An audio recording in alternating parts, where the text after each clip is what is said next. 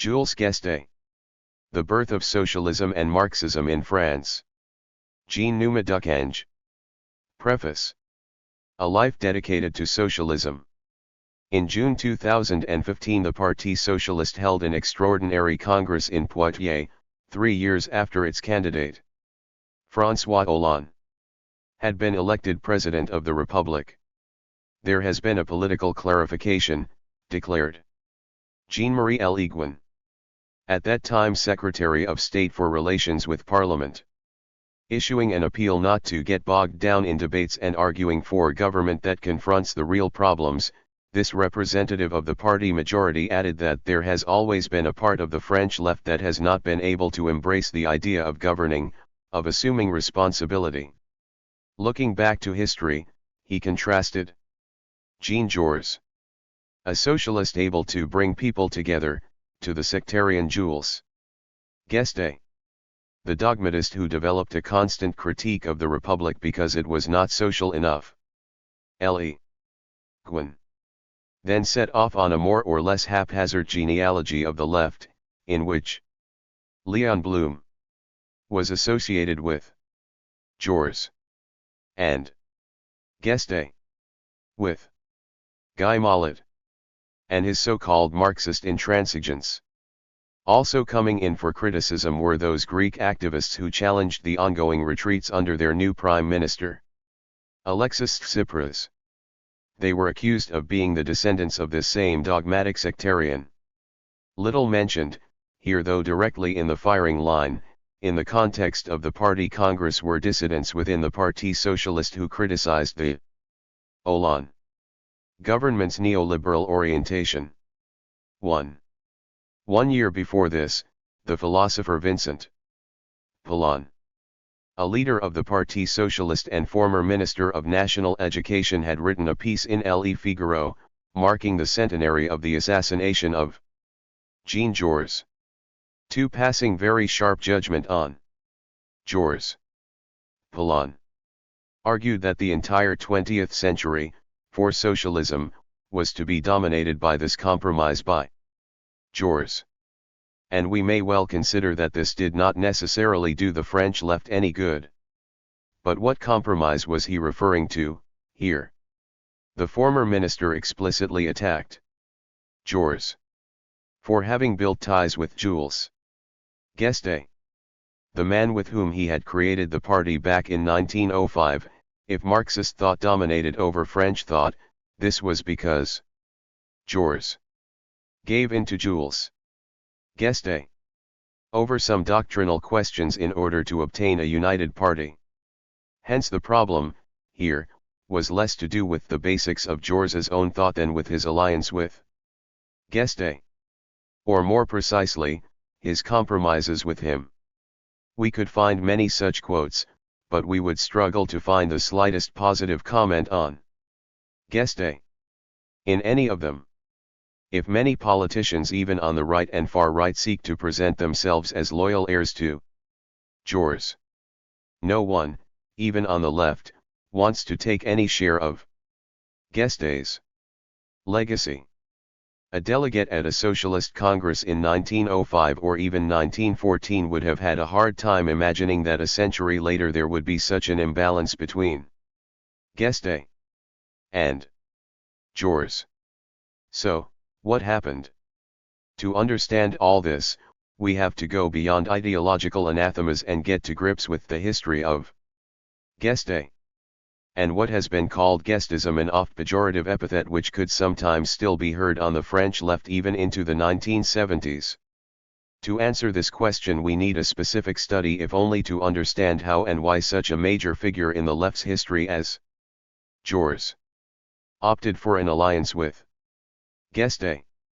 There are, however, many other reasons to take a deeper interest in Guesde's career.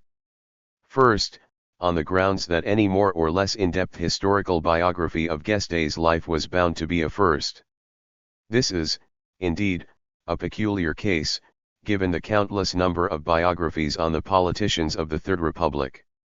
There has been no genuinely historical biography of Guesde in French or in any other language excluding, that is, a few flattering volumes by informed yet rather partial supporters of his.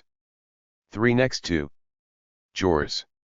Subject of a vast biography which we can consider definitive for Guesde appears almost like an unknown, no matter how much leading politicians still mention him. In 1965 the historian Claude Willard, of communist leanings, did publish a striking study on the guesde current 5.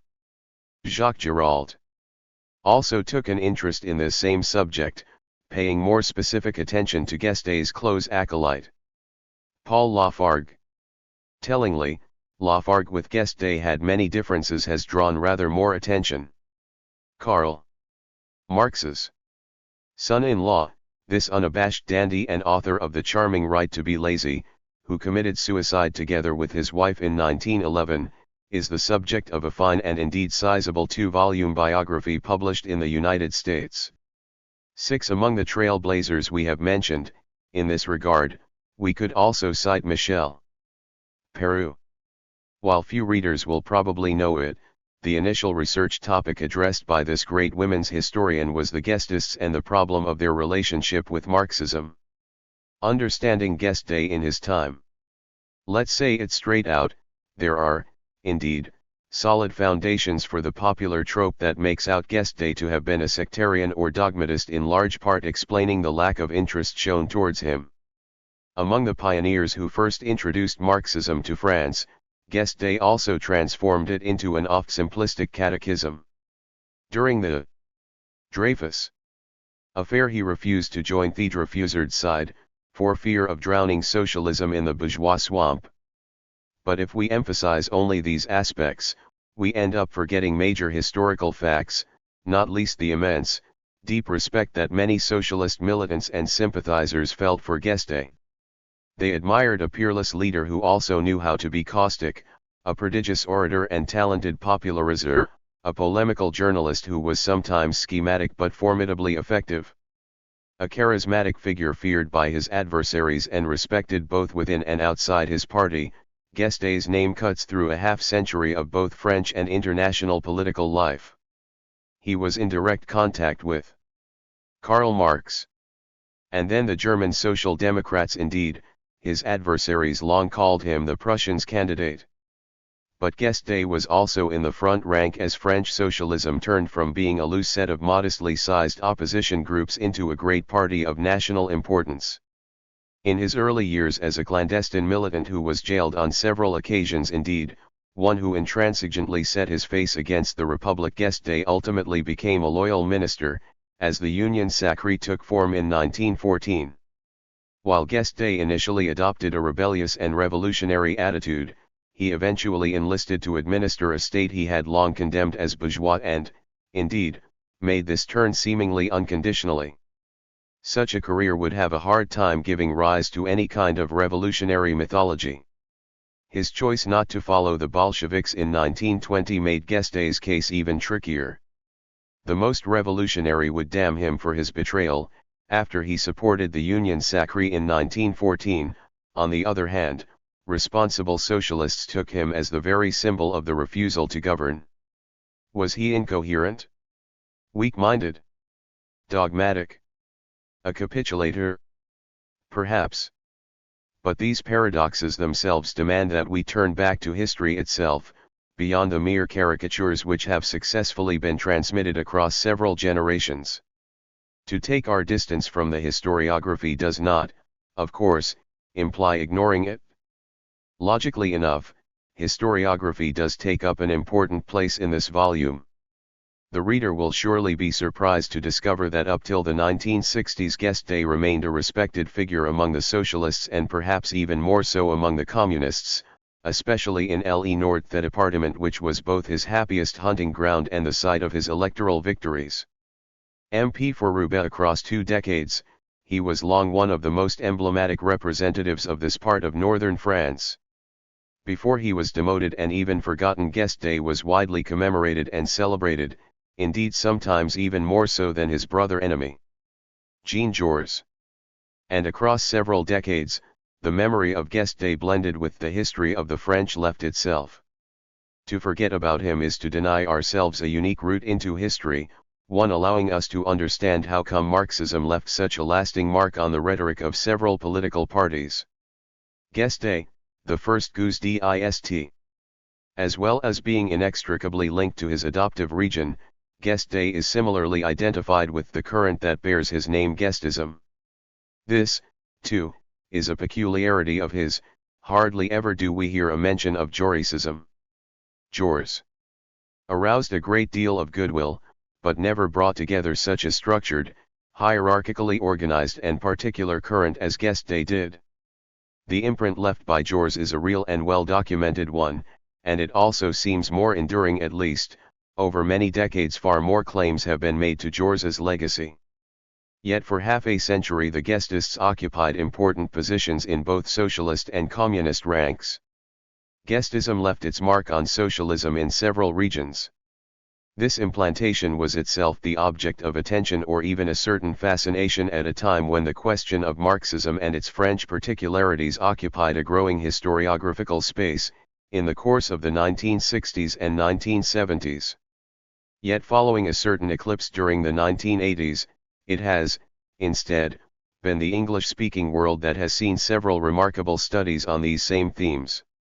These are welcome efforts taking Guesde out of France is, indeed, a good means to break him away from internal French debates alone. Indeed, Guesde made up part of a complex international game that ought to be reconstructed in all its rich development. Himself a French politician, Guesde was at first in exile and, subsequently, forever on the cusp of multiple national spaces, not least thanks to his numerous contacts with the Germans. In overly nationalizing Guesde's career we lose sight of his significance to his European interlocutors, who knew him so well as a speaker at international congresses. This, too, is one of the goals of this book, to allow the reader to understand all the different dimensions of Guesde. This will help us see not only a politician anchored in France's own national logics but so, too, one who made up part of transnational dynamics which would, at first glance, be anything but self-evident. There were many guests. The representative of a recognizable current, Guesde however also embodied multiple different figures. Often in pain and long-enduring precarious conditions, at least for the first part of his life he can be identified with the kind of heroic gesture quite compatible with the socialist grand narratives of the late 19th century. But he can also be seen as one of the proletariat intellectuals diagnosed by Max Weber. Unable to become intellectuals with a recognized social position, such figures instead decided to make the revolution their life's work. This came at the cost of opportunistic political combinations that often neglected real reflection, a task that inspired distrust or even disdain. Guesde can, moreover, be taken for the traitor par excellence, as the man who both betrayed socialism by rallying to the war effort in 1914 and then rejected the Bolsheviks' audacious move in 1917, instead preferring the vieille maison of the Parti Socialiste. Yet Guesde was, in any case, a major figure, shaped by the experience of multiple struggles. These latter came along in a decisive period of France's history, as for the first time a republic established itself in the long term. Tracing Guesde's activity offers us a front-row seat for the Franco-Prussian War of 1870, the Paris Commune of 1871, the first French political parties and the divides resulting from the Dreyfus affair and the 1905 law on the separation of churches and state. His era was also the moment of the first social policy sparking enthusiasm but also criticism in the workers' movement. Then came the terrible blow of what became a world war, the Bolshevik Revolution and, finally, the test of the division between socialists and communists, the last episode in Guesde's life, and one he experienced as a tragedy. Born in the Paris where Karl Marx was writing his first works and reaching the end of his life as the Civil War reached its conclusion in the young Soviet Russia, Guesde often himself played an important role in these various upheavals. Even as he did reach the end, aging and unable to make public interventions, Guesde remained a confidant. Even now, he had the ear of militants who played major roles in the greatest crisis in the French left's history, the events of 1918 to 1920, which would forever separate socialists and communists. Strangely, very few have taken an interest in the final years of Guesde's life. Indeed, it has usually been assumed that his position as a minister in a unity government simply and utterly discredited him. But taking our distance from such approaches, our concern has been to understand this man from top to bottom, examining the arguments which he himself put forward at each stage. To proceed in such a fashion does not at all imply any attempt to justify his actions. Yet to play down the final part of Guesde's life would be to deny ourselves an important key to understanding a decisive turning point in the history of socialism, which directly concerned the man himself. An ambivalent figure, Guesde embodied distrust for the state and governmental power, a sincere commitment to the workers' cause, and a frenetic activism that rejected theoretical inquiry as secondary or even pointless. 4. Jules. Guesde could be framed in terms of implicity of conception, simplicity of tactics, simplicity of action. 7. And, we could add, effective communication, something which explained his power of attraction even beyond the ranks of his own current. Pockmarked with often painful personal and private experiences, Guesde's whole life was directed towards politics and socialism. His close friend and first biographer, Compeer Morel, put it forcefully, Guesde was socialism made man. As well as closely linking Guesde to the current which he so centrally drove, writing a biography of such a figure also demands we look towards the kind of Gesellschaftsbiography envisaged by Siegfried Kracauer. 8. This also means avoiding the psychologising, ahistorical and unsociological approaches which many authors, including Pierre Bourdieu, have quite rightly warned against. 9. In dialogue with one of his German colleagues, the famous historian of Thyssen-Culottes, Albert Sobol, spoke of the possibility of a social biography, such as could cover the many actors in the revolutionary era. In Sobol's view, the role of a few great figures ought not eclipse the multiple social and political groups involved, of which these figures were, above all, the embodiment. 10. Perhaps Sobol's thinking is also a useful starting point for understanding what linked Guesde to his own time. He was an exceptional figure but cannot be detached from the many socialists and the multiple social and political upheavals of his era.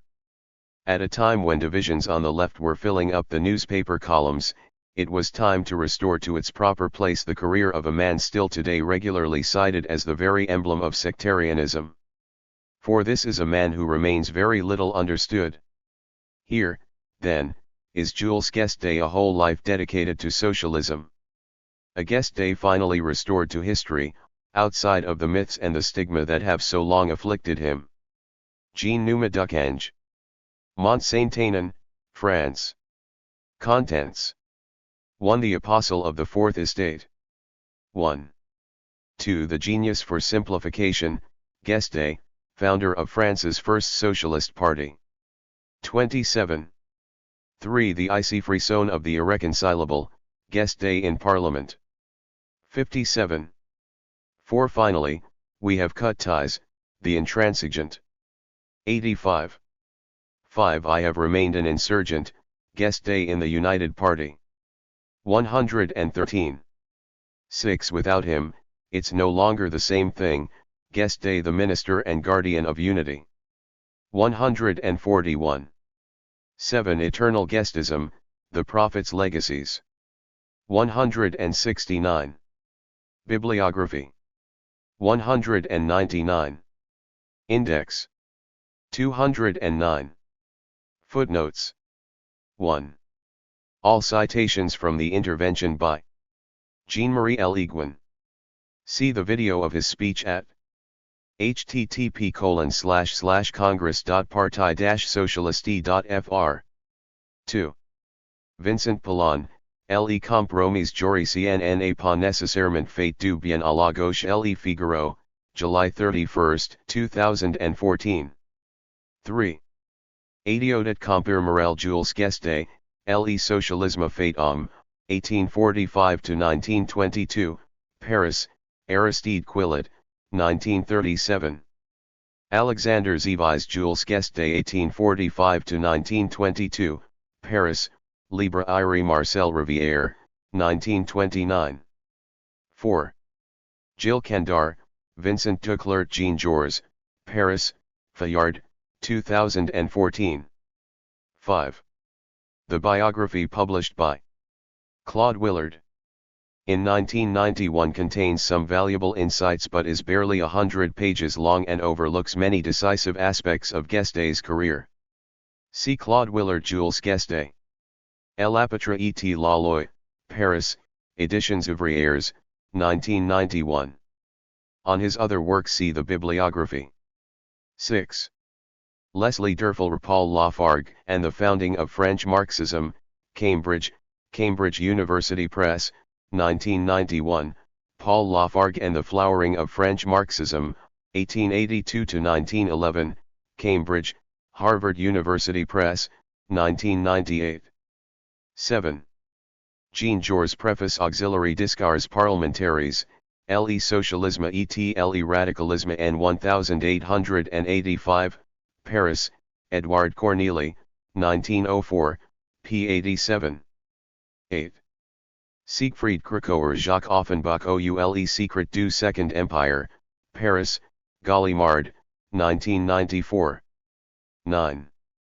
Pierre Bourdieu, L'illusion biographique Axes de la Recherche en Sciences Sociales, Volume 62 to 63, June 1986, pages 69 to 72. 10. Walter Markowitz v. Sprach mit dem Jahrhundert, Dokumentiert von Thomas Grimm, Berlin and Weimar, Outbau Verlag, 1989. Copyright the author 2020. J.N. Ducange. Jules Guesde. Marx, Engels, and Marxisms. https://doi.org/1007/978-330-34610-2_1. 1. The Apostle of the Fourth Estate. Jean Numa Ducange. 1. Department of History, University of Rouen, Mont-Saint-Aignan, France. Jean Numa Ducange. Email: jean-numa.ducange@university-rouen.fr. On November 11, 1845, Jules Basile came into the world. He was born on the Rue de la Femme Sans Tête, later the Rue Le Regratier, on Paris's Ile Saint-Louis. He later chose to adopt his mother's surname. From November 1945, the street would thus bear a plaque commemorating the tireless theorist and apostle of socialism Jules Guesde. It did, indeed, take decades of tireless battles for socialism to become a national political reality in France. What, after all, had socialism meant back in 1845? Since the 1830s, the adjective socialist had designated a teeming array of doctrines that called for radical social change and aspired to a more egalitarian world. Fourier, Saint-Simon, Proudhon, and, indeed, Louis Blanc, among many others, were its most eminent representatives in this period. It is impossible to understand their rise without grasping the intolerable destitution among the workers of this era, the result of the industrialization of European societies. In his 1841 Tableau de l'état physique et moral d'ouvriers, the Dr. Villerme described the world this created. For these unfortunates, the fatigue of a working day already long beyond all proportion, a day of at least 15 hours, is combined with that of travels back and forth as frequent as they are arduous. The result is that they reach home at night overwhelmed by the need for sleep, and the next morning head out again before they are completely rested, in order to make it to the workshop for opening time. 1. The material conditions of the poorest were appalling. As Villerme continued in Mulhouse, in Dornoch, from neighboring houses I have seen these miserable lodgings where two families slept each in its own corner, on hay thrown on the tiles and supported by 2 planks of wood. All that lies over this hay are rags for a cover and often a sort of feather mattress, of disgusting filthiness. In a resounding speech to the National Assembly in 1851, Victor Hugo forever immortalized this early 19th century destitution. Evoking the cellars of Lille, he cried, "Imagine streets, whole streets, where at each step we come across these spectacles, where the most lamentable distress pulsates everywhere and in all forms. My fellow travelers and I stayed but one day in Lille. I repeat, it was by chance that we stumbled into these luckless districts. We entered the first houses we passed. Well, we did not even half open a door without finding destitution, sometimes agony, behind it. Point 2. It was in these lands of the working class north that guesde socialism would sink lasting roots some 4 decades later. But when we take the moment in which Hugo gave his speech, we are still far from the development of the organizations of the 1880s to 1890s, which history has long remembered as the workers' movement. So, when did this movement really begin? This is itself a point of controversy. Recent historiography has included the first cooperative and guild forms of the early 19th century, which had previously been neglected and looked down upon, much like the bold conceptual sallies of the first socialisms of this era. Point 3. We can grasp the essential point by following the British historian Eric Hobsbawm, when he said that the labor movement provided an answer to the poor man's cry. Point 4. To put an end to working class destitution, thus could be summarized the shared objective of the many socialist theorists of the 1840s to 1860s. France's head of government in this era, François Guizot, a brilliant intellectual who has been attributed the famous line "enrich yourselves by work and savings," had no intention of allowing these subversive movements and doctrines to prosper. Indeed, he repressed them unceremoniously. For instance, a few months before guesde's birth, the government ordered the expulsion of one of the many German émigrés who had come to Paris and been won to socialist ideas, a certain Karl Marx, at that time known only to the initiated. 3 years later, an oppositional campaign resulted in a spectacular return to the barricades, in February 1848. The last monarchy in French history gave way to the Second French Republic. This latter aroused many hopes, but they were rapidly swept away by the terrible clashes in June. The insurgent workers who rose up to demand a social republic were harshly repressed, indeed by a Republican general, Cavaignac, returning to Paris before he was again expelled. Marx described this moment as the first great battle between the two classes of modern society. For him, as for many socialists, there was no doubt. June 1848 showed that the class struggle between bourgeoisie and proletariat represented the great problem of the 19th century. After June 1848, the socialists' hopes dissipated, giving way to the redoubtable Louis Napoleon Bonaparte. His skill for maneuver allowed him to re-establish the empire of his illustrious uncle Napoleon I, himself taking the name Napoleon III. Clear-sighted about the developments of his time and exploiting the confusion among categories with some panache, the new emperor even managed to reconcile part of the socialist-inflected working-class circles to his own rule, although Proudhon was the first theorist of anarchism. At first he, too, was tempted by this adventure. Jules Bazile grew up amidst this troubled political context. He was not a son of the people, the child of a working-class family immersed in destitution. Rather, his father, born in 1809, had come from Picardy to Paris and taught at a religious school in Passy, a commune that was not integrated into the capital until 1860. His mother, a Catholic from Nievre, was a primary school teacher. Both were practicing Catholics. This was, indeed, a pious family if ever there was one. Their 5 children were baptized and one of Jules's sisters even entered an order as a nun. The family lived modestly, but its lifestyle was quite distinct from the destitution then experienced by much of France.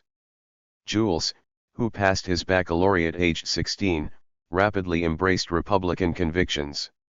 A whole generation grew up in opposition to Napoleon II's regime. These militants were inspired by the memory of the Revolution and the Republic, as they dreamed of doing away with the reign of Napoleon le Petit. Again, this sobriquet for the emperor owed to Victor Hugo. The young guesde, who spent his days at the Bibliothèque Impériale reading books of philosophy and politics, greatly admired this writer, an emblematic figure of the opposition to Napoleon. 3. No other work marked the young guesde more than Hugo's Les Châtiments, a collection of satirical poems that lampooned imperial power. I became a Republican under the Empire, secretly reading Victor Hugo's Les Châtiments, Guesde would claim in 1893.5. Such readings left an enduring mark. In the twilight of his life in the early 1920s, Guesde would still recite entire pages of Hugo's verse to those close to him. He shared this reference point with a whole generation, for instance. Gustave Rouanet. Born in 1855, the son of an outlaw under the Second Empire and himself a future socialist MP for Paris's 18th arrondissement, had also learned by heart the iron verses taken from Les Châtiments. 6. Seeking to salve his family's material troubles, from age 19 Jules took up a series of administrative posts at the Seine Police Prefecture and the Ministry of the Interior. He then took the plunge by throwing himself into political journalism.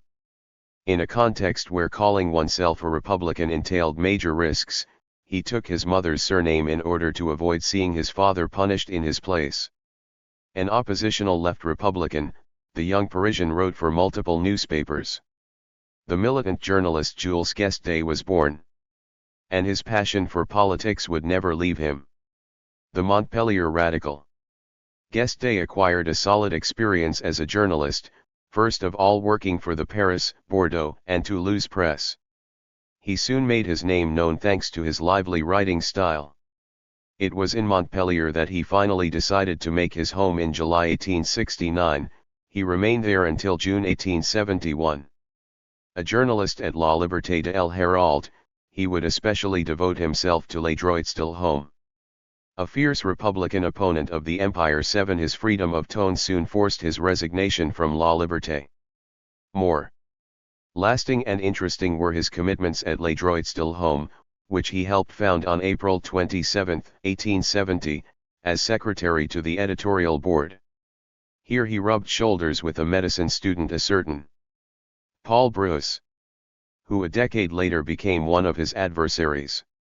Guesde affirmed himself as an ardent Republican who supported major structural reforms. There was nothing very original about his ideas, which coincided with the concerns of many Republicans. He defended the idea of national sovereignty against any return to the monarchy, sought increased civil liberties, and called for the separation of churches and state. Conversely, he said very little about economic questions. The few considerations we can find, in this regard, concern the association among producers. At most, in some texts we can detect a certain Proudhonian inspiration, hence a somewhat anarchist bent, but which was on some occasions more statist. In these latter cases, Guesde drew closer to the ideas elaborated in L'Organisation du Travail, a work by Louis Blanc, for whom cooperatives would necessarily rely on state support. Moreover, Les Droits-de-l'Homme also received some rather revealing messages of sympathy. Louis Blanc, at that time one of the most visible socialist theorists, himself addressed a letter to Guesde on June 1, 1870, lyrically saluting the existence of such a paper. The idea of yours to publish a newspaper directed by men of the people, with the people's savings and in the interest of the people, is a noble one. I associate myself with it, from the depths of my soul. 8 Guesde on occasion even defended members of the International Workingmen's Association founded in 1864, which brought together the various anarchist and socialist sensibilities of the era. But he acted as a sincere Republican Democrat attached to public freedoms, not as a convinced socialist. Above all, like all Republicans in this period, Guesde was an ardent patriot. France had to pursue its universal destiny, heralded by the French Revolution of 1789. After the terrible defeat against Prussia at Sedan, a death sentence for Napoleon. III's regime guesde vigorously mobilized to defend a young government of national defense born of the proclamation of the Republic on September 4, 1870. Already on the following day, the 5th, he was at the head of a demonstration in Montpellier which proclaimed the Republic. The day after that, he published an ardent call for mobilization in his newspaper, So Arise and to Arms, no longer like a month ago, in a dynastic interest, for the greater glory of a counterfeit Caesar, like the gladiators in the circus, but as free men, as citizens of a country that has come back into its own possession, for the defense of our reconquered freedoms and our invaded territory. 9. Guesde became one of the organizers of the popular movement for national defense in Montpellier. For several days he continued to sound the alarm in favor of the Republic and national defense. 10. In October he warmly saluted Gambetta, in whom he at first placed his full confidence. But the movement fell back from January 1871, faced with a series of defeats. He now founded a section of the Parisian Republican Alliance, while a National Assembly elected by universal suffrage gave a large majority to conservatives hostile to the Republic and in favor of peace. But many inhabitants of the capital animated by socialist ideas refused to lay down their arms. On March 18 the Paris Commune was proclaimed. Guesde learned of the news, but it had no real impact where he himself was active. As in most provincial centers, nothing concrete developed, though in neighboring Narbonne an ephemeral commune emerged in solidarity with the one in the capital. The information that reached Guesde thus remained very partial. At this time Guesde still defended the libertarians' associationist ideals, as against the excesses of the commune. The violent repression of the communards made Guesde change his tone, as he showed increasing sympathy towards them. For Guesde, March 18, 1871 was the continuation of the patriotism expressed on September 4, 1870 and the pursuit of defense to the last.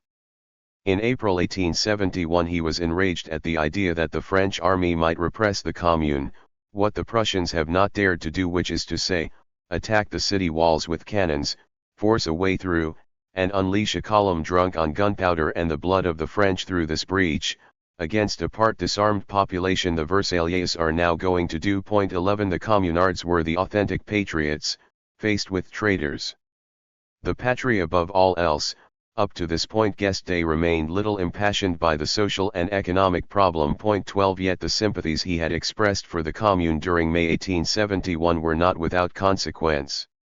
Like many others, Guesde would pay for his solidarity, himself becoming a victim of the repression that now struck across the whole of France. A few weeks after the terrible repression, the famous Semaine Sanglant, in which thousands of communards were executed on June 22, 1871, Guesde was condemned to 5 years' imprisonment and a 4,000 franc fine. What were the charges against him? Many things: attacks and offences against the National Assembly, an attack on popular sovereignty, whipping up hatred and contempt for the government, apology for deeds qualified as crimes, incitement to civil war, and so on. Guesde had decisively swung onto the side of the enemies of the new order, an order which accepted the Republic only in words and moreover despised the whole law sociale with which the Commune identified. After June 1848, for many socialists and anarchists, May 1871 confirmed the rupture between the working class and bourgeois worlds. The two had now become irreconcilable. A lasting distrust towards the Republic now took hold. In 1871, as in 1848, was it not Republicans who had massacred the insurgents? Jules Guesde would soon become one of the most manifest incarnations of this disillusionment with the bourgeois Republic. But let's not get ahead of ourselves. Guesde had not yet converted to socialism, while still in Montpellier. He had, nonetheless, even now shown great qualities which had already made him an important political figure. A leader of men, he was also a popular tribune able to enliven public meetings. A report by the Montpellier Procureur General described Guesde as both dangerous and cunning. Guesde heads out into the countryside preaching civil war among citizens whose ignorance, more than their bad instincts, sometimes makes them sympathetic to him. 13 His other decisive asset was his pen, his great capacity to publish short and effective texts, notably incisive editorials. A talented political journalist and an exceptional speaker, all of Guesde was already there. These traits of his were also noted by the authorities. A report, dated July 22, 1871, addressed by the Special Commissioner for and to the Interior Ministry, described Guesde as a man dangerous for the violence and exaltation that he affects in his speeches. 14. The exiled anarchist. It was no accident that he was tracked down in the Aisne department, on the border with Switzerland. Why should he respect the legality of a state that carried out massacres? Guesde refused to see out his sentence in France. So, at 26 years of age he fled to Switzerland, where he encountered former members of the Commune. It was here that the great phalanx of the century of the exiled had arrived. 15 The Commune had left a great mark on Guesde. Indeed, this was a major event in his life, the memory of which he would regularly invoke. In Switzerland, Guesde published the Red Book of Rural Justice, an homage to the communards, directed against the Versaillais. 16 This was a very peculiar volume in which Guesde himself said little. Rather, the book brought together many newspaper articles from the conservative press, relating the massacres of the communards. A real anthology of the bourgeois Versaillais hatred, this large format Livre Rouge, sometimes making for a difficult read, collected 24 pages of articles denouncing the crimes of the communards with inexhaustible ardor. So why publish this? This is, in reality, Versailles' judgment on Versailles, the rural majority painted and narrated by itself, Guesde insisted. For the former Republican journalist, there was no doubt, the condemnation of them, and its full and entire justification, comes out of their own account itself. The Commune showed the centrality of the confrontation between the classes. Peter Kropotkin said of this book, "I believe that I have never suffered as much as when reading the terrible book entitled Le Livre Rouge de la Justice Rurale." 17. 20 years later, Guesde continued to insist on what he saw as the importance of the Commune. This event had definitively turned him towards socialism. Through the Commune, I became a socialist. 18 This was, however, a largely retrospective view of things. Indeed, at first, having reached Switzerland, Guesde founded an ephemeral newspaper, Le Réveil International, which was still Republican and not socialist. Then, during his stay in Geneva, he drew closer to the anarchists. Here he discovered for the first time, in the flesh, the International founded in 1864, which had then been torn apart by the opposition between Bakuninists, the anarchist partisans of Bakunin, and the Marxist partisans of Marx. The adjective Marxist with which Guesde would remain historically associated was born of this opposition, as the result of the stigmatization of Marxism by its adversaries. 19 Nonetheless, Guesde distinguished himself in this era as one of Marx's most virulent critics. He went on to meet with many exiles, for instance the communard Benoit Malin.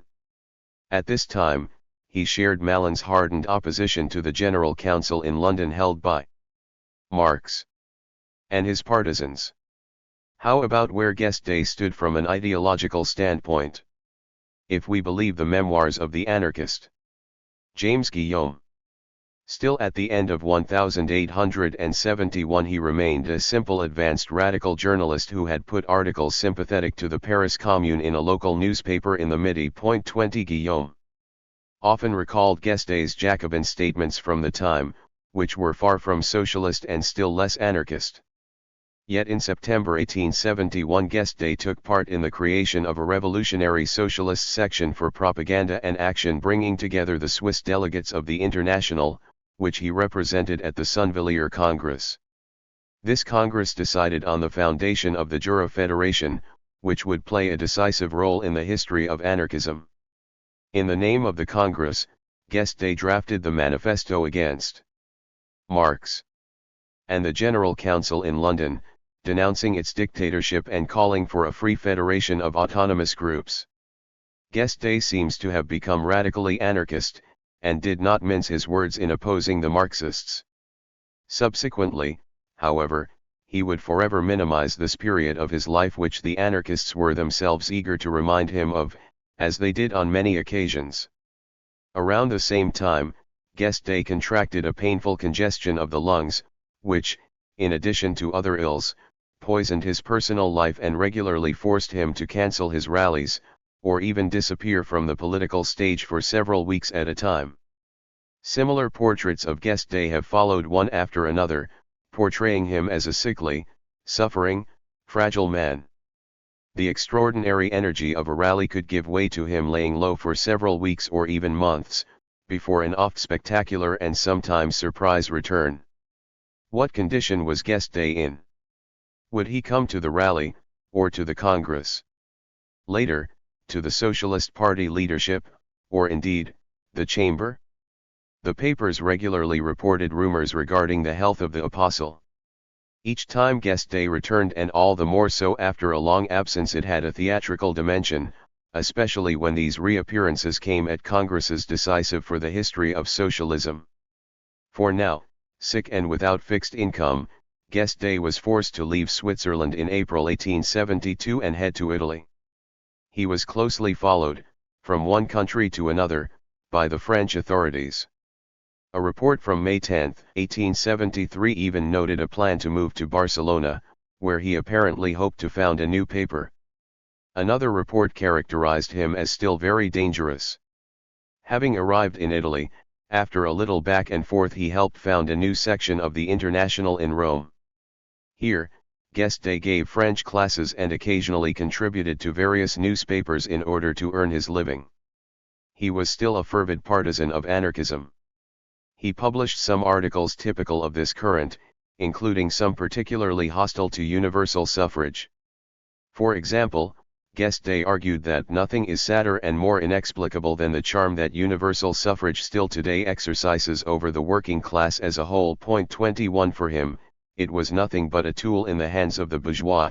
In the age of property qualifications, the bourgeoisie was a high command without an army.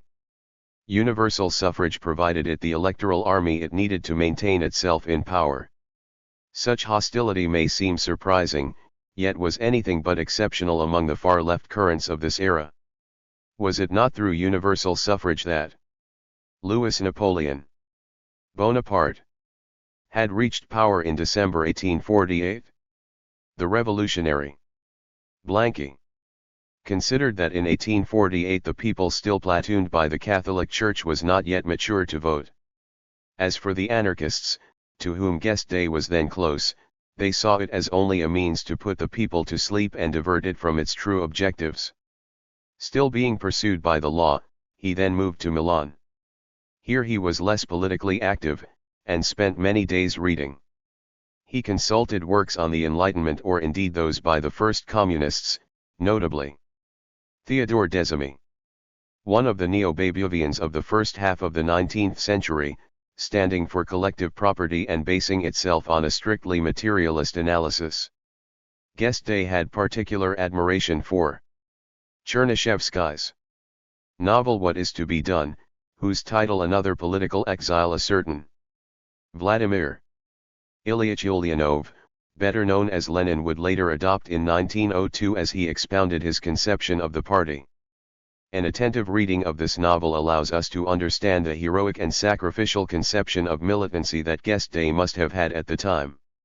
The Russian Social Democrat Plekhanov, a future correspondent of Jules, put this in very clear terms. Who has not read and reread this famous book? Who has not undergone its attraction and beneficial influence?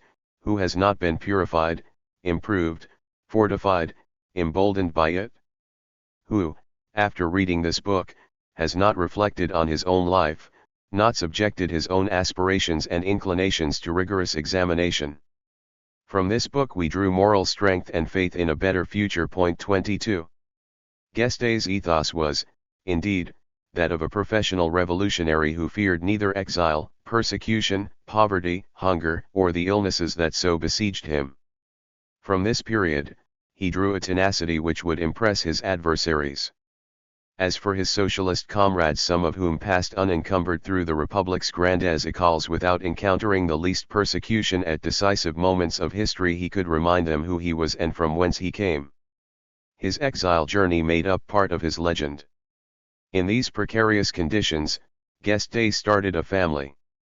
A man of friendship and loyalty, Guesde was also able to show his sensitive side. He was a family man. He married Mathilde Constantini, daughter of a soldier for Napoleon, who had stayed in Italy. Mathilde had been to Russia, to give Italian classes to young Russian aristocrats. She allegedly even had a first marriage with a Russian. A polyglot, she mastered 5 languages, which would sometimes ease Guesde's own contacts with socialists abroad. They went on to have 3 children. Together, Mario, Louise, and Leo. But their father's engagements soon earned the family a fresh expulsion from the national territory. Guesde again made it to Switzerland, where he and his family stayed for some months. He then waited for his 5-year sentence in France to run out, after which the statute of limitations would apply. After a last abortive attempt to emigrate to Argentina together with a communard, he finally returned to France. The author of a new catechism. In 1876, then, Guesde headed back to Paris. He was traced and closely followed by the authorities, with many reports giving account of his intensive activity as a militant. He held many public meetings where he presented his catechism. The socialism of this period embraced the analogy with the Church, which it sought to dislodge from its central place in the French population's everyday life. The date of his essai de Catechisme Socialiste is open to controversy. Indeed, it seems that it was written in Italy, and more particularly in Milan, before it was first published in Brussels in 1878. It went on to have multiple French editions. 23 The whole of Guesde, or almost all of him, was already present in this catechism. Short and sharp phrases denounced capitalism and the exploitation of workers and called for the overthrow of the system in order to make way for an egalitarian world. Here, he forcefully asserted the promise of future happiness. A form of messianic utopia imbued his whole line of argument. Far from a zealous statist, Guesde was still impregnated with the phraseology he had deployed in Switzerland and Italy, defending libertarian plans for education which would be independent of organization by the state. Distrust towards the repressive bourgeois state was, indeed, common currency at the time. His propaganda called upon dreams and the imagination. It is no exaggeration to see, in this, the continuation of the utopian socialists of the first half of the 19th century. For now weakly imbued with the conceptions of Marx, with which he was not acquainted, Volume I of Capital had just been translated into French and published by Lachautre. But he had not yet read it. 24 Guesde had however fully grasped the enthusiasm that the socialism of the new times could inspire. His utopia, moored to a peerless demonstrative rigor, 25 rapidly assured him a solid reputation among socialist currents. It is worth saying that the France of 1876 was far more industrial than that of the 1850s. Indeed, that was what the spectacular investments of the Second Empire had gone into. Doubtless, the country did remain mostly rural, but industrial regions had already clearly developed. The areas with concentrations of mining and metal works had grown considerably. And hence, for the most optimistic socialists, capitalism seemed to have run its course. The banking crisis of 1873 brought a series of bankruptcies and put an end to the economic growth that had begun in the 1850s. However, this was also a context in which socialist organizations and structures were in difficulty, after the failure of the International Workingmen's Association, which had de facto dissolved in 1872. In October 1876 a first Workers' Congress with over 300 delegates was held in Lyons, with the backing of the Radical Republicans. Bringing together a great variety of bodies, the Congress pushed moderate political solutions, in a context where the moral order of the very barely Republican President Mahone still reigned. The idea of cooperation dominated, there was manifest hostility towards strikes, and revolutionary upheavals were no longer the order of the day. The newspaper, Illegalite. The year following this Congress, in 1877, Jules Guesde founded a new weekly paper named after the most socialistic term of the Republican motto: freedom, equality, brotherhood. The first issue of Illegalite appeared on November 18 of that year, with Guesde as editor-in-chief. After multiple back and forths and repeated bans, in 1885 Illegalite adopted the name Le Socialiste. At first the editorial team met in the Café Succolat, right in the heart of the Latin Quarter. One of the main driving forces was Gabriel Deville, a key figure in the early years of what would soon be named the guesde current. Marx's son-in-law, Paul Lafargue, also played a decisive role therein, but a little later, from 1880 onward. Guesde had got in touch with him the previous year. Born to French parents in Santiago de Cuba in 1842, Lafargue was himself a professional revolutionary, standing for a very class struggle-focused socialism loosely inspired by Marx. He had married the daughter of the teacher of scientific socialism, Laura, when he was in London after his expulsion from France. For this reason, he very quickly accrued a significant international web of contacts. Lafargue became inseparable from Guesde, especially on account of his role in driving Illegalite/Le Socialiste. Up until his death in 1911, he and Guesde formed a duo, which went through both high and low points. Despite many difficulties, the creation of Illegalite did mark a turning point. It was one of the titles that most edified Guesde's name, contributing to his reputation and then his legend. He had founded the first socialist paper on French soil to be imbued with Marxist theories, or as they were called at the time, collectivist theories.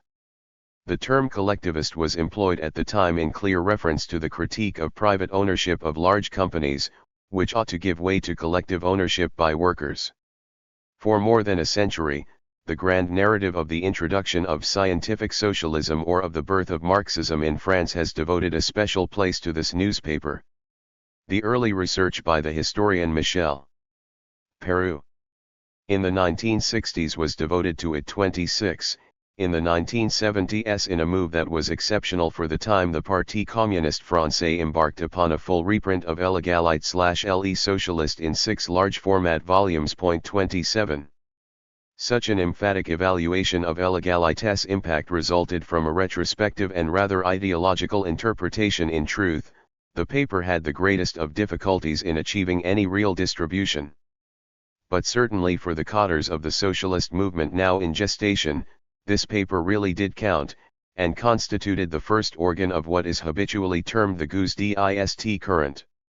In an October 1877 prospectus, the paper was presented as follows: Illegalite will be Republican because the Republic is the last word in purely political or governmental evolution. But above all, Illegalite will be socialist, this economic revolution being its direct goal. 28. On June 2, 1878, Guesde published in its pages a merciless portrait of Voltaire, celebrated by Republicans a century after his death. Taking one's distance from Republican mythology, critiquing its hypocrisy, and above all demonstrating the necessarily central class conflict, such were the means by which socialism would have to take root. 1 month later, on July 14, 1878, Illegalite was condemned for apologias for deeds qualified as crimes and handed a hefty fine, which led to its first disappearance. The second series of the journal, beginning in January 1880, was no longer advertised as a socialist Republican periodical but clearly as a revolutionary collectivist organ. Now was no longer the time for compromise, rather, it was time for the intransigent critique of the bourgeois republic. Through this paper, Guesde earned himself his credentials with Marx and Engels. The paper's readership would remain very small, but in historical terms this was the first regularly appearing periodical that gave vent to a Marxist sensibility. Here, one could regularly read short extracts of texts by Marx, Engels, and other similarly aligned socialists. It would also be reductive to present this as nothing but a propaganda organ, though this was doubtless its foremost characteristic. Illegalite and then Le Socialist published articles on history, and in particular the episodes of June 1848 and the Paris Commune of 1871, heroizing the working-class combatants who had died in the struggle. But they also offered portraits of older figures in the interests of popular education.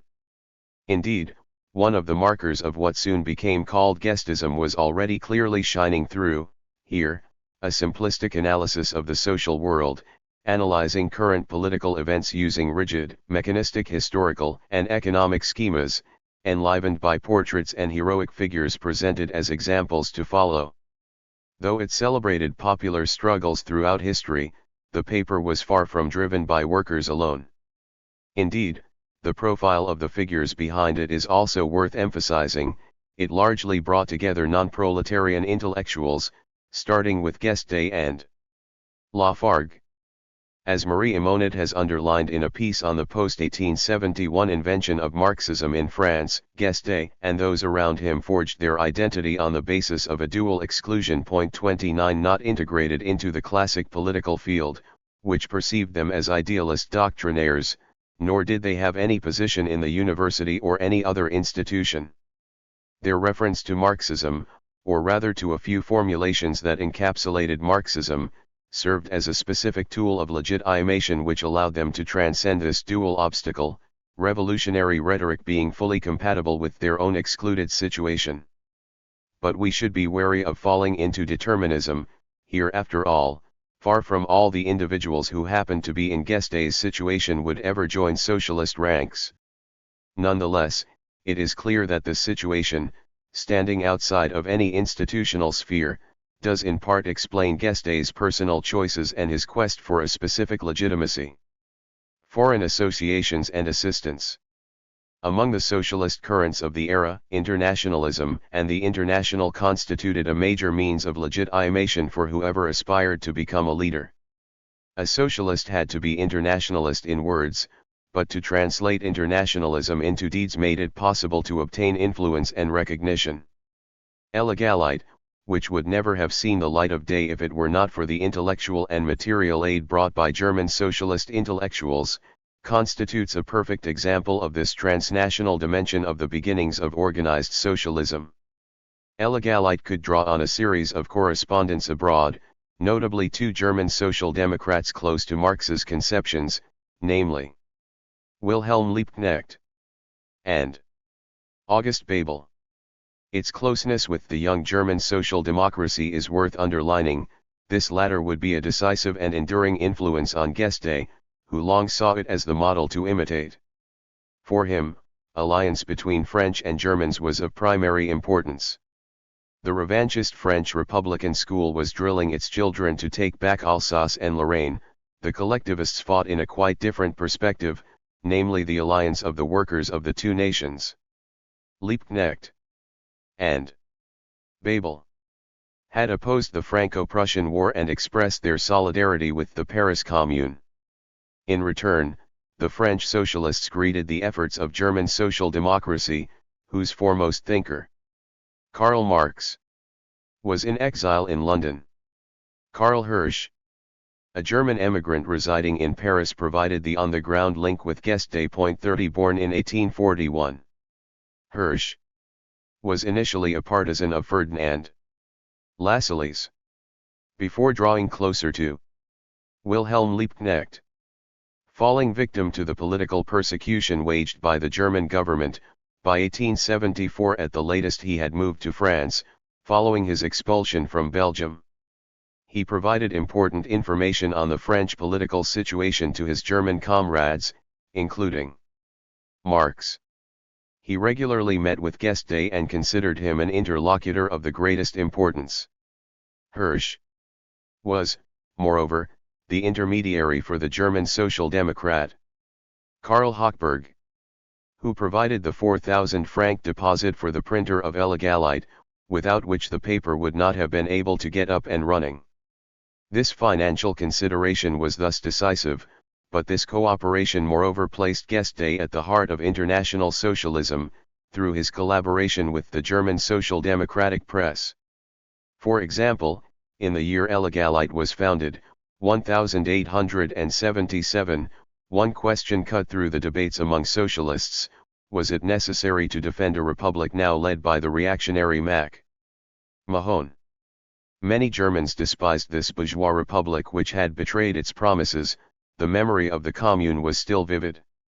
But Hirsch, who was clearly well informed, wrote to Liebknecht, in order to warn him against overly radical slogans that risked cutting off the socialists from the working class masses: the proletariat of each country knows best who its enemies are, and in particular the combatants of May-June 1871, who all today defend the Republic, without exception. 31 And it was Guesde whom Hirsch asked for an article for the new German Socialist review Die Zukunft. Hirsch considered Guesde the most reliable French socialist and warmly recommended him to Liebknecht. The first issue of Die Zukunft published a translation of an article by Guesde on 16 May 1877 and the French socialists. The crisis of May 16 revealed the significant frailties of the Republican regime, in sacking the Prime Minister. Mac Mahon had unleashed a major political crisis. The Republicans were up in arms, but also united, and they provoked fresh elections, which went in their favor. Should the socialists remain alien to this battle? No, Guesde replied, the Republic is a first important stage. Even though they did not fetishize the Republic, the socialists had no interest in its overthrow. Guesde's contribution drew widespread comments and critiques. Indeed, this was the first episode in a long debate on the nature of the Republican regime, which he would never truly resolve decisively. Having started out from fierce opposition to the bourgeois republic, here he lined up however minimally among the defenders of this regime once it was endangered. He would continue to oscillate between these two positions. Hirsch sent a series of missives to Marx and Engels on the development of Illegalite. This prompted a regular series of translations of political articles in the French periodical, often concerning current affairs and, more rarely, theoretical matters. The goodwill is already there despite the shortcomings and the anarchist errors of the first issues, he wrote to Marx on 6 February 1878.32 when Henry Oriol founded a socialist library that same month. Hirsch actively participated in its creation, in liaison with the German Social Democracy.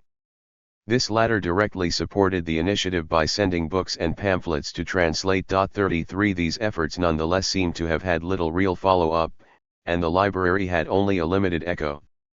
But the will was indeed there. It speaks to the attachment of those close to Guesde to distributing pamphlets in order to convince workers of socialist ideas. Many militants who rubbed shoulders with Guesde, as well as a long historical tradition, logically concluded that Karl Hirsch was the key figure who had convinced Guesde of Marxist theses with which he had hitherto been very poorly acquainted. Such a claim does have some foundations. But when, much later, Guesde himself revisited his conversion to Marxism in 1910, he spoke of his two first brothers in arms, Karl Hirsch, but also José Mesa. Point 34 According to the socialist Gabriel Deville's account, Mesa was the first Marxist in touch with Theory 35 around Guesde, and even more important than Hirsch. This Spanish socialist incontestably played a major role in Guesde's career. Born in Spain in 1831, Mesa was a fashion journalist before he turned his hand to politics. Probably taking refuge in France from 1865, and a member of the International Workingmen's Association's Federal Council, he was active in taking the fight to the anarchists who were then dominant in Spain. Mesa led the internal opposition together with Pablo Iglesias in the name of the Marxists. In October 1872, Friedrich Engels saw Mesa as by far the most superior man we have in Spain. 36. Paul Lafargue, who was exiled in Spain for a period starting in August 1871, played an important role in the fight against anarchist influence. Their combined efforts did not, however, manage to reverse the trend. The nascent Spanish workers' movement remained strongly imbued with anarchism. Mesa thus left Spain, embittered, and after a detour via London he made his home in Paris, while also maintaining contacts with Iglesias. He translated several of Marx's works into Spanish. It was probably at this point that Guesde began to make Mesa's acquaintance. For want of specific sources it is hard to say much more on this, but many accounts are in agreement on their relationship. According to Deville, it was Mesa who put the extracts of Capital Volume I, published in several parts between 1872 and 1875, into Guesde's hands. He seemingly then played an important intermediary role, in 1882 organizing meetings between Marx and several French socialists including Guesde. 37. Birth of the Parti Ouvrier. In parallel to these contacts, plans advanced for a new political party.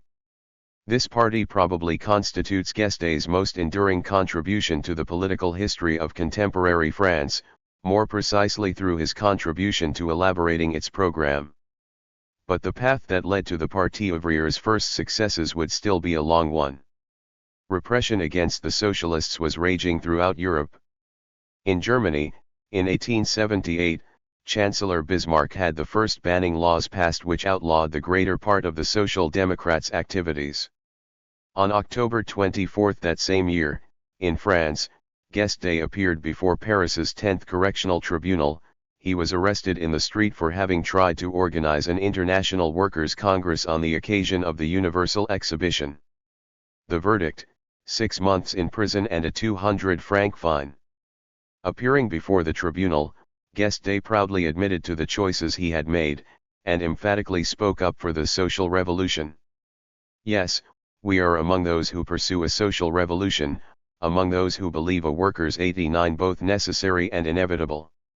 And do you know why that is, gentlemen?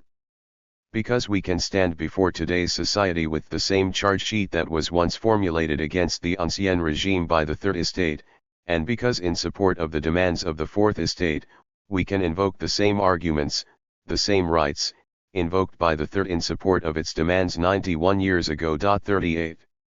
He drove the point home by dismantling the accusation of subversion levelled against him. Were the first revolutionaries of 1789, to whom the present republic laid claim, not themselves subversives? Guesde could make his case no better than by appealing to the very principles with which the regime itself identified. He published his defense speech under the title Le collectivisme devant la tenue chambre.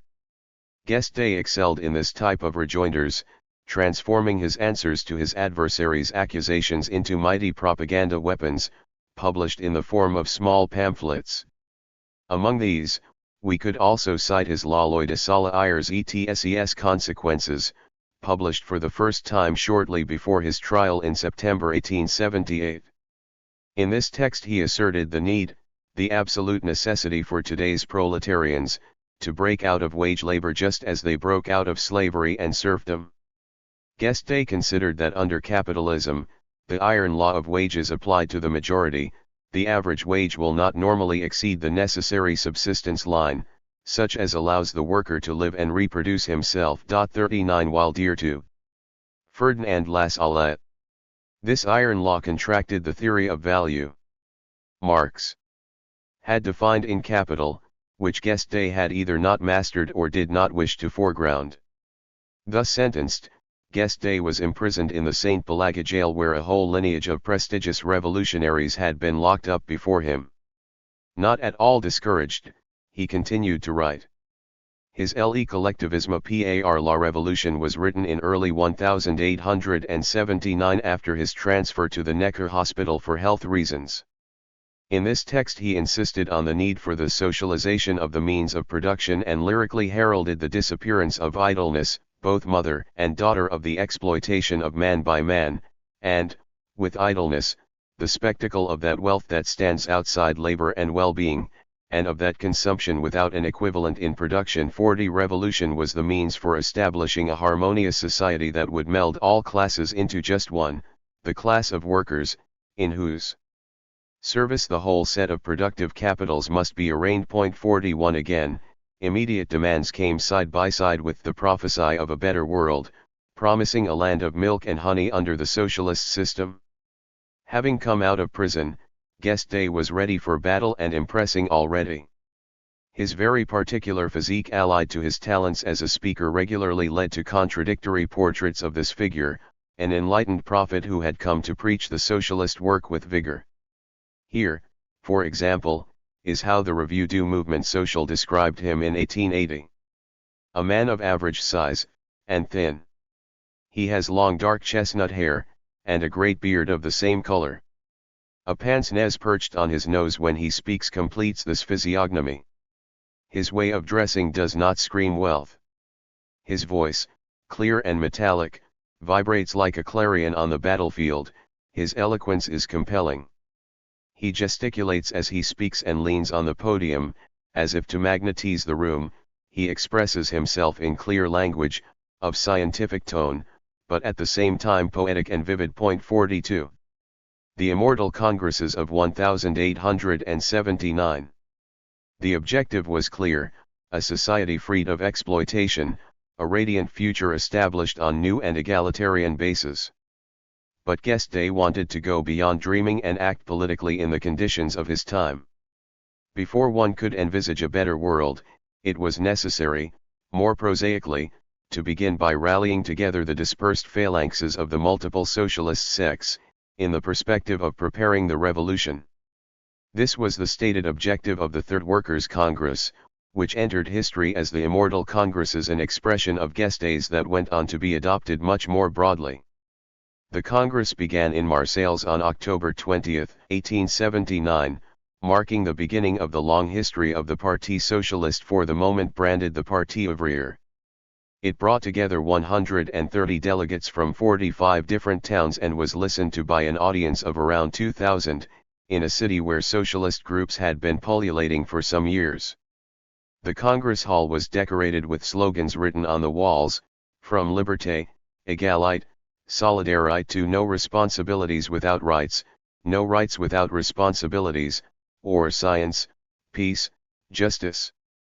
The Congress received multiple messages of greetings, for example from the German Social Democrats or, indeed, from the communard refugees abroad.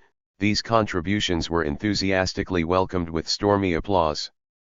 Writing on the 80th anniversary of this event in 1959, the historian Claude Willard stated that this Congress oriented the workers' movement along the path of scientific socialism. 43 Adding greater nuance, he would write another 20 years later that the new party was, above all, an all-embracing Auberge Espagnole.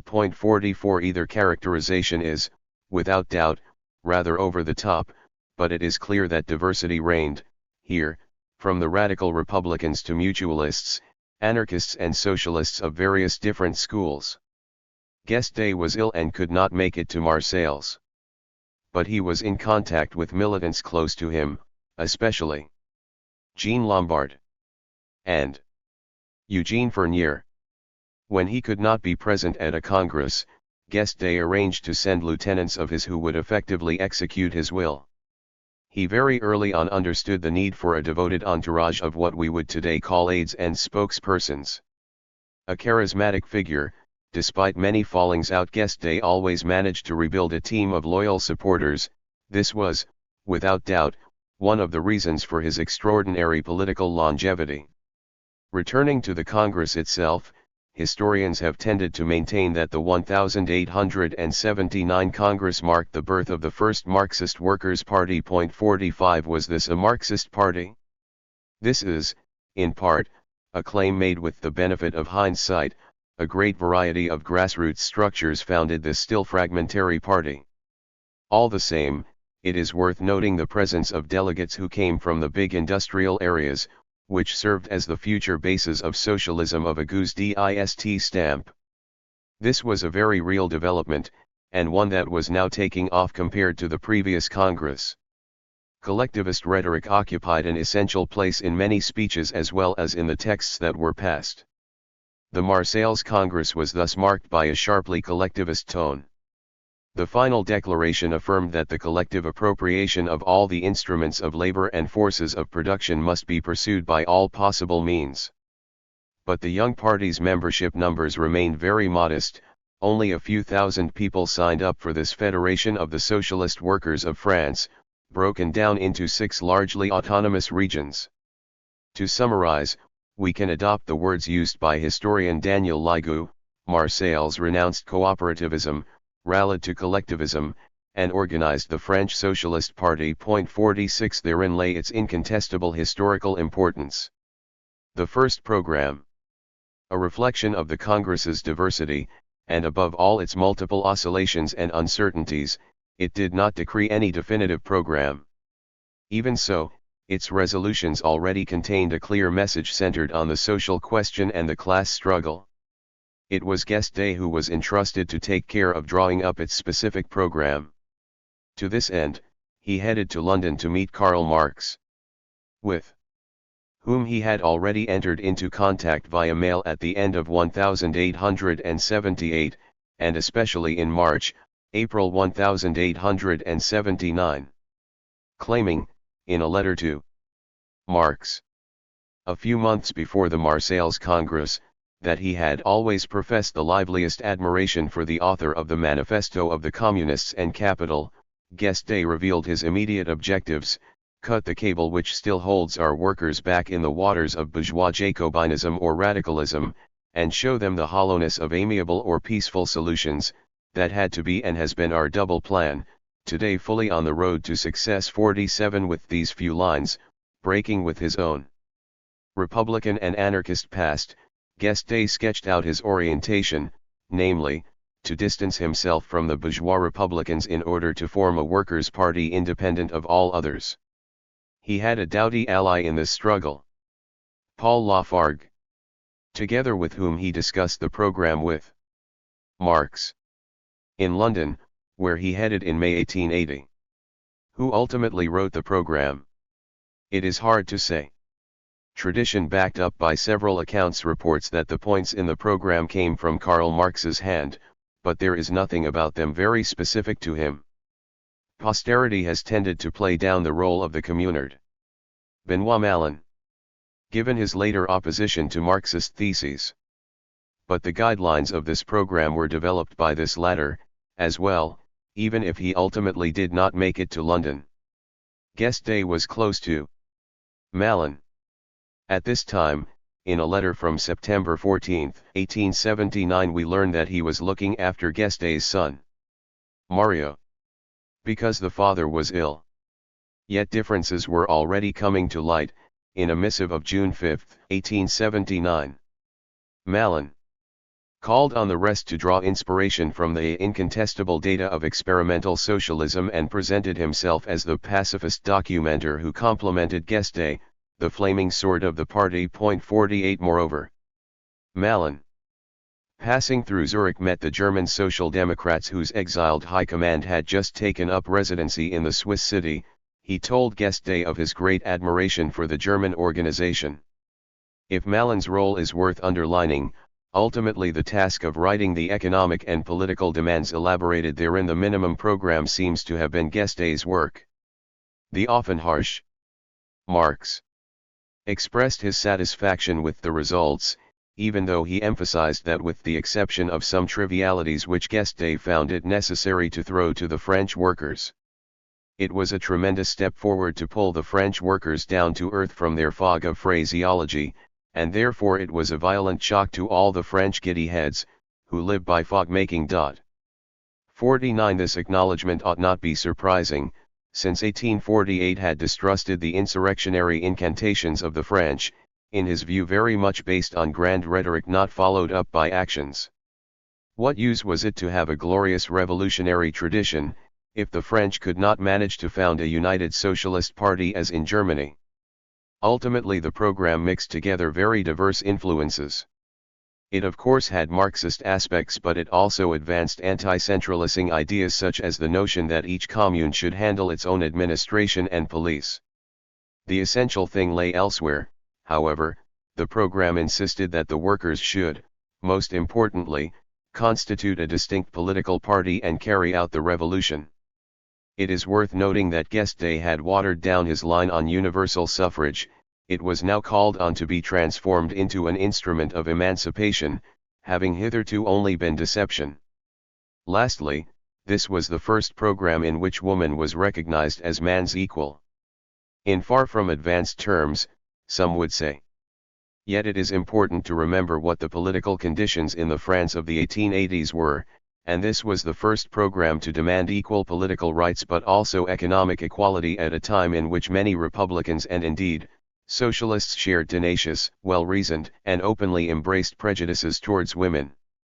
For the first time, a political organization proclaimed that purely political emancipation would not suffice, insisting that economic liberation was also indispensable. This was Guesde's major contribution to the history of feminism. 50 The involvement of Hubertine Auclert. A tireless fighter for women's right to vote at the Marseilles Congress was an important turning point in this regard.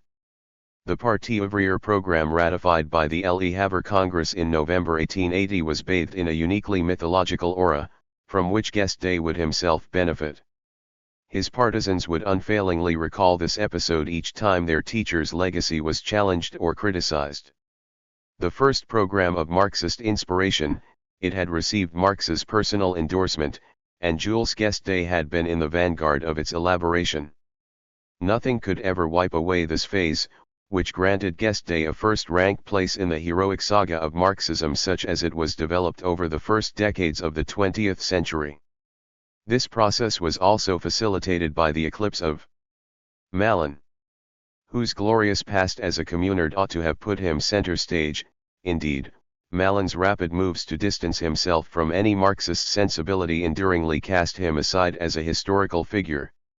As for Lafargue, a poor speaker, brilliant but often irascible, he would have struggled to challenge the political place occupied by Guesde. At the time, this prestige was far from self-evident. Marx was not ever so well known, and most importantly he was a German. Nothing could have done more to drive distrust in the highly revanchist France that followed the defeat of 1870. Moreover, in July 1880 the now Republican Republic voted for an amnesty for the communards. All those who had been imprisoned after 1871 were freed. Many returned to politics, but this paradoxically rendered even more complex the situation of a socialist movement that was far from united. In this context, the top objective for Guesde was fully to establish his own legitimacy and pass from the status of chief of one tendency to outright leader of the French workers' movement. He was convinced that he alone could unite the various socialist tendencies. Yet bitter battles between them were now looming. To the genius for simplification, Guesde, founder of France's first socialist party. Jean Numa Ducange. 1. Department of History, University of Rouen, Mont-Saint-Aignan, France. Jean Numa Ducange. Email: jean-numa.ducange@university-rouen.fr. After negotiating the different aspects of the program together with Marx and Engels, Guesde mounted the podium alongside some of the most respected figures of the 19th century workers' movement. On September 27, 1880, he held a rally in Reims together with a living legend, Auguste Blanqui, the rebel who had made every government since the 1830s tremble. A few months later, In March 1882 he made his way to Lille, Roubaix and Tourcoing for a series of public talks alongside Louise Michel, symbol of the Paris Commune. A tireless speaker, formidable polemicist, and master of Congress maneuvers, Guesde threw himself into a new adventure building the first Workers' Party. To his eyes, this task was a priority. The main means of achieving it? Repeating the line and doctrine, sometimes ad nauseam. Schematic sometimes to the point of excess, Guesde should not, however, be caricatured. As Jean-Georges put it, he had the genius for simplification. 1 Fierce, caustic, and sometimes humorous, his interventions were also real short courses in socialism, of undoubted effectiveness. One of the most verbose figures of this period, Guesde elaborated his ideas in numerous articles and pamphlets. He also built up an important web of contacts with the greatest figures of international socialism, in particular in Germany. Despite his many difficulties, within a decade he had managed to cohere the most identifiable socialist current, if not the most innovative in all French political life, towards a new party. The new party's program still had only a weak impact on working-class France itself. At the start of the 1880s, French socialism was certainly building up its number of voters with close to 60,000 electors, but it remained marginal. Its emergence was, nonetheless, an important event, and indeed one that transcended the national context. This was the first de facto Marxist-inspired program developed by any political organization, as weak as that organization was for now. Of course, the German organization was the strongest, and had adopted a program already in 1875. But this so-called Gotha program had conceded a great deal to the partisans of Ferdinand Lassalle. Hence the cutting rebuttal. Marx offered in his critique of the Gotha program, a text that remained unpublished in his lifetime in order to avoid a break with his party comrades. The differences were clear. Indeed, the Parti ouvrier program was more starkly Marxist. It would still take a few years for this program to be definitively established. But the main guidelines of the 1880 program adopted at the Le Havre Congress would remain. 2 Historian Wolfgang Abendroth notes with good reason that this document largely foreshadowed the famous Marxist programs of the Austrian and German Social Democratic parties, passed a decade later at the Heinfeld Congress and most importantly the Erfurt Congress. 3. Yet beyond such ideological proclamations, the party remained weakly centralist, and included multiple different sensibilities. Formally speaking, Guesde and his collectivist theses had imposed their will. But in reality, a battle was raging within French socialism. Indeed, in this era it was what the American historian Samuel Bernstein aptly calls a real babel of doctrines. 4 Conflicts with all those who rejected the program's Marxist and revolutionary coloration soon intensified. At the Reims Congress in November 1881, Benoit Malin, together with other figures like Paul Brousse and, indeed, Jules Joffrin, tabled a motion which sought to restrain the centralization of activity as defended by Guesde. They instead advocated a flexible application of the party doctrine. These Malonists or Broussists, who were soon also labeled possibilists, were the driving force behind a sensibility of French socialism that instead lay greater emphasis on specific, concrete, and gradual reforms.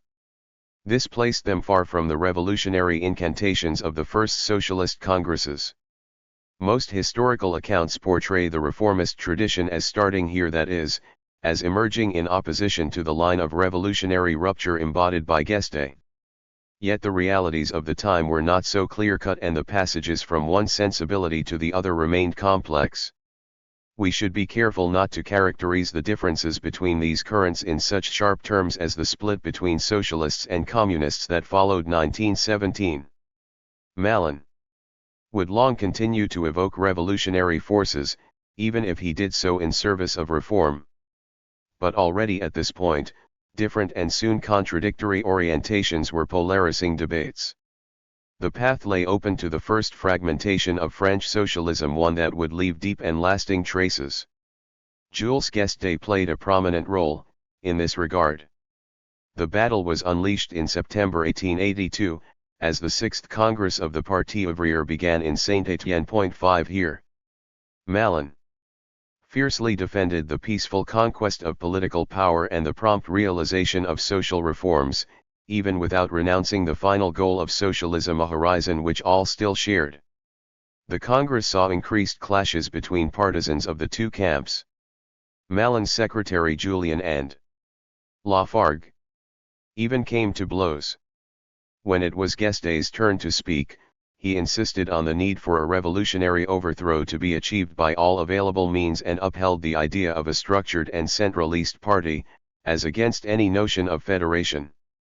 Refusing to make concessions to the majority now taking form, Guesde and 5 of his close allies were the subject of an exclusion motion. 6 After his partisans accused figures close to Malin of fraud and trickery in counting the votes at the Congress, Guesde was himself charged with wanting to become the supreme director of the party.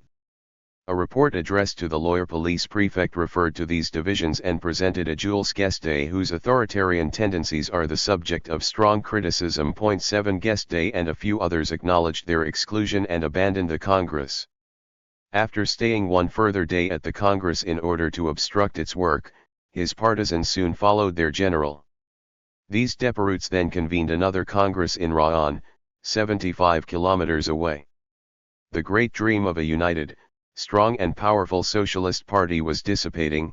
Indeed, it would take until 1905 for the various factions of French socialism to seal their unity, recovering from these episodes of division which were, in fact, only just beginning. The result was that socialism remained a nebula of groups, which subdivided an influence that itself remained very modest. Moreover, it is hardly certain that Guesde regretted this division. In his writings in Illegalite, his tendency was instead to consider such divides necessary, something which ought not be forsaken if it allowed for clarification. In a October 15, 1882 article entitled Foyer Auxiliary Candidates, he argued, "It would be unlike us to beg or complain. The split that has come about between the parliamentary and the revolutionary elements of our proletariat, through the work of organization, can only be written up as a positive for the social transformation that we pursue and which will impose itself all the more quickly and the more surely now that we will have left by the wayside all those who saw nothing in the general emancipation other than their own particular success." Sectarian. Without doubt, Guesde did not mince his words in stigmatizing his adversaries. But his sharpness also eased the homogenization of his current, helping to consolidate the embryo of a modern, structured and hierarchically organized political party, the first of its kind. He also knew how to play on his talents, win over others and thus consolidate enduring friendships. Moreover, his will to establish a chemically pure organization went hand in hand with his extraordinary self-sacrifice and commitment. The saga of Guesde's life is that of a man entirely devoted to his cause. A November 1882 police report emphasized the sad situation in which the Guesde family finds itself. His landlord has given him notice, and his wife and children are without bread. A subscription was even launched among the Parti ouvriers members in order to provide relief to Guesde's family. This extreme deprivation was the background to his bitter political battles. Marcel Caquin, who drew close to the Parti ouvrier in Bordeaux, recalled his first encounters with Guesde in the early 1890s. Sometimes at the guest's place there was nothing to eat. Often it was friends who provided them food, or some precarious and temporary place to stay. Guesde lived all this in the greatest simplicity. His militant commitment was his whole life. 9. After the Rouen episode, Malin gradually withdrew from activity and turned rather more towards theory. He initiated a high-level review, La Revue Socialiste, and provided a long-enduring theoretical contribution of which Le Socialisme Integral constituted the most important work. Guesde, for his part, in a sense chose the opposite path. He would henceforth offer little in the way of theory but pursued the day-to-day combat more intensely than ever before. A stubborn adversary of possibilism, he fought so that collectivist ideas might win majority influence among the socialists. One of his obsessions would be the flushing out of any non-collectivist and unscientific idiosyncrasies among his socialist rivals. A man of what Paul Benecke called the time of prophets, Guesde heralded the coming death agony of capitalism, which would by necessity result in a better, egalitarian world. Imbued by the scientism of the time, he considered the advent of socialism an inevitability. His criticism of all those who did not accept this framework earned him a reputation, both within and outside the socialist movement, as a Pans Nestorkmita. The orator. Party congresses and in particular the Congress at Rouen confirmed a characteristic trait of Guesde as a figure. He was not really a man of the written word. Orality played an essential role in the birth of the organized workers' movement. Bearing this in mind allows us to understand the echo that Guesde enjoyed.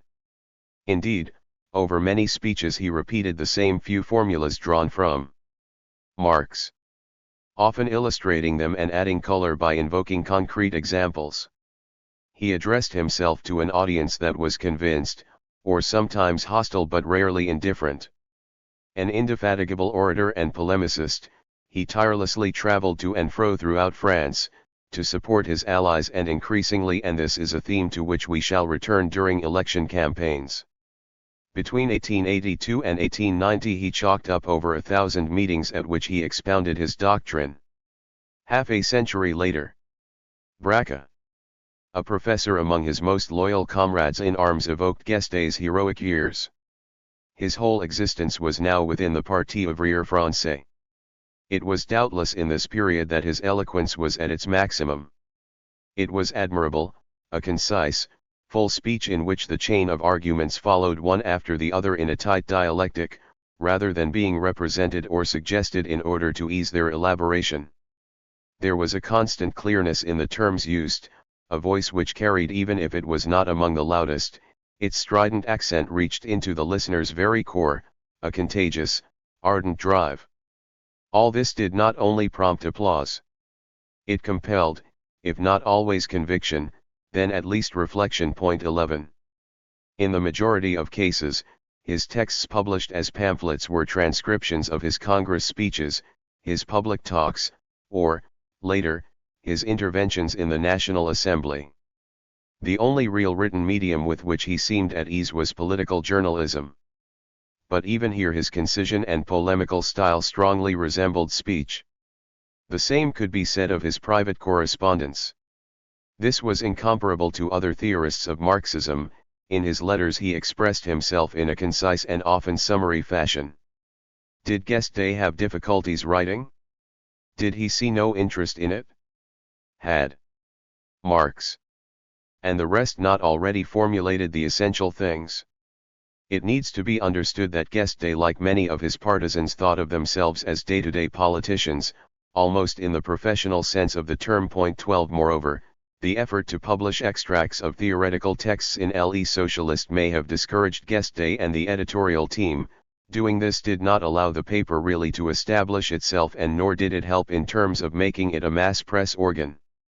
This experience probably reinforced them in the conviction that it was pointless to take doctrinal texts too seriously, for they were too inaccessible for militants and sympathizers.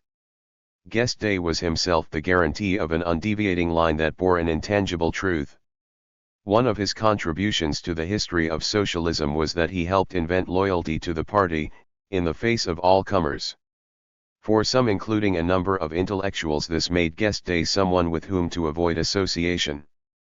For others, however, this constituted one of the factors that made him most attractive, for the working class and its party were two elements of the future. Thus, even if Guesde's texts may seem rather wearing for today's reader, they ought to be situated in their proper historical context. Rarely providing for sociological distinctions among the workers, even though such distinctions were self-evident, already at the time, Guesde instead provided an all-encompassing interpretation that united them. Similarly, Guesde did all but nothing to theorize the need for unity among the different socialist currents or pluralism within a single organization. 13. If, in practice, he did become a convert to unity, For a long time he had first and foremost defended his own current's existence. Faced with the bourgeois state, the forces of order considered the collectivists close to Guesde suspicious and dangerous, and they were now closely monitored by the authorities. His arguments against private property appeared so incendiary at this time that at least as far as the partisans of order were concerned he was barely to be distinguished from the anarchists.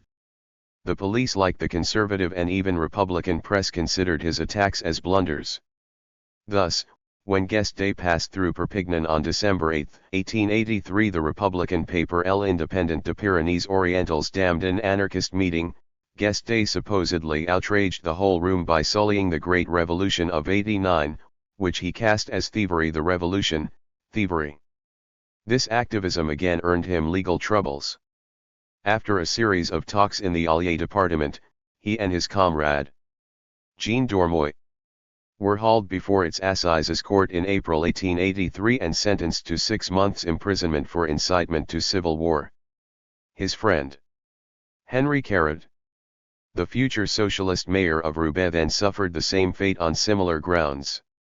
In this context, Guesde's hostility towards the state and the Republic deepened. How could one imagine reforming a regime that so doggedly persecuted socialists? Guesde profited from this fresh spell in the Pelagie prison to get to grips with this very problem. He drafted a pamphlet entirely directed against his possibilist adversaries who advocated a gradual reform of the state.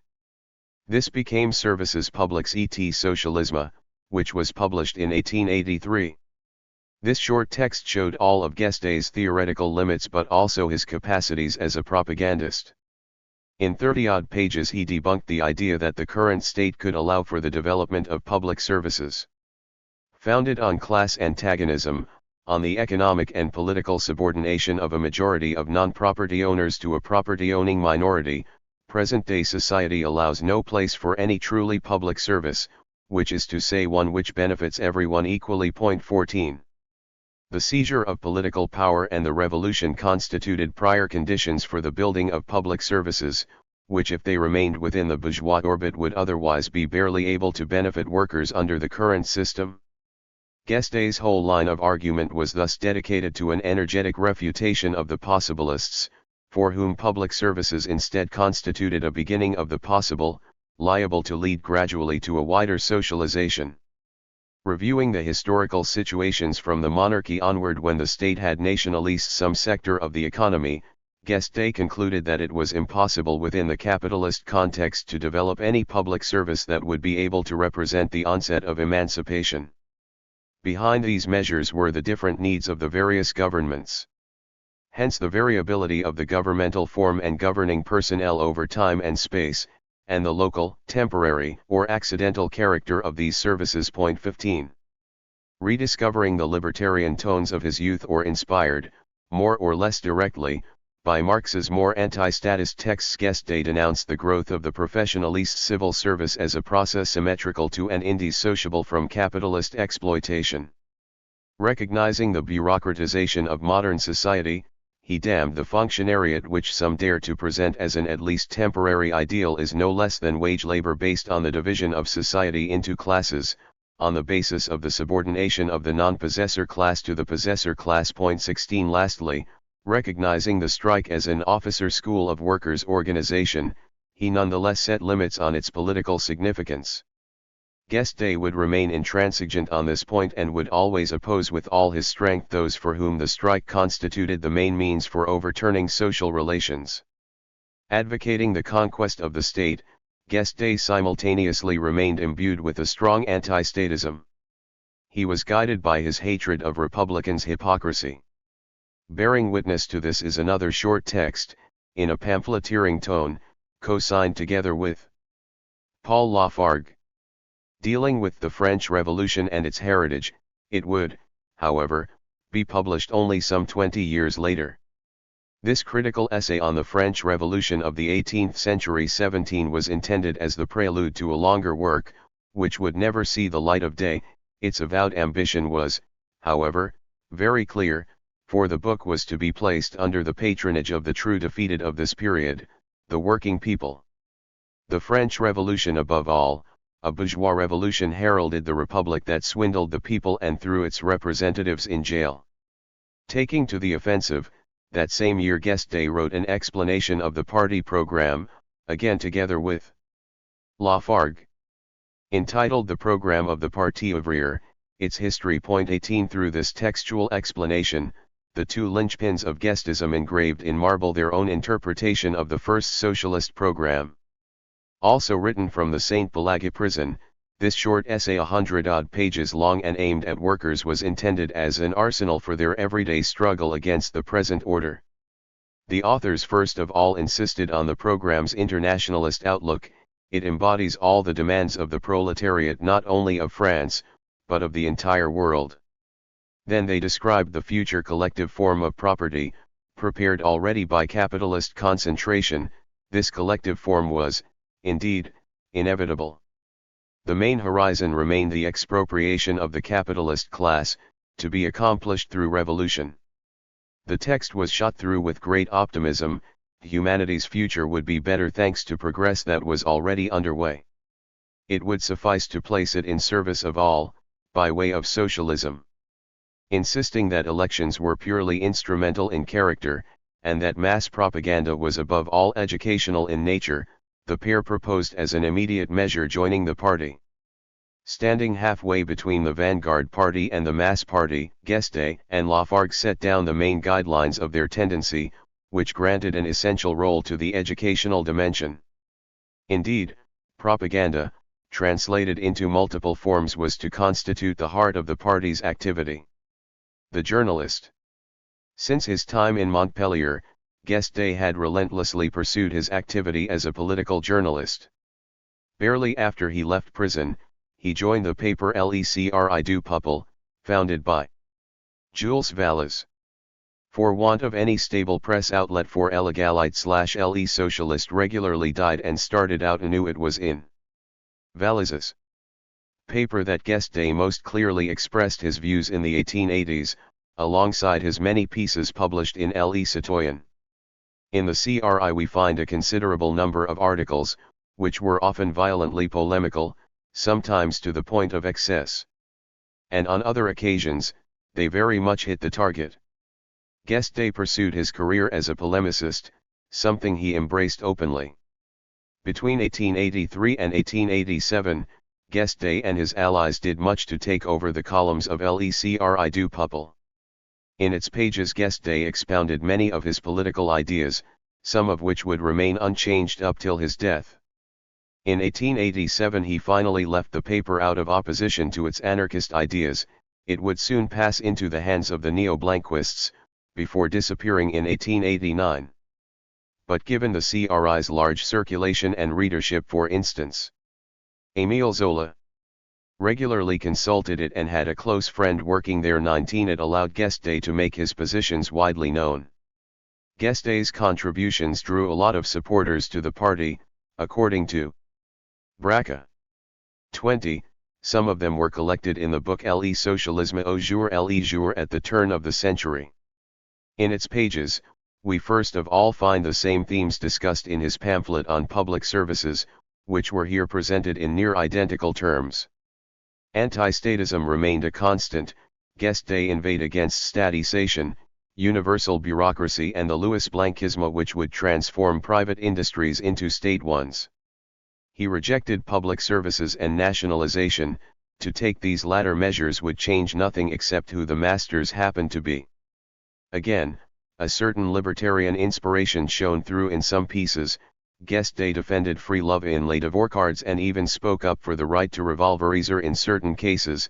In his January 10, 1886 article Vive le Revolver, he defended a woman who had killed her husband, guilty of abandoning their child.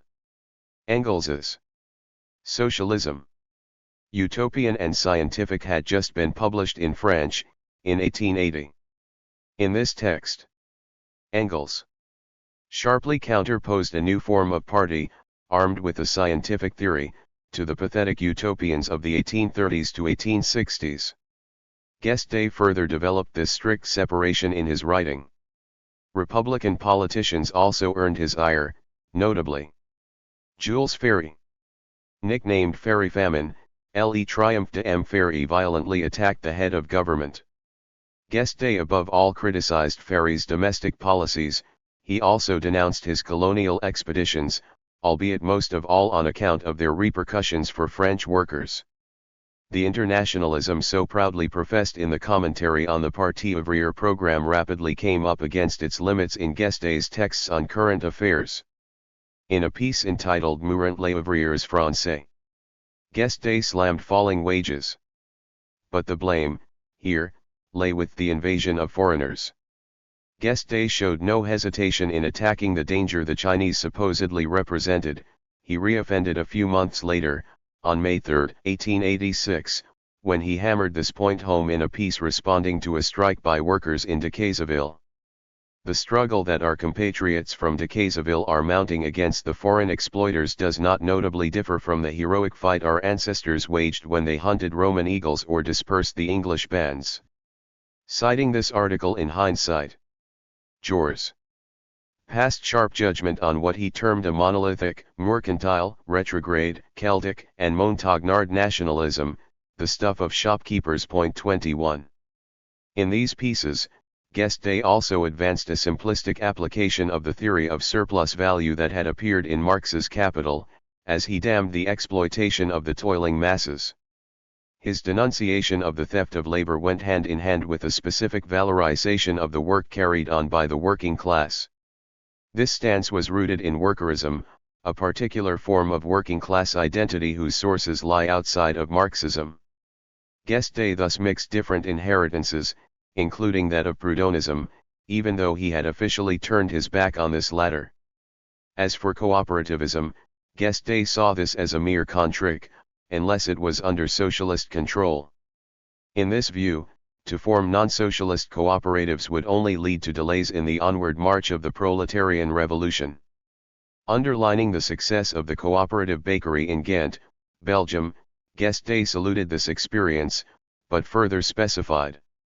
But how and why was this result arrived at? It was because under the influence of Marxists like Ansel and Van Beveren, the company's commercial ends made way for propaganda purposes. Lower cost bread was but a means to bring men together and convey ideas, with all the profits made serving to found and sustain a combative newspaper. 22. As for the rivalries among the great powers, Guesde did not hesitate to write of the destinies soon be fulfilled, even exclaiming, "Long live war! The war would, in any which way it finishes, carry out revolutionary work." 23. In this perspective, the result of the conflicts among the great powers would be revolution. Guesde here remembered the recent experience of 1870, which had seen the birth of the Third Republic and then the Commune.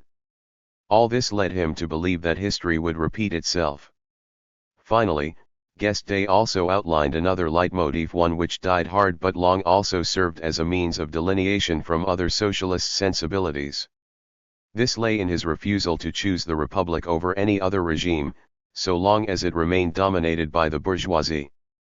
Be it empire or republic, a state of things which is limited to assuring work in present conditions, which is to say, enriching non-workers at the expense of workers, reduced to what is strictly indispensable for their subsistence and reproduction, is not and never will be. 24. Guesde repeated these arguments across many interviews, for example one which he granted to Émile Zola. Fascinated by the articles in L'Ecri du Peuple, Zola had asked his friend Paul Alexis, one of the driving forces behind this same publication, to organize a series of meetings with Guesde. They took place in May 1886, as Zola was writing La Terre. Zola has bequeathed us a few enthusiastic but also critical notes from these encounters. Citing his interview with Guesde, he noted him as saying, "All the ideas of 89 old hat, the revolution of 89 came inevitably, 93 was but music, which little had tarnished. Moreover, he treats the great revolution as a matter of legend. All this is small, petty, faced with what remains to be done, the true revolution. Power must pass into the hands of another class, the workers, so that capitalist drudgery, the bourgeois government, might disappear. 25. When reading or listening to Guesde, many of his contemporaries emphasized the gap which separated his program of sometimes very specific reforms from his revolutionary rhetoric, disconnected from the concrete measures thus advanced. But did the alchemy between the two really work? A repetitive rhetoric maintained a certain revolutionary eschatology, however institutionalist it may have become. Of course, we could easily point to its theoretical weaknesses, but as we might say today, its political hardware did work.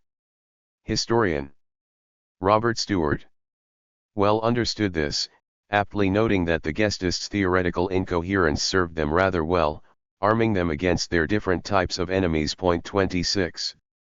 Guesde, a Marxist?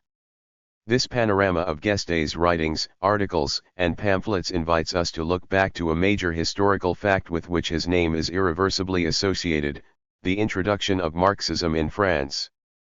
Though the Guesdists presented themselves as the faithful heirs to Marx and Engels, they were the subject of sharp critiques by the men most directly concerned. Indeed, Marx would repeatedly emphasize their narrowness. On August 3, 1882, after a whirlwind visit to France where he also met Guesde, Marx made some far from friendly comments on Guesde and Lafargue. 2. Engels. 27. As Marx supposedly told Engels, distancing himself from the French socialists inspired by their ideas, "What I know is that I am no Marxist."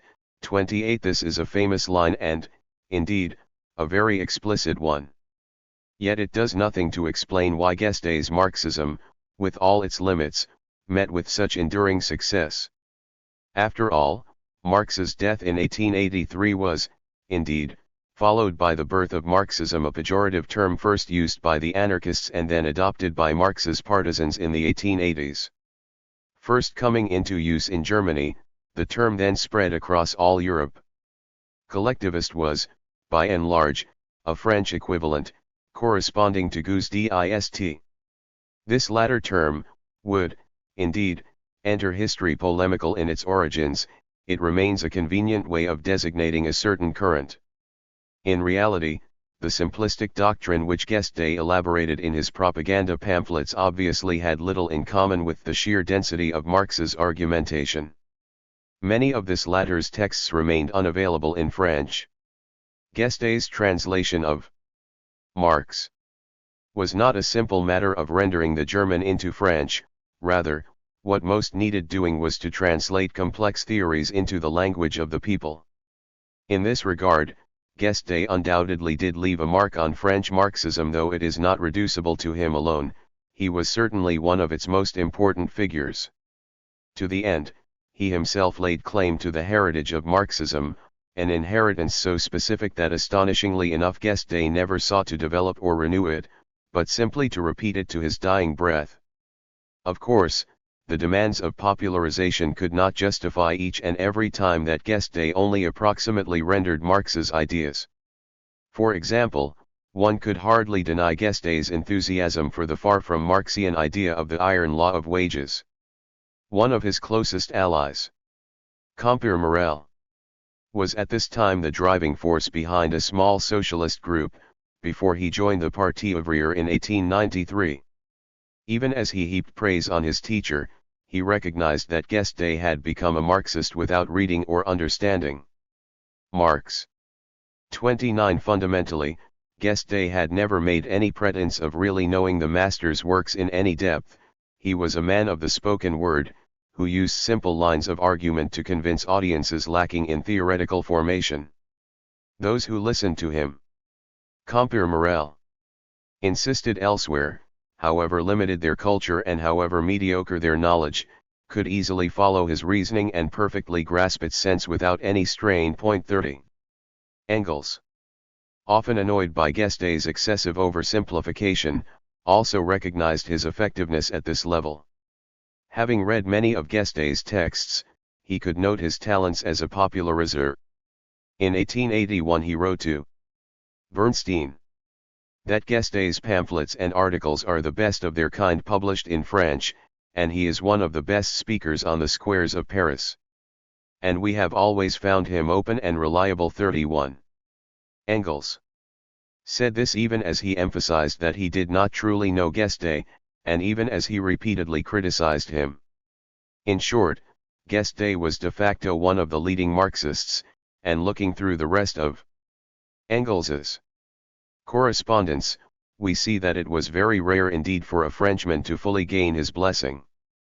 Tellingly, we would have to look beyond the circle of Guesdists, for example seeking out the very liberal journal De Economists, to find any real discussion and reception of Karl Marx's Capital. 32 Later, major figures discussed Marxism's presuppositions and or introduced texts, sparking multiple exchanges on the nature of Marxism. The Germanist Charles Endler, Georges Sorel, Hubert Lagardelle, and indeed, in a certain measure, Jors, as well as certain others, made up part of this cohort. The review entitled Le Mouvement Socialiste embodied this theoretical moment. Guesde did not make up part of this same dynamic. But rather than try and distinguish a good Marxism as counterposed to an illegitimate, vulgarist form, it instead seems necessary to acknowledge that its existence was multiform. There were at least two opposed Marxisms, an intellectual and rather more academic, often critical, Marxism, well versed in the theoretical discussions expounded in certain reviews, and a vulgarist, propagandistic, purely political Marxism of which the Guesdists constituted the most significant incarnation, along with Vaillant's neo-Blanquists. This was a lasting division, which can be observed over the long term. 33 For Guesde and many of those close to him, the revolution was not something to wait for, rather, it was necessary immediately to grasp hold of the revolutionary content in Marx's text and repeat it up till the triumph of socialism. Lack of doubt was a marker of Guesde's personality as of his political line. This intransigence would earn him lasting animosities and many often justified sarcastic barbs. Nonetheless, we should be careful, here, for Guesde's narrow vulgate itself masks another reality which is often too little emphasized, for the political and friendship circles with which he surrounded himself certainly were interested in Marx and the reception of his texts.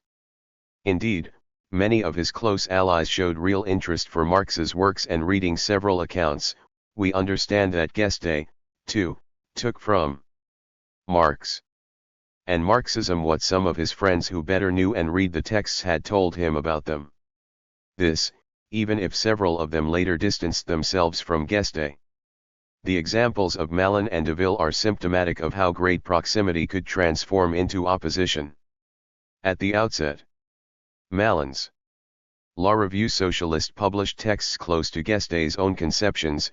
For instance, this was the organ which first published Engels's Socialism, Utopian and Scientific in 1880. After his break with Malin in 1883, Gabriel Deville, loyal to Guesde up to the end of the 1880s, published a simplified version of Volume I of Capital, soon after Marx's death. It had been this latter's ardent wish that following the French-language publication of his book, an abridged and more accessible version could be read by socialist activists and sympathizers. This was, indeed, one of the last wishes he expressed with regard to the French political situation. Capital would thus be understood and read by many militants by way of Deville's greatly simplified version. Deville worked a great deal with Lafargue on this popularization effort, by way of lectures. Some of them were even translated and published in several languages. For example, in 1882, Lafargue and his wife, Laura, first published a French translation of the Communist Manifesto in the pages of Illegalite. And it was Guesde's close friend, Edouard Fortin, 34, a municipal councillor in Beauvais and a member of the Parti ouvrier from the outset, who translated Marx's 18th Brumaire of Louis Bonaparte for the editions du Parti ouvrier. Fortin, an active militant, was also a regular translator of shorter texts, such as Engels's new prefaces for new editions of his texts. After getting the green light from Engels to translate his new preface for the U.S. edition of The Condition of the English Working Class, Fortin wrote a letter to Guesde, fearing that he would not win his approval. 35. Ultimately the text appeared with Guesde's authorization, though some marginal revisions had visibly been made. Doubtless, there were no great theoretical matters at stake here. But Guesde was consulted as an authority on this subject.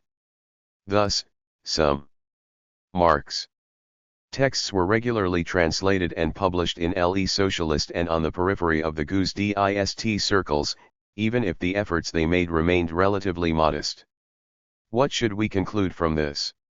If Guesde and those around him were not the only, often not the first and certainly not the most brilliant forces introducing Marxism to France, to say that they completely neglected Marx's work seems an unfair judgment. Indeed, it does not take account of their own imperatives, which above all concern day-to-day, immediate politics.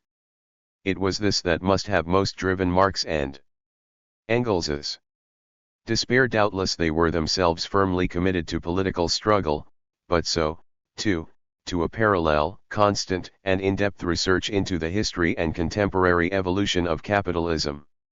The two founders of scientific socialism nonetheless overlooked a fundamental historical process that was taking its first steps around the end of their lives. One was destined to take on great proportions, the professionalization of politics, of which Guesde was one of the first incarnations. The Guesdists' rootedness. Beyond their more or less Marxist statements of intent, what progress was Guesde's current making across the territory of the Republic? At the 1885 parliamentary elections the collectivists did, undeniably, make progress, but the only candidates who managed to secure election were those who benefited from the Republican concentration. They thus made up part of a deployment of forces that extended beyond the strict class independence advocated by Guesde, bringing together an advanced segment of the broader Republican contingent. Notably elected was a certain Basley, setting himself up as the voice of the Decazeville miners. On February 13, 1886, Guesde poetically greeted this development in Lecri du Peuple. The classes and their fatal struggle yesterday entered the Palais Bourbon, separated by their dead, which they will throw in each other's face, creating two parliaments in the parliament just as there are two nations in the nation. Shortly afterward, Guesde held a rally together with Louise Michel. In order to support the Decazeville strikers in their ongoing struggle, two militants, Ernest Roche and Duke Corsi, were charged and convicted for provocation to murder and pillage in April 1886, for which crime they were sentenced to 15 months' imprisonment. However, they were soon acquitted. The battle between the classes was raging. At the electoral level, municipal contests consolidated the first foundations that had been built. Following the symbolically important election of the world's first socialist majority, the Parti Ouvrir's representatives entered a number of town halls in 1888. While Guesde was, formally speaking, very critical of universal suffrage, electoral contests occupied a growing part of his day-to-day existence. Indeed, we see as much from his correspondence with his local lieutenants. A first map of the guesde implantation was taking shape already, as defined by the different regions where Guesde regularly came to give talks. Allier, which, alongside Commentary, heralded the new era of socialist municipalities, became an enduring fortress of Guesdism, built around the figure of Jean Dormoy, elected mayor of Montlucan in 1892. For his part, Pedron became a trusty connection in the Aube department, another area where the socialists generally adopted a guesde line. In 1887, Guesde's tour of the Gironde, where solid bases would be established notably around Raymond Levine and Marcel Caquin, aided the consolidation of a first corps. Of course, Le Nord was also important, the future mayor of Lille. Gustave Delory was already addressing numerous letters to Guesde, containing reports on the gradual implantation and structuring of the party in this region. 36 Le Nord was for a time home to his friend Charles Bonnier, who also provided him the latest news. Guesde closely followed these developments in what would soon become his happiest hunting ground. The explanation for this rootedness is not limited to these regions' social conditions, but nor can these latter be ignored. At least in the first phase of their history, the guesde electorate and militant base often shared the common traits of coming from a poor, uprooted, and low-skilled working-class milieu. The textile bagnes were emblematic of this, in the image of the weavers of Roubaix and Rouen. The millenarianism of the guesde preachers, of strong prophetic tones, had a powerful force of attraction in these working-class milieu, ready for revolt as for resignation and lacking in any horizon. Remy Lefebvre aptly argues, on the basis of his in-depth research into the town of Roubaix. 37.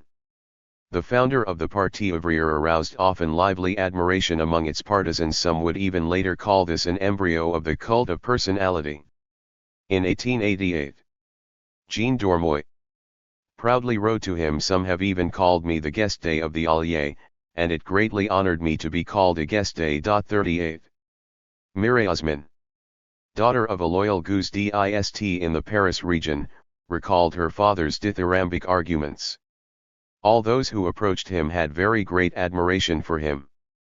His influence sprung born from the radiance of his personality, from the radiance of his intelligence, perhaps also from his physique, and from the seriousness with which he threw himself into the fray. 39. But the apparent cohesion behind the chief hid major differences. The guestists were often perceived and stigmatized by their contemporary adversaries as a compact bloc, a unified sect, but in reality, the contradictions within their ranks constantly undermined or even weakened them.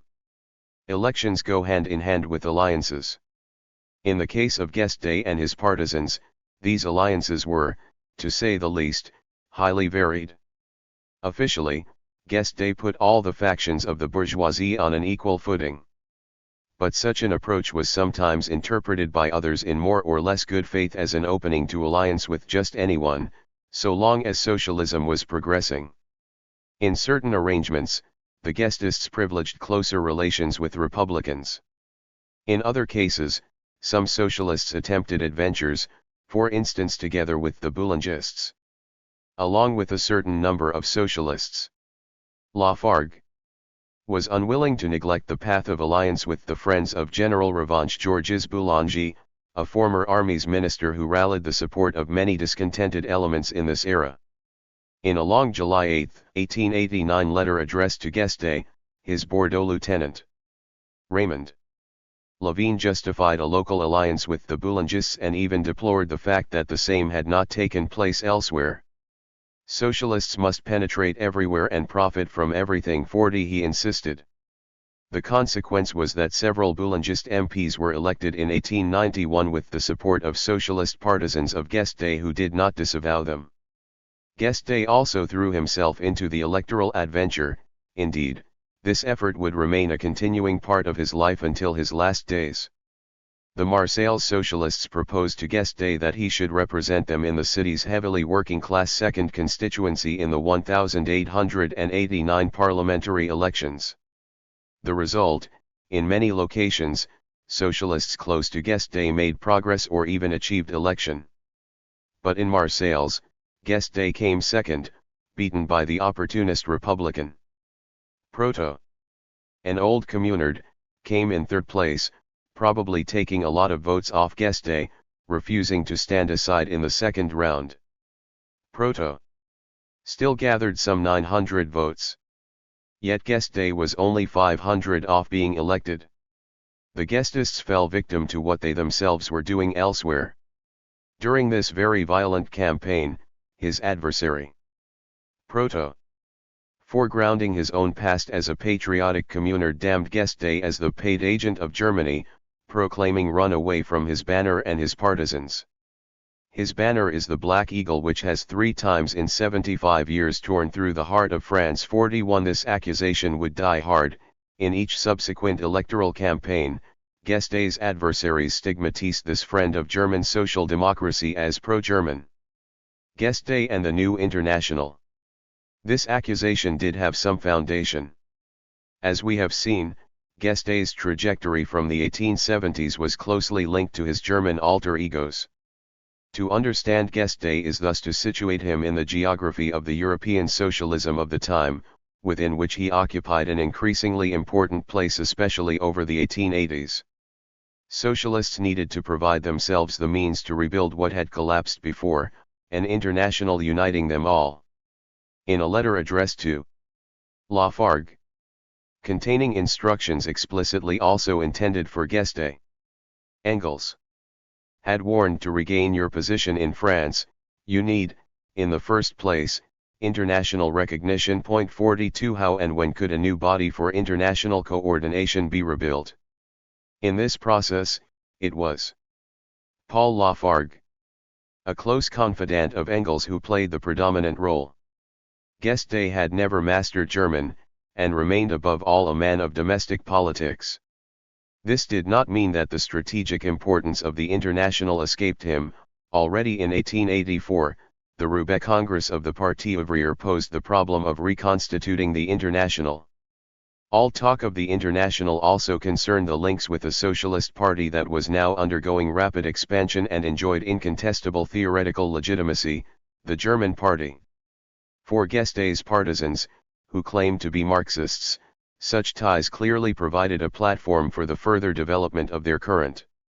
Guesde himself was well known among the cadres of the party that officially took the name SPD in 1890. Many of his articles were translated in the Social Democrat, edited by Eduard Bernstein. From his exile in Zurich. In exchange, Le Socialist regularly published statements by the German Social Democrats, among which we can also find brief biographical sketches of Wilhelm Liebknecht and August Bebel.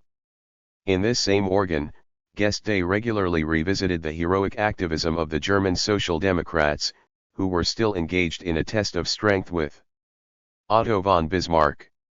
Up till 1890 he renewed the banning laws against the Social Democrats, considerably limiting their political activity. But while these ties grew stronger, this was very largely a one-way transfer. It was a matter of France taking a model from what Guesde himself called the international vanguard of socialism, namely the German Party. 43. By no means was this a case of mutually drawing inspiration from each other's experiences. Despite its glorious revolutionary past, French socialism seemed far too weak and divided in the Germans' eyes for it to have any real power of attraction over them. In this context, the adversaries of socialism had no monopoly on Germanophobia, far from it. Even at the Rouen Congress in 1882, Guesde appeared as Marx's man. Paul Brousse there vigorously denounced the ultramontanes of socialism who, he said, could not obey the decisions of the party and its congresses because their real boss is in London. 44. Did this perhaps express the jealousy, among some people, of not being in contact with the great theorist of capital? Without doubt, there was a fight over political capital, and this battle had turned, for the moment, to Guesde's advantage. These privileged ties allowed him to consolidate his living legend, indeed. Eduard Bernstein, a loyal lieutenant of Engels, emphasized that in this era Guesde was the smuggler of German socialist texts into France par excellence. At this time opposed to Malin, Bernstein warned Engels that Guesde might be marginalized by his battle against the possibilists, something which would have had more general negative repercussions on the current embodied by Marx. He wrote to Engels that among the French socialists there dominates the conviction that Guesde is no other than Marx's spokesman, and drew the analysis that Malin and Joffrin's attacks were more directed against Marx than against Guesde as such. The conclusion was definitive: hence a defeat for Guesde would also be a defeat for Marx. Point 45. Beyond Marx, who died at the beginning of 1883, Guesde established personal contacts with many other Germans. Some of these latter were exiled in Paris, thus continuing the tradition of his friendship with Hirsch. These figures were of key importance at a time when German social democracy was gaining influence.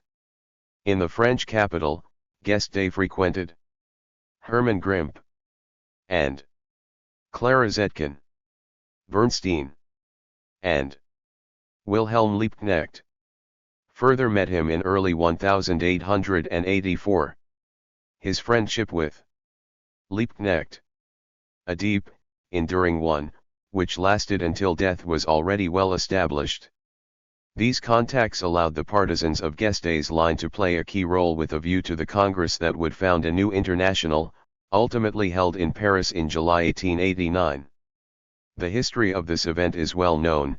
There were two rival meetings to refound the International, one of which rallied the French possibilists and English trade unions, whereas the other brought together the Germans and, above all, the Guesdists. This latter meeting rallied those for whom the new body would have to be animated by Marxism and the horizon of revolution. In this context, there was no doubt as to the importance of the French socialists' position. Proof of this came from Liebknecht, who wrote to Guesde Nous avons besoin de vous for the organization of the International Congress, insisting on the cardinal role the French would play. Point 46. The moderate delegates were greater in number, but the great international leaders were on Guesde's side. Engels, Babel, and, indeed, the Russian Plekhanov. All in all, 19 countries were represented. The two congresses aspired to unity, and this was achieved 2 years later, at Brussels in 1891. The reunification of the International played out to the advantage of the German Social Democrats, with a clear prevalence in words, at least of Marxist rhetoric. For now, even the anarchists signed up to the same organization, while also energetically challenging the legalist aspects of both sides. Guesde, who had at one time been within the anarchists' own ranks, was now one of their favorite punching bags, and his reaction would never disappoint. 47. With the International now launched, it seemed that the time was ripe for the ineluctable progress of socialism, under the Franco-German banner. Wilhelm Liebknecht wrote to Guesde in emphatic terms, exalting the union between the socialists on the two sides of the Vosges. You are right to be happy about our victory. Our struggles and our victories are yours. You will mark March 18th. We in Germany shall do so, too. March 18th is a date common to both the Germans and the French. March 18, 1848 saw the uprising by the people of Berlin, and March 18, 1871 the uprising by the people of Paris. Point 48. The two men's lasting friendship did not mean blind faith, and soon fault lines emerged. In a personal letter written in late 1892, Liebknecht warned his French friend of the dangers of the sectarianism and division that were still eating away at French socialism. Are you ready? I see no serious organization. Instead of uniting with other groups, you quarrel among yourselves. 49. There were Blanquists, possibilists, and the pro-Germans, not to mention the anarchist influence. The prospect of a unified party, in a sense a party of the German type, still seemed very distant in France. Beyond his contacts with the Germans, Guesde knew and met with many exiles in this period. Indeed, a whole milieu gravitated around him. To meet him was, in a sense, a compulsory step for revolutionaries residing in Paris.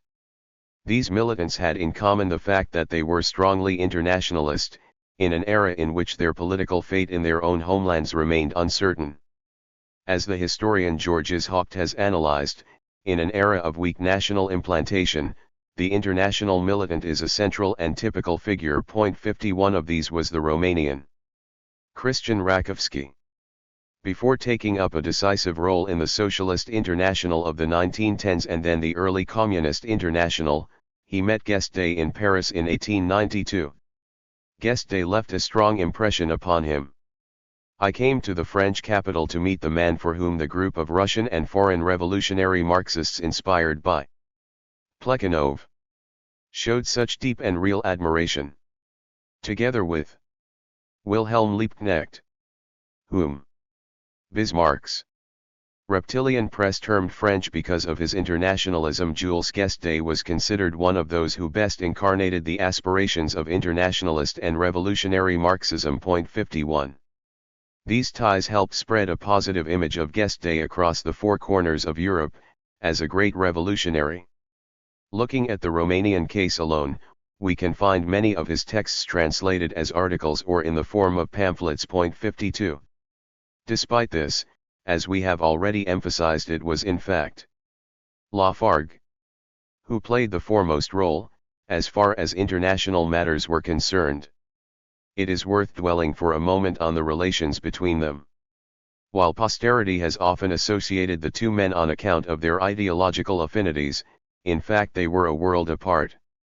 Compere Morel, a loyal friend and biographer of Guesde's, underlined that Lafargue became, not just his best friend but his loyal brother in arms, whose collaboration, as constant as it was effective, would be broken only by death. 53. Lafargue's American biographer Leslie Derfel saw him as better versed in the battle of ideas than his brother in arms Guesde, presenting him as his ideological mentor. 54. But the historical reality clashes with the legend of the union between these two great figures.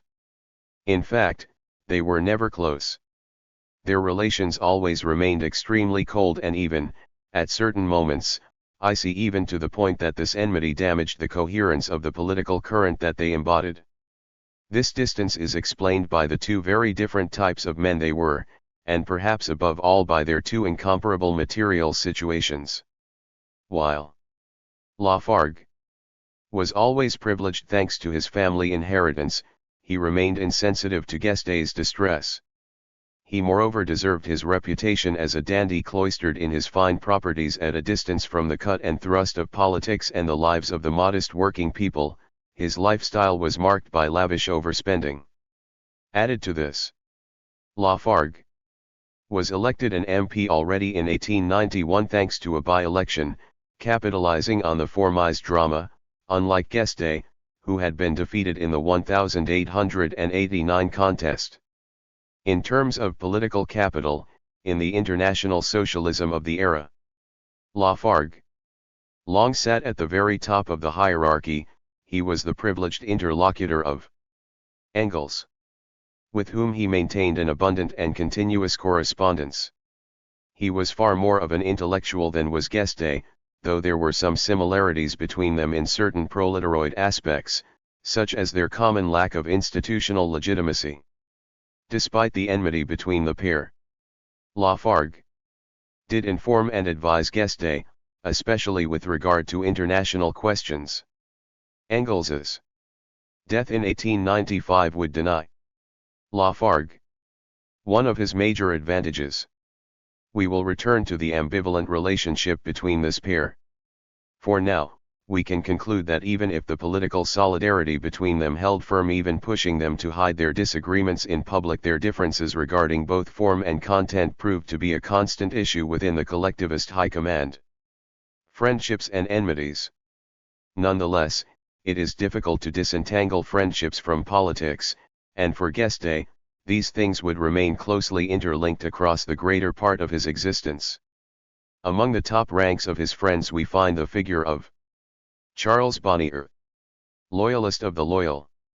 Bonnier was in 1922 one of the three executors of Guesde's will.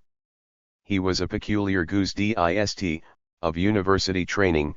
He went to Halle, Germany, in 1887 to 1888, then to London, and most importantly to Oxford in the 1890s as a visiting lecturer, before taking up a chair in Liverpool from 1900 to the eve of World War I.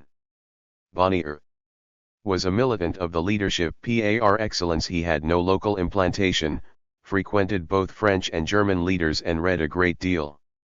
In a September 5, 1892 letter to Karl Koski, Engels noted wryly that Bonnier live in a world of books. 55 He knew Engels and Eleanor Marx personally, often invited to, and present at, the SPD's congresses.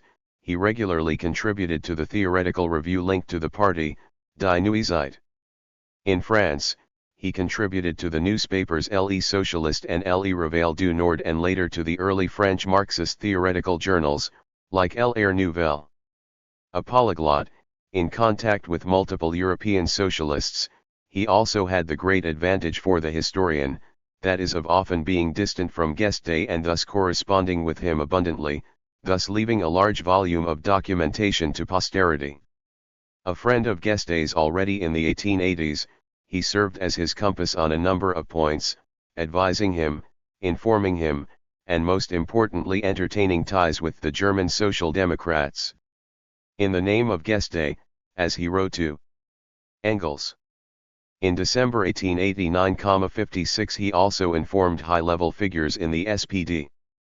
Bonnier worked assiduously on these contacts, making it possible to fill the columns of the guesde press with both original and translated articles by Engels and other prestigious names of international socialism. His activism did no little to feed Guesde's reputation among the German leaders. To be a guesde intellectual was not a self-evident move, the historian Christoph Proc Hassan explains. 57 Without doubt, guesde vulgarization seems to have inspired real and tenacious distrust among academics, with a few exceptions. Beyond Bonnier himself, it is worth mentioning other example of the same type, namely Alexander Marie Braque Desrousseaux. He was another very close friend of Guesde's and soon became one of the main driving forces behind the Parti Ouvrier. A partner of Guesde's and one of his most loyal heirs, he would maintain a positive memory of Guesde into the mid-1950s. 58 The son of a singer, Braque was a Hellenist and a translator from German. A bohemian who frequented the cafés of Paris, he was not an inheritor but rather a brilliant student who came from a popular background in Lille, who throughout his life remained attached to the north of France. His career was less tumultuous than Bonnier's. A graduate of the École Normale Supérieure, ranked first in the aggregation for grammar, he became a lecturer at Douai and then at Lille University, where he met Jules Guesde by way of Charles Bonnier. Far from a theorist, he was a teacher, an influencer 59 and a scholar. A philologist and a grammarian with a passion for translations, he combined a singular lack of doubt and of faith in philological science. 60. Braque accepted the party's discipline and its instructions and had little or no role in the elaboration of doctrine. He wrote numerous polemical articles of a political stamp, but never theoretical treatises. In this sense, he was very close to his mentor Guesde.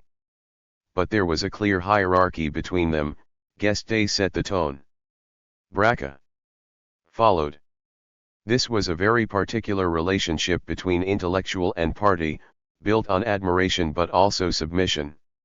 Looking beyond these friendships, how far can we get to know the private Guesde? Accounts on this theme are contrasting and are often difficult to detach from political judgments, given how far party struggles interfered in his private relationships. Among the recollections of Guesde that are available to us, some are brilliantly original. One such example was that by Madame Schneidra, heir to the prestigious business family.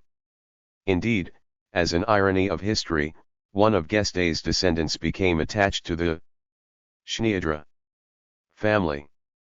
Gathering the documentation about her family, she emphasized how far Guesde had struggled to provide for his family's needs in the 1880s. Many letters from his wife, Mathilde, attest to the extreme deprivation in which he found himself. In one 1883 letter, she wrote to him, explaining that she had been forced to call a doctor for one of the children who was in pain. She added, "All this cost me 2.50 francs. I'll let you imagine what's left of the 10 francs. I absolutely need to have a decent-sized sum so that I do not remain stuck in this constant distress, which is unbearable. 61. Inflexible and brittle in political matters, the private guesde showed another side. By turns a pianist, a poet, according to many accounts he was well-read, cultured, captivating and erudite. He suffered a great deal. His multiple illnesses forced him always to plan for the risk that he would miss some conference or talk. During these difficult hours he sometimes wrote poetry. After contracting a pulmonary congestion following a talk in Arcachon in winter 1888, he was forced to rest up. He took advantage of this to write several poems, though doubtless there is nothing too memorable about them, suffused with love and pastoral notes. Here he referred to his deplorable health, before his lyrical flourishes got back to the essential thing, the class struggle. A poem on free humanity read. Yes, I want to see the new order like a sun emerging from the somber horizon and I want, before the grave to drain from your eyes caresses without number. Then struggle, then fall victorious, on a night of great battle in which everything shakes having covered the black gulf leaving a free humanity behind me. 62. Outside of his close family environment, a particularly important figure was Aline Villette, a member of the Parti ouvrier from its foundation in 1870. She occupied leadership functions in the party up to her death in 1899, the only such woman to do so. She was a teacher to Guesde, who according to many accounts held her in great esteem. He supposedly even said that she was the only woman who had understood Marxism. A convinced feminist, far more so than many of her Parti ouvrier Francais comrades, she founded the newspaper L'Harmonie Sociale, which came out only from October 15 to December 24, 1892. This was one of the first periodicals to demand new rights for women from a socialist perspective. Though he was not personally close to Guesde, posterity here compels us to mention Jean-Georges. In his preface to Discours parlementaires, looking back to the 1880s, Georges referred to the sectarian socialists and in particular the Guestists. Upon meeting them, men of whom I had for too long been unaware exercised a sudden and violent attraction over my mind. Now I am able to control it, but despite my differences or even breaks from it, I shall never entirely rely on myself. 63. Georges followed a very different path to Guesde, an ENS alumni who passed the aggregation in philosophy, in the mid-1880s. Georges was a Republican close to the opportunists, if increasingly open to social considerations.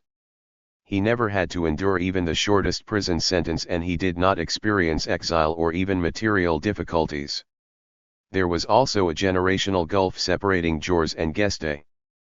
But despite these fundamental differences, the growing socialist breakthrough brought them together. 64. They entered into contact in Toulouse in 1892, where Georges was teaching at the university, and they had an exchange on their respective conceptions of socialism.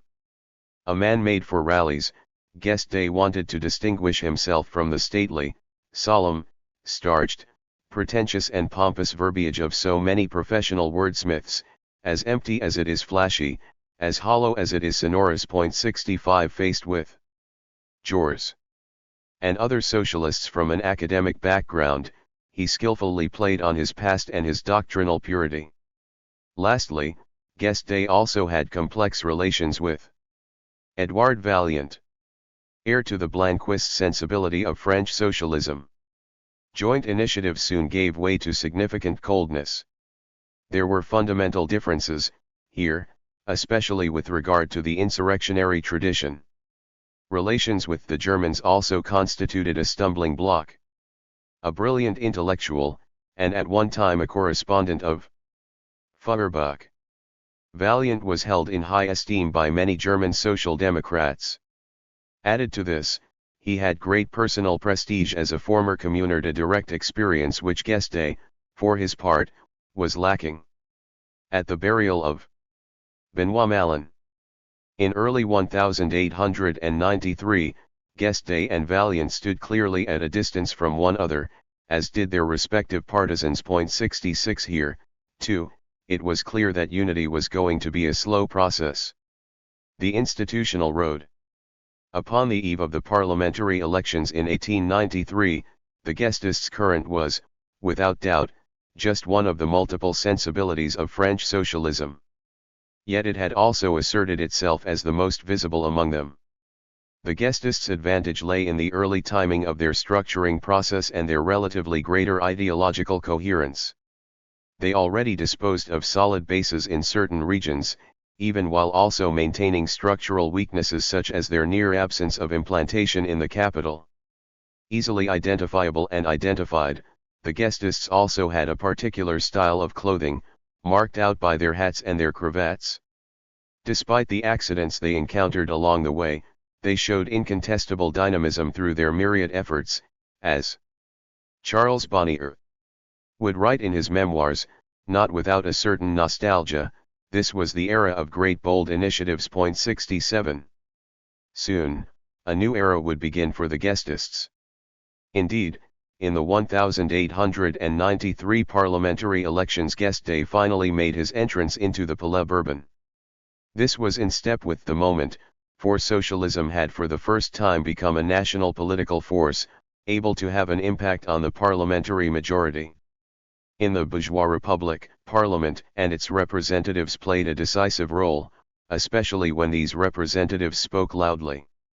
Guesde perfectly understood this, and despite having himself inveighed so much against parliamentarism, he became one of the great figures in the chamber. A new page was turning in the history of socialism. Though still multiform, it now bore real weight on national political life, and was already on the path to hegemony in certain regional contexts.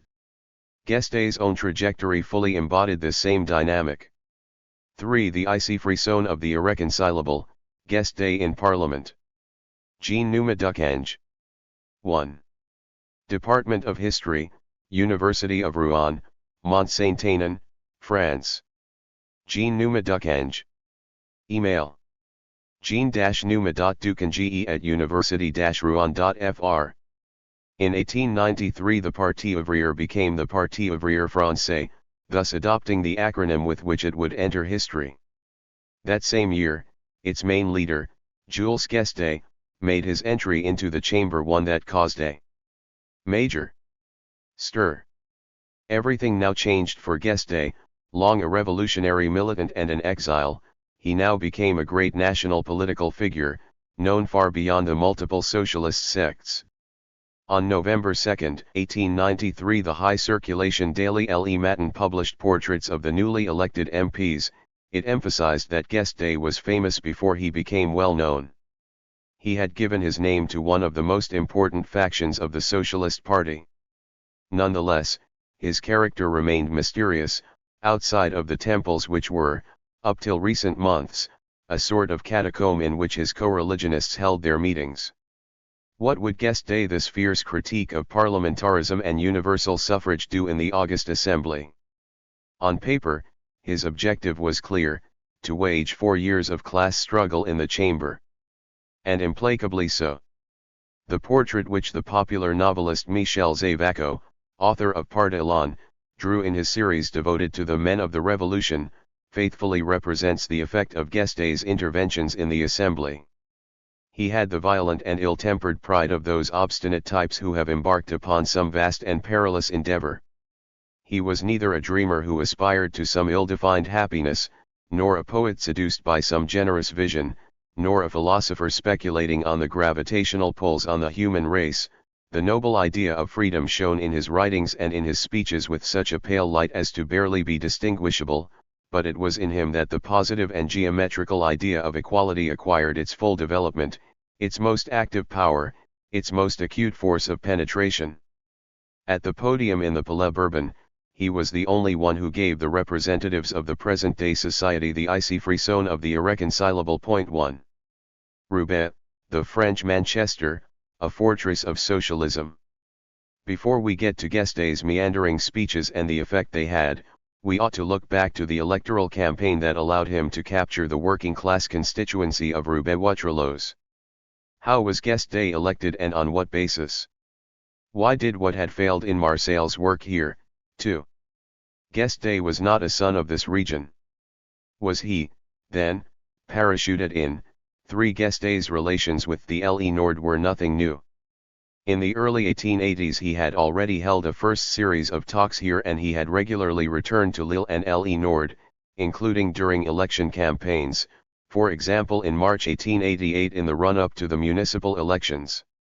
During one of his meetings, local militants proposed to Guesde that he move to the region as a collaborator for the newspaper L'Écri du Travailleur. Then a bedroom was set up for him on Roubaix Rue Vallon. 4 He thus sank roots in what would become his happiest hunting ground. Of course, the sociological makeup of Roubaix, where a large part of the population worked in the textile industry, did not escape him. Nicknamed the French Manchester, in 1896 Roubaix was the 8th largest city in France in terms of population. A place to go to die, cruelly lacking in public amenities, it embodied the dark face of France's industrialization.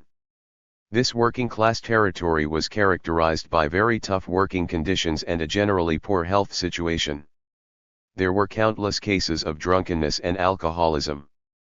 But a certain political sociability developed in Roubaix, notably by way of meetings held in the inns and music halls.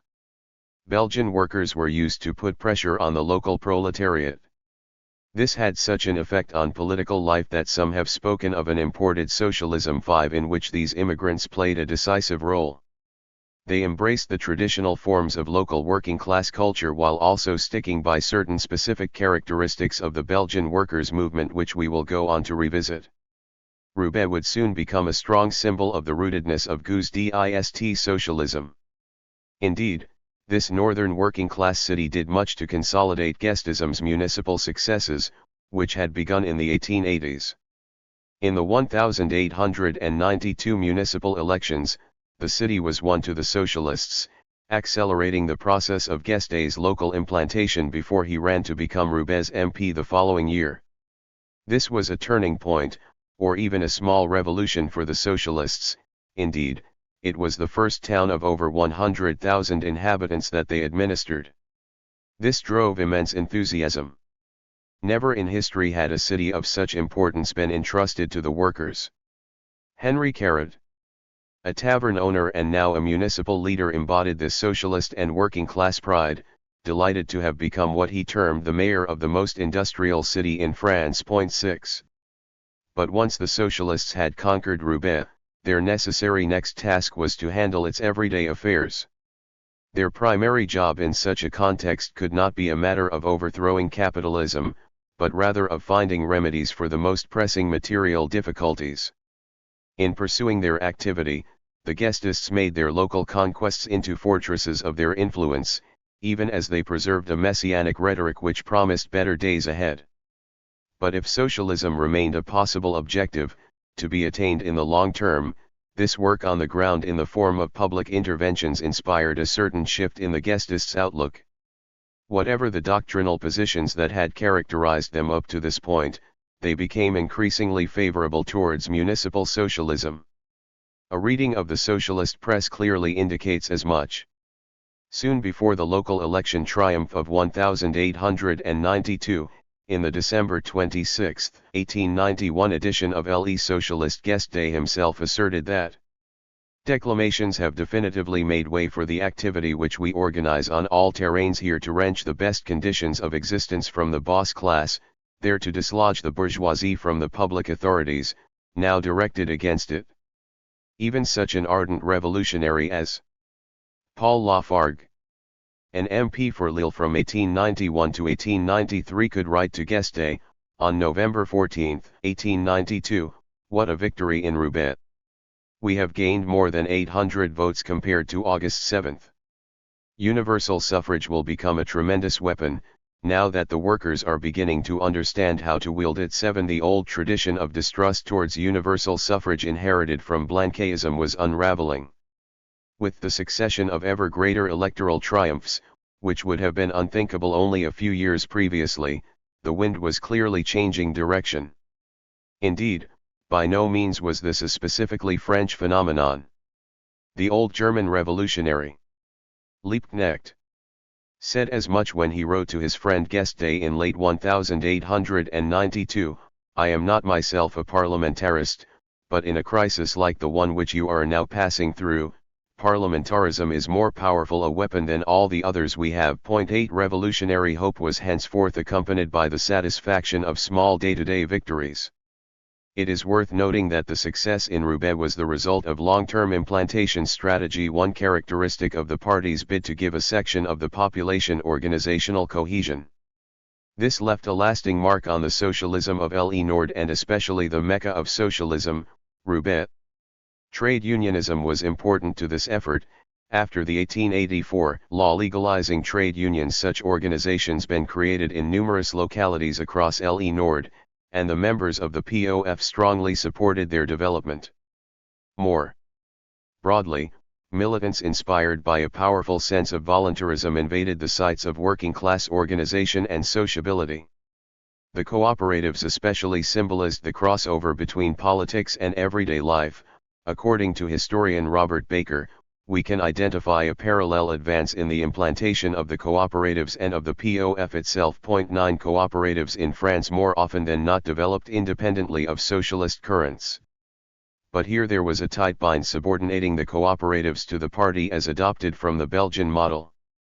Party, union, cooperatives, mutual funds, labor exchanges.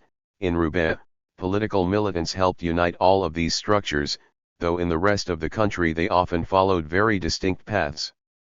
The guesdists' use of a large cooperative known as La Paix symbolized the symbiosis, characteristic of the guesdism of Le Nord. The political scientists Paula Cossett and Julien Talpin have studied the foundational importance of this cooperative for the Mecca of socialism. 10. Indeed, from 1887 it became closely linked to the POF. Officially, like any other cooperative, it above all set itself an economic role, for instance providing low-cost bread and coal. But it transformed into a site of encounter, of passage, where Roubaisians who belonged to the party or were close to it crossed paths. This helped to tighten the bonds between the guesdists and a growing segment of the population. These types of cooperatives were, indeed, spaces for the interlacing of politics and ordinary sociability. 11. In short, as Michel Offerly aptly notes, when the guesdists began to conquer Le Nord, they did so first and foremost thanks to the web of cooperatives, unions, and taverns. 12. This dense network made it possible to strongly integrate militants into organized structures, and it was on the basis of these conquests that Guesde would become the herald of Northern socialism that entered history. Conquest. Now we can turn to the election campaign of 1893, which was waged with great enthusiasm following the municipal contests of 1892. In his profession of faith, Guesde called for Roubaisiens to build on the striking success of the previous year. It is for you to show, with your votes on August 20, if working class and peasant France has fooled itself in counting on Roubaix to make a great step toward its political and economic liberation, barely 2 years after it triumphantly installed socialism in its town hall, or if, as I want to hope, conscious of your right and your duty, you intend to open up a new era for humanity. 13. Nothing could rein in Guesde's enthusiasm. In this electoral dynamic he even saw a symptom of the final and imminent crisis of capitalism. Was this an error of diagnosis? Doubtless, with the benefit of hindsight, it was. But let's turn back to the context of 1893, and an election that took place amidst the Panama Scandal, a gigantic corruption case which discredited a large number of politicians from the traditional parties. On November 22, 1892, Lafargue confidently wrote to Guesde, "Panama will save us by sinking the opportunists." 14. 2 months later to the day, the Socialists published a manifesto against the corruption of the system and its representatives. The Socialists' denunciation of corrupt practices played to their advantage, ahead of parliamentary elections slated for August, September. 15 For Marxist socialists like Guesde, Panama showed that the system was nearing its end, as the corruption it engendered came out into the light of day. At the more local level, a major strike fueled the dynamism of Guesde's campaign. Underestimating the strength of the roots that the Republicans had sunk starting in the 1880s, Guesde bet that his entry into the Palais Bourbon would be but one of multiple factors hurrying along the social revolution. His oppositional rhetoric proved to be a real mobilizing force, as he promised a destitute, exploited and out-of-work population the imminent arrival of a better world. Reaping the fruits of his previous campaign for Parliament, Guesde again held a long series of meetings and rallies. The police commissar recognized what was going on, and highlighted Guesde's growing popularity. Groups of workers remember the activity that Guesde had carried out during the election period and his ceaseless devotion to the proletarian cause.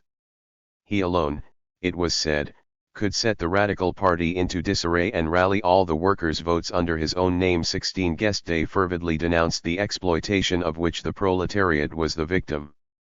Drawing a few examples from Deville's abridged version of Capital, he was well armed for an electoral campaign in which all manner of hatred was unleashed against him. Historian Madeleine Ribeiro identifies a strength of Guesde storage in socialist propaganda that went beyond repetitive and dogmatic formulas. More than just correct doctrine, Guesdism also fed, perhaps above all, on an impassioned evocation of the tragic lives of the workers, free only to die of hunger. Point 17. Guesde faced tough adversaries, a certain Vienne Deschamps, Nays-Sens, and lastly an anarchist who recommended that everyone abstain. Decisively, the radical Republicans did not stand any candidates, having made a de facto decision not to oppose Guesde. This made his task considerably easier. The nationalist right tore into him, accusing him of being the Prussians' candidate. It invoked his ties with German social democracy ad nauseum, playing on the negative memories of the German occupation of 1870. He had, they claimed, sold out to the enemy, invoking as proof the help the SPD had given him. The German Workers' Party has sent 2,500 francs to its French brothers as a subsidy for their electoral kitty. For them, he was a traitor in the making. You will not vote for the swindler so contemptible as to betray his country and to accept, as the price for his duplicity, the money of those who killed your sons and slit your wives' throats. Point 18 Guesde replied sharply and skillfully. He insisted German social democracy would hand back Alsace-Lorraine to its people, meaning, to France, the vanguard of humanity. He adopted the notes of the Republican defense of 1870 to mobilize voters, showing an ardent patriotism. Yet he did not abandon his internationalist convictions, and instead persisted in foregrounding his ties with the German socialists. Guesde thus thwarted his adversaries' line of attack, for the nationalists were not able to put up anything against him other than the harshness of their own revanchism. Behind the scenes, however, there were real problems with the German brothers.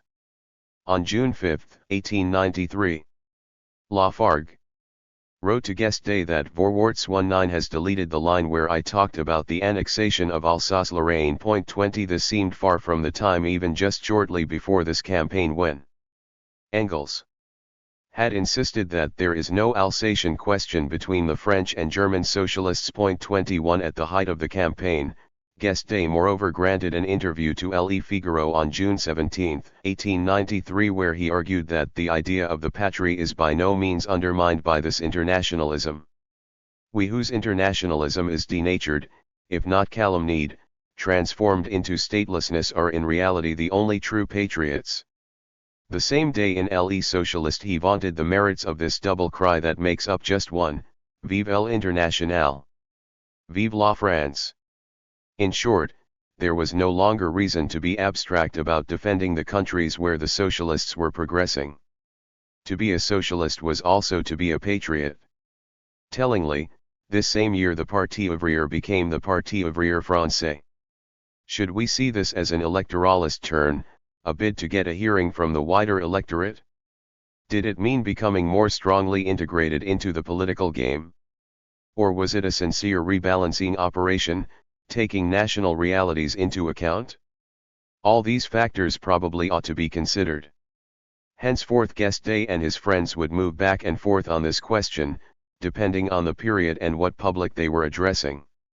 Nonetheless, the defense of the nation was now an element integrated into their rhetoric, notably during electoral campaigns. Guesde was described not only as a Prussian agent but also as a Paris politician lacking any real local ties.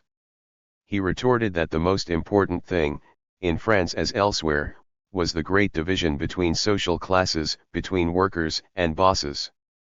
He put his personality on display, together with his past, his role as the party's creator and as a driving force of socialism, his years in prison and exile and his long-standing devotion in service of the proletariat.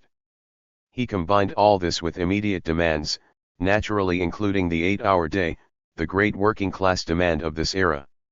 He also stood for a ban on child labor for under 14s, equal wages for men and women, and the recognition of the boss's responsibility in the case of accidents. Finally, he continued to call for the general arming of the people as against a professionalist army considered to be under the command of the bourgeois state and the development of a police force that would be managed at the local level. This bore clear traces of the legacy of the Paris Commune. This was, therefore, above all a national-level campaign, which leading lights of other socialist sensibilities came to support, in order to bolster his legitimacy. Alexander Milrand thus carried out a series of talks in Calais and then in Le Nord together with Guesde and Lafargue, before heading south to continue the necessary propaganda work of the missionaries or traveling salesmen of socialism. 22. In the end, after a hard-fought campaign, Guesde won a clear victory. Taking close to 7,000 votes, he surpassed 50% support even in the first round, as against Vienne, Deschamps, and Naess. Guesde hailed this revolutionary victory, one brought by universal suffrage. His success immediately prompted many of his voters to write to him with their grievances. In his private archives we find a number of letters from workers addressing him more or less well-founded requests to help the most destitute. At the international level, in 1893 alone he received a large number of letters from socialist leaders around the world, from the German Babel to the Russian Plekhanov, the Romanian Rakovsky, and the Spaniard Iglesias. These were almost all short missives, often to thank him for this fine victory and to request a short article for the foreign socialist press, explaining the reasons for his victory. Guesde wanted to make this success into a symbol and an example. In an August 1893 letter of thanks to his voters, Guesde presented himself as the bridge to the socialist humanity that was now being built. Roubaix has become the model commune, I was going to say the holy city, for proletarians everywhere. Socialism in the National Assembly.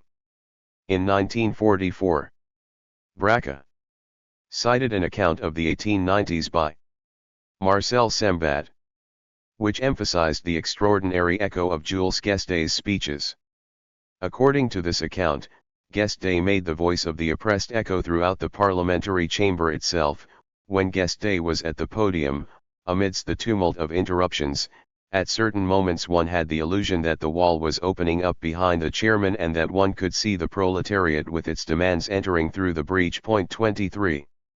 An exceptional orator, Guesde was able to foreground his unique capacity as a spokesman for the workers, thus distinguishing him from many other MPs. Without explicitly formulating or theorizing this, he presented himself as a new man, against the old traditional parliamentary elites. The socialists of this era could mobilize what Michel Offerly calls illegitimacy as legitimation. 24. The socialists thus made a virtue of the fact that they were the only force to present candidates from popular backgrounds, allowing them to take on political responsibilities. Guesde did not, of course, hail from working-class origins and had almost no political capital other than that provided by his ideology and his party. But in this era, this counted a great deal, all the more so given that Guesde could also make use of other elements of a capital which he had long been building up. After all, he was a former political prisoner, an exile, a man who had for years had contacts with political representatives across Europe, and so on. Though Guesde was not of the people, he was, indeed, illegitimate by comparison with the Republican notables. From this point of view, he was a new man, presenting himself as the bearer of the growing socialist idea. His talents as a debater and orator did the rest, bringing his qualities into relief. What is more, his entrance into the chamber owed nothing to chance. This also set it apart from Lafargue's by-election victory in 1891, which stemmed from a particular and local political context indeed. Lafargue went down to defeat in the 1893 general election. Guesde's success was part of a wider dynamic, strengthening his conviction that he was at the forward outposts of French politics. Indeed, the history of parliamentary socialism truly began at the moment that Guesde made his entry into the Palais Bourbon. The 1893 elections constituted a major turning point in the political history of the Third Republic. For the first time, 50-odd MPs who identified as socialists made their entry into the parliamentary chamber. Jules had been returned to the National Assembly already in January, thanks to a by-election, this time standing on the basis of the Parti Ouvrir's program. The Blanquist Edouard Vaillant made up part of the same cohort. All of them had undoubtedly benefited from the context of profound crisis in the Third Republic. But how did Guesde the rebel, the exile, the revolutionary, forever in opposition experience life as an MP? In the first place, we ought to emphasize one essential factor in the everyday life of the newly elected deputy. Finally coming out of hardship, Guesde could breathe. Long immersed in the worst material difficulties, he could now stay afloat, thanks to the parliamentary indemnity provided for the Republic's elected officials. He bought a home in the inner periphery of Paris, in Garin-Bazans, a small house surrounded by a neatly maintained little garden where he received journalists and his friends. 25 A journalist for Le Figaro described him as a good father, a good husband, a musician, a poet in his spare time and a great friend of cats. 26 Nonetheless, his personal problems persisted. His fragile health, frequently mentioned in the socialist press, caused the cancellation of several planned series of talks. His state of health regularly inspired rumors of his death, especially in Le Nord, where far-right press like Drumont's La Libre Parole had a certain readership. 27 Guesde repeatedly headed to set together with comrades of his who had been elected at the local level, in order to restore his health. Taking rest in this region would stop all political activity for several weeks at a time. 28 Beyond his personal problems, Guesde's conception of his office as an MP was anything but that of a locally rooted notable, as many others were. Rather, he considered himself the disinterested servant of the proletariat as a whole, as mandated by the Parti Ouvrier. For him, Parliament was above all a site of propaganda. When Le Matin asked him what role he ascribed to his office, he replied, "Far be it from us to believe the chimera that our social revolution can be accomplished within the parliamentary and constitutional framework." 29 During his term in office, the building of the party continued. This was itself his stated objective. More often than not he presented himself as the bearer of the Parti Ouvrir's program. 30 Whenever he did mention Roubaix's local affairs, he mostly did so in order to illustrate some general argument concerning the working class as a whole. This is not to accuse Guesde of absenteeism. He regularly intervened in Parliament, when his health allowed it. He played along with the parliamentary game, even as he maintained his zeal for denouncing capitalism. He virulently confronted the bourgeois politicians and the feeling was mutual, but it would be wrong to claim that he did this only by hammering away at his doctrine, repeating himself without any nuance. Rather, he proved capable of deploying many concrete examples, which he articulated with his theories. He took account of the living conditions of the most modest French citizens, indeed lyrically evoking the proletarians of the textile industry who had sent him to the Palais Bourbon. Repeatedly emphasizing the importance of the social problem, the problem of the century 31. He replied point by point to the MPs who denied the existence of social classes and of capitalist exploitation. The explanation of the world inspired by Marxism made its clamorous entry into the chamber.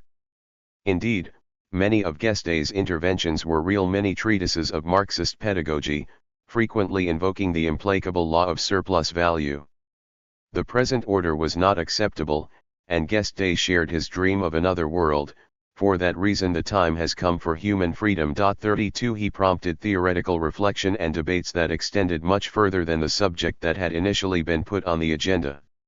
He cited Marx and other theorists, or rather drew a few formulas by paraphrasing them more or less faithfully, as well as mentioning economic studies giving account of working class deprivation, whether produced by academics or other bodies.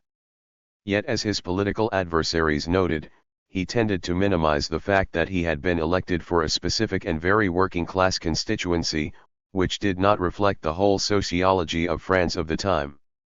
The tendency to remain within the bounds of a discourse that could not extend beyond certain fractions of the population was, without doubt, one of Guesde's limits. Yet whenever Guesde spoke, his voice strongly made itself heard.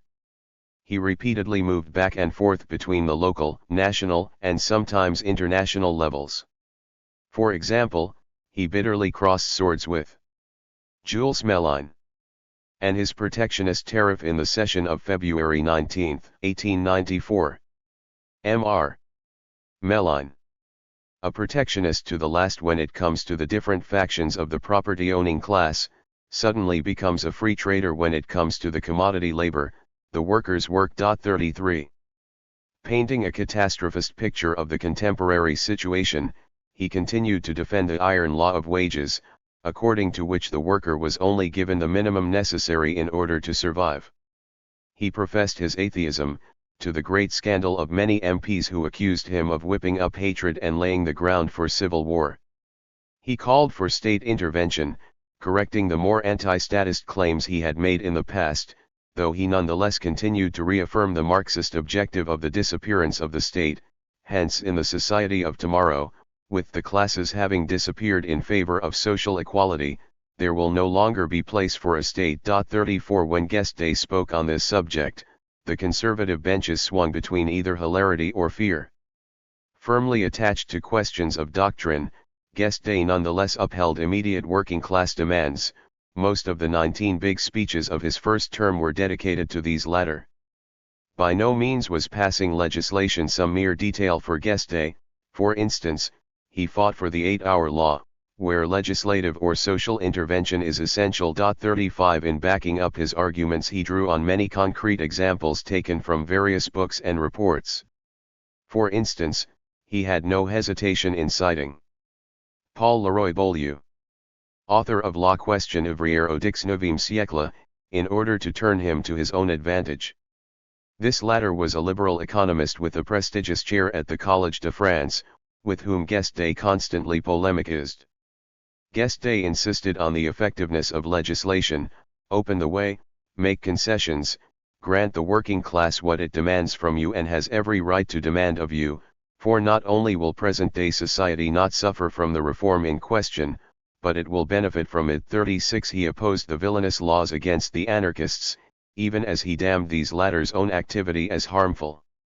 He also used Parliament in order to challenge the prefect's cancellation of decisions which the Roubaix municipality had taken in favor of the workers. The city had established a low-cost pharmaceutical service as well as an office providing free legal consultations. Faced with a largely hostile National Assembly, Guesde insisted that Roubaix was more advanced than the nation as a whole, indicating the path that the French Republic would have to follow over the years to come. He profited from this to vaunt the merits of municipal autonomy from the bourgeois state, here rediscovering the inspiration of the Paris Commune of 1871. He looked back in time and revisited the history of property and of the gradual dispossession of the poor to the benefit of the rich, gradually leading to a radical opposition between two social classes, proletariat and bourgeoisie. Sometimes Guesde gave real history lessons, in this regard resembling other Republican deputies of the time. To the socialists there belonged a great past of utopias, which it was now the moment to realize, thanks to the party. We do not disavow, indeed, we will never disavow the communists of yesteryear. Going back even beyond the Bobovists, you should, indeed, associate us with Plato's Republic, Thomas More's Utopia, Campanella's City of the Sun. We glory in making all this great past our own. We claim as our own prehistoric tradition the great communist dream of all those who struggled, by hand or by brain, for the common happiness or welfare. 37.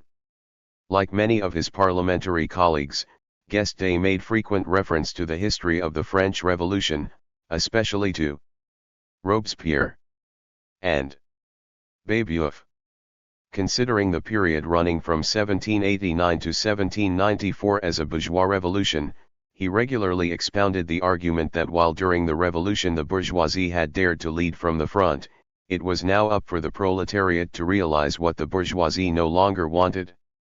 For example, he cited the plan for national education written by Saint Fargeau and read by Robespierre at the convention on July 15, 1793.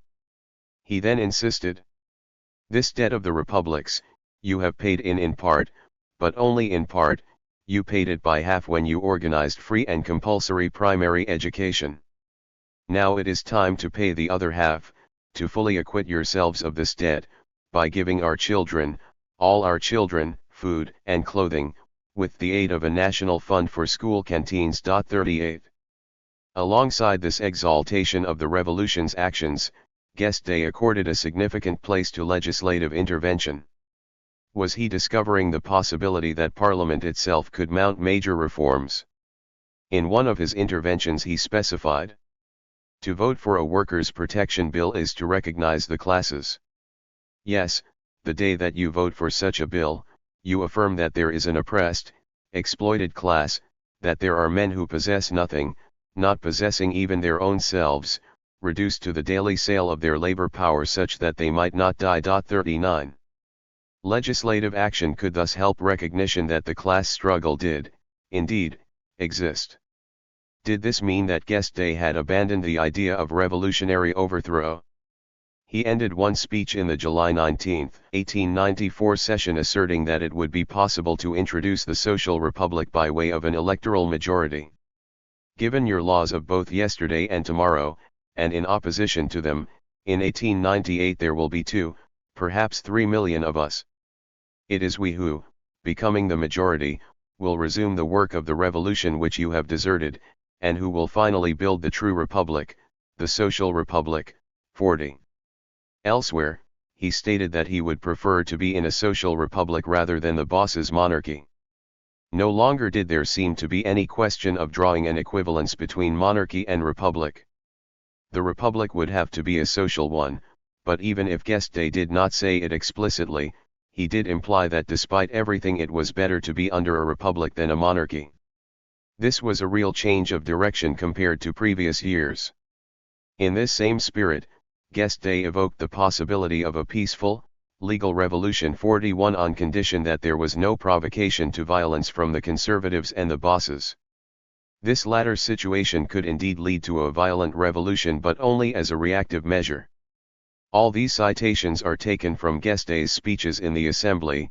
Doubtless he played a certain legalistic card in order to make himself heard and to avoid the risk of marginalization. But the idea of a peaceful transition to socialism was now more widely imagined in the international workers' movement, and Guesde's own line of argument corresponded to this shift.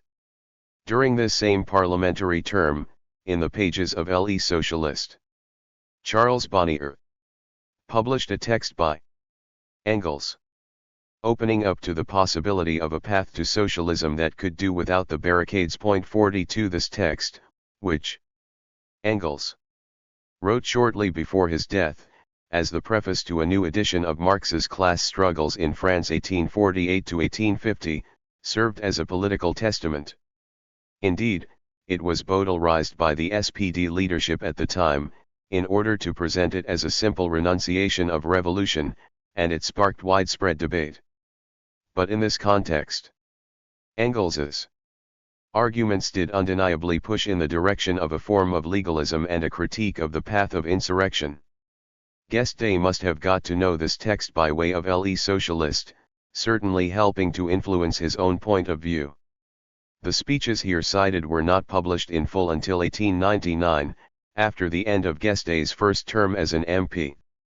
But already in 1893 to 1898, many militants could read something of Guesde, in turn consolidating him in his leadership of his current. His speeches were often reproduced in the national and provincial socialist press, whether in extracts or in paraphrased form. Also worth underlining is the fact that some of Guesde's speeches were printed in pamphlet form at the end of his term. The most significant pamphlet, printed in Roubaix, was entitled Le Parti ouvrier et son action parlementaire 1893 to 1898.43. This text is interesting for an understanding what the party chose to foreground in speaking to militants, sympathizers, and Guesde's voters. The introduction emphasized that Guesde's parliamentary mandate was in his hands nothing but a further weapon for the defense of labor's rights and interests. It also detailed the bills to which he had given his backing. For example, when it referred to the emblematic 8-hour bill, which Guesde had supported robustly, it highlighted the growing number of MPs who were ready to vote for it, indeed an imposing and significant minority, which will become a majority and succeed in the next legislature, if working-class France does its duty in a few weeks' time. In the part dedicated to our soldiers, we can read that Jules Guesde wants an all-powerful, invincible France able to stand up to the joined forces of capitalist Europe, just as it stood up to the Holy Alliance of kings, popes, and tsars a century ago. France had to be defended in an internationalist perspective, of course. A day will come where, after a pact among the working classes of Europe as masters of their respective governments, the nightmare of an international massacre, which so weighs on the end of this century, will be dissipated forever. 44. But for now, matters were clear. Jules Guesde was in the front rank of this socialist minority, patriots truly worthy of the name, who in all circumstances, amidst the cowardice of some and the betrayals of others, saved the honor of the Republic and of the France of the Revolution. An internationalist, then, who did not want to leave the honor of the Republic and of France up to others. Here, too, a certain pragmatism seems to have won out. Guesde now defended the honor of a regime which he had not hesitated to shout down with some frequency only a few years earlier. Guesde the pragmatist? Was Guesde evolving towards a pragmatic, patriotic, and gradualist socialism? Interrogating his relationship with Jules. A fervent Republican can perhaps allow us a better understanding of these changes. In Parliament, notably on the question of Méline tariff, Guesde regularly turned to Jules for backing, and indeed repeatedly cited him approvingly in his parliamentary speeches. The two men were close, at this point, and Guesde's development clearly owed something to his exchanges with MPs of a Republican background such as Jules. In turn, Jules adopted part of the Guesdists' rhetoric on the class struggle. Of course, he would never join the POF, and in 1894 he crossed swords with Lafargue over their respective notions of idealism and materialism in the conception of history, thus showing what separated him from Guesde and his partisans. 45 Jules would never fall in line with the economic theses and the simplistic materialism of his guesdist comrades. He elaborated a humanism standing above class divides, which would remain fundamentally alien to the Guesdists. Nonetheless, at this point, Jules did, indeed, accept cooperation with them. Socialist unity a still distant horizon in this era demanded as much. In the 1893 elections, Le Socialist presented Jules as an MP for the party.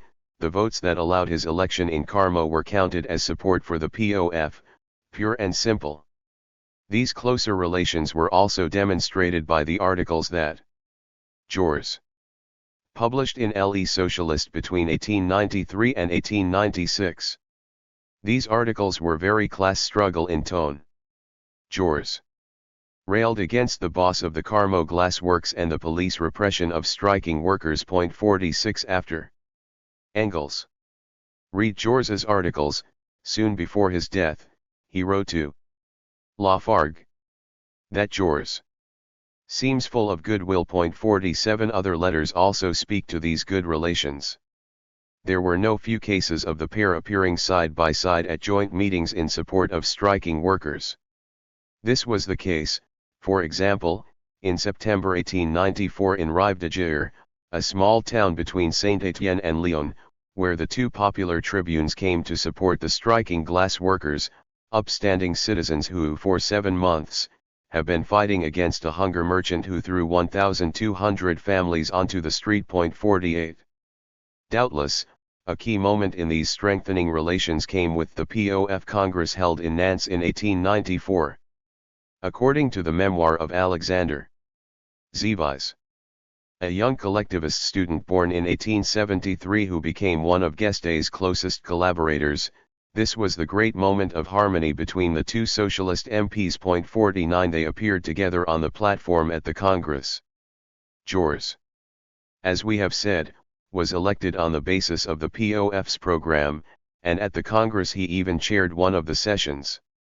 This latter marked a turning point on the agrarian question. Already in his 1893 program Guesde had addressed himself to small industrialists and small traders, victims of competition from larger outfits.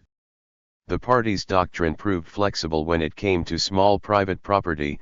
The land was for the peasants, according to Lafargue, just as the scalpel was for the surgeon. As they embarked on the conquest of the terroirs, the socialists now bet on the defense of the little against the big, as opposed to the expropriation of the former by the latter, the process which, according to Engels's analysis, would surely lead to the generalization of wage labor in the farms and fields.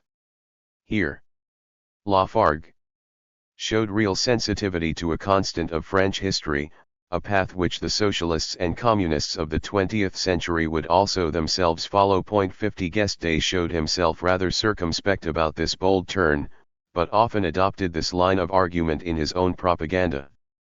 Engels was annoyed by what he considered an overestimation of the peasantry. At Babel's request, he wrote an article critical of these changes. Was this opportunism? In a France that remained mostly rural, there was an evident electoral wager to be made, especially now that Guesde and his allies were ever more reliant on universal suffrage.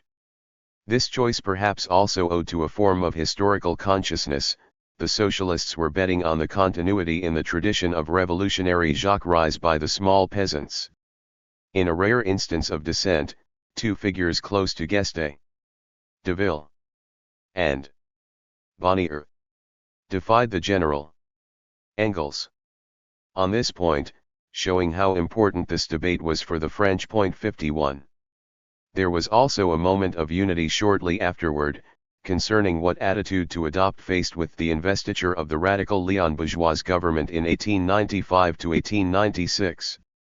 Despite their criticisms, the socialists supported this republican's reforming efforts.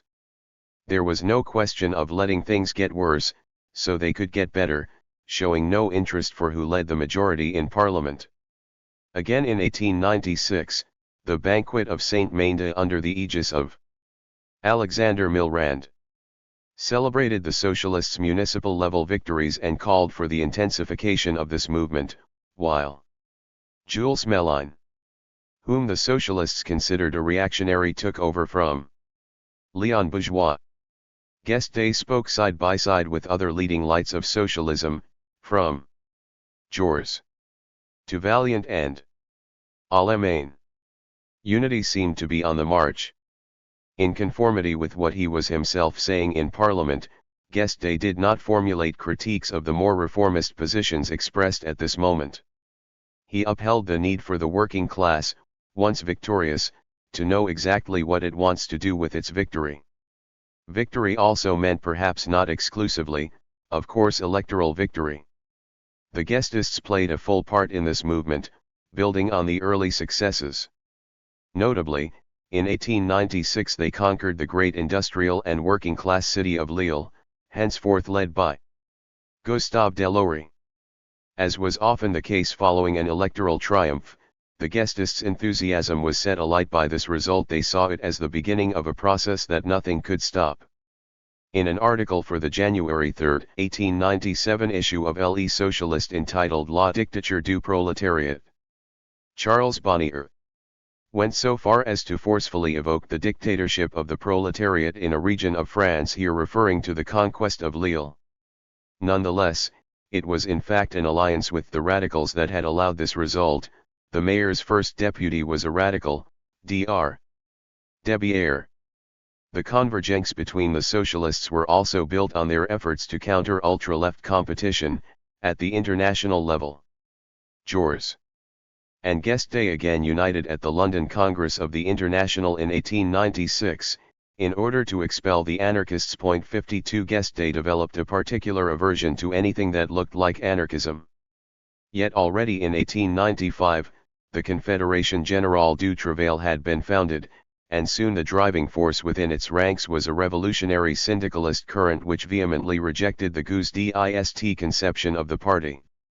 The Roubaix MP affirmed a clear position towards the unions, which so jealously defended their independence from political parties. Indeed, this became one of the most enduring markers of the guesde sensibility.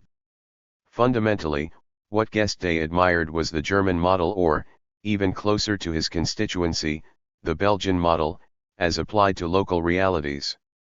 He very clearly defended this model in his speech at the International's London Congress in 1896 and did not thereupon change his position one iota, up to his death. The trade unions did have their role to play, but it could only be defensive and specific to their own battles. They alone could certainly not present themselves as the outline of the future society. Indifferent or even hostile to calls for the general strike and to the mythology surrounding the revolutionary syndicalism which soon took over the CGT, Guesde assigned but a limited role to the unions. In return, the CGT syndicalists made Guesde and his partisans their preferred bêtes noires. 53. Émile Pouget, one of the great driving forces behind the union, even published a selection of variations guestists in 1897, in which he gathered numerous citations of guesdes hostile to the CGT, together with commentary. In his introduction to these variations, Pouget looked back to the history of the First International and the activity of Marx and the Marxists, the authoritarians. Pouget targeted Guesde all the more sharply given that, as he well knew, he had once been an anarchist. There was a dressing down for the traitor Guesde. One excellent recruit for Marx was Jules Guesde. Before he found his path to Damascus and became the St. Paul of Marxism, this figure had flirted with the anarchists. 54. Now, according to Pouget, the guestists were lost to the cause, the mania to govern has turned their heads, and their horizon is limited to the four walls of the Chamber of Deputies. 55. Evidently, what was at issue in the battle between the socialists and the CGT was the question of who would win hegemony over working-class layers. But there was also a more specific fight between the guestists and the syndicalists. Of course, the two clashed frontally on the question of politics, of which they had clearly different conceptions. But they shared the separatist horizon inherited from the old workers' associationism. Revolutionary socialism had to remain independent from the bourgeois world. A divide very quickly opened up when it came to the concrete practice of this separatism, where the guestists made full use of institutions and fetishized the party. The CGT vilified the parliamentary system. Their mutual hostility proved stubborn, though realities at the local level were often less bruising. Militants could be in both the POF and the CGT, often in contradiction with the great declarations made by national congresses. Structuring the guesde current, an enduring task.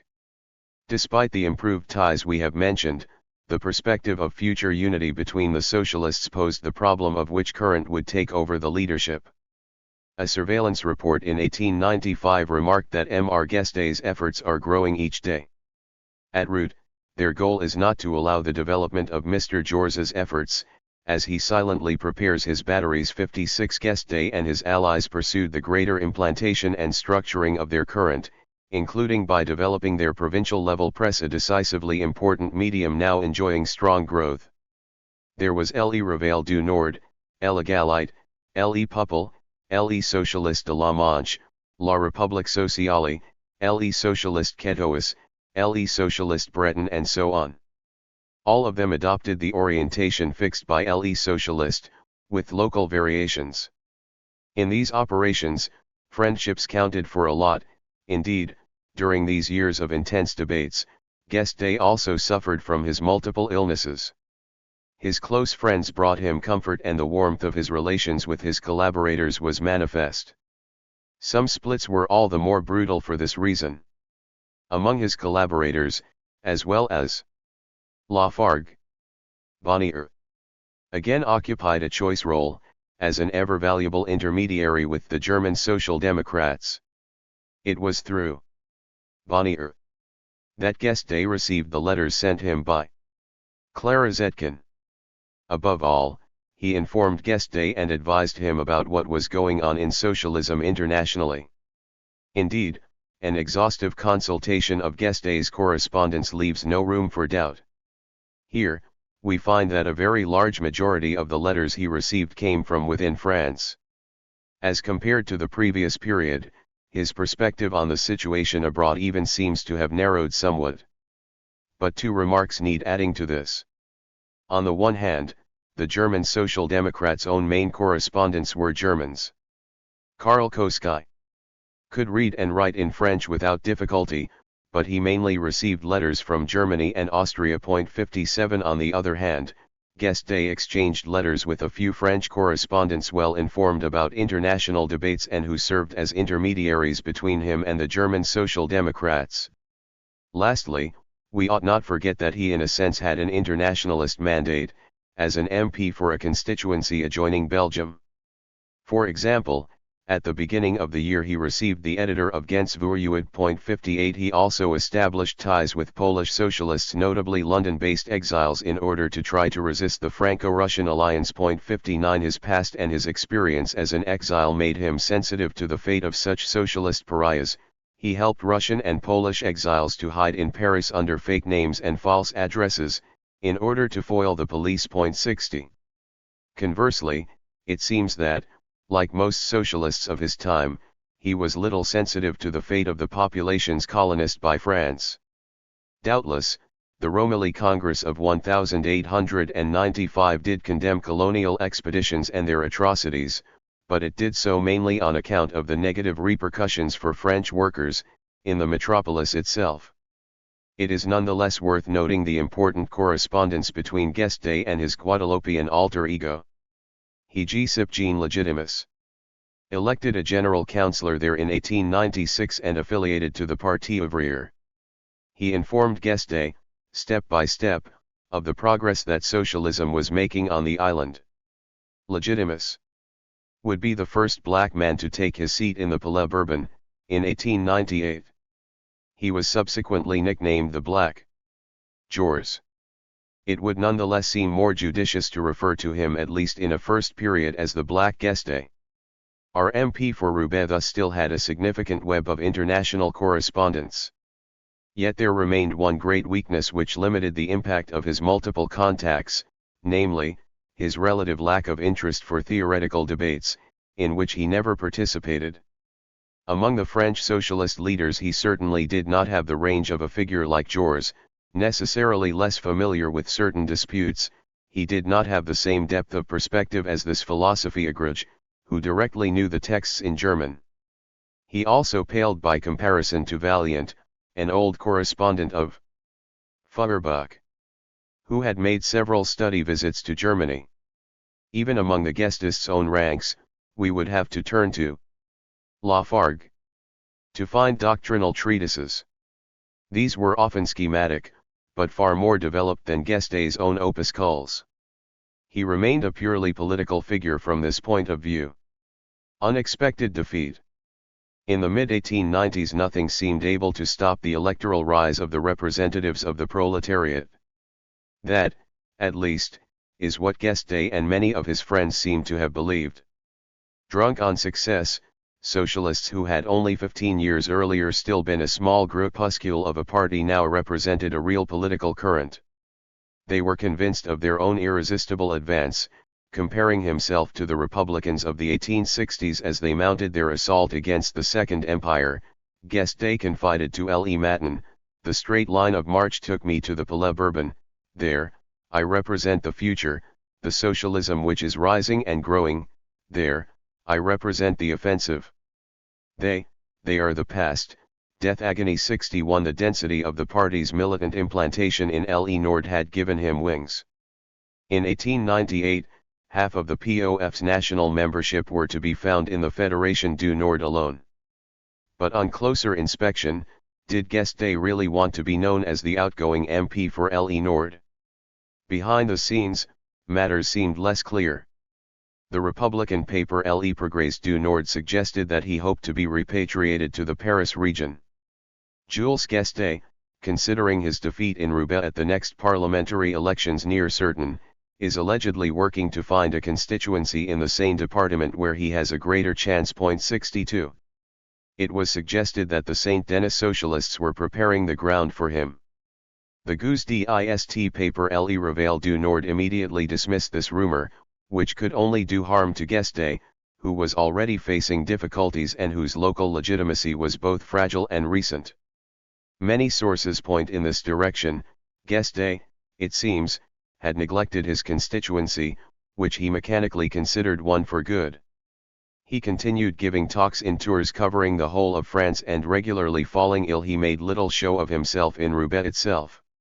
It seems he headed there only around once a year, for May Day or to support a Parti ouvrier candidate. 63. Indeed, the militants in Le Nord criticized him for not being a child of this region and for not living in the constituency itself. 64. A rootless man without connections. 65. Dominique Schneidger wrote in her memoir.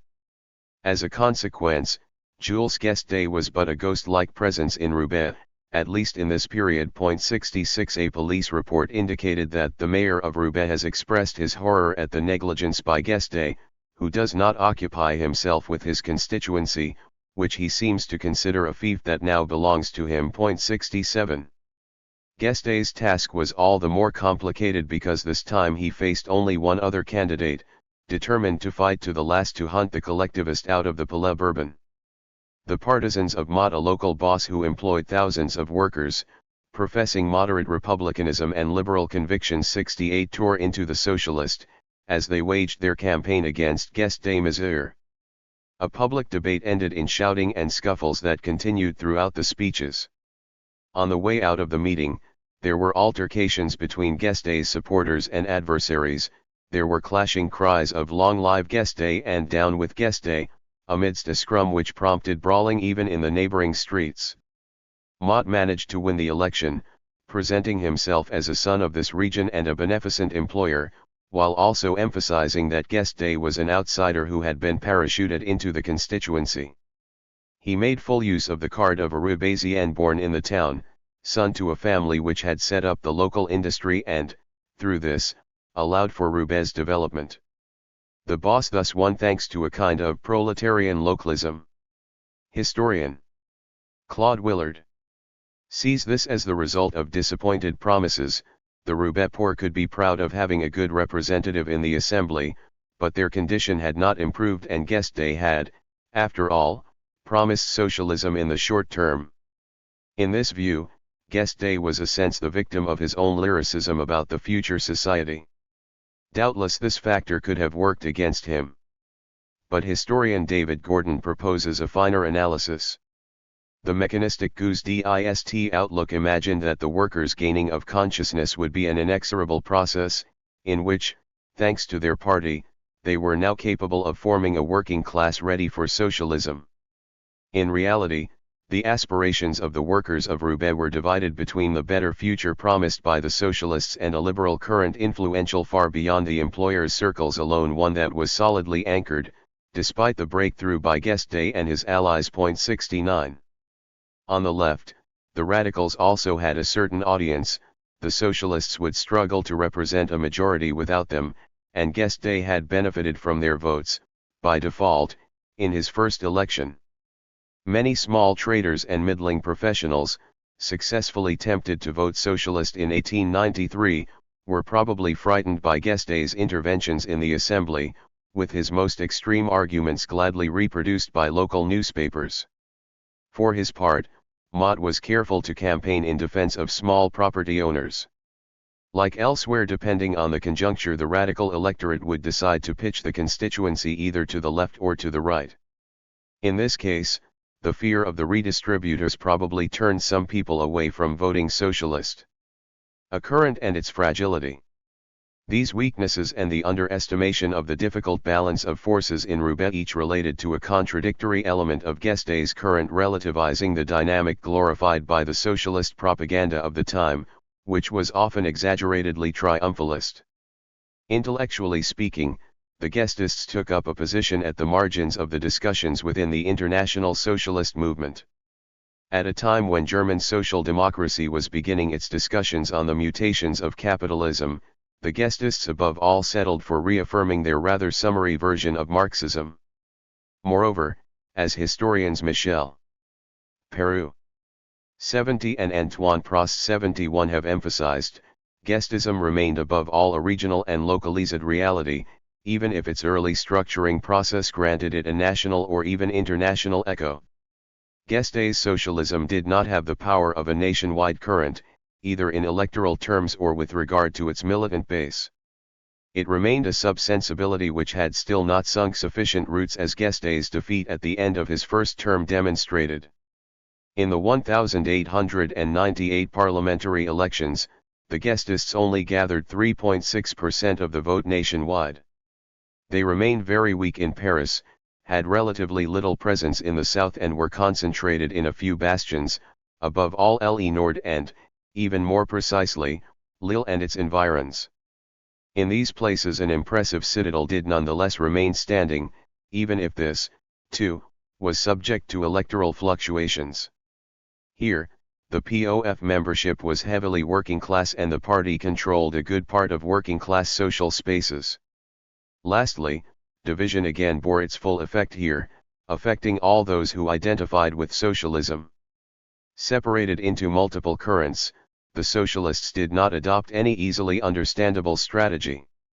Even among the Guesdists, whom their adversaries presented as dogged centralisers, the local realities were highly diverse. Depending on the particular moment, and the region, Guesde's partisans practiced all manner of alliances. In Bordeaux in 1896, there was even a list uniting the collectivists and the royalists, a line again justified by Lavigne, who had become accustomed to this type of adventure during the Boulangist crisis.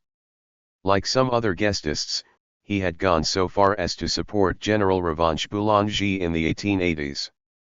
This nationalist was a threat to the stability of the Republic, and some Guesdists saw in this a possible route to revolution.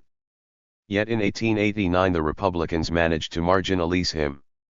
In 1898, during the parliamentary election campaign, others instead showed their commitment to Republican discipline, that is, standing down in favor of the Republicans. In Montlucan, the guesde Constance proclaimed that if from the economic point of view, we are socialists, we are above all Republicans. 72 Confusion reigned, across different contexts and contests. But we should not heap blame on the Guesdists, for the revenge coming from bosses and conservative forces also played a role in Guesde's defeat in 1898. Organized meticulously ever since 1893, this revenge campaign also defeated Jules. In his constituency, notwithstanding the different context there, it put heavy pressure on the workers, including, and most importantly, threatening their jobs. This bore its effect, even if at the national level the number of socialist votes continued to grow. Crossing the desert. Guesde was personally very affected by his defeat. All the more so given that there was a build-up of other bad news and personal tragedies, and his own health remained precarious. After the lyrical illusion of 1892 to 1893, the much heralded revolution would now have to wait. Nonetheless, we should be careful not to lay it to rest too quickly, for Guesde was not out of the game. Remaining in contact with many socialists, from local officials to international ones, in these years he imposed himself as a front-rank figure even despite the defeat of 1898. Insulted, hated, or the object of a genuine cult among his partisans, Guesde had become a figure of national political life. While Le Figaro had mentioned Guesde's name only around 100 times between 1887 and 1892, during his term as an MP the Conservative Daily tripled its number of references to him, as his resounding speeches in the Assembly obliged. Guesde was, moreover, one of the incarnations of a wider process. For the French Republic now had to find a way to handle cohorts of socialists that were becoming more and more numerous, even despite their continuing dispersion. Indeed, rapidly integrated into the institutional game, the socialists soon lost their specificity and their original energy, notably the most revolutionary among them.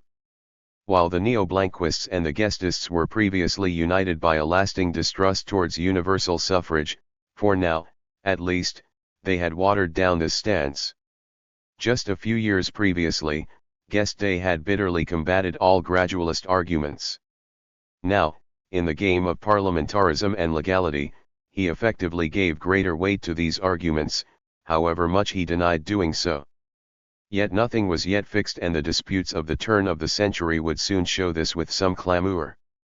This was especially true during an affair that had already begun some time previously, but from 1898 took on a particular importance for the socialists, the Dreyfus affair. For finally, we have cut ties, the intransigent. Jean Numa Ducange. 1. Department of History, University of Rouen, Mont-Saint-Aignan, France. Jean Numa Ducange. Email: jean-numa.ducange@university-rouen.fr. A few months before the parliamentary elections, in January 1898, Émile Zola published his famous J'accuse, in L'Aurore. The writer searingly cast doubt on the impartiality of the justice system in the case of Alfred Dreyfus, convicted in 1894 of having handed over documents to Germany.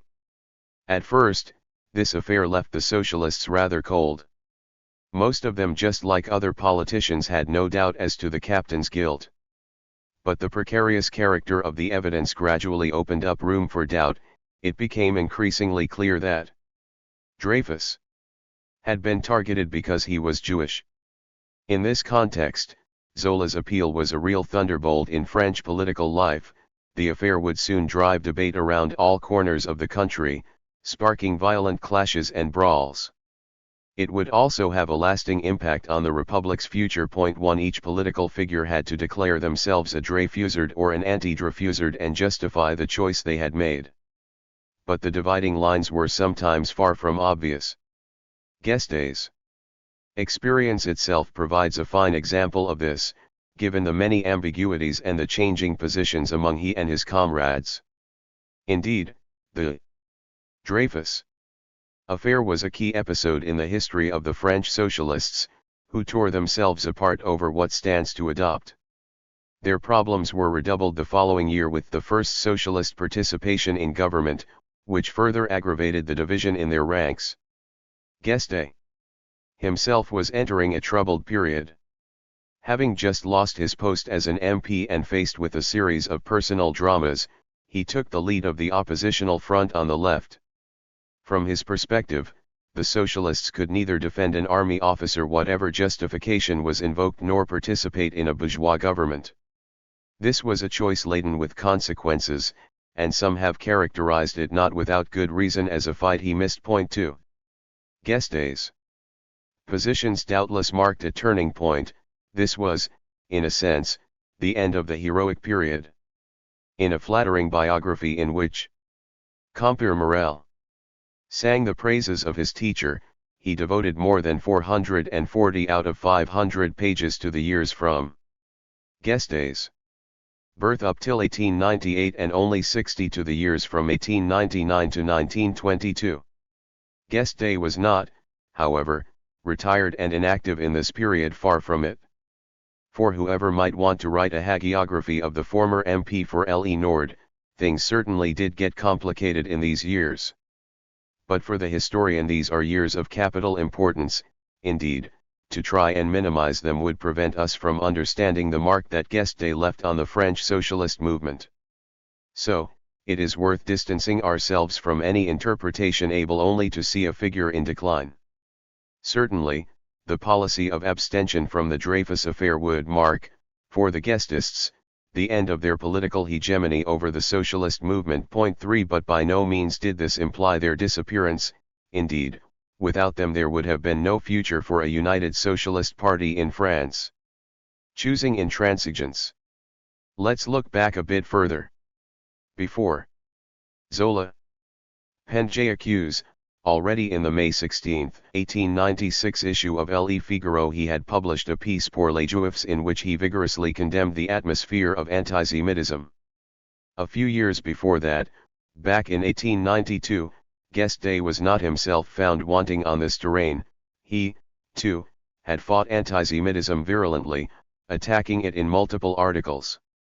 For instance, the June 26, 1892 issue of Le Socialiste referred to antisemitism as a deviation, proudly reproducing an article from La Question Sociale criticizing antisemitism. Guesde insisted, with the caustic tone that had marked his writing ever since the 1870s. Clericalism, that's the enemy, proclaimed Gambetta. To the applause of the bourgeoisie, happy to direct against the church the rising tide of working-class grievance. The Jew, that's the enemy, say the sellers of more or less free word for taking this out of the same bourgeois bag of malice. The point, here, is to save capitalist exploitation by distracting the workers with the so-called Yuders, who have become scapegoats for the sins of or thefts by the Israel of bosses. What relief it would be for present-day society if, rather than continue the struggle between dispossessed and property owners, for these latter's expropriation, it could instead be displaced and limited to the struggle between those with and without a foreskin. Not long after this, on July 8, 1892 Guesde participated in a sharp debate with several notorious antisemites, notably Drumont, in which he energetically rebutted their ideas. 5 But Guesde's friend Charles Bonnier published articles with far more ambiguous positions, bordering on antisemitism. An equivalence was sometimes drawn between capitalism, elites, the wealthy and the Jews, especially when it came to pointing out the role of rich families like the Rothschilds. This, even if such pieces were always tempered by the calls to order appearing in Le Socialiste, often written by Guesde or Lafargue. In the guesde regional press we can find arguments with a whiff of antisemitism. 6 But the national organ mostly chose to reproduce articles from the regional press which denounced it.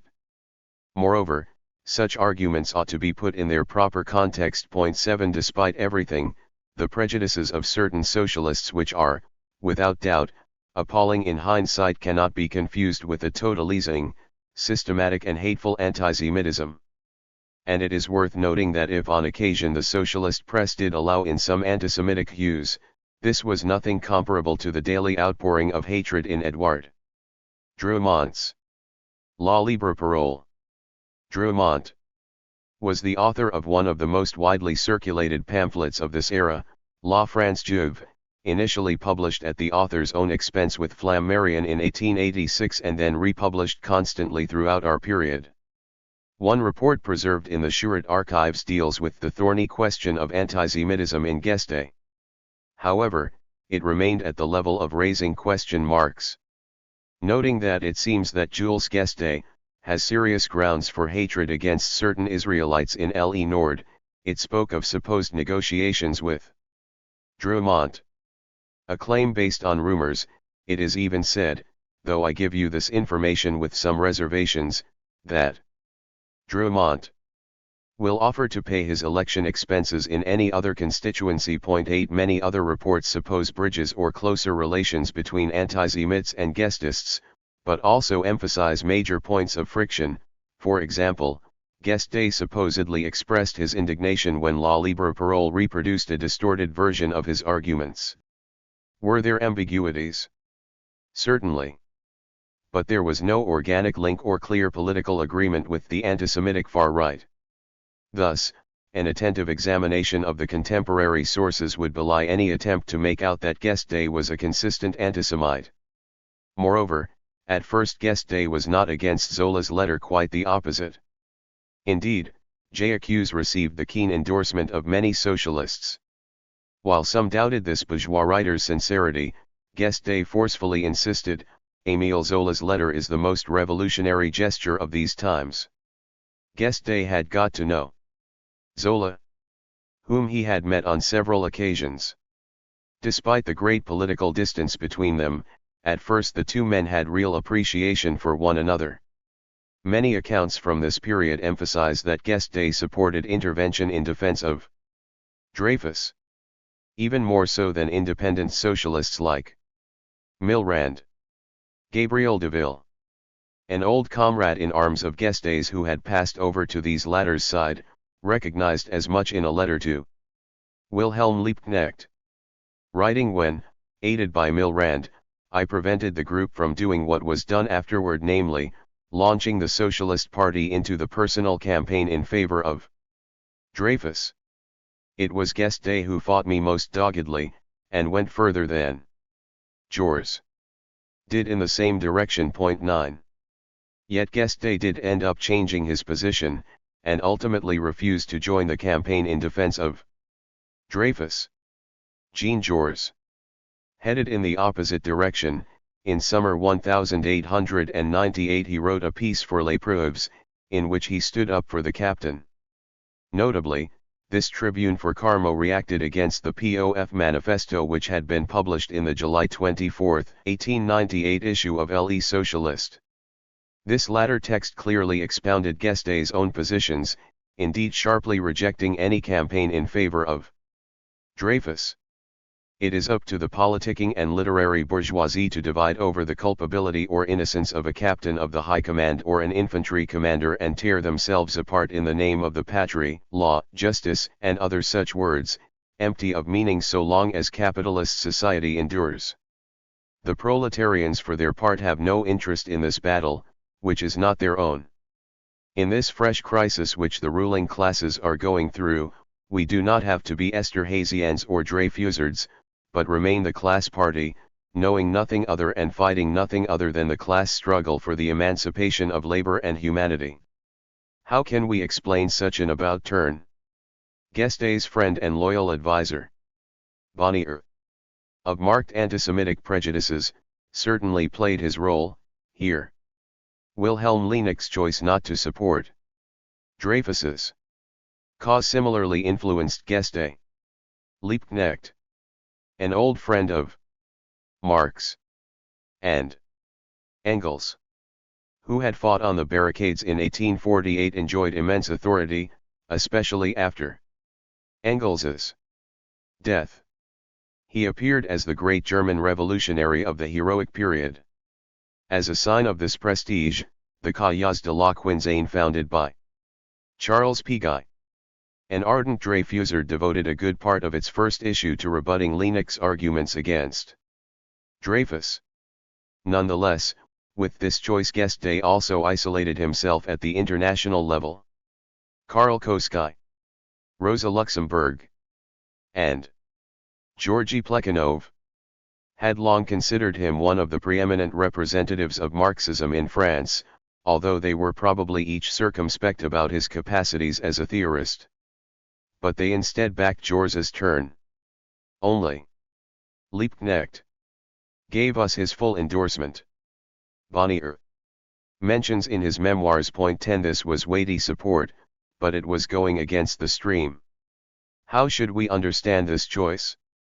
Beyond evaluations of the effect that this or that personality or current had on Guesde, it seems that the political aspect was decisive, argues the historian Gilles Candar. 11 Building socialism and nothing but socialism. This formulation of Guesde's well summarized his attitude during these years. To win elections and conquer positions was one thing. To defend the honor of a military official was something else. The professional army was the same one that had crushed the Paris Commune in 1871, and for Guesde and many comrades of his generation, this counted a great deal. The incipient Dreyfusard campaign instead rallied Republicans in a broad front that could not tolerate a purist like Guesde. Moreover, there was a more internal matter at stake, here, namely that of demarcating the Guesdists from other socialists. This was important in an era where the bases of unity which seemed inevitable, in the long term at least, were being discussed. In his bid to win this battle, Guesde chose intransigence but also what he called independence. There was no question of tailing independence like Jules, which would have risked dissolving a political identity that had been patiently constructed since 1879. Threatened on the right by Jules and his ties with Republican circles, Guesde also had to keep a grip on those to his left. Since the emergence of the CGT, he was no longer the only leader of a national organization which advocated sharp class independence from the state. Guesde never gave up on the idea that the unions would have to be subject to the party. But he understood that the space on the left wing of the workers' movement, the wing that remained critical of integration into the Republic, was now being occupied by the CGT. To join the united front of Republicans and leave this space up to the syndicalists would not only have been incoherent, given the memories of 1871, but also risk the marginalization or outright disappearance of Guesde's own current. Was Guesde also trying to take into account some measure of popular anti-Semitism and attract the readers of La France back to the right front, the class struggle? We cannot rule out this possibility in the case of some of the Guesdists, who were used to sealing unnatural alliances. But we might doubt this rather more in the case of Guesde himself, who had always persisted in a propaganda very hostile to Drumont. It is difficult to know, then, if Guesde consciously calculated this about turn, and reading the texts, his change of position between January and summer 1898 was, indeed, truly spectacular. On the basis of sources from the police prefecture and the Surete General, the historian Leslie Derfel has tracked Guesde's evolution, or rather his return to a sort of intransigence, and attempted to interpret it. Derfel emphasizes the importance of Guesde's political opportunism 12 in this about turn. Clearly, Guesde's turn did, in part at least, owe to his loss of his seat in the parliamentary elections, a defeat he was long unwilling to accept.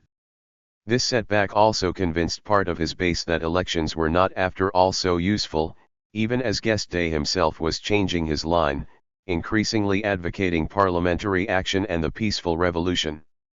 The reports studied by Derfel also emphasize the great risks presented by the unity among socialists, which was liable to undermine Guesde's own positions in the party now that he was absent from the benches of the National Assembly. Nonetheless, such an understanding overeggs the element of calculation, even if this was doubtless part of the story. Indeed, it seems possible to advance another hypothesis, itself linked to the relationship between Guesde and his allies and electoral politics. Enthused by the possibility of becoming the majority by legal means, many Guesdists had sincerely sought to play the electoral game. Reading their texts, it was almost as if any electoral victory could be considered permanent. Everything seems to suggest that beyond Guesde's personal case, the succession of defeats, both unthinkable and unforeseen, sparked a sudden backsliding.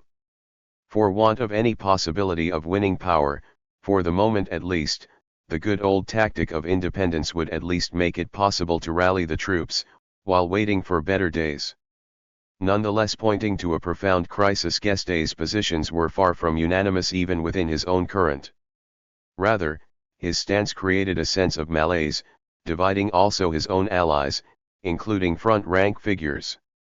Indeed, Paul Lafargue begged Guesde to perform a further volte-face and return to his initial position. In multiple letters, notably a missive dated September 27, 1898, Lafargue called on him to abandon his present tactics. Revisiting this episode a year later in a July 28, 1899 letter to Liebknecht, Lafargue referred to Guesde and Vaillant's absurd and inconceivable conduct in the Dreyfus affair. 13 For Marx's son-in-law, Guesde had allowed Jules to win new ground, thus marginalizing his own current in a struggle of the highest importance. There is no doubt as to Lafargue's insight. Here, Guesde would, indeed, lose a lot of prestige in this affair. One example among many shows this incontrovertibly, namely, the changing alignment of the guesde Freemasons.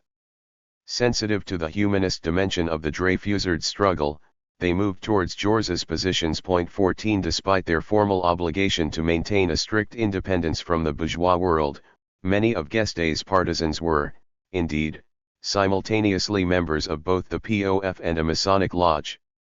As the historian Denis Lefebvre notes, a significant slippage took place at the moment of the Dreyfus affair, which rallied many Republicans around a single cause. For them, Guesde's worker separatism no longer made sense, faced with the anti-Republican threat which the affair had brought out into the open. Ministerialism and the failed attempts at unity. A few months later, another problem came along. Yet this time it restored the unity in guesde ranks while deepening the divide among socialists. Amidst the context of political crisis triggered by the Dreyfus affair, in July 1899 a government of Republican defense took form under the leadership of the moderate Republican Waldeck-Rousseau. Alexander Milrand, an independent parliamentary socialist, became Minister of Trade and Industry in a broad coalition government which brought together various Republican sensibilities. Over and above the differences between them, all of the forces involved were attached to this regime, faced with the reactionary threat which the anti-Dreyfusard dynamic represented. Milrand remained a minister up till 1902, attempting to drive a wave of reforms in a bid to give credibility to socialist action in government. However, Milrand's choice was far from unanimously supported. Indeed, it triggered a debate around so-called ministerialism, as the socialists divided over the legitimacy of governmental participation. For Guesde, there could be no question of supporting any ministerialist approach, which risked abandoning socialism's identity. He had known Milrand for some years. Side by side at the banquet of Saint-Mandé in 1896, they had saluted the glories of municipal socialism. But hostility between the two men had emerged even before the ministerialism affair. Already in 1897, the Guesdists had surreptitiously taken control of La Petite Republique newspaper, and the antagonism between Milrand and Guesde within the parliamentary group was ever more blatant. Moreover, in 1898, Milrand's re-election to Parliament had stood in stark contrast to the bitter defeat suffered by Guesde. Unlike in the Dreyfus affair, this time the front of refusal extended far wider. Guesde was no longer isolated on the international scene, since Cosky, like Luxembourg, gave him their backing. In France itself, Guesde found a weighty ally in Vaillant and his Blanquist current, together with whom he directed his fire at Milrand. For the old communard Vaillant, it was unthinkable to support the Waldeck-Rousseau government. After all, sitting alongside Milrand, there was a certain Galifet, the general who had been in charge of repressing the Paris Commune in 1871. In July 1899 the POF together with several other socialist groups including Vaillant's Parti Socialiste Révolutionnaire published a manifesto to working class and socialist France, in which they reasserted the fundamentals. The Socialist Party, a class party, cannot on pain of suicide be or become a ministerial party. It must not share power with the bourgeoisie, in whose hands the state cannot but be an instrument of conservation and social oppression. Its mission is to tear from it, in order to make it the instrument of liberation and the social revolution. 15. A few weeks later, the Epernay Congress of the POF in August 1899 condemned Milrand in similar terms. However, a minority managed to add in a reference to the exceptional circumstances in which socialists could enter government, thus displaying a less intransigent sensibility. Jules, for his part, supported Millerand's action, in the name of the defense of the Republic. In the Assembly, the socialist group split between those who supported the new government and the rest. In continuity with the Dreyfus affair, what thus motivated Guesde's action was a strict class positioning. For him, class independence was indispensable, and to give up on it would be to lose the soul of socialism. The former MP for Roubaix exchanged multiple letters in this regard with his old friend Liebknecht, who now had only a few months left to live. He told the German revolutionary of his rejection of ministerialism with great clarity. On July 16, 1899, Guesde confessed to Liebknecht his pride in having broken with the pro-government socialists. Finally, the split is complete, finally we have cut ties. On November 11, 1899, he reiterated, "We will be able, even at the cost of a break, to save what you call our independence and what I myself call socialism in France." 16.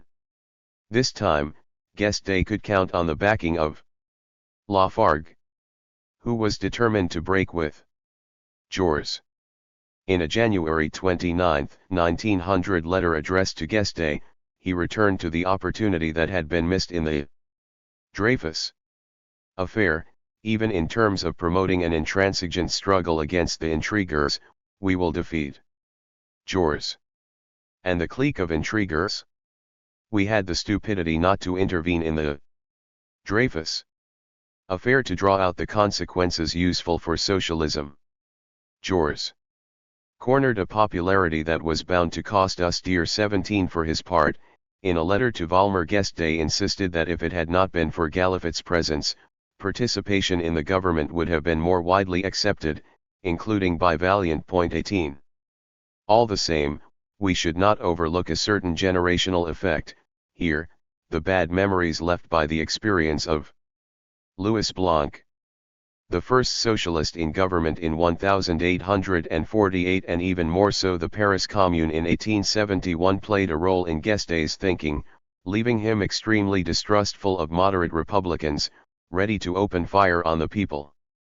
In his reaction to the Dreyfus affair, a rejection of socialist unity perhaps won out over all other considerations.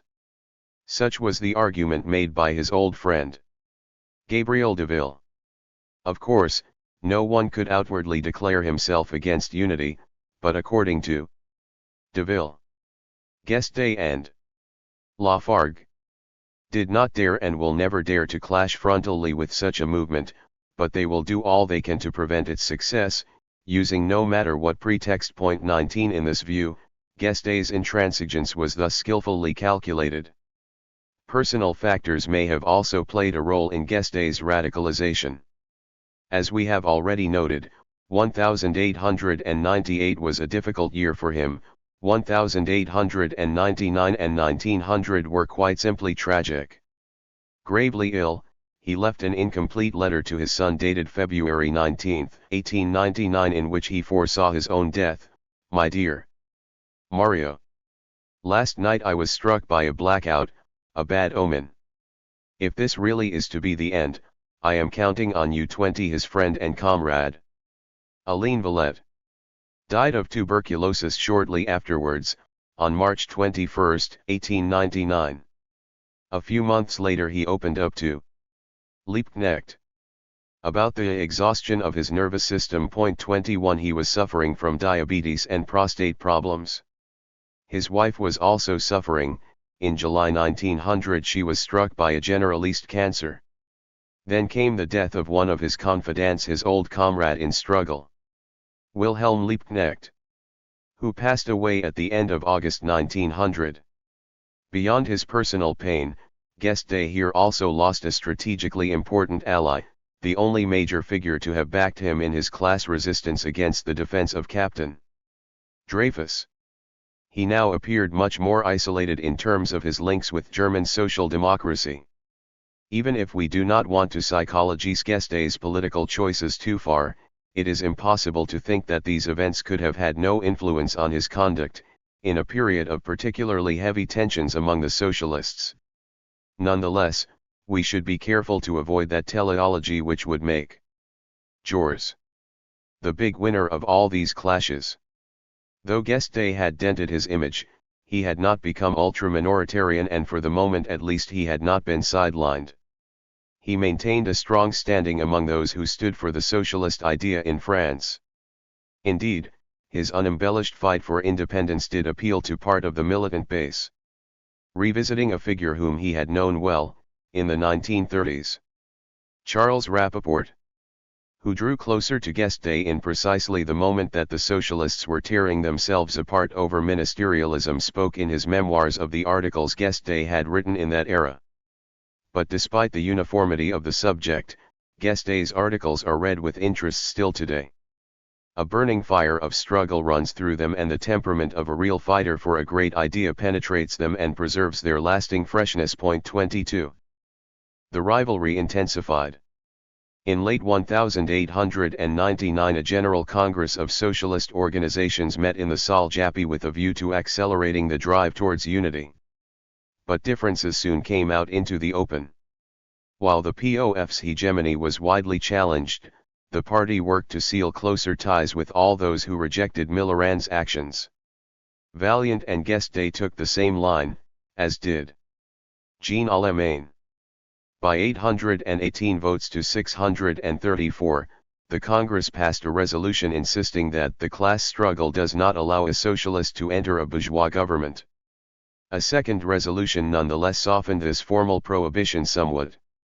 A fresh Congress was called for the following year in Paris, in order to effect unity among socialists. But no one had any illusions that this could happen in the short term, given the divisions over such essential points. The press again played an essential role in the political realignments now taking place.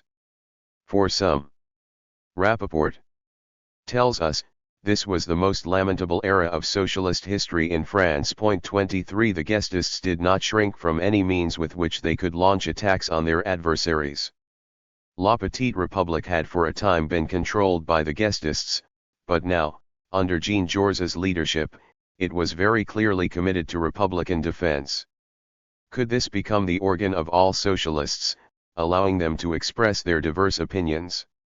It seems that such a project was indeed envisaged, but it collapsed under the weight of divisions. According to Guesde relating the negotiations between the POF and Jaurès, such an agreement could never have taken place. In a May 25, 1900 letter to Liebknecht, Guesde argued that divorce is inevitable, before too long. He spoke of the possibility of cooperating within one same paper, but added, Jaurès has given a negative response, remarking that though he has a daily, we have a powerful organization, and since we do not give him part of our organization he does not have to give us any share in his paper. Point 24. Sharing the family jewels was not on the agenda. For want of being able to take back control over La Petite République, the Guesdists sought by all means to found a daily of their own, in order to avoid abandoning the field to the Jaurèsians. They made contact with the owner of Le Matin, Alfred Edwards. He was a rich but troubled figure, the son of a doctor to Sultan Abdul Hamid of Turkey. Edwards founded a daily called Le Petit Sou, which he placed under the control of Guesde and his allies. The paper began circulation on September 2, 1900. By no means was Edwards a Marxist convinced by guesdeist rhetoric, he above all vowed his deep hatred for his brother-in-law, Waldeck Rousseau, whose political rise he was unable to tolerate. In Le Petit Sou, Jaurès gave him regular dressing downs. With his peerless talent as a pamphleteer, Lafargue condemned the emperor of phrases Jaurès. While this daily had a low circulation, it nonetheless expressed the Guesdists' will to confront the ministerialists. The tensions among socialists had reached their height. Revisiting these years of heroic socialism, Maxence Rolds, a partner of Jors, Guesde, and Briand, remembered a guesde song directed entirely against Jors, which well illustrates the atmosphere of the time. Jors. Jors. Your phrase is Homeric, your word a light, your pen a hammer, but in all that the working class sees nothing, alas, but you spinning a yarn. 25. An international affair. The Milrand was far from just a problem specific to France. With his actions, the new Minister of Trade and Industry had posed a question to international socialism as a whole: could one participate in a government of unity together with non-socialists, and on what conditions? This was one of the main issues addressed by the Congress of the Socialist International, which met in Paris in September 1900. As the site of the Congress demanded, the French delegates participated en masse in the highly agitated debates. But one voice counted above all at this global assembly of socialists, that of the powerful German Social Democratic Party. At the same time, the SPD was itself traversed by a major crisis, whose debates intermingled with the differences among the French socialists. Edouard Bernstein, executor of Engels's Will, had published a series of articles gathered in a book, The Preconditions of Socialism. 26. Here, he broke with what he considered the catastrophism of Marxist readings, instead advocating a socialism through stages that was supposed to be more adequate to the new developments in the capitalist system, which, contrary to the more perfunctory forecasts, had not in fact collapsed. Revisionism was born, a concept destined to a big future in the history of the left.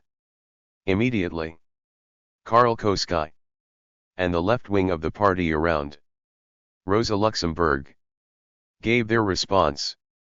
Luxemburg was, indeed, among the most vehement critics of revisionism, insisting with conviction on the need for a revolutionary rupture with the capitalist system. For her there could be no doubt. Milrand in France was but the translation into practice of Bernstein's theories. On closer inspection, matters proved more complex. But there remained a key question mark, running through most of the debates of the Congress: was it still necessary to make the revolution?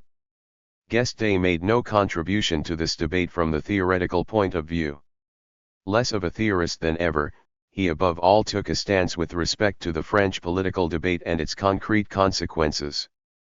As Emmanuel Jousset has shown, the debate on revisionism did indeed transfer from Germany to France. 27, but in real terms it concerned Guesde rather little. At the International's Paris Congress, the right man for this theoretical job was, instead, Karl Koski. Armed with his powerful historical legitimacy like Bernstein, he had been close to Engels. The man nicknamed the Pope of Marxism had no intention of allowing Bernstein's theses to make the slightest headway. Yet, nor did he want to give a blank check to Guesde. Without doubt, the left presented the Guestists as the natural allies of German social democracy. Luxemburg's explicit support clearly showed as much. In the SPD's theoretical review, she went so far as to write that Guesde and his friends had saved not only the honor of socialism, but something more, socialism itself. 28. Karl Koski, a defender of parliamentarism, Jors, tellingly prefaced the French edition of his book on this subject that same year, 1900, backed the defense of Dreyfus, and was distrustful of Marxists' indifferent attitude to theoretical and economic problems. He chose to put forward a compromise motion for the Congress to vote on. This has entered history as the Caoutchouc Resolution. To summarize the spirit of this text, socialists could not participate in a bourgeois government except on certain conditions, which were not clearly defined. The motion left it up to the Socialist Party's judgment to decide on this question in a determinate situation. Milrand, and thus Jors, were not, therefore, totally repudiated. The text thus left room for governmental participation. The proof: Guesde, along with his comrades on the left like the Italian Ferry, wanted another text to be adopted, radically opposed to all participation in bourgeois governments, against which socialists must remain in the state of irreducible opposition. The clear consequence of this interplay of motions was that Guesde was no longer the privileged interlocutor of the German Social Democrats. The SPD majority instead increasingly played a balancing act role, in the perspective of the expected future unity. This episode thus weakened Guesde, albeit without destroying his influence entirely. Indeed, 1900 saw the complex intersection of several different paths. In the polemic over Bernstein and revisionism, Jules was careful not to distance himself too much from Koskai, and in turn, Koskai was careful not to align himself too much with Guesde. Each of them was walking on eggshells in order to avoid missing the historic opportunity for unity, the Gotha of the French socialists which they were still awaiting. For good reason, for after the International's Paris Congress, a general congress of French socialists was held in the Salle Wagram. Incidents broke out right from the outset, as Guesde's allies challenged the Congress credentials of some of the other participants. Each side repeatedly accused the other of aggression, including even physical attacks. Despite everything, a fresh text was voted through, proposing that unity be realized within 6 months. All that was left to do was to put this into practice in a context that was tenser than ever before. Jules, Guesde, 2 methods. But on what basis could socialists coexist in one same party? Everyone knew that questions of militant and electoral implantation would be decisive at the coming congresses, both in France and internationally, but so, too, questions of doctrine. The theoretical debate between Guesde and Jules thus picked up a certain energy, indeed at the height of the ministerialist episode. The greatest pleasure which you can do us is not to applaud us but to listen to us. It is a great honor for the Socialist Party to hold debates like this evenings, and I believe I can say that this is the only party that has such faith in the power of its principles, that it can hold a political debate among its own militants in this way. 29. These were the words with which Jean-Georges began his most famous debate with Guesde, the dispute over the 2 methods. This debate, concerning their differing methods for properly pulling France onto the path of socialism, has been frequently republished up to our own time.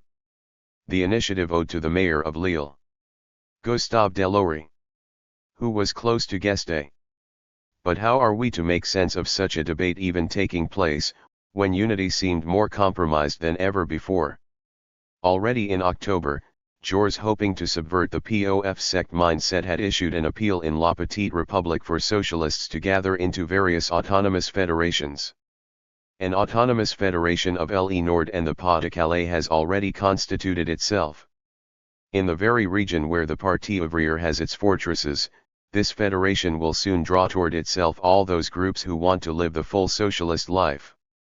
Thus the groupings of the Parti ouvrier français, gradually liberated from the sinister fetters of the sect mindset, will enter into socialist unity, with their solid organizational qualities but also an expanded and renewed spirit. 30. Therein lay the whole Jauresian wager.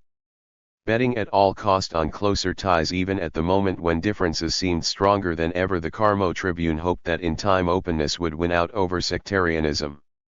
1 week after this article appeared, in this same organ Jules related a proposal from the mayor of Lille, a debate with Guesde.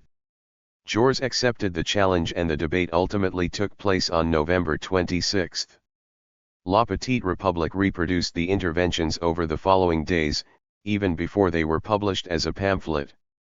Thousands of militants came to the Lille Hippodrome to hear, applaud, or protest the speeches by these 2 emblematic figures of a French socialism, which it seemed that nothing could reconcile. Subsequently canonized by the socialist movement, this hard-fought debate allows us to fully understand their respective enunciation strategies, a dimension emphasized and indeed studied by the linguist Pierre Muller. 31 The northern audience was largely on Guesde's side. Jules was here seeking to convince distrustful layers of militants of his own positions regarding Dreyfus and Millerand. Like for Guesde, the class struggle guided Jules's actions, I imagine that on this point there can be no serious contradiction between us. 32 But in the Dreyfus affair, it will be impossible for you to resolve this question by limiting yourselves to invoking the general formula of the class struggle. Jours's argumentative strategy above all mobilized examples borrowed from German social democracy, taking care not to browbeat the militant public with examples that lay too close to home. Jours explained how, from its very first years, this model Marxist party had needed to accept compromises, starting with Liebknecht. In 1869, when he was forced to declare allegiance to God in order to penetrate the fortress that was the Reichstag.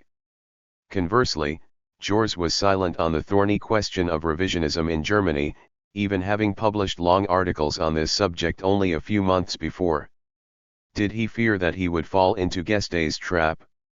Or that he would not be understood by a militant audience little interested in German theoretical quarrels, considered foreign to French realities?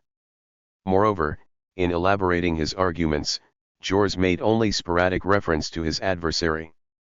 This was much unlike the approach taken by Guesde, who constantly denounced Jours's own reasoning. It was as if Jours was addressing socialists as a whole, or even speaking to an audience beyond their ranks, while Guesde seemed above all concerned to harden his own current and its internal coherence. Jours rhetorically embraced Guesde and his allies with the formula "a socialists," whereas he was rebutted with a typically guesdeist expression, "Oui, the Parti ouvrier français."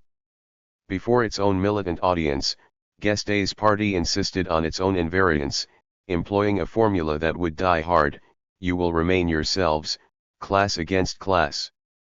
Indeed, as Pierre Muller explains in his analysis, Guesde's discourse thus took on a sharply more polemical aspect than Jours's. 33 The orator from the Fédération du Nord was, indeed, on the defensive.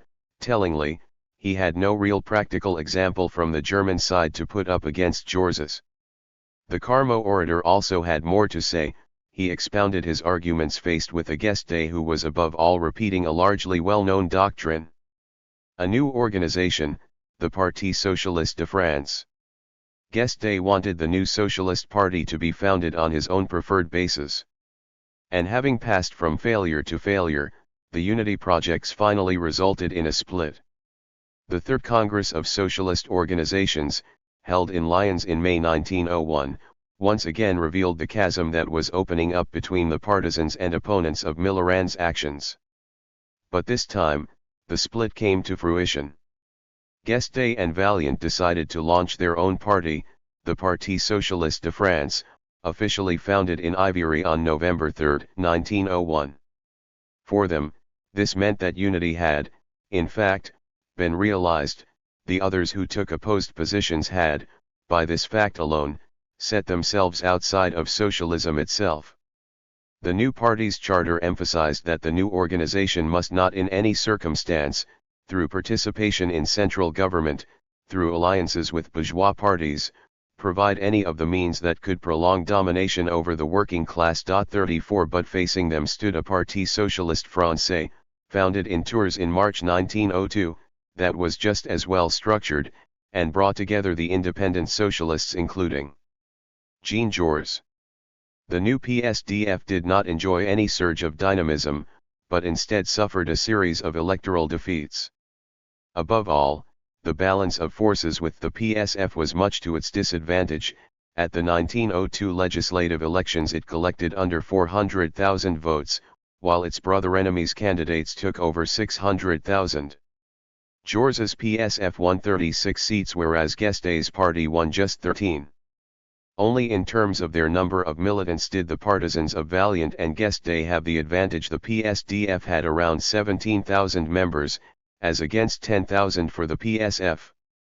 Beyond sheer numbers, there were also highly symbolic expressions of their differing fortunes, not least Guesde's emblematic defeat at the ballot box in 1902.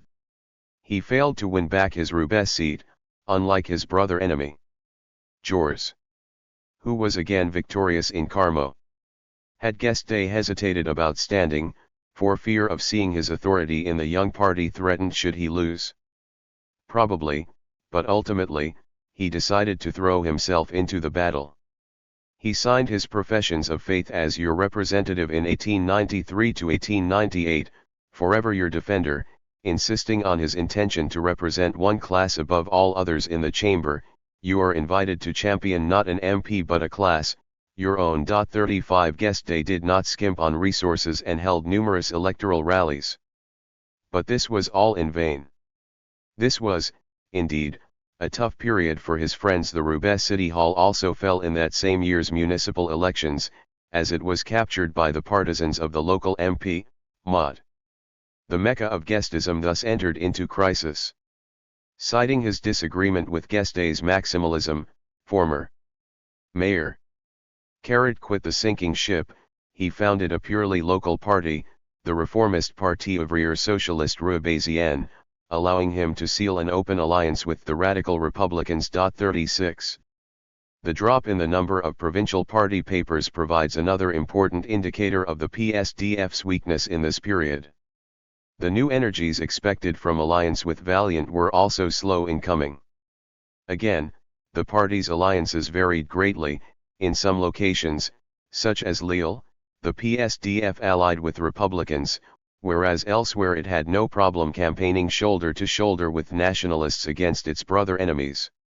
For instance, the Guesdists had no hesitation doing this against Gustave Rouanet. In Paris, the politics of the worse, the better was of the season, here though such a policy was not systematically adopted nationwide.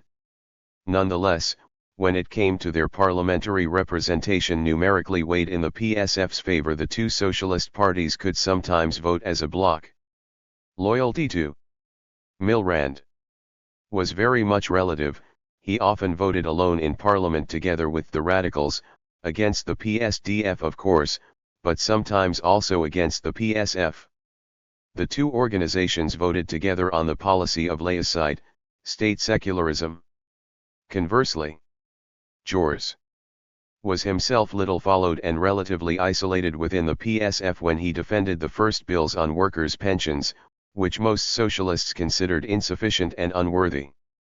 In short, the Guesdists and Valiantists frequently managed to pick off PSF MPs to vote with them, while the opposite was much less often the case.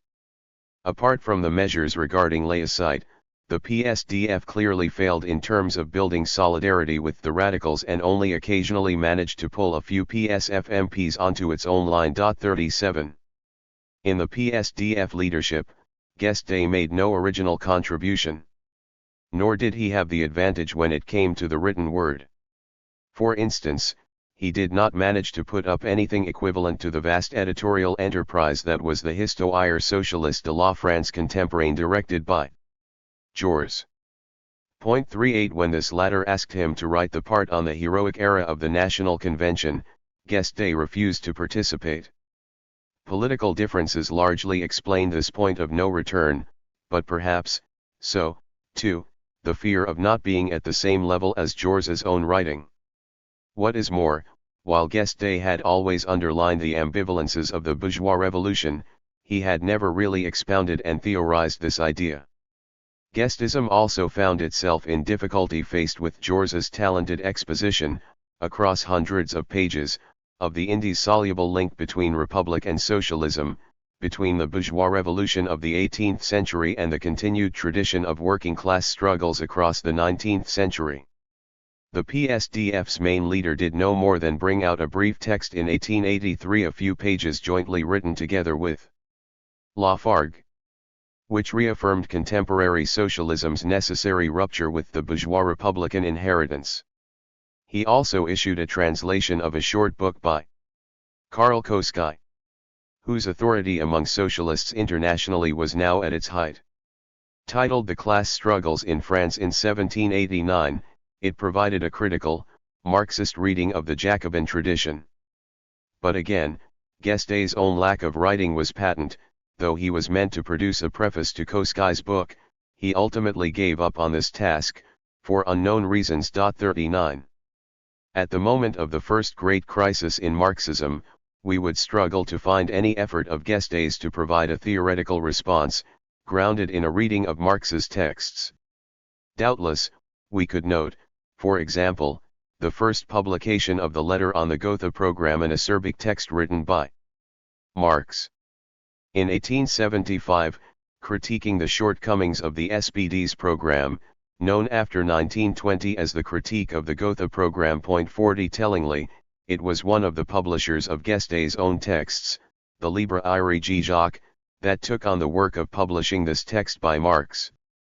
But its reception was very modest, and the guesde press preferred to refer the reader to a choice of Guesde's texts rather than Marx's own writings. Apart from the expected invective against all those who supported socialists joining the government, there was no innovation here.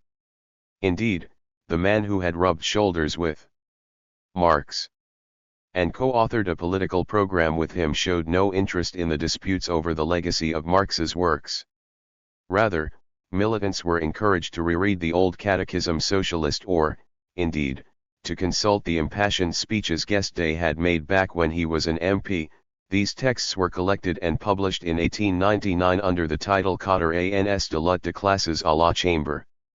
The doctrinal debate instead took place elsewhere, in circles close to reviews like Le Mouvement Socialiste or in pieces by Georges Sorel, close to the CGT. These latter all considered the Guesdists and their theorists to be merely sterile. Lafargue, for example, was one of the preferred targets of Sorel and Prose. Indeed, if Lafargue did more than Guesde to attack revisionist theories, he offered no particularly original contribution, here, too, collapsing ideological disputes into immediate political problems without really discussing the points Sorel had put forward. Nonetheless, Guesdism and what it represented maintained a real power of attraction. The aforementioned case of Charles Rappaport seems, if not easily generalist, at least symptomatic in this regard. Distrustful of vulgar Marxism and a fervent admirer of Jaurès. Upon the creation of the PSDF he nonetheless drew close to Guesde. Explaining this choice in his memoirs, he counterposed the idealists Jaurès in the lead, who had become practical partisans of a socialism of small gains, as Georges Clemenceau put it, and the materialists fiercely defended the socialist ideal. Paradoxically, for Rappaport, the idealism to which Jaurès so strongly laid claim in fact lay on Guesde's side of the divide. Thus I had to acknowledge that the true idealists in action were to be found on the Marxist side, whereas Jaurèsist idealism was the very basis of opportunism over participation, the ally of the governing bourgeoisie. 41 That said, for Rappaport, there was no shadow of a doubt that Jaurès's texts and analyses were superior. Referring to Jaurès, he explained how the profound, high idealism of his nature and his socialism attracted me to him. Philosophically, I was anti-Marxist. But I was, at the same time, revolutionary. I could not swallow Jaurès's attacks against the revolutionary tactic. 42 Thus in this period there were men who, while circumspect of the Guesdists' more dogmatic aspects, nonetheless joined them out of attachment to the revolutionary tradition. Paul Fort's decision was also significant in this regard. From a well-off background, he joined the Parti ouvrier français in Dordogne in 1901, at the height of the divisions among socialists and shortly before the creation of the PSDF. 43 He met Guesde in 1903, from this moment, according to 4. Our relations of teacher and disciple were established. 44 They spent several weeks together at Fort's home, as this latter became the party's secretary for the Dordogne department. Elected mayor of the small town of Grignols on May 15, 1904, at 24 years of age the new convert became the youngest mayor in France, in a department in which no other mayor belonged to this same political camp. Exhausted by the day-to-day management of this office, he resigned 2 years later, though he remained an important political figure for the party. An ardent guesdist who attended both French and international congresses. 4. Was regularly in the front rank in denouncing Jaurès. A chatterbox who proclaimed puerile banalities that even a rhetoric student playing politics in the holidays would have shrunk from. 45 He hammered home this message in multiple talks. For instance, during a presentation of revolutionary socialism to the freethinkers, he insisted that Jors and Milrand are hucksters. There are no true friends of the people except in the party of Jules Guesde. 46. Guesde always brought supporters with him. He continued to embody a class-centric socialism, and as bearer of the revolutionary tradition, it was also distrustful towards excessive integration into the Republic. This line was, doubtless, much too intransigent to win the hearts and minds of all socialists.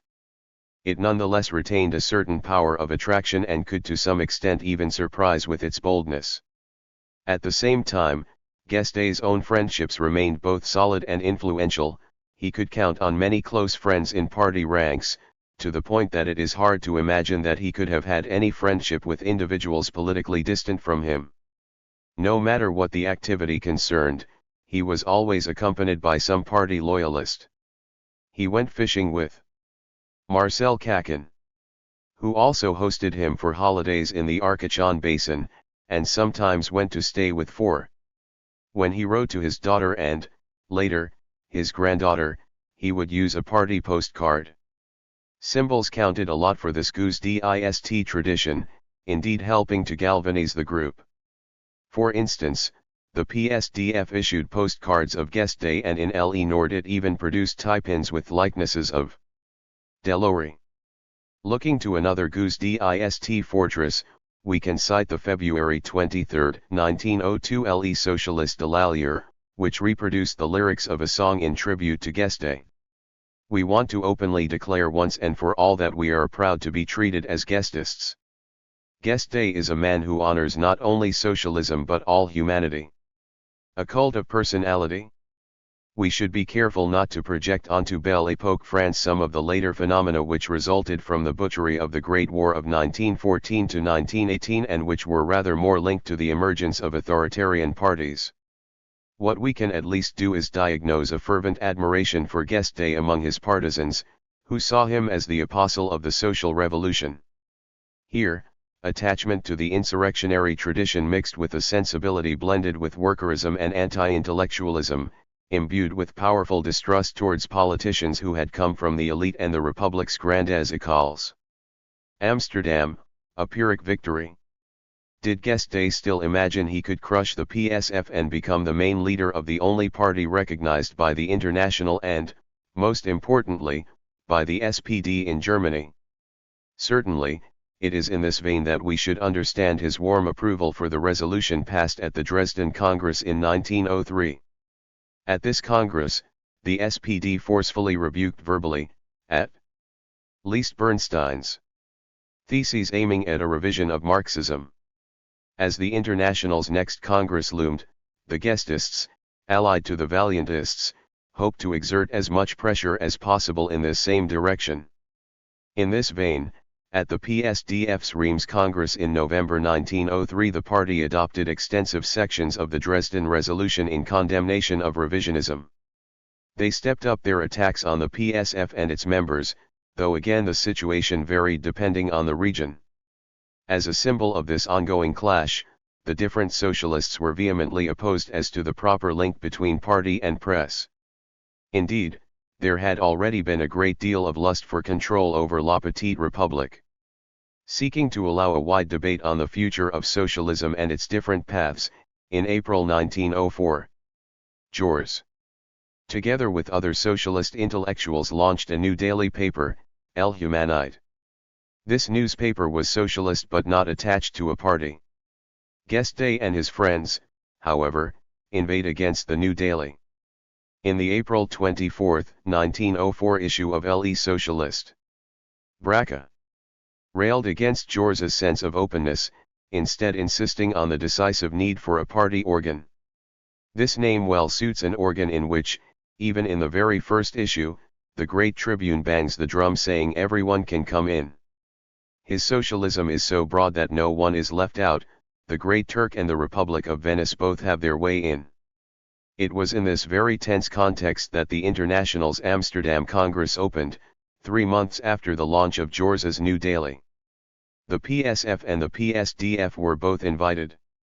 Guesde wanted to do away with any sense of ambiguity and prove that he was the authentic representative of socialism in France. The biggest delegation came from the PSDF, including Guesde, Vaillant, Braca, Four, and Cacan. As for the PSF, it had 31 delegates, including Georges, Jean Longuet and Pierre Renaudel. Finally, the allies of Jean Allemagne, representing a distinct current, had 7 delegates. Guesde sat in the Congress's key commission on tactical matters, alongside Georges, Koskai, Babel, Luxembourg, Van der Velde, Adler, Iglesias, MacDonald, Plekhanov, and de Leon. At first, Guesde succeeded in getting the better of Georges, in the middle of one of Georges's interventions. Guesde interrupted him and issued a violent, impassioned charge sheet against prefecture socialism, greeted with thunderous applause. Tradition holds that Guesde here denounced the ex-comrade Georges, though this expression did not in fact appear in the Congress report. Backed by his friends from the left wing of the SPD, Guesde continually foregrounded the vigorous internationalism, emphasizing that the bourgeois republic could not mark the onset of contemporary socialism. You make the republic the preface or first chapter of socialism. If that were true for France, it would be true for all the other countries. And that is why we pose this question before the proletariat of all countries. Point 47. At a Congress with a densely packed agenda, Guesde sought to discredit his adversaries by the simplest of means. He demanded that the International adopt the 1903 Dresden Motion, so warmly approved by the PSDF itself just before Amsterdam. Together with the SPD's traditional supporters in Central Eastern Europe, victory was almost assured. Indeed, the text was passed by a very large majority. But Georges did not admit defeat in this debate and instead opted to mount a frontal attack on the SPD itself.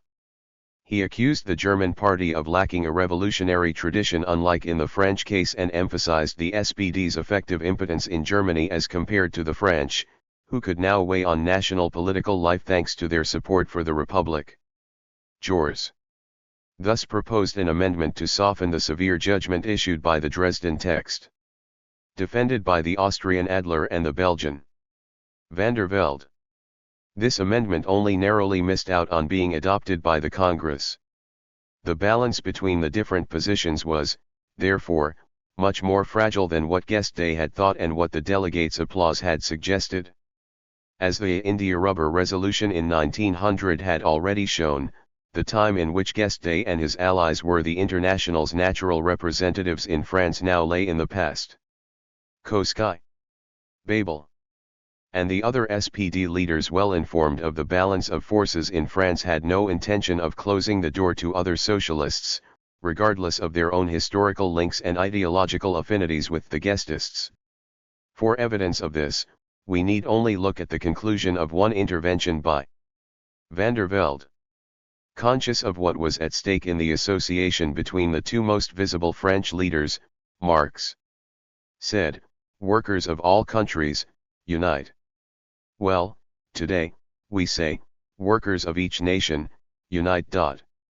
He then called on Georges and Guesde to shake hands so that the work created by Engels and Marx may be triumphantly accomplished by proletarian unity, in service of our common ideal. Point 48.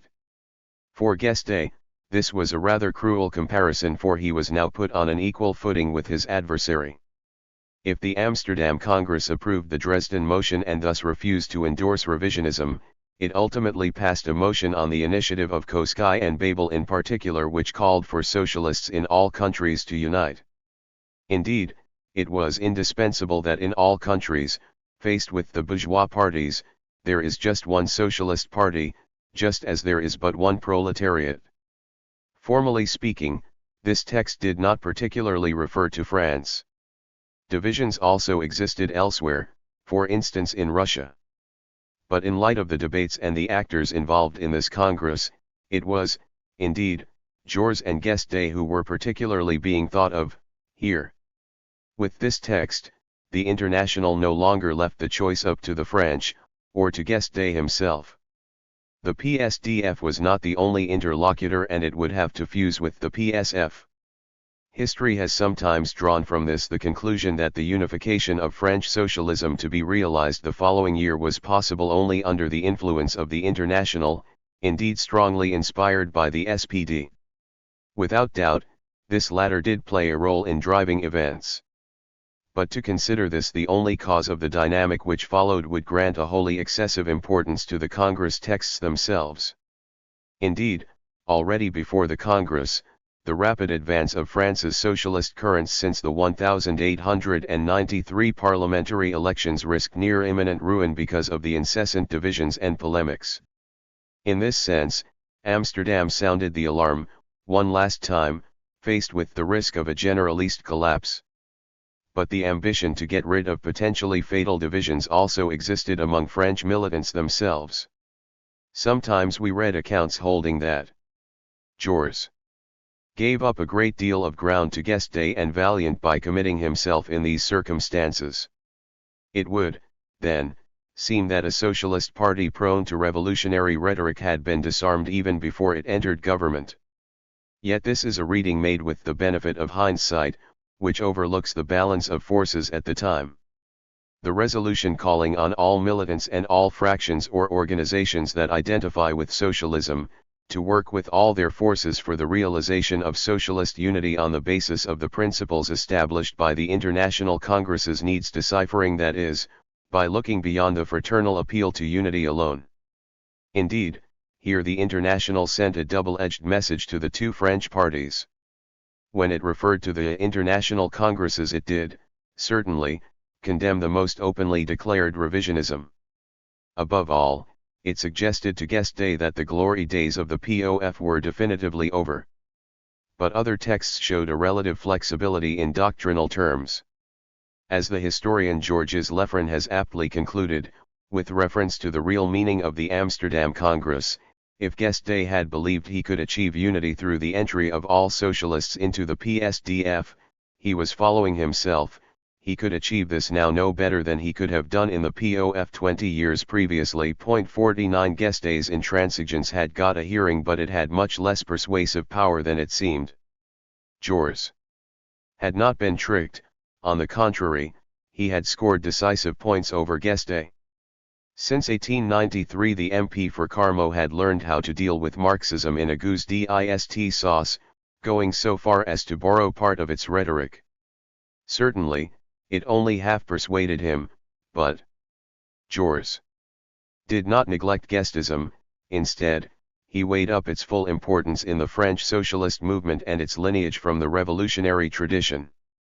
In parallel to this, Jules also traced his own path of alliances with the radicals, in the context of the Dreyfus affair. Despite divisions and difficulties, his young party had overtaken the PSDF. In short, he had successfully made headway for himself. A similar assessment regarding Guesde would be much more contradictory, not least given that he had long believed himself able to unite the greater part of the different socialist factions under his own leadership. Now he had to beat a retreat, under the friendly yet firm constraints imposed by the SPD. After Amsterdam, Guesde longer practiced the policy of the worse, the better, effectively paying no heed to the more radical of his friends who wanted to break with Jules and his allies at all costs. He instead accepted unity. Did he think he could create a lasting majority within the new party? Crafty and tenacious, Guesde could not be buried too soon, not least given that a wing of the PSF had sometimes proven close to his own positions. Guesde moreover knew very well that he was still the key figure in France's largest socialist federation. Guesde the opportunist?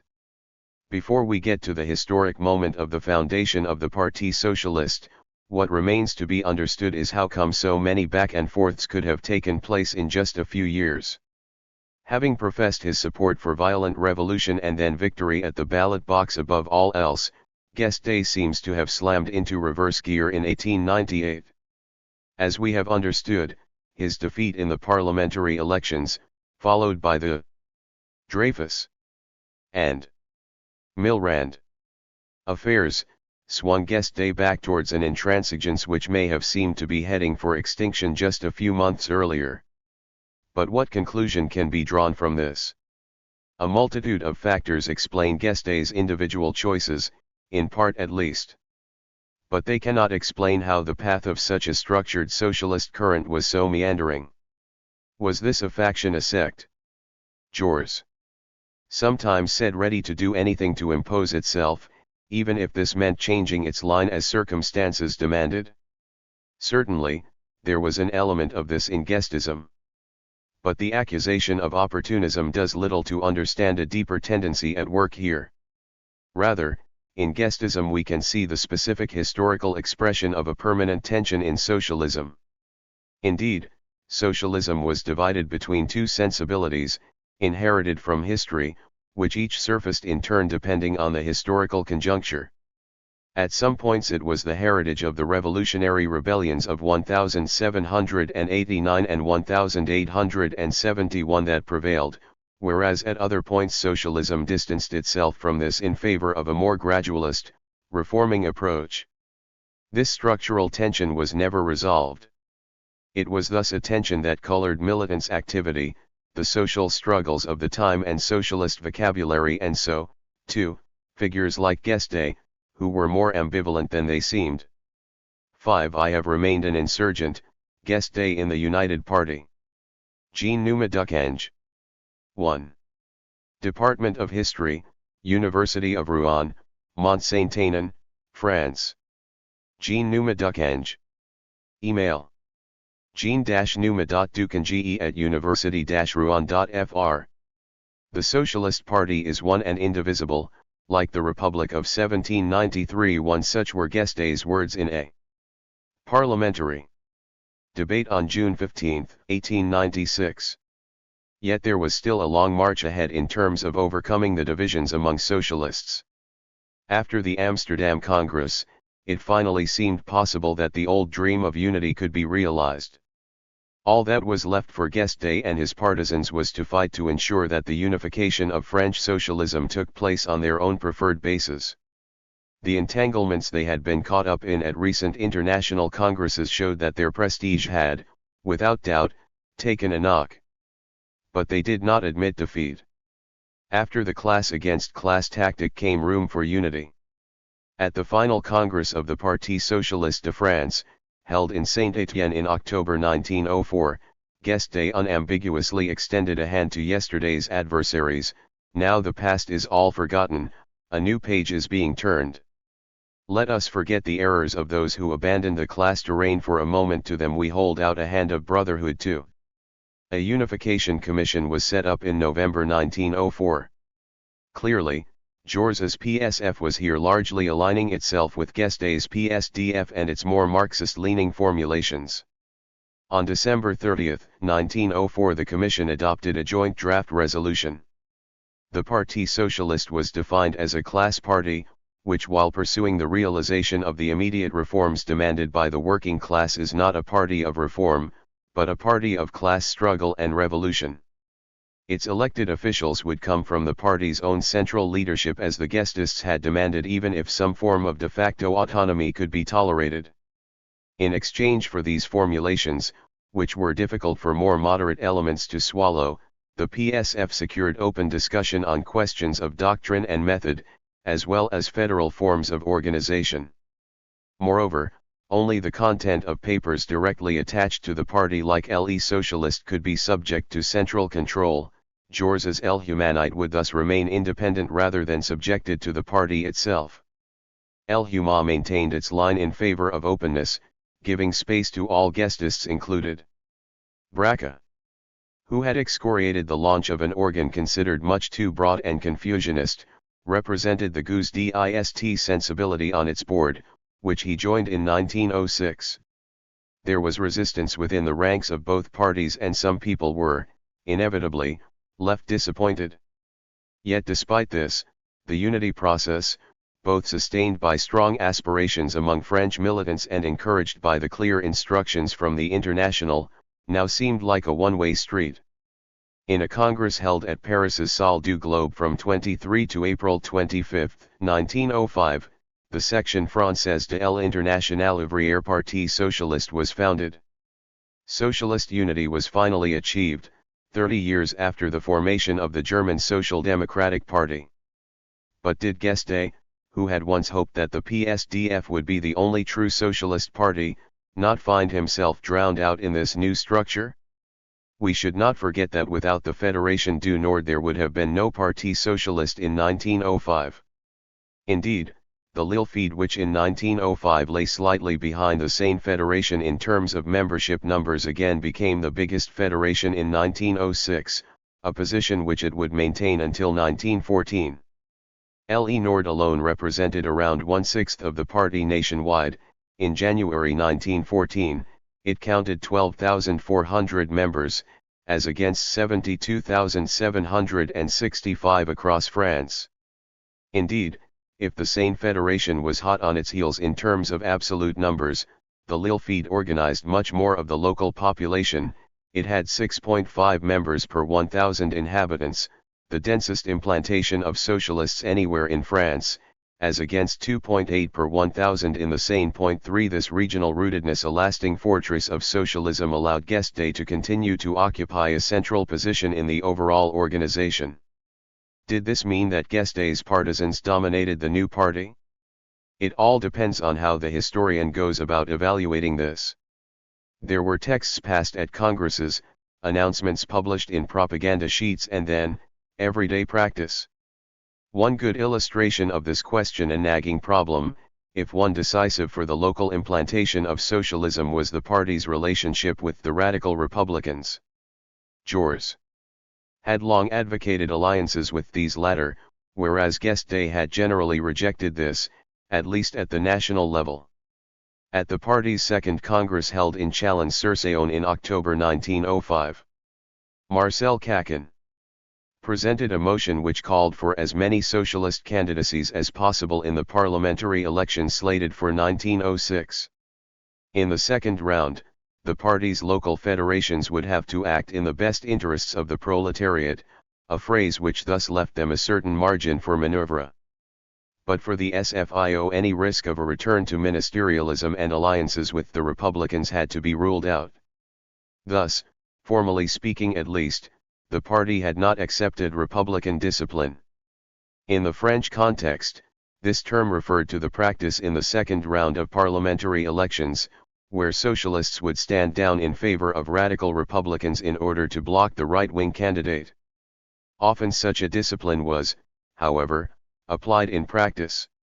The whole ambiguity of Guesde's supposed domination over the young SFIO lay precisely in this fact. The Guestists had preserved their own ideological fundamentals and officially continued to keep the radicals at arm's length. Yet in practice their orientation largely corresponded to that of other tendencies, with the effect that the socialists and progressive Republicans stood down in each other's favor in run-off contests. Yet this decision to stand down was always defended in the name of class interest and not the Republican discipline as embraced by a figure like Jean-Georges. Back to the assembly. Here, it is worth examining the way in which Guesde approached the alliance question within his own constituency. Despite his reputation as a doctrinaire, he often showed greater flexibility in practice, especially during election campaigns. At the 1906 parliamentary elections he finally had his revenge, becoming an MP again. He just edged out Mott, winning by 50.96 to 49.04%. He would never again lose his seat in the National Assembly and continued to be re-elected up to his death in 1922. How can we explain this reversal of the socialists' fortunes, even after the loss of Roubaix City Hall in the 1902 municipal elections? Without doubt, Guesde was helped out, here, by the fact that the socialists had finally united at the national level. The impact of the First Russian Revolution, a development foregrounded by Guesde's campaign itself, ought not to be neglected, either. Indeed, the repercussions of these events left their mark on the politics of 1905 to 1906, awakening hopes among Europe's socialists of a Russian republic that would overthrow Tsarism. But the political conjuncture did not alone explain everything. Guesde's own deftness also played its role, here. His campaign began with a debate on Christianity and socialism at the Roubaix Hippodrome, alongside the Céline movement's Marc Sangnier, embodying the left wing of Catholicism. Sangnier and his Céline movement were attentive to the social question and thus partly in agreement with the political solutions proposed by the SFIO. This dialogue between socialists and Christians allowed Guesde to expand his own base.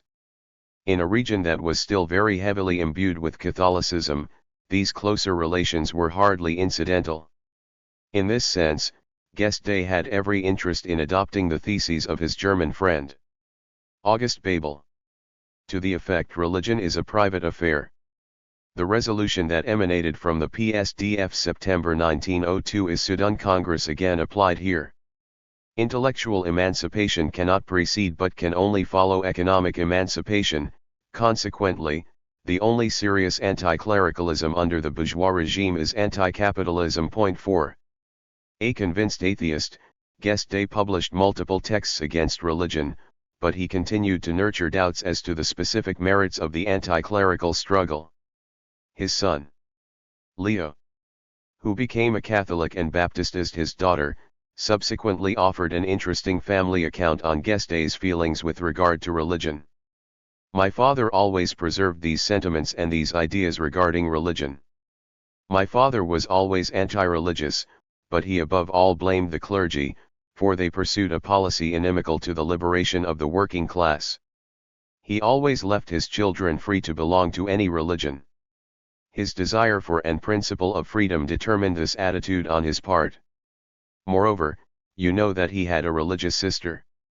I should also tell you that his son, Mario, had himself baptized some time before his death. Nonetheless, he did not baptize us, leaving us free to choose for ourselves when we were older. Point 5. Another decisive factor in the electoral arithmetic was the fact that many radical votes here flowed back to the socialist candidate. Indeed, in the context of the struggles that followed the 1905 law on laicide, such voters abhorred the pro-clerical Mott. Point 6. As in the case of his first election win in 1893, from the first round Guesde benefited from the support of the radicals, despite the fact that officially at least he kept his distance from them. Guesde's success also owed to the intensive campaign waged by his supporters, contrasting with previous contests in which the socialists had been divided. Guesde threw himself into the campaign, holding multiple public meetings and large rallies. Lastly, and perhaps most importantly, Guesde seemed to have drawn the lessons of his absenteeism during his first spell as an MP. As the political scientist Rémy Lefebvre emphasizes, Guesde could find the way back to the Chamber of Deputies only at the cost of adapting himself to the logics of the territory itself. Point 7. So, out with the MP who claimed to be only a party delegate and the embodiment of the entire working class. Now Guesde presented himself more modestly but also more effectively as the defender of Roubaix workers, indeed at a time when the boss Mott was setting up factories in Russia. The socialists' propaganda thus underlined the fact that Mott spent a lot more time living in his castle in Belgium than he did in the working-class city of Roubaix. While the socialists' rhetoric maintained a pronounced emphasis on the class struggle as was typical of historical guestism, it was now much more rooted in the local territory. Despite the many setbacks and reversals between 1898 and 1906, the socialists' patient work of building their militant forces, an effort the POF had begun already in the 1880s, based on a dense web of unions, cooperatives and associative structures, finally paid off. This part of northern France was irreducibly socialist, and Guesde's friends largely dominated it. Guesde himself lived in the capital, notably at 56 Boulevard de Colmar, where he now had new furniture delivered for the first time. His was, nonetheless, a rather modest embourgeoisement. His material situation seemed to have stabilized, though it remained precarious. According to one family account, here the guesde were passing from destitution to poverty. 8 Having learned from his past failures, guesde now regularly returned to Roubaix to chair public debates. For example, though he did attend the first parliamentary session in Paris, the following week he immediately headed back to his fief in order to chair a debate between Maraim, a Roubaix CGT representative, hostile to the subordination of Union to Party 9, and Henry Lefebvre, an SFIO member and secretary of the Textile Workers' Union. He would work constantly to consolidate this bedrock, and the inhabitants of Roubaix would now get to see their MP more regularly. Convergence and differences. But there was another side to this coin. Now that guesde was solidly implanted in his region, he perhaps did not notice, or did not want to see, certain political and economic developments which were becoming evident elsewhere, ones which would soon contribute to his marginalization. For if in Roubaix the likes of Maraim could be robustly challenged by the guestists, elsewhere the path of independence largely prevailed among the trade unionists of the CGT. The famous Amiens Charter of 1906 sanctified this mutual independence, though it remained very much relative in many regions, where one could be a member of both the CGT and the SFIO without risking any scandal. Guesde, for his part, insisted that the CGT could only have a purely defensive, which is to say, reformist role. Indeed, even strikes aroused a certain suspicion in Guesde. In a May 28, 1905 piece for Le Travailleur, he, like the CGT, defended the principle of the 8-hour day, yet he cast doubt on the effectiveness of strikes themselves. The 8 hours will be the effect of a legislative reform, of a law the strike will never succeed. There is not enough money in the strike coffers and the capitalists' power is too strong. As Madeleine Ribeiro has noted in reference to French socialists like Bonnier and Guesde, influenced by the German model, these were all men of social democracy, for whom no sheet of blotting paper could be slipped between socialism and syndicalism without the risk of betrayal. 10 While Jules did increasingly take on board arguments concerning the possibility of a general strike, a means of action which he considered useful in case of war, the guestists did not want to hear any such talk. Indeed, they hit back even harder. At the SFIO's Lyon Congress in 1912, Gasquira and Compere Morel sharply criticized the CGT's actions, going so far as to say, "We've had enough of the method of sabotage, of the revolutionary general strike." 11. This opposition earned Guesde tributes which he would probably have done better without. For instance, the conservative paper Le Temps frequently saluted Guesde's anti-strike arguments. The May 24, 1907 La Voix du Peuple carried an article from Le Temps emphasizing that the strike itself, the simple strike, does nothing to enthuse Mr. Jules Guesde, who infinitely prefers peaceful propaganda and the legal conquest of public power through the ballot box.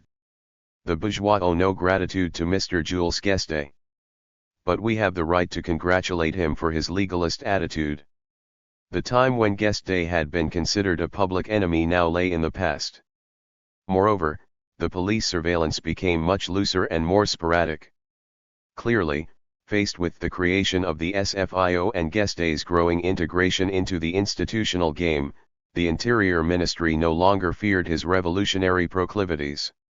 Whereas at the beginning of the 1880s many of his meetings had been under police observation, with sometimes extensive transcriptions of what he had to say, by this point police surveillance had largely turned its attentions towards the trade unionists of the CGT.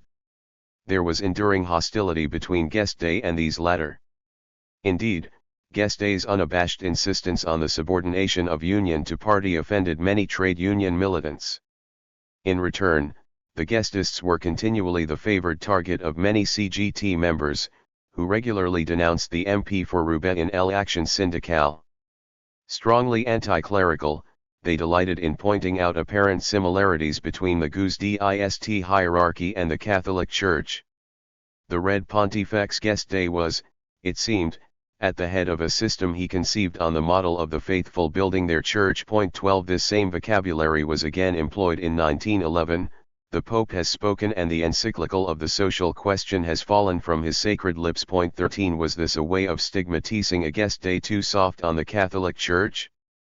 But here, again, when we look over the different levels of organization, we are forced to acknowledge realities which were, to say the least, contradictory.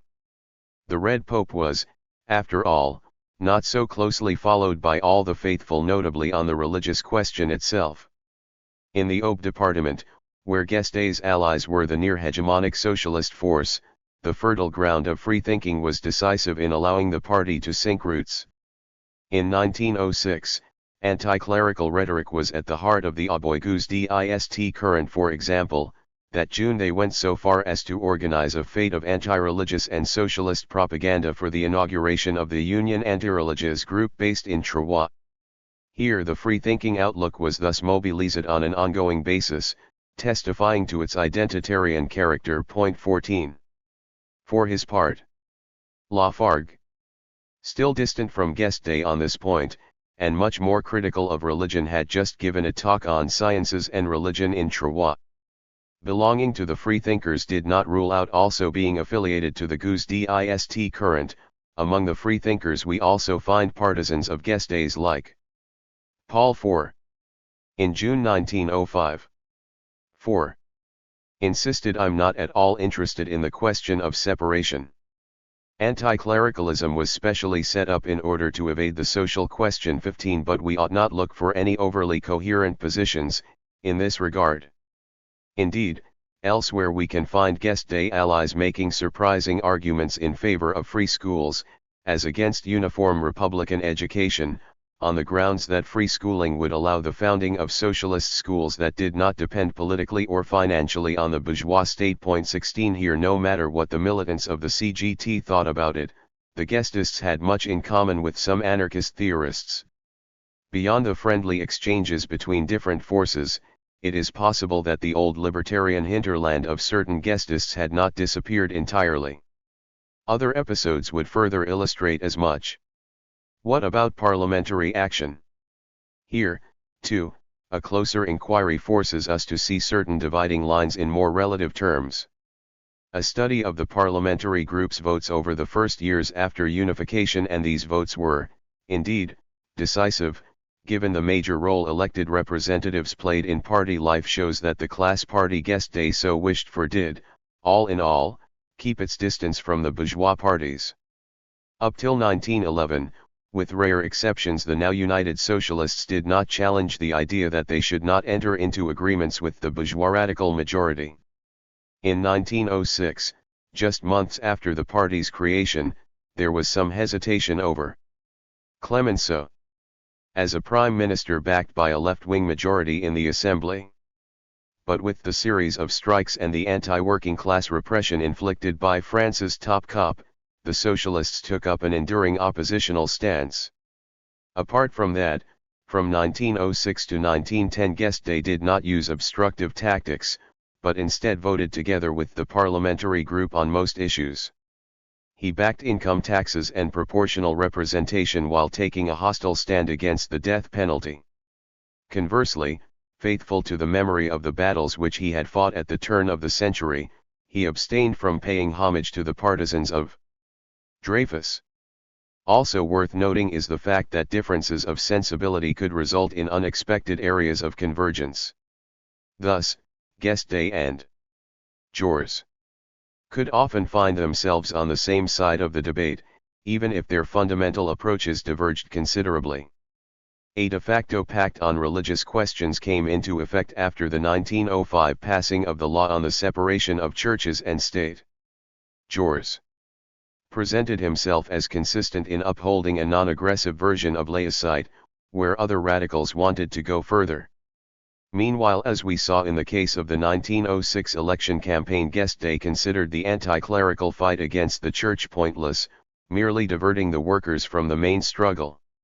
One further question divided the socialists following the debates over laicite, namely, the thorny problem of ties with Freemasonry. This was an old question, but it was posed particularly sharply at two SFIO congresses, at Limoges in 1906 and then at Lyons in 1912. It is worth recalling, here, that at one time many guesde militants had also been Freemasons, before most of them abandoned guesde during the Dreyfus affair. 17 The guesdists had not, however, shifted their doctrine on this point. Already on September 4, 1886, Le Socialist had bluntly insisted, the Masonic Federation is an organization of the rich, for the poor are excluded by the high rates each member must pay. Beyond the high cost of entry, Freemasonry also melded together the different social classes, something inconceivable for guesdists who had fought hard for the SFIO to be a class party above all else. Nonetheless, there were major socialist figures. Firstly, Paul Bruce. And then, in our period, militants of some stature like Marcel Sembat. This question was also important politically. As the historian of the Parti Radical Serge Berstein has shown, up till 1912 all the presidents of Executive Committee except Karl Laux belonged to Freemasonry. The same was true of most of the key leaders of the party, indeed decisively so up till the First World War. 18 guestists fought against this dual loyalty, just as the demands of class independence required. They tabled a motion at the Limoges Congress that sought to ban any socialist being a member of the Freemasons. The Socialist Federation of Le Nord was at the spearhead of this battle, and similarly damned membership of the Ligue de Droit still home, itself condemned as an enemy of the class struggle. Braca sharply made this point in the September 24, 1906 edition of El Humanite. One cannot deny that the party sometimes finds itself faced with and opposed by not only the Freemasons of this or that region but all sorts of associations whose political character jumps to one's attention. I will cite the case of the Ligue de Droit still home, for by its very name it proposes itself as a boulevard of the bourgeois republic. This argument carried real weight, and the bid to get the Congress to ban SFIO members from also being members of Masonic lodges only narrowly failed. Nor was this matter settled in following years, as this question remained the subject of conflict. The guestists went back on the offensive in 1912, in a context in which the closening of ties between radicals and socialists gathered pace. On the eve of the 1912 Congress, they hammered home their hostility to Freemasonry in the pages of their new weekly organ, Le Socialisme, foreshadowing the tough battle due to be had out at the coming Congress. Charles Bonnier did not beat around the bush. For him, to be a Freemason was to unite socialists who protest against the massacres of workers and against the obstacles put up to the exercise of the right to strike, etc., with men who seek and have always sought to restrain and abolish this right, who persecute, who imprison, who shoot socialists, trade unionists, and strikers. 19 Another argument which recurred periodically in guesde writings was the question of how militants devoted their time. One ought not, after all, disperse one's forces. Jean Labaz, who won back the Roubaix-Mayer's office in 1912, repeatedly underlined this consideration: the militant who wants to fulfill his duty, who knows that his party needs his time, never has too much time to give to propaganda and organization. 20 This fresh offensive ultimately ended in defeat.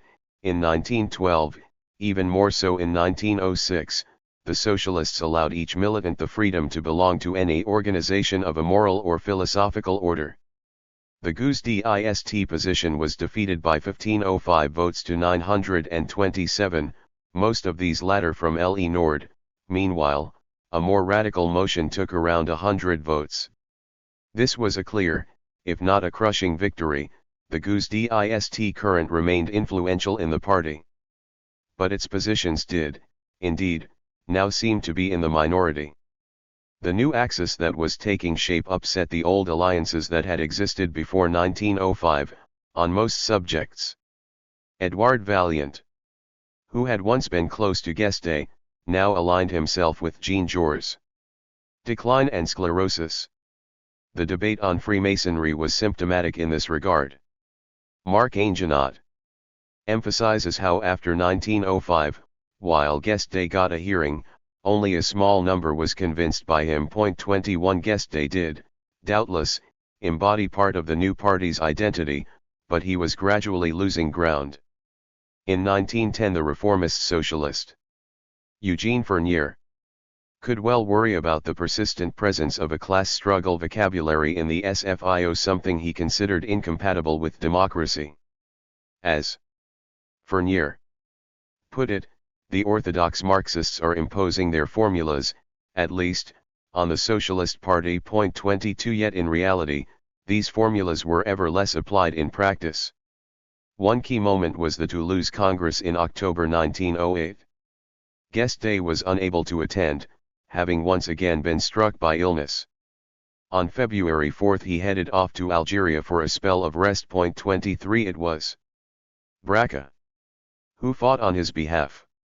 Jules, however, won the day, with a synthesis motion which, though incorporating guesde vocabulary, defined a path between reform and revolution which took its distance from the more radical declarations of 1905. History has often remembered this as the Juresian synthesis, a political line which would, in overall terms, dominate the SFIO up till the outbreak of war. Let's read an extract from the resolution passed at the Toulouse Congress. The Parti Socialiste, Party of the Working Class and the Social Revolution, pursues the conquest of political power for the emancipation of the proletarians through the destruction of the capitalist regime and the abolition of classes. Precisely because it is a party of revolution, precisely because it is not stopped in its incessant demands by what it sees as the outmoded law of bourgeois and capitalist property, it is the most essentially, the most actively reforming party, the only one that can give full effect to each of the workers' demands. 24. From this point of view, this Congress did indeed represent a turning point, and all the more so given that it took place at the height of the clash with the Clemenceau government.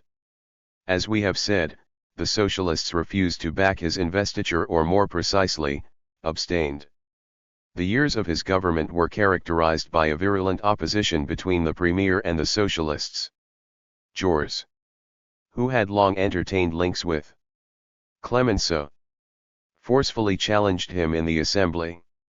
This was a respectful exchange but, nonetheless, a robust one, dividing the left of the time. It set in stone the opposition between the left of order and that left which remained attached to social change. Yet Guesde was again eclipsed by the parliamentary duel between Jules and Clemenceau. What explains the Roubaix MP's weak involvement in this head-to-head battle? In one later article, Alexander Zevies recalls how after the fall of Clemenceau in 1909 he wrote to Guesde asking why this latter had not sought a debate with the head of government. Guesde replied, Jules this, Jules that, you have given the reason for my silence. To cut down Clemenceau, I would first have had to cut down Jules. And unity did not allow me to do this. 25 2 years later, at the St. Quentin Congress of 1911, Guesde refused to confront Jules. When Rappaport mounted a frontal assault on Jules, Guesde publicly disavowed his behavior. 26 Did Guesde now want to preserve party unity above all else? Or was he perhaps preparing his next move, in a bid to take back control after the fall of the Clemenceau government? Had a moment not come in which the SFIO was increasingly susceptible to Jules's own phraseology? Whatever his own intentions, Guesde was gradually becoming marginalist. Once again, his faltering health frequently put him out of action in these years. In 1905 he celebrated his 60th birthday, an advanced age in this era. References to his fragile health also recurred in the press. When he headed for the beaches of Royan for a rest spell in summer 1908, a local paper emphasized the valiant socialist militant Jules Guesde, MP for Roubaix, is at this moment the guest of our beaches, where he has come to take in the delights of the climate in order to restore his health, shattered by his hard toil. 27 Returning to his heartlands, Guesde was elected honorary chair of the Fédération du Nord's Congress on September 20, 1908. but the actual work of chairing was entrusted to other militants. Absent from the Toulouse Congress, he was then ill for almost a year through 1909. In August 1911 he set off for a rest spell on the island of Jersey 28, a few months earlier, his serious health situation had stopped him from working. In February that same year, in the middle of a public meeting in Lyons he had to abandon his planned intervention. 29 whole months of political debate thus rolled on without him. The writer, Leo Largier, has painted a far from glossy portrait which nonetheless provides a likely faithful portrayal of the aging guesde, never an hour of rest, a moment of true joy. He is one of that breed of fanatics who would, a few centuries ago, have been burnt or done the burning. Since there are no more stakes to be burnt at, he now burns himself up 30. Most importantly, Guesde repeatedly found himself at odds with the decisions made at the socialist congresses.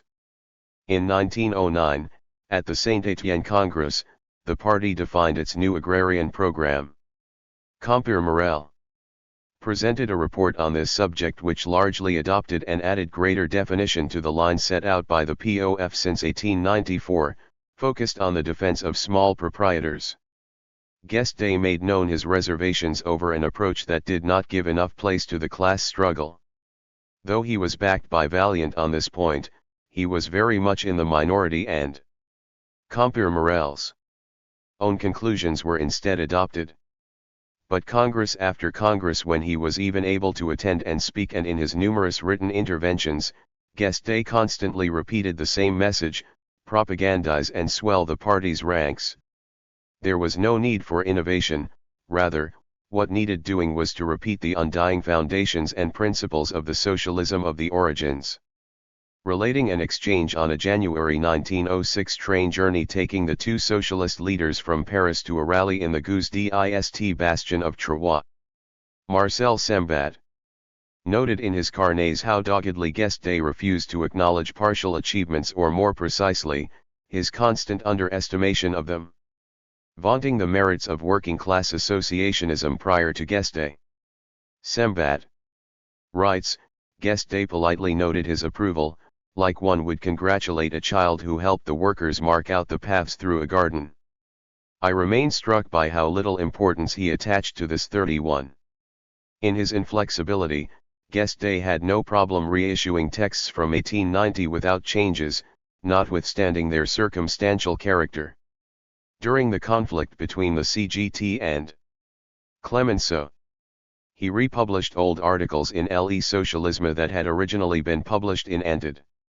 Boyers. Le Combat. 32 Similarly, when Le Mouvement Socialiste close to the revolutionary syndicalists attacked Guesde for his anti-strike positions, he replied with an article in the Troyes guesde paper La Défense, that is, by republishing an article from 1882. Guesde thus did little in the way of self-renewal. In 1909 the Lille Workers' Press published thousands of copies of Le Pourquoi et le Comment du Socialisme ou les Considérances de l'ancien programme du POF, a text by Guesde and Lafargue, dating from 1883. The same logic prevailed with the 1912 republication of his old Essai de Catechisme Socialiste. At most, in these collections we can find a few more recent texts drawn from his parliamentary interventions. Such was the case, for example, with a collection with the ineffably guesdist title En garde contre les contrefaçons, les mirages et la fausse monnaie de réformes bourgeoises. Published in 1911, it combined old texts with a few new interventions, such as his speech in opposition to the Bill on Workers' Pensions. In the preface to this volume, Braca insisted that Guesde had not ceased to warn against the arguments, the maneuvers, and the tricks that try to make it change its path. 33 Even on the eve of the war, Guesde republished his great speeches on the origins of the POF's doctrine, in the collection Caet Law. Lost Battles. Had Guesde given up on winning back the hearts and minds of the party, or even forsaken the revolution itself? In 1909 he exclaimed at the SFIO Congress, I have remained a revolutionary, I have remained an insurgent 34 even as he declared that he no longer truly believed in a working-class insurrection. The gap was widening between still revolutionary rhetoric and practical positions. Guesde maintained positions that no longer really situated him on the left wing of the SFIO, but rather on the side of a kind of waiting for the revolution of which he himself seemed ever less convinced. Meanwhile it was the anti-militarist Gustave Hervé who truly embodied the far left of the party. What is more, Guesde's partisans now divided over matters of both form and content, for example in votes in the Assembly. Between 1911 and 1914 the Socialists drew into closer cooperation with the Parti Radical. In parliamentary votes, it was governmental socialism that was winning the day. The SFIO's occasional support for government cabinets showed an undeniable change of direction. From 1905 to 1914 the party, like the parliamentary group, evolved. Certainly, the Parti Socialiste born under the sign of the Parti Socialiste de France ended up Jorisian 3-5 from 1910 onwards. Added to the party's changed course, a tragedy struck the socialist family which further weakened the guesde current, namely, the Lafargue suicide. In the November 28, 1911 issue of El Humanite, Guesde, Jules, Vaillant and de Breuil paid moving tributes to their friend Lafargue. Jules saluted him with even greater warmth. Guesde had lost a weighty ally, a theorist. Lafargue had expounded guesde arguments with a talent and a pamphleteering spirit which made it possible to break the guesdists out of long, dry, and repetitive litanies. He had, moreover, remained a major interlocutor of the German Social Democrats. This loss was all the more regrettable in that it had been Lafargue who had alerted Guesde to the dangers of sectarianism, including during the Dreyfus affair. Marx's son-in-law understood that some of the issues that had remained foreign to Guesde risked costing their current dear. The fight against militarism was a telling example in this regard.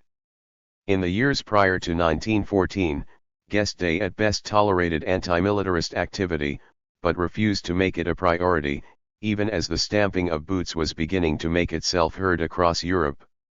Nothing discomforted Guesde more than the agitation promoted by Gustave Hervé, and even Jours's much more moderate approach.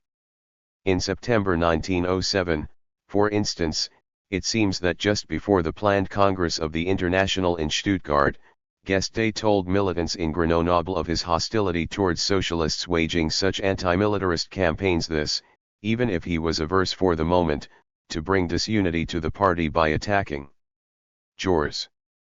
Point 36 Faced with these arguments, which were repeated on multiple occasions, Lafargue privately disclosed his doubts over Guesde's orientation to Gustave Deloury, the mayor of Lille. Guesde would like to limit the party's whole propaganda and agitation to one question alone, property. I believe that we should neither ignore nor resist anti-militarist and anti-patriotic agitation. 37 Guesde could, however, always count on the loyalty of Charles Bonnier in defending the historic line of refusing the various antis. Bonnier virulently attacked them in an article Riley entitled War on the Antis 38, which could be summarized as follows: down with the anti-clericalists and the anti-militarists who waste the workers' time. Long live the fundamental political battle between capital and the workers, and let's get back to the origins of socialism. The historian Jacques Girault says not wrongly of these positions that this rigid reasoning became ever more impoverished as the situation grew tenser. 39 Rappaport reacted like Lafargue, publishing an ephemeral monthly in 1912 in which he called for consequential action against war. Vaillant, Guesde's former party comrade between 1902 and 1905, finally distanced himself from him over this point, breaking in favor of Jules. This weakened an alliance which had allowed this pair to bear a decisive influence before the creation of the Unified Party in 1905. Guesde's refusal to wage the anti-militarist battle thus distanced him from his most solid allies. Again, reading the texts of the opposite side of the political spectrum is instructive, here.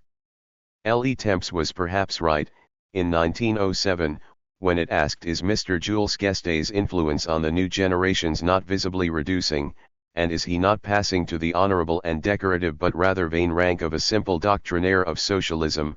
40. The dispute over the first law on pensions even more clearly highlighted this isolation. Before 1910, some pension systems had already appeared for specific occupations like miners, but there was no general pension system in Belle Époque France, and people often worked until death. In 1910, a bill on worker and peasant pensions was passed almost unanimously in the chamber, with the support of the radicals and almost all the socialists. If many of these latter considered that the bill suffered from major shortcomings, it did at least pose the principle of a general pension provision, thus motivating even the most reticent to vote for it. The spirit of unity prevailed, and all the socialist MPs voted for the bill except Guesde. He thus became the only guesde to act in this way.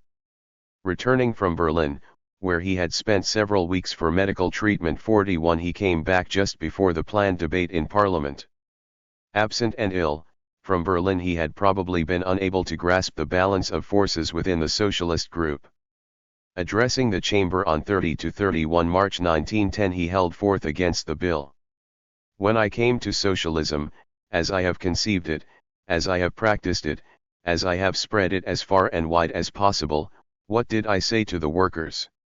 That socialism essentially consists of putting an end to the bosses taking away part of the product of each day's work, which is to say, of leaving in the producer's hands the whole of his product, and for the first time I would say as a socialist, having said and resaid for 40 years all the product of labor must belong to the worker in the renewed society, and in the current society, he must take back as much as possible of what the capitalist takes from him, I would say to this worker. We have to reduce your salaries. It is I who am going to reduce them. I, a socialist, would sign my name under this reduction. No, no, this is impossible. 42. Of course, Guesde was not opposed to the principle of pensions for all. Nonetheless, in his view there were many factors justifying opposition to the bill. First was the question of workers' contributions. He fiercely rejected this idea, considering that this was a fresh theft which the worker had to suffer. Secondly, this was, in reality, what Paul Lafargue called a pension for the dead. Retirement was to start at 65 years of age, an age which very few workers reached in this era. There was a far-ranging debate in El Humanite and then at the Socialists' Nîmes Congress in February 1910. Valiant and Jors called on the delegates to vote in favor, a choice confirmed at the Congress by a 55 to 45% margin. There were sharp criticisms of the bill, but the decision to back it won the day. Victor Renard, secretary of the Roubaix CGT's Textiles Federation, criticized the law at the Congress, in the hope of amending it as far as possible, but ultimately called for a yes vote. How are we to understand Guesde's attitude, here? To pursue his oppositional stance was a show of honor, designed to absolve his historical responsibility. 43. It was also a way of maintaining his loyalty to his principles. While this was a political defeat, Guesde probably thought that he was working for posterity's sake. In his estimation, this type of compromise would end up destroying socialism. His troops had not followed him, even if the socialist press suggested a less one-sided balance of forces than existed within the parliament itself.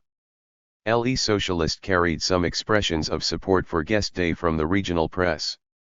One such intervention was by Paul IV, who wrote in Le Travailleur du Centre that all the yellow types are around Jors.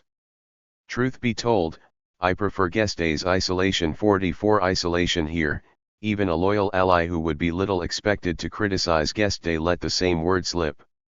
The idea of strict separation with the bourgeois world did, indeed, still have its followers. Moreover, it is far from impossible that Guesde here gained some credibility, or at least some form of respect, among part of the ranks of the CGT, which he had hitherto fought bitterly. Indeed, his decision to take a stance against the pensions bill did not go unnoticed. We see this in a May 9, 1910 letter by the theorist of revolutionary syndicalism, Georges Sorel, a man who usually thoroughly denounced guesde as the very emblem of the anti-Dreyfusard anti-syndicalist. Right in the middle of the pensions debate, Sorel wrote to his friend Lancelot, expressing a certain respect towards guesde. I will perhaps send you something on guesde one of these days. Last year, Propaganda published a translation of a biography extracted from L'Humeur du jour. It deleted quite a few very nasty things that cropped up in the French text. I would like to make known to the Italians this man who is a great enemy of our ideas, but who is a very great socialist. 45. Violently opposed to revolutionary syndicalism, guesde did, however, share its spirit of separation. This spirit remained a powerful force in organized socialism and above all in the ranks of the revolutionary syndicalists. Lastly, it is no sure thing that such a situation was entirely to guesde's discomfort. An old patriarch of socialism, weakened by illness and marginalist in his party, he had proven he could still launch thunderbolts with a certain boldness. Did this embrace of isolation also reveal a certain nostalgia for his young years as a libertarian? Had guesde given up on ruling the party and, even more so, on power itself? Marcel Caquins Carnets relate a discussion that took place a few months after this defeat, where the two men apparently spoke about revolution and the seizure of power. January 17, 1911. Lunch with guesde. How we will make the revolution. Dictatorship for 4 days. In these 4 days, we will put up an appeal to the peasants around France, an appeal to the workers. The working day is paid double and shortened in length. And, in 4 days, such a movement spreads through the country that nothing will be able to abolish the new regime. During these 4 days, all newspapers are banned. 46. Did he still believe this?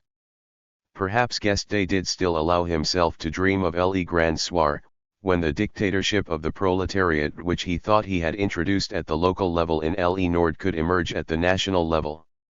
Yet he seemed rather more concerned to denounce the left wing of the SFIO and the CGT's revolutionary line than to propose a new strategic plan to win back his majority within the party.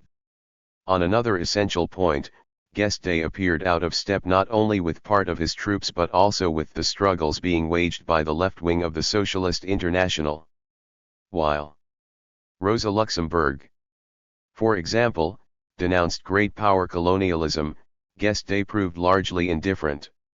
One of Georges's victories, from this point of view, was that unlike guesde he had understood the need to look again at the colonial question. Formally speaking, guesde and his partisans had denounced colonialism from an early stage. This had even been quite an important point at PSDF congresses. But in 1912 the MP for Le Nord doggedly defended a socialist colonization plan that would not have been to the dislike of his adversaries on the right wing of the German SPD. Indeed, one of his close friends, Lucien Desliners, wanted to table a parliamentary bill on socialist Morocco in the name of the socialist group in the assembly. This plan did at first enjoy quite some support. 34 MPs signed up. It mixed very widespread prejudices of the time with utopian aspirations in continuity with the first socialist projects of the early 19th century. He spoke of this land, trapped in the anarchy and half-barbarism of the Middle Ages where everything is to be redone, everything is to be started again from scratch. The few European interests that have been able to sink roots there thus far, under the protection of their own homelands, subsist there on a wholly casual basis, without any definite regime. The alternative to this? We must give colonization a regular organization. In short, it was necessary to establish a more egalitarian colonization, with socialist rules. For the first time in the existence of human society, we will see a corner of the planet where destitution and its gloomy trail of ills, vices, and crimes will be banished, where the general prosperity, rather than being an average between extreme wealth and extreme poverty, will consist only of individual prosperities. 47. Guesde ardently defended this socialist Morocco idea. But the weight of the alliance between Vaillant and Jules ultimately sank it. Even if no socialist fundamentally challenged the system of domination that it implied, the anti-colonial struggle had in previous years become one of Jules's great struggles, in his openness to the plurality of civilizations. Guesde did not make such a turn. As on matters of war, he remained foreign to what he considered particular topics. This led to a de facto neglect of colonist populations' fate. A persistent force. We should, again, be careful. Here, Guesde and guesdism survived in the SFIO. Many party texts bore the trace of a guesdist vocabulary, reaffirming the undoubtedly ever more distant perspective of a revolutionary rupture. The confidence of the workers of Roubaix ensured that Guesde was re-elected an MP in 1910. At the national level, he maintained the esteem of a great number of militants, even if he had been pushed into the minority. In a Dictionnaire du Socialisme in 1911, one of his partisans, Charles Verck, continued to make a living legend of Guesde, presenting him in the following terms: after the Commune, as the Versailles repression still struck, Jules Guesde was the first man to introduce collectivism to France.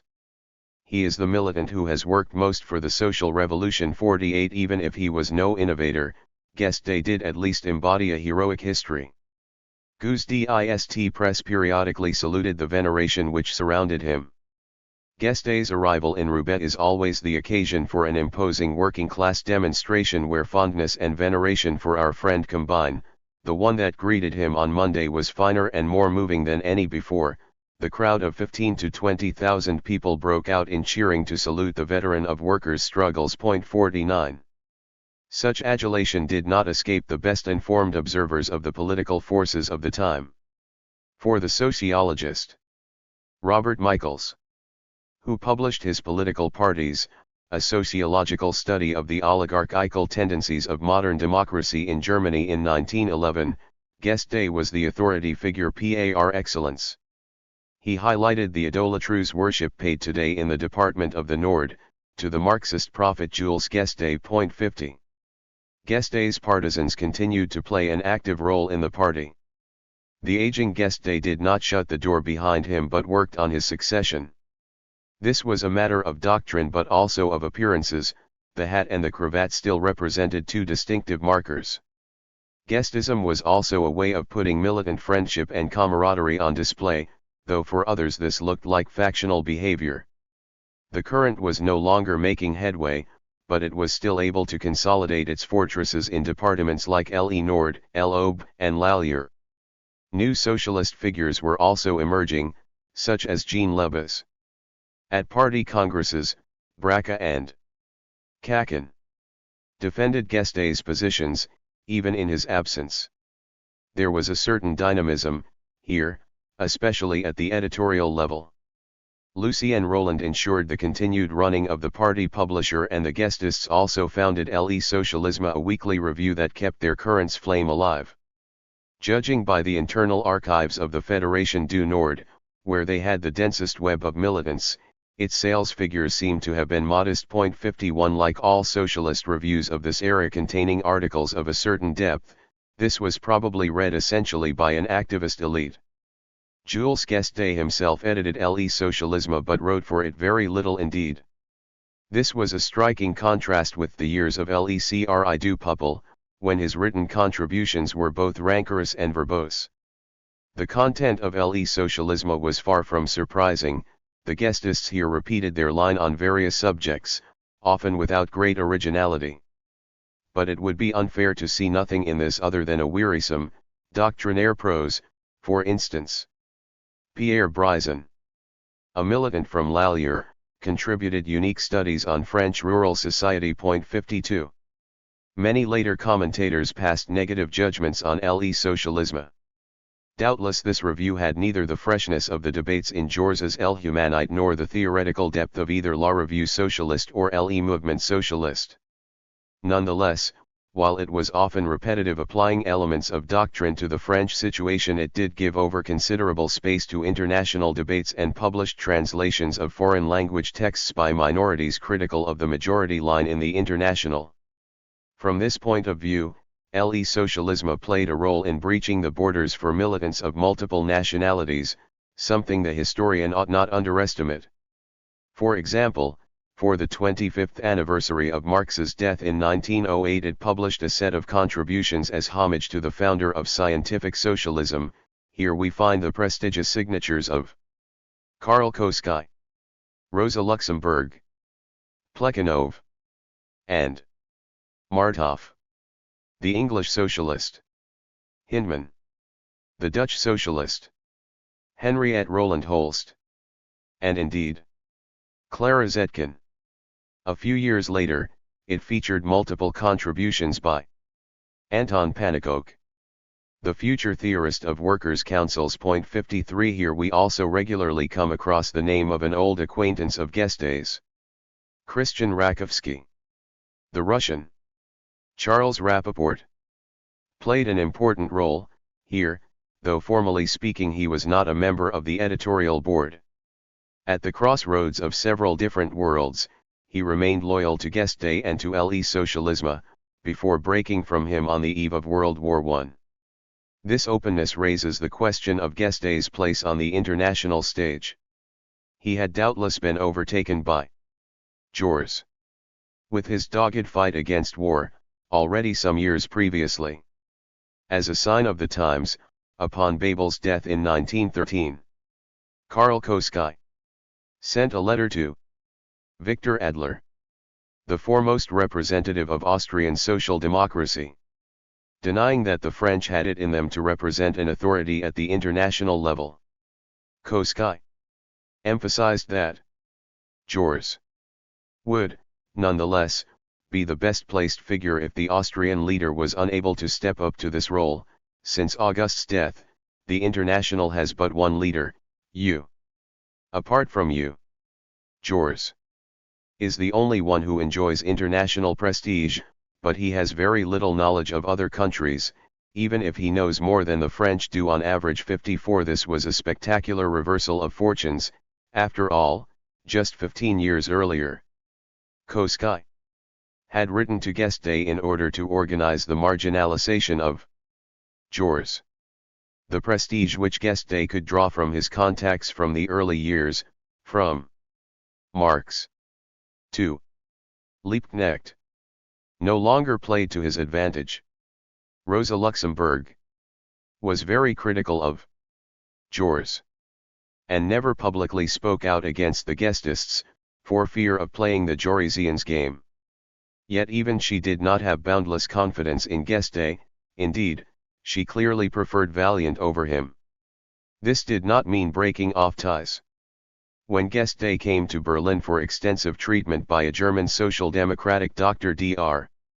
Voigt, from January to March 1910, Luxemburg warmly invited him to come for discussions at her home. 55. On January 21, 1913, responding to a question of Guesde's regarding the management of the German railways and the positions of the SPD, Luxemburg replied with a long letter rich in information on this point, before concluding with remarks on the revisionist positions in the German party. 56. While the Guestists seemed well on their way to marginalization in France, at the international level their revolutionary capital had not been used up, had not disappeared in the eyes of everyone, and it was still lively enough for Lenin and Luxemburg to look toward them. 57. The circulation of Guesde's texts in foreign languages attested to this continued prestige. For example, in the wake of the 1905 revolution many of his texts were translated and distributed in Russian. Beyond the network around le socialisme, in their federations the Guestists were behind major bookshops and libraries linked to federation-level newspapers. The factional struggle within the party proceeded by way of propaganda and publications, and on this level, the Guestists still knew how to take up ground. 58. In the SFIO and on its margins, there was a proliferation of editorial projects in the interests of codification, remarks the historian Vincent Chambarle. 59. Indeed, there are many telling examples to illustrate this relative dynamism. Without doubt the largest-scale project was a vast Encyclopédie ouvrière, syndicale et coopérative, a multi-volume work which retraced the history of the Parti Socialiste, from local federations up to the international level. Compere Morel had a notable role in driving this project. 60. A collective work which mobilized the party's various writers. Was this a kind of revenge on Jours's own L'Histoire socialiste de la France contemporaine? Any attempt to equate the two would only be half right, for Guesde did not himself make any intervention, even if his lieutenants were acting on orders. This was a much broader endeavor. The preface to the first volume, Very guesde in its intentions, gave an idea of the general tone. By no means are we innovators in the field of sociology, and we have not discovered a new socialism. Not only have we no intention here of contributing or expounding new and original theories, but we do not even have the pretension of presenting the social problem in any way other than our doctrinaires have presented it in the many works that they have published. 61. Compere Morel and Jean Loris thus assign the volumes in the series a simple popularizing function. Guesde's allies were particularly keen to make their imprint on the party's identity, and this is how we should understand the launch of this encyclopedia. Should we see this as a guesde bid for hegemony, as the historian Madeleine Ribeiro concludes? 62. Probably, yes. In any case, the desire was there. Careful not to appear as a merely sectarian endeavor, it sought to look beyond party ranks alone. Indeed, it was published by Aristide Quillet, Jean Loris, and Paul Grados's 1913 publication of Petit Pierre Sira's Socialist in Armand Collins' Two Siras, collection made up part of this same dynamic. This book's target was youth. Indeed, it was inspired by the pedagogical model of the Tour de France par du enfant. At the same time, Le Socialisme's poor sales were combined with the abandonment of the party publisher in 1913. What conclusions should we draw from this policy on publishing and editorial matters? Compared to the German Social Democrats' efforts, all this was still rather modest. Most importantly, the Guesdists did not publish any major theoretical contributions, even as theories on the evolution of capitalism abounded in the Second International. This was an old problem of the Guesdists' Marxism, which had already been repetitive back in the 1890s and was less creative than ever. So, what could Marx and Marxism mean in such a context? For them, in the French situation meant a name, a position to take, a way of being in the SFIO, more than a call for a return to the texts. 63. In short, it was one means of identification like any other, rather than a method which called for reflection. Maintaining their hold over a good part of the party's press structures, the Guesdists helped construct a system of collective reference points, as embodied by Guesde's own still prestigious name. A simple study of the texts, which highlighted the repetitive aspects of these pieces and their lack of innovation, would inevitably arrive at conclusions which pointed to a decline and impoverishment of Marxism, that is, conclusions contrary to perceptions among a certain section of the socialist militants of the time. Guesde openly professed his hostility to partial struggles. This was, doubtless, caricatural and lacking in theorization, but it still had a power of attraction. If we want to understand how this was possible, historical distance is often a good counselor. Let's read Jean-Jacques Pied, invoking his memory of Guesde half a century later. Critical of the MP for Le Nord, he nonetheless emphasized the strength of his implantation and sought to understand his lasting popularity. The few remarks he offers seem like a precious resource for grasping the power of attraction that Guesde's current had maintained. Ultimately, was Guesde perhaps right anyway, to the degree that the problem of the war came up quickly? Is it that if the party and the International had followed Jours's theoretical analyses, the war would really have been avoided? I don't believe so. The economic roots were already such that it couldn't have been avoided anyhow. 64. Guesde did not seem to have believed that the war would break out, an incontestable error in his perspective. But here, Pete poses a problem important for understanding the socialist mentality of these years. For many militants, the fight against capitalism counted for more than everything else. Battles linked to some specific domain only had a much lesser importance. To put that another way, in consistently reaffirming that the only real struggle was the struggle against capitalism, Guesde made no innovation, and other struggles of his time, of which the colonial question is one of the most striking examples, passed him by. But through his consistent emphasis on the system's capacity for resistance and its economic roots, he was, in a certain sense, always right, so long as capitalism existed. Even if they were dogmatic and far from innovative, the principles he defended thus remained credible. All the same, faced with the test of history, the contradictions were becoming more acute. Like all socialism, guesdism would soon be overwhelmed and torn apart by the event which Jules so feared, the outbreak of a new war with Germany. In August 1914 there came a major twist in the drama, and a last paradox in Guesde's career.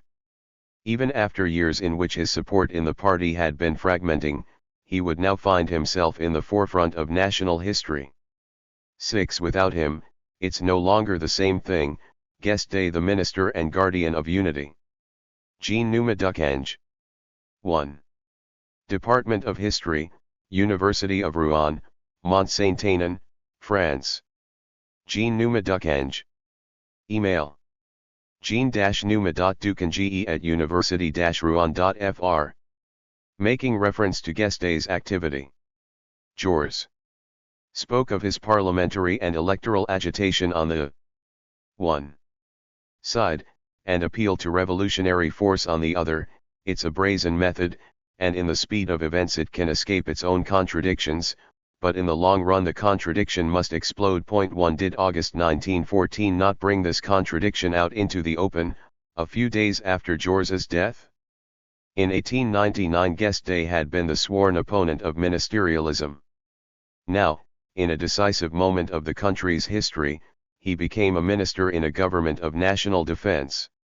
Then, in 1920, the man who had held aloft the flame of revolution refused the new model proposed by the Russian Revolution, choosing to remain in the socialist Vieille zone. These were two choices key to his final years, a period where he continued to be enfeebled by illness and now, also, by old age. In 1915 he celebrated reaching 70 years of age. Despite this, Guesde continued to be a front-rank figure of historical socialism. His convictions still found an echo among his loyal allies, some of whom now occupied political positions of no little significance. His choices also have to be understood in their context. In 1914 as in 1920, the apostle of socialism had not yet said his last word. A force tranquille too. In early 1914, his old friend Braque succeeded him as chief editor of the guesde review Le Socialisme. This periodical now changed its name, as if better to express the identity of a current in decline. Hence, the ephemeral Le Socialisme et lutte de classe was born, which did not survive the outbreak of the war. One innovation worth underlining, here, is the fact that this French-language Marxist review brought together collaborators from Francophone, Belgian and Swiss socialist milieus. Guesde had stepped aside, but for the group behind the review his moral authority remained irreplaceable. In a missive probably dating to the moment of the new publication's very first issues, Braque sent Guesde a French translation of two unpublished letters by Engels, asking him if it would be worth publishing them in the pages of Le Socialisme et lutte de classe.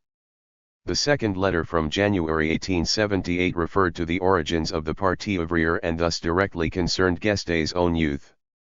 But it also contained other elaborations which made it much more than a simple historical document. Concluding on the risks Russia would be running should it go to war, Engels declared, an unsuccessful war or one bringing fresh reversals will surely make revolution break out in St. Petersburg. Braque could hardly have imagined how prophetic these phrases from 1878 which he wanted to publish in 1914 would one day prove. For now, the SFIO's political campaigns were proving their effectiveness.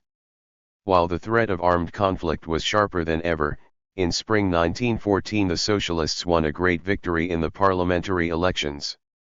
Like his comrades, Guesde took part in a nationwide campaign focused on peace, as against the madness of arms. He revolted against the law on 3 years military service, a window dressing of a law, pointless, ineffective and dangerous. 3 He fought for proportional representation in elections and for a revision of the Constitution. Notably, he advanced a historic socialist demand inherited from the Republican tradition, namely, a call for the abolition of the Senate. The manner in which Guesde campaigned showed the important shifts that had taken place.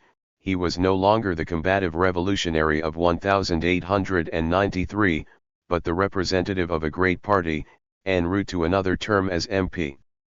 His campaign stretched from a cinema screening to the opening of a dance, and he also staged concert rallies. Guesde consistently presented himself as the legitimate, well-rooted MP for this constituency, like a local notable whose re-election was close to certain.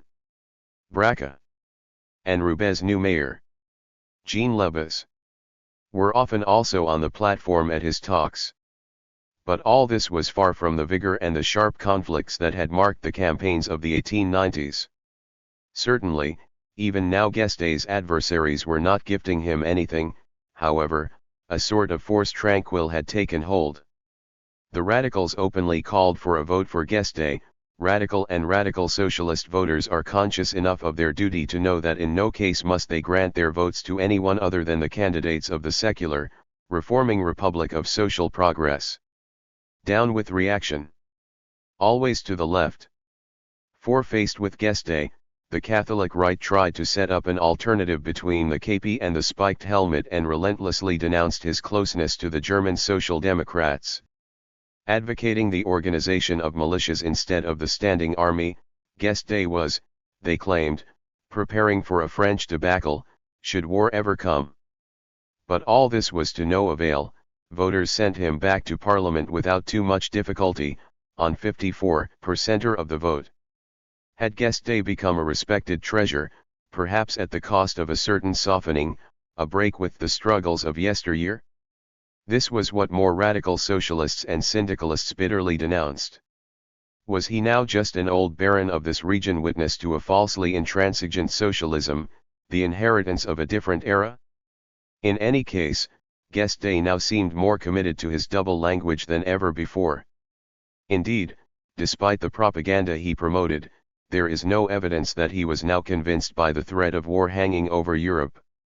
He respected party discipline and participated in the national level campaign. But if we look at the stances that Guesde personally took, we can see that the idea of preventing war at all cost was not his own priority. Indeed, he swung between underestimating the risk of war and a virulent denunciation of the idea that the general strike was an appropriate means to stop it. At the SFIO Congress held in Paris in mid-July 1914, Guesde and his loyal Fédération du Nord opposed the general strike, and in particular the amendment by Vaillant and Keir Hardie, who proposed that such a strike should be launched in case of war. According to this amendment, intended to be tabled at the International's coming Congress in Vienna, workers should block production and refuse to serve as cannon fodder. However, its message remained ambiguous, in that the strike would be a preemptive action and did not, formally speaking, imply any rejection of national defense in case of enemy aggression. Guesde stated his opposition to this vision and in effect declared that rallying to the war effort was a possibility if what he called socialist civilization came under threat. Suppose a war broke out between Germany and Russia, socialist Germany, which would want to revolt and could do so, and socialist Russia, which would perhaps like to do so but could not. This would be to hand over German socialist civilization to the onrush of the Russian autocracy's army. This is why at a socialist congress, never will a conscious socialist vote for a general strike in case of war. 5. Mounting a rapid tour of the balance of forces in each country, Guesde noted that the forces prepared for insurrection could be counted on the fingers of one hand. With such low numbers available in most countries, socialism would surely be crushed by such an adventure, for it would be left as a small minority. But Guesde was defeated, here, at least in terms of what the socialists said they would do, for opposing him were Valiant and Jules, who insisted that the general strike was the proper response faced with the danger of war. Not long after this, Guesde took part in the final meeting of the International Socialist Bureau, held in late July 1914.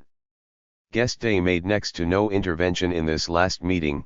It is impossible to know in any detail what he was thinking, here, but there is good reason to bet that he would again have found the debate on the general strike little appropriate. He said almost nothing, leaving it up to Jules to huff and puff about warding off the risk of conflict. A few days later, Europe tipped into war. And with it, the history of the Parti Socialiste switched into a different gear. Rallying to France. On July 31, 1914, Jean-Georges was assassinated in Paris's Café du Croissant. Had he lived, what would he have done in the subsequent days as war broke out across Europe? Whole books have been filled with political and historiographical debates on this point. Permitting a measure of counterfactual history, recent works of historiography have tended to accept that Jules would have accepted the Union Sacrée, albeit with the heaviest of hearts and only after having fought to the last to prevent war before probably becoming an opponent of a long and ever more murderous conflict. 6 But when and how he would have made this turn remains an open question. In any case, for many socialists who had long stood by Jules and now presented themselves as his heirs, there was no room for doubt. Perhaps through resignation, but for this, no less unfailingly they supported the defense of the patrie, which they considered the victim of the Kaiser's aggression. This was, in any case, what the socialist parliamentarians chose to do. The whole of France, from far right to far left, vowed to defend the patrie. Georges' successor at the head of El Humanite, Pierre Renaudel, made the pacifist paper into an organ of war socialism. 7 The reflex to defend a patrie that had come under attack itself, facilitated by a propaganda which mobilized the heroic memory of the French Revolution, was operating at full tilt, here. For now, the revolutionary minorities were limited to a few tiny groups. But they highlighted, and not without real arguments, how powerfully the Parti Socialiste had been integrated into the French nation. For the moment, in the France of August 1914, the Union Sacrée sparked next to no controversy among the French socialists. They showed no hesitation in turning against what they had long professed at the socialist congresses. Formally speaking, the CGT was still under the hegemony of a majority boasting a number of ardent revolutionaries. Yet it, too, rallied to the Union Sacrée. The anti-patriotic far left of the SFIO around Gustave Hervé did the same, notwithstanding the fact that for years it had spoken only of social war and damned the spinelessness of other currents, though a certain shift in its own position can be detected even starting in 1912. Edouard Vaillant, the prestigious communard from 1871 and one of the international symbols of the fight against war, one of the great voices of the SFIO abroad, himself rediscovered the tones of the War of 1870 and showed himself to be an ardent patriot. Thus, the general strike did not materialize anywhere beyond the resolutions of the socialist and trade union congresses. What about Jules Guesde? An MP, he together with all his comrades endorsed the vote for war credits on August 4, 1914. The German Social Democrats, to whom he had long been tied, followed the same path. Links were broken between once friendly parties. In one draft text, Guesde asked, could the German socialist democracy not have as been as one with the German Empire in attacking us and invading us, and could the French socialists not have been as one with the French Republic in defending us? 9 In Britain, only a few figures in the Labour Party opposed the war. The socialists in Austria-Hungary similarly backed the war effort, though here there was no vote in Parliament. Matters were more varied in Eastern Europe, both factions of Russian social democracy, Bolshevik and Menshevik, refused to endorse war credits. At the moment that Europe's armies were about to devastate the continent, one first thing had definitively broken already: the unity of international socialism. There was, however, debate among the French socialists as to whether they should join the government. Initially, the Socialist Parliamentary Group rejected this. Guesde and Vaillant, ardent defenders of the new Union Sacrée, were opposed to such a move. But the creation of a permanent commission made up of 10 socialist leaders ultimately resulted in a manifeste au pays which called on the socialists to join the government. Guesde and Marcel Sembat joined first as part of Viviani's cabinet. Especially explaining their positions was the invasion of France on August 26, which made the threat more pressing than it had been at the beginning of the month. This was how the manifeste justified their participation in government, the first time any socialist had made such a choice since the Milrand affair in 1899. Following regular deliberation, through a carefully weighed decision, the Socialist Party has authorized 2 of its members, our friends Jules Guesde and Marcel Sembat, to enter the government, and it has made them its delegates for national defense, knew that at all grave moments, in 1793 as in 1870, it has been in these men, in these socialists, in these revolutionaries, that the nation has placed its confidence. The presence of our friends in government will be the guarantee for all that Republican democracy is prepared to fight to the last. Today, like yesterday, after the first tests as in the enthusiasm of mobilization, we have the certainty that we fight not only for the existence of the patrie, not only for the greatness of France, but for freedom, the Republic, for civilization. 10. Such a scene would have been unthinkable even a few weeks earlier. Guesde met the President of the Republic, Raymond Poincaré, for a discussion of the aims and direction of his participation in government. Poincaré himself seemed surprised by the situation. He noted in his diary, Friday, August 14. At his request, I receive one of the socialist leaders, Mr. Jules Guesde, of whom I was long a parliamentary colleague but with whom I have had no personal relations.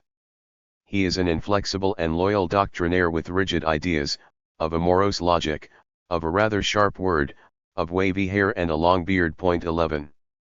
They talked over the intended purpose of the war effort, the imperative need to do away with the German Empire and the future of Alsace-Lorraine. And we departed with the sentiment of being united, unto death. The war had brought together 2 men which everything else had opposed. Guesde thus became a minister without portfolio in Viviani's cabinet, and then Minister of State in Aristide Briand's government.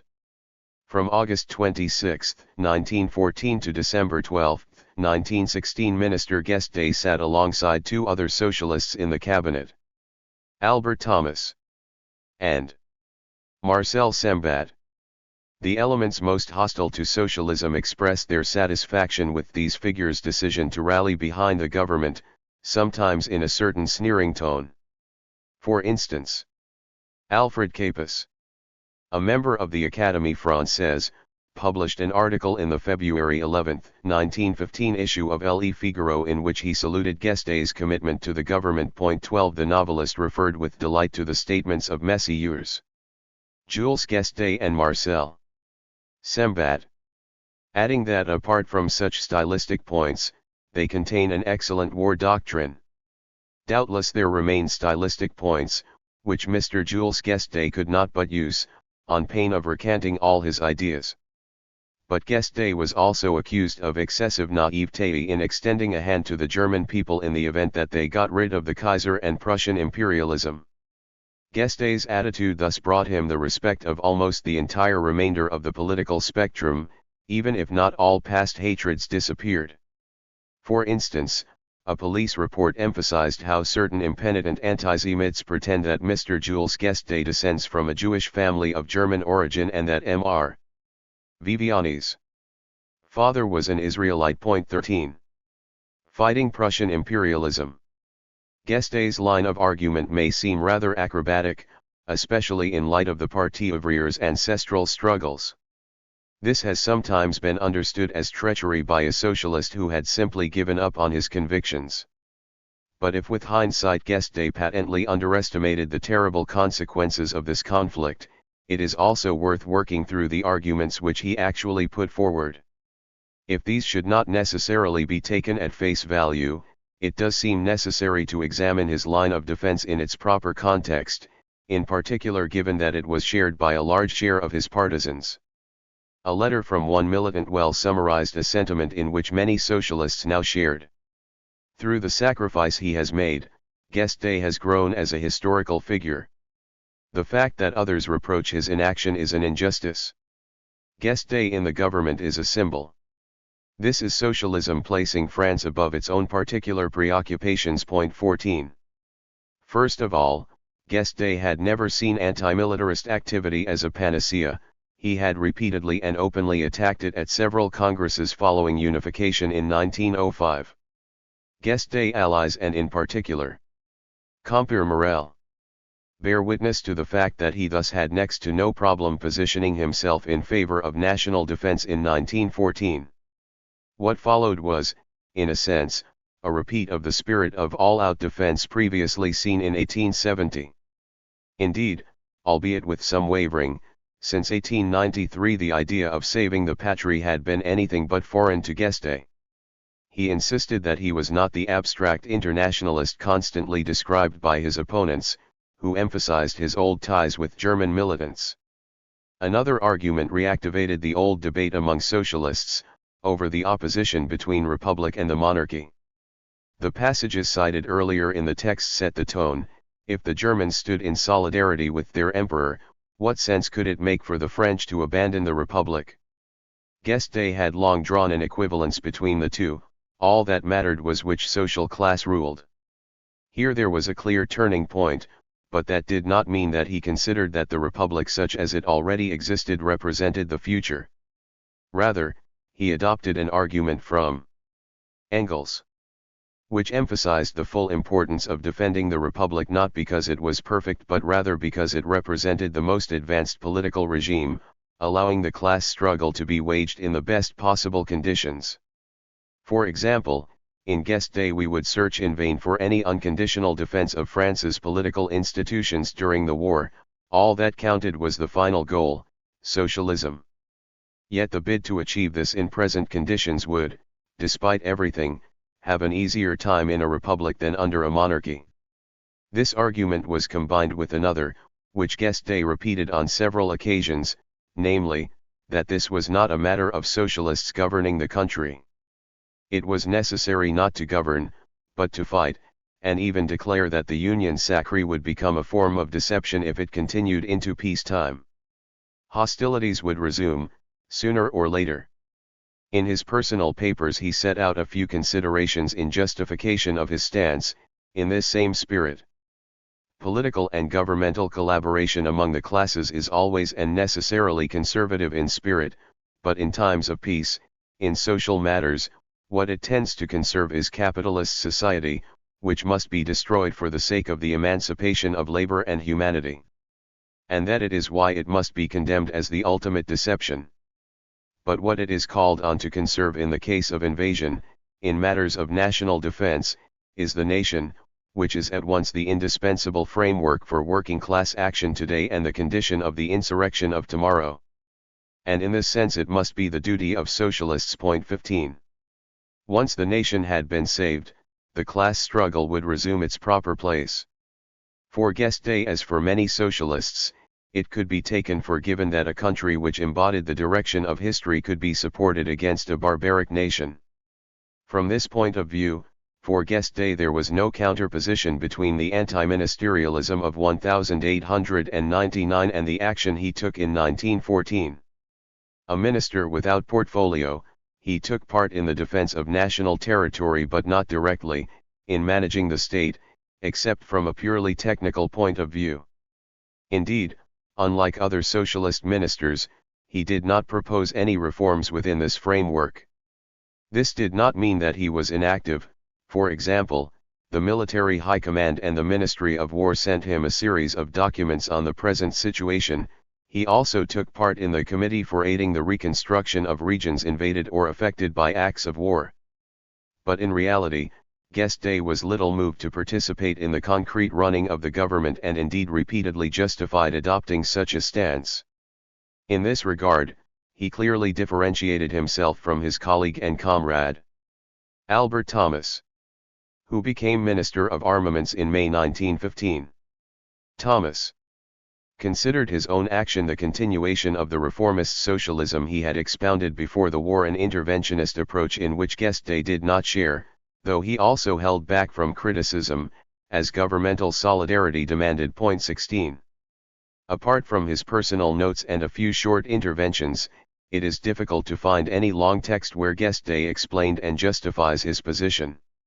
The archives of his Chief of Staff Charles Dumas mainly consist of administrative correspondence, requesting this or that favor from the old socialist leader. In very few cases there were challenges to his positions on the conflict itself.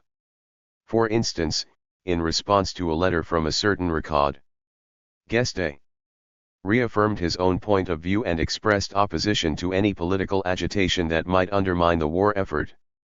Dear comrade, we should not forget that we are moving in the context of capitalist society and that, by consequence, the injustices which you highlight continue as normal. We have accepted a role in government only in order to participate in the national defense. As for all the rest, we know that so long as socialism is not fully in power, things will continue and nothing can be done about it. To those who ask if one can create socialist groups, there is no place to create political groupings in the army. The soldiers form a single group, and they must form just one at the present time, of national defense. 17. Reading a rather more prolific writer like Charles Dumas allows us to understand what encouraged Guesde to maintain his position even as the conflict became increasingly drawn out. In a pamphlet where he was presented as the former MP and Chief of Staff to Mr. Guesde, Dumas crossed swords with Christian Rakowski. This latter was opposed to the war and favored his own country, taking a neutral stance. He was, moreover, an old acquaintance of Guesde's, having met him in Paris in the early 1890s. From this point of view, this pamphlet was a document of the highest importance. For those able to lay their hands on this text, printed in Romania, there can be no doubt that Dumas was defending the viewpoint of Minister Guesde. 2.18. What, then, were the key points of this discussion between French and Romanian socialists? Dumas clearly declared himself in continuity with historical socialism. We French socialists, who have the certainty that in this torment we have neither lost our heads nor abdicated any of our principles, claim precisely to have based our attitude on these same principles and on the interest of socialism. 19. Dumas conceded that bourgeois and capitalist France has its heavy share of responsibility in the conflict, but it would be puerile to expect, as certain German socialist democrats do, that the death of German militarism and imperialism from its triumph. 20. Optimism was in order. He argued that in case of French victory, imperialism is an idea we will cast out of European thought. For his part, Rakowski denounced the abdication which this truce in the class struggle represented. You the Guestists, at all the national and international socialist congresses, the much heard and admired defenders of the irreducible class struggle, have you recommended and carried out class abdication? His whole line of argument was based on recalling what Guesde had once been and what he represented for his generation. He reviewed in detail the anti-governmental positions which Guesde had taken at the Socialist International's congresses. His path to becoming a minister was, in this view, condemned by his own prior actions. Rakowski moved nostalgically from references to you to references to us. In one revealing formula, he presented the left wing of international socialism as having been under his former teacher's patronage. As he spoke of we, the old Guestists. 21. He concluded his argument wishing to stick by revolutionary socialism, which was yesterday the source of your strength. 22. Rakowski sought nothing else but to revive the guesdism of yesteryear, the former bearer of the revolutionary idea. Lastly, it is worth noting that Rakowski repeatedly invoked Engels's authority in order to justify his viewpoint. A battle for legitimacy was raging to decide who was most loyal to the founding father of scientific socialism. Indeed, the shadow of this general of German social democracy loomed over a hard-fought conflict. Dumas's papers include a letter addressed to Guesde, which is interesting, in this regard. Unfortunately, it is anonymous, though it was probably written by Braque. It emphasized the great interest of a then unknown text by Engels, a man with a great passion for military history, which passed a very severe judgment on Russian Tsarism's foreign policy. 15 years later, this text would be criticized in the very highest circles in the USSR, indeed, by Stalin in person on account of its exaggeratedly anti-Russian tone. 23 But that's a whole different matter. Whether or not he was, indeed, loyal to Engels, Guesde was relentless in justifying and defending his political line, which he reaffirmed on multiple occasions. Little disposed to accepting any kind of criticism, he insisted, for instance, at a July 14, 1915 intervention at the Parti Socialist National Council, that "I have never followed the crowds. I have made the crowd's own opinion. I did not go to the school of the proletariat, it is the proletariat that came to my school. I have spent my life teaching it its rights." 24. Guesde reasoned like a strategist far behind the lines, without mentioning the terrible human consequences of the conflict. Some have seen his intransigence as the result of his old age and his lack of understanding faced with a new situation. Joseph Cartier, a militant involved in the Committee for the Resumption of International Relations, hostile to the war and before 1914, Auguste Dist claimed at a March 2, 1916 meeting of the SFIO's 17th Paris section that Guesde had gone gaga. 25 Did his illnesses and his age explain all this? Already in 1899, as Guesde's political line became more rigid, some attributed his anti-Dreyfusard and anti-ministerial positions to his personal problems. Doubtless, we cannot deny the aggravating role of these factors. But when we read and reread Guesde's interventions from 1905 onwards, and even those from his 1893 election campaign, this was not really such an about-turn. The Guesde who had been the old and trustworthy friend of the German Social Democrats now seemed consigned to the past, and there was certainly a rupture, from this point of view. But any inconsistency between his pre- and post-1914 positions was much less a spectacular turnaround than the changing attitudes of Gustave Hervé and certain revolutionary syndicalists, who had flipped from a dogged anti-patriotism to a harsh nationalism in just a few days. Guesde's conversion, or about-turn, was thus relative. It was above all a shock to those who read the resolutions passed by the International more than the propaganda texts with which Guesde had himself achieved election. Guestists against Guesde? But what about his supporters? Was there a war guestism? Many did follow Guesde in his unfailing support for national defense. Such was the case of Braque, Lucien Roland, Jean Lebas, Marcel Caquin, Albert Bedous, and Comper Morel, who each approved of Guesde's presence in government, albeit sometimes with certain variations. Some of them occupied important positions in the Parti Socialiste, for instance, during the war. Caquin became the SFIO's leading specialist in foreign affairs, more so than Jean Longuet, the main driving force in the minority current hostile to the war. 26 Following his teacher's line, Caquin made contacts with pro-war members of the British Labour Party as well as d'Estrée in Belgium. He took a close interest in developments in the Austro-Hungarian Empire, while also posing the question of the future freedom of certain colonies. He also met with pro-interventionist Italian socialists, including a certain Benito Mussolini. Guesde also met this latter, aiding the leading Italian socialists' bid to draw his country into the war and even helping him get funding for his propaganda. He thus took part in the efforts to encourage Italy into the war. These dealings earned Guesde an emphatic tribute from the Italian leader, who was beginning to outline his National Socialism in a period in which he had begun calling himself an exasperated socialist. Mussolini also used Guesde to back up his interventionist and pro-war position, favorably citing him even into 1917.27.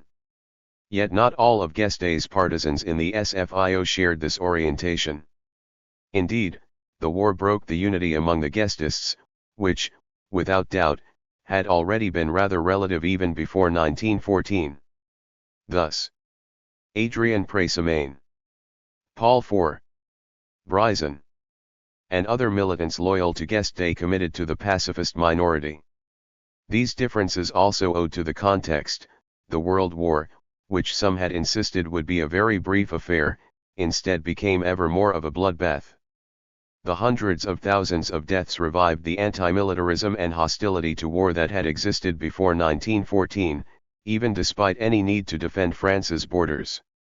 The internationalist idea had taken a beating from the Union sacrée. But now, it was gradually being reborn. Evidence of this came from the revolt that broke out in certain socialist federations. Haute-Vienne, long loyal to Guesde, now challenged its old teacher, as did the socialists in Elizara and Dordogne. Others like the Federation du Nord remained in agreement with the MP for Roubaix. Old friendships and alliances were now broken. The minority socialists hostile to the war invoked the texts that had been issued by the International, here using the same vocabulary as Rakowski. They prepared the coming political recomposition, a process which Guesde does not seem to have noticed or understood. In Eastern Europe, some social democratic groups did persist in their anti-war stance, especially in Russia and Bulgaria. Yet such forces were often very much in the minority in any given country. In their eyes, Jules Guesde had become one of the emblematic cases of a betrayed and disfigured socialism. The prestigious orator, the herald of the class struggle, had broken with the very thing that he had founded, the working class party, independent of the bourgeoisie, which had adopted the first openly Marxist program in world history. Harsher still would be the judgment on the man who had made such a turn. As evidence of this we need to look only at the forceful lines written by Leon Trotsky, an expert analyst of the international socialist movement. Expelled from France with Guesde's blessing in October 1916. Trotsky sent him a letter beautifully capturing the exasperation among those who opposed the war. I believe it my duty to tell you some thoughts that will probably be of no use to you but could at least be of use against you. You thought, you hoped, that the French proletariat which, in this war without ideas and without a way out, is being bled white by the crime of the ruling classes, will bear silently and to the end this shameful pact drawn up between official socialism and its worst enemies. You were mistaken. An opposition has arisen. Expelled by you, I leave France with a deep faith in our victory. I send, above your head, a fraternal greeting to the French proletariat, which is waking up to its great destinies. With you, against you, vive la France socialiste, 28. The war's opponents were getting organized. Important among the attempts to give structure to this opposition were two conferences held in Switzerland which brought together delegates from various socialist organizations. Pierre Bryson, an MP for l'Allier, enjoyed a certain renown among the socialists as a guesdist, following his participation in the Encyclopédie Socialiste. In June 1916 he was one of the first two MPs in the French Parliament to refuse to vote for renewed war credits. Bryson, too, made his way to the anti-war conference in Kienthal. Faced with these defections, Guesde remained inflexible. For him, any initiative that went against the pursuit of the war seemed suspect. Even upon the occasion of the Inter-Allied Conference of Socialist and Labour parties on February 14, 1915, which defended a moderate viewpoint, Guesde firmly insisted on his own support for the war effort. El Humanite reproduced part of his intervention, emphasizing that he himself was in great pain. Guesde maintained more than ever before his line in favor of war until victory. As he put it, the duty that imposes itself on socialists is to continue the struggle to the end, closing off all those ears that might open up to whispers of exhaustion or even pity. At a time when the MP for Roubaix was repeating his implacable case for the salvation of the patrie, many of his opponents evoked the spirit of Jules. And while the martyr for peace entered into legend, Guesde veered off into blind militarism. For the oppositionists, guesdism now appeared as hypocritical old tat. For instance, in 1915, Alfred Rosmer, a syndicalist in the CGT who was among the war's first opponents, expressed his doubts over the Union sacrée and laid into guesdism. Just recently Guesde's supporters had wanted to subordinate the CGT to the party, but now they went along with revanchist nationalism without batting an eyelid, thinking that they could unproblematically return to the class struggle once the conflict was over. Do we really believe that we can just go back to the old stance, from one day to the next? Simplistic guesdism says so and doubtless believes it. But however sincerely one wanted this to be possible, it will not be. Point 29. Another representative of the CGT was Alphonse Mérame, from the Union's Metalworkers Federation. He was present at the Zimmerwald Conference and at first Lenin placed great political hopes in him. Mérame, too, emphasized the detestable role played by Guesde and by those close to him. This conflict had a long history. The CGT man had lived in Roubaix for 23 years and was thus well acquainted with the guestists and their practices, of which he was strongly critical. In 1916 he met with Ines Armand, who had been sent by Lenin to persuade Mérame to draw closer to his own positions. The syndicalist debated the Bolsheviks' ideas with Armand, but drew a negative equivalence between them and Guesde's own positions.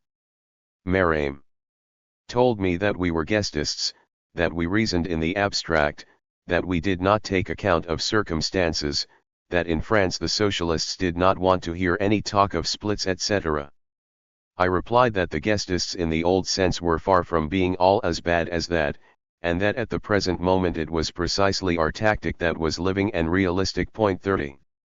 The French government persecuted these anti-war socialists, whom it considered deserters.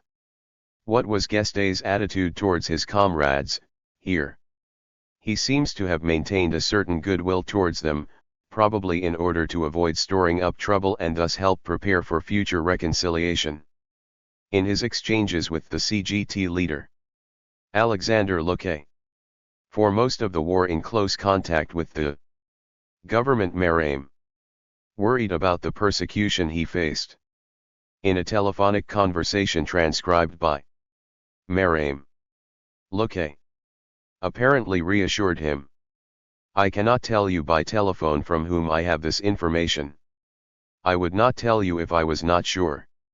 It is Guesde who has opposed the persecution and ultimately the government has let things be. From the international point of view, your arrest would stir too strong an outcry. 31. Similarly, according to the August 7, 1916 issue of Le Temps, at the 6–7 August National Council of the SFIO, a militant opposed to the continuation of the war had handed a pro-Zimmerwald pamphlet to Guesde, specifying that this was a socialist manifesto, but by your adversaries. Guesde supposedly responded that he had no adversaries as far as socialists were concerned. 32. Faced with Laureate, who defended the Zimmerwald Conference's anti-war theses at the SFIO Congress later in December 1915, Guesde responded that the day after peace comes he will no longer be a minister. 33. The minister Guesde thus distinguished himself by not hounding other socialists, even in a period in which many partisans of the Union sacrée wanted to exclude the Zimmerwaldians en bloc. Was this a simple tactical move in continuation with the government's own attitude in 1914 when it did not use Carnaby, in its own bid to avoid pointless controversies?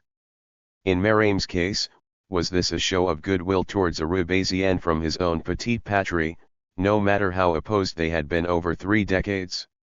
For Guesde there was no doubt that, in the long term, it would be necessary to rebuild the unity among socialists after the conflict was over.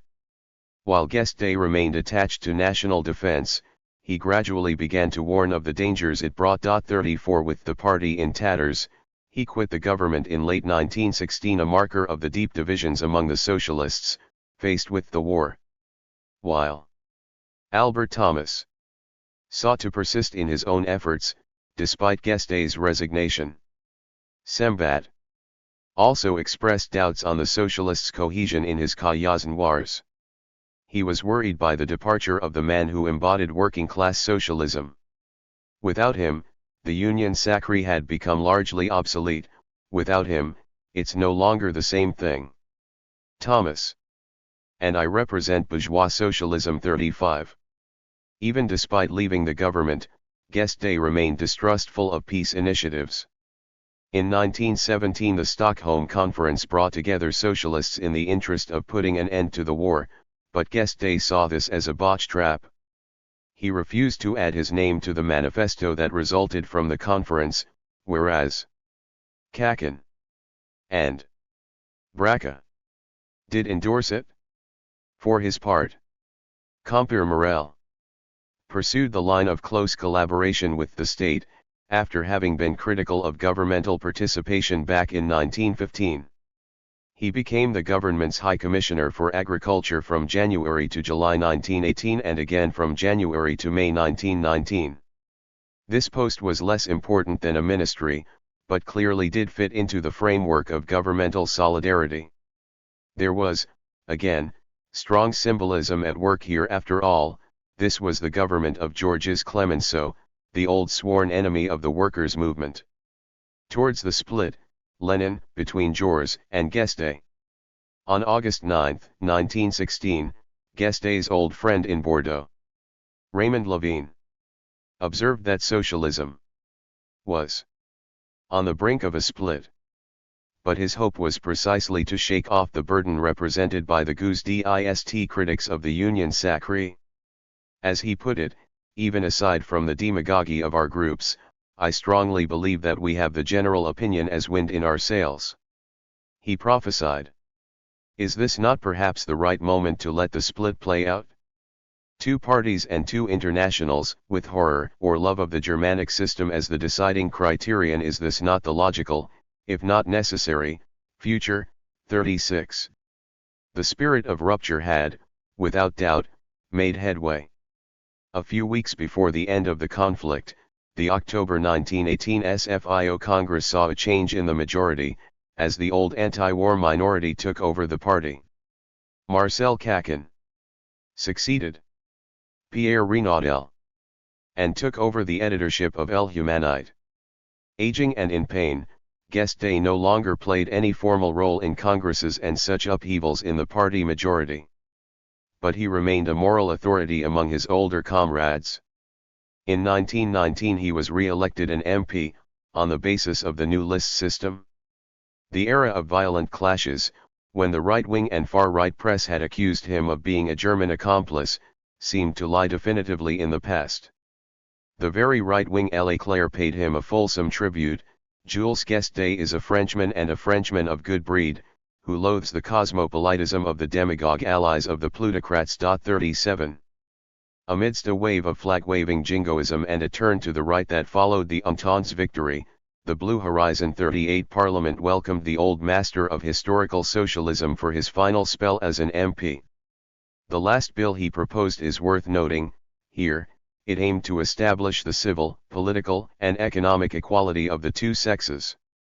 Its second article stipulated that woman is granted the benefits of all the laws that hitherto applied to man alone. Supported by many socialist MPs, it was, however, rejected by the majority in the chamber. Guesde reaffirmed this old demand of the Parti ouvrier for the last time, it having also been one of the very first measures he had championed in the public squares, to the great scandal of many Republicans, in the late 1870s. A few months later, as the German Revolution was still unfolding, Guesde confessed to Lucien Roland his satisfaction at seeing Imperial Germany disappear, joyfully observing the proclamation of republics across the whole European continent. Far from proof against our doctrine, the war brings us new arguments. It has marked progress, for we have defeated German militarism. Republics are tending to become the form of government. Now, for untrammeled class struggles. 39. Victory justified a posteriori without apparent contradiction the position which he had taken during the war. Had he not insisted at the SFIO Congress in December 1915, "We will resume relations with the German nation when it has got rid of the Kaiser 40?" Following Guesde's reasoning, history had thus proven him right, in a sense. The circle was complete. Despite the horrors of the war, rallying to national defense had achieved its goal of bringing down the German Reich. Guesde again adopted Engels's argument that a republic was better than any other regime in allowing class contradictions to come out into the open. He also looked kindly upon the overthrow of Tsarism and the Russian Revolution of 1917, an event of which he, like many, had very little knowledge, at least in its early stages. Indeed, initially the proclamation of the Russian Republic filled Guesde with joy. Yet when the Communist International was founded in March 1919 seeking a violent break with the bankrupt Second International, Guesde rejected what he adjudged a ukase coming from Moscow. As the division of the socialist movement loomed, Guesde distanced himself from the young Soviet Republic, led by the Bolsheviks with an iron fist. During this same period, however, his old friend Kakin, soon dazzled by the great light in the east, saw the future was red. Kakin compared the audacity of the new German and Russian revolutionaries with that of his old teacher. For instance, in February 1919 he made a note in his carnets referring to Kurt Eisner, representative of the ephemeral Bavarian Socialist Republic, the figure of an artist and, at the same time, an apostle, reminiscent of our own Jules Guesde, with whom he bears more than one intellectual and physical similarity. He is a powerful and spiritual speaker, a man of doctrine and sensitivity, generous and philosophical. 41. What followed was the crushing of the revolutionary movements with the approval of the SPD, for fear of Bolshevik contagion, but so, too, the foundation of the Communist International, and a powerful strike movement in France and many other countries. All this combined to worsen yet further the tensions within the Parti Socialiste. The future prospects of socialist unity would be decided at the SFIO's Tours Congress, held at the end of 1920. Returning from Soviet Russia, Marcel Kakin tabled with great conviction the motion in favor of embracing the conditions of Comintern membership. At first there were three possible solutions: either join the Communist International, rebuff it, or else adopt a middle position of accepting membership on certain conditions, as proposed by Jean Longuet and Paul IV. Guesde above all dreaded a split. Soon before the Congress began, in November 1920, the socialist press reproduced his letter to his old friend Delory, still now the mayor of Lille. Guesde called for the socialists to reject any split and reconstitute a single international, while de facto declaring himself hostile to the conditions proposed by Lenin's Soviet Russia. This letter had first been reprinted on the first page of El Humanite on October 14, 1920. Reaffirming his Marxist moorings, Guesde called for the need for the political and economic expropriation of the capitalist class. But on one condition first: it was necessary to rebuild working class unity and resist the pro-split mood. There is but room for a single international. The duty and the honor of the French section would be immediately to call a preparatory conference, without distinguishing between the Russian Communist Party, the British Labour Party, or the Belgian Workers' Party. Finally, he opposed any foreign intervention against the Russian Revolution, which must alone decide its own present and its own future. Guesde wanted to rebuild a kind of ecumenism in the workers' movement, preserving the unity that had been won in 1905. He did not seem to grasp the scale of the trauma caused by a war that had claimed millions of victims, nor to understand the political radicalization that was taking place within the socialist parties. Many militants wanted to return to a form of doctrinal orthodoxy for them, paradoxically, embodied by pre-war, historical guesdism as against the betrayal that had led to the disaster of 1914 to 1918.42. Militants here invoked a past that was still very much part of their own present, and the shadow of the SFIO's founders would hang over the Tours Congress. Jules and Vaillant were no longer there, nor, of course, Lafargue. What would they have done? Would they have accepted the Bolsheviks' conditions? Guesde was the last great from 1905 still to be alive. But, in pain and suffering, he did not attend the famous Congress. He nonetheless followed the clashes from one day to the next.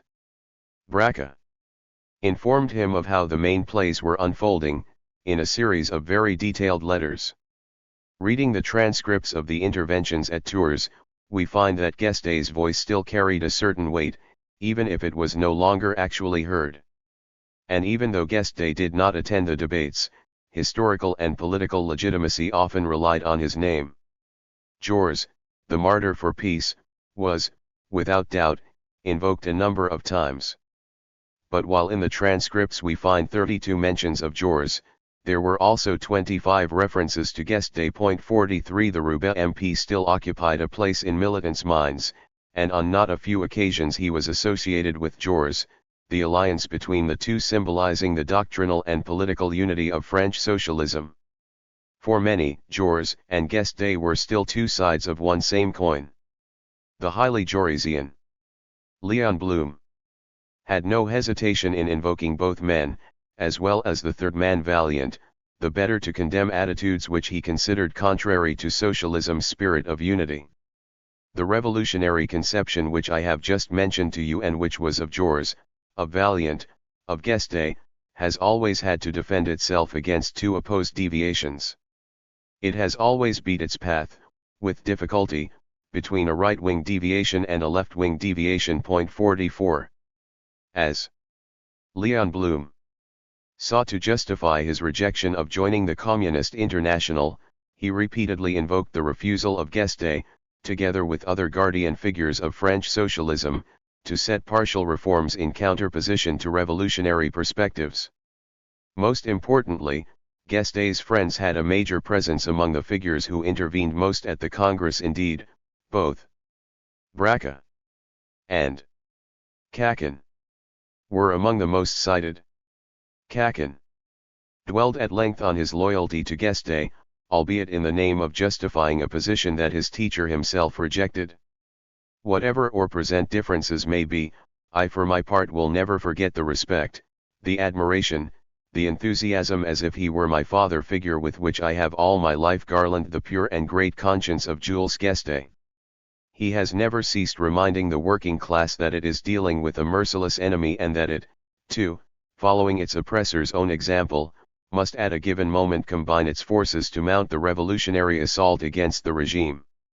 I would dare say that this flame is still within us and, since we are talking about tradition, this flame is, indeed, today our own. 45. Caquin's lyrical evocation counterposed today's Guesde, who had become a minister defending the bourgeois state, to the glorious Guesde of yesteryear. This earned him a sharp exchange with Braque. For while this latter championed the opposite position, they were fighting over one same legacy. For his part, Paul IV made repeated reference to the unity advocated by Jules, Vaillant, and Guesde. Lastly, the letter by German militant Clara Zetkin, sent to Tours by the Comintern in a bid to swing the majority to its own side, commemorated the glorious days of the joint battles waged alongside Guesde against Milrand and reformism. 46 There was not a word on Guesde, who had joined the government in 1914, which it preferred to forget. While the Congress delegates were mostly young or even very young, old rivalries and friendships were also at work, here. Indeed, Guesde had been a regular acquaintance of Zetkin and her husband in the Paris of the 1880s.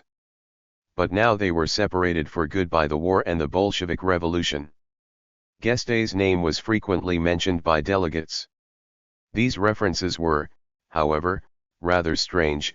A first-time reader of the Congress texts uninformed of the context might well be left with the impression that Guesde was already resting in peace alongside Jules and that the delegates were fighting over the names of two great teachers who had long since passed away. It was, in a sense, as if Guesde would never again himself return to approve or contradict what was being said in his name. In Guesde's personal papers we do find some comments on all this. He insisted I would never sign up to theses which, in so far as they have something socialist and revolutionary to them, have always been my own, Lenin and Trotsky. Having imported nothing that does not, knowingly or otherwise, demolish them and make them so many weapons in the enemy's hands. 47 Yet going against this reading, at the end of the Congress the majority of delegates did accept falling in line with the Comintern's conditions. Many probably did not share their rigid assumptions, but the disgust for war socialism and the enthusiasm for a revived revolutionary model situating itself in continuity with 1793 and 1871 ultimately brought a decisive shift in the history of the French left. The split had arrived. Henceforth, the socialists and the communists irreparably constituted two opposed branches of the workers' movement. This was a fresh setback for Guesde.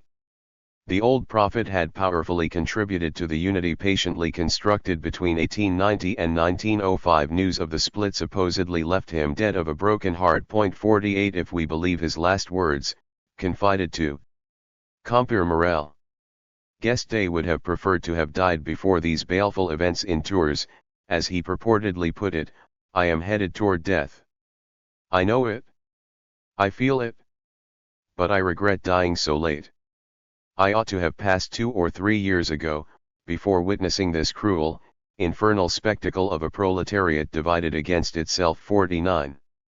Guesde's reputation after his death would remain strongly marked by his choice at Tours.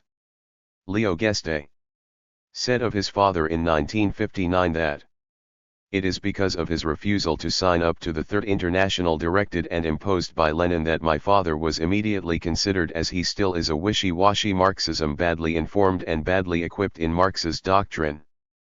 If my father had done like the others did, which is to say, if he had accepted Lenin's laws, no one would have thought of classing my father among the bad Marxists. 50. This was an entrenched position, a judgment from within Guesde's family itself, but it did, without doubt, contain some element of truth. Yet Guesde's legacy did not disappear, and indeed it cut across the divided left. At Tours there had been two opposed conceptions.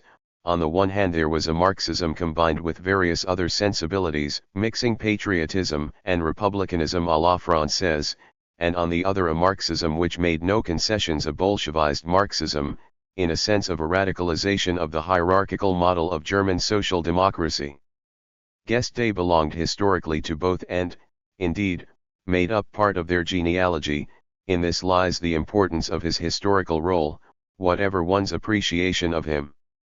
But in the context of what appeared as a serious debacle, Guesde could hardly be satisfied with the legacy he bequeathed to the divided forces of the French left, even if his imprint was itself profound. The end. Depressed and increasingly ill, Guesde did still occasionally resurface, publishing a handful of articles. At the 1921 elections he pursued his goal of unity, through his desire that the SFIO should not stand candidates against certain communists such as Fernand Lauriat and Boris Suvarin. On October 31 that same year, he was again absent from the first Congress of the refounded Parti Socialiste, as his party sought to rebuild. But the delegates addressed him a stirring letter of homage. The undersigned delegates to the first Congress that French socialism has held since the harmful split at Tours, regretting that your state of health denies us your presence and your precious advice, address you in homage with their fraternal sympathies, out of profound gratitude for the work of propaganda and recruitment that you have achieved for over half a century. 51. The handwritten text was signed by hand, indeed by a very large number of delegates, including Leon Osman, Leon Blum, Braca, and Marx Dormoy, among many others. In May 1922, Guesde again received a mandate for the Congress which was to be held in Paris in June. But his condition was deteriorating. In June, afflicted by a serious boil, he left his home on the Rue Singer to head for the Saint-Mandé Clinic. Needing surgery, this old veteran of the socialist movement did not survive his last operation. He died at the age of 76 on July 28, 1922. 3 of his most loyal friends and comrades were to be the executors of his will. He mentioned them in a will in which he reaffirmed his unshakable attachment to the socialist cause. In full agreement with my children, I bequeath to my friends Braca, MP for the Seine, Edouard Fortin, and Charles Bonnier, my socialist oeuvre, which they will use as best possible in our common propaganda, with the power to pass it on to the party when this latter, again having become what we have known and practiced, will be what it ought never to have stopped being, socialism in action. 2 days later, Guesde was buried in Paris's Père Lachaise cemetery, not far from the communards whose political audacity he had so exalted 50 years earlier. The political world, especially the socialists but also the communists, paid him tribute. For El Humanite, now the central organ of the Section Française de l'Internationale Communiste, the news will be received with grief among the international working class. Saluting the revolutionary and anti-reformist Guesde on its front page, the biography stopped in 1914, with the Union Sacrée, a period summarized in just 2 lines: "We know what became of the old battler." This was not the least of our sorrows in these 4 woeful years. As an irony of history, it was his loyal comrade, Marcel Caquin, who wrote this homage, so sparing in its references to the war, and indeed, Caquin, like Guesde, had enthusiastically rallied to the Union Sacrée in 1914. The leadership committee of the young SFIC warmly and unambiguously paid tribute to Guesde's legacy. The Communist Party, which knows what it owes to the doctrinal training of its militants thanks to the work and the efforts of Guesde, considers his death a bereavement for the proletariat. Despite the recent breaking of ties, the Roubaix MP's emblematic figure was instantly integrated into the communist pantheon. The following day, El Humanite laid claim to both the branches of historical socialism that had united in 1905, associating them with present-day demands, for jules, and Guesde, against the war, for amnesty. 52 portraits eulogizing Guesde and jules accompanied several articles demanding the immediate release of political prisoners, notably the sailors who had mutinied in the Black Sea, including the emblematic figure of André Marty. On July 31, El Humanite reproduced Caquin's funeral speech, noting with sadness the passing of both Lafargue and Guesde. Caquin emphasized, "We no longer have among us any of the original, vigorous exponents of the Marxist doctrine. And if, today, we wanted to find doctrinaires of their level, we would have to go looking for them in Russia." 2 elements of Guesde's career particularly drew attention here: firstly, the fact that he had founded the first Workers' Party, and then his example in showing the need to do battle through vigorous and intensive propaganda. The communists would pursue Guesde's original work. Caquin saluted Guesde one last time. "It is my greatest pain that eventually I have had to separate myself from you. But my conscience gives me reassurance. It tells me that I have remained loyal to the revolutionary ideal which I received from you in my youth, let me say it here, with a filial enthusiasm." More expected was the socialist Vieille Maison's homage to Guesde, who had explicitly stuck by the SFIO, against the advice of his old friend Caquin, but in accordance with the ever-loyal Braca.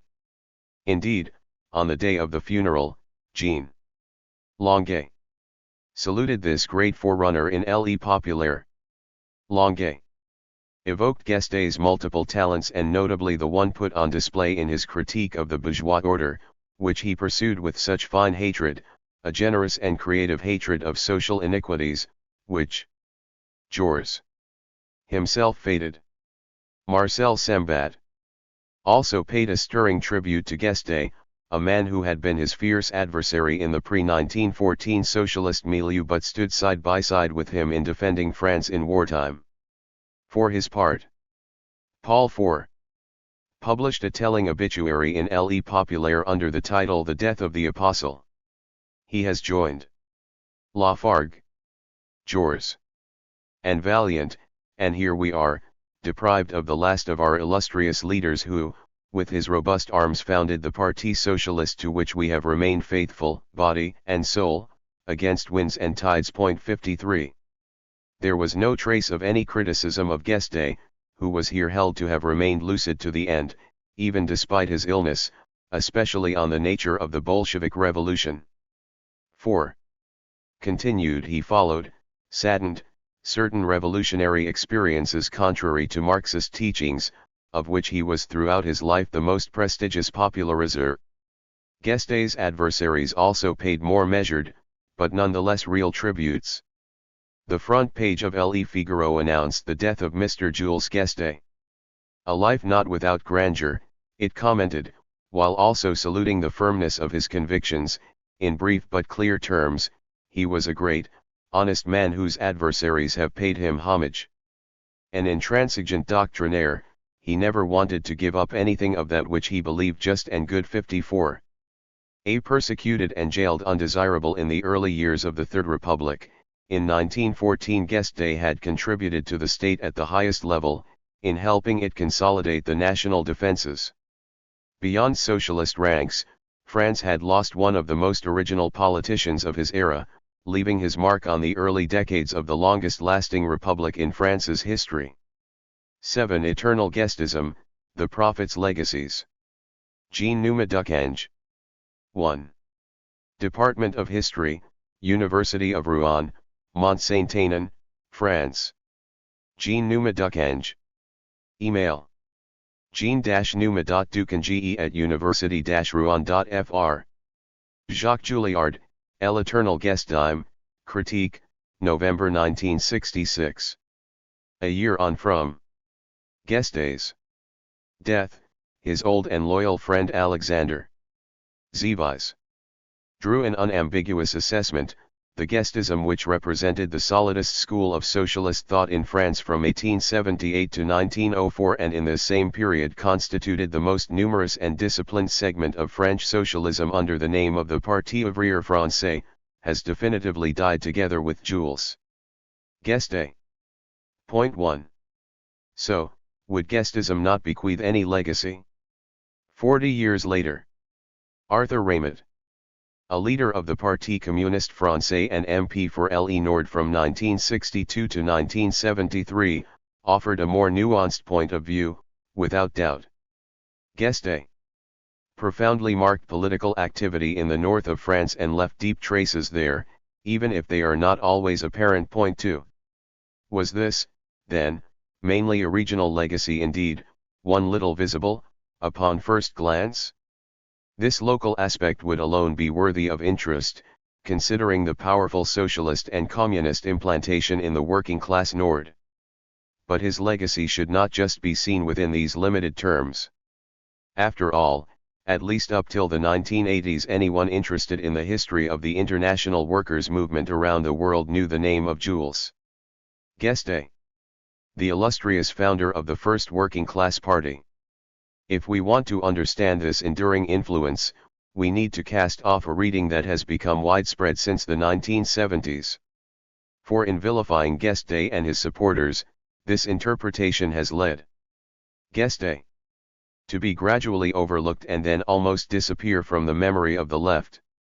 Even long after his death, the MP for Roubaix inspired fondness among many socialists and communists.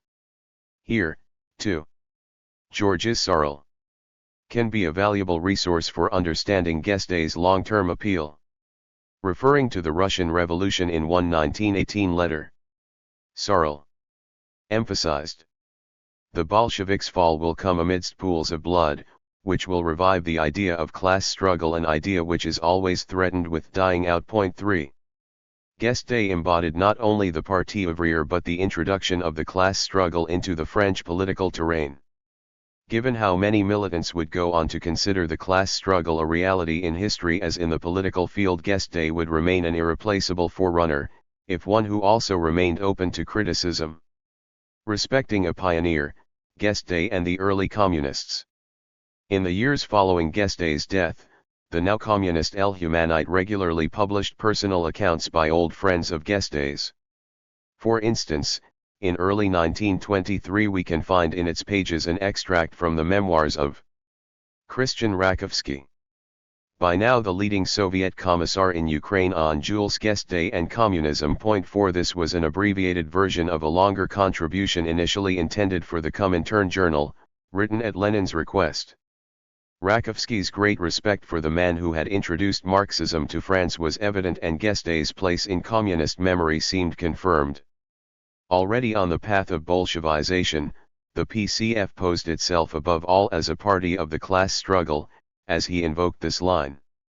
Marcel Kakin regularly made emphatic tributes to his own teacher. The Daily's founder, Jules, was at this point relatively eclipsed in favor of Guesde. Did this mean setting Guesde against Jules? A pamphlet issued by a communist publisher in Le Nordwell symbolized this period. It reproduced two speeches given in Lille a quarter century apart, one by Kakin in 1926, and another by Guesde in 1900, responding to Jules. The preface emphasized the incontestable historical and political continuity between the two interventions.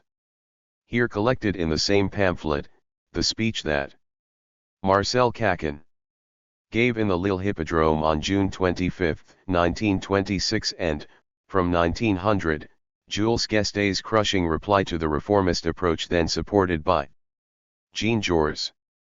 5. Kakin began his talk by addressing the old militants who had witnessed the Guesde-Jules clash 26 years earlier.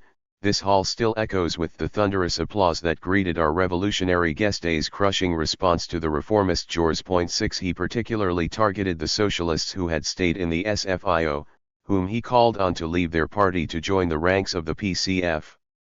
In making such a move, they would be restoring ties with Guesde's original spirit.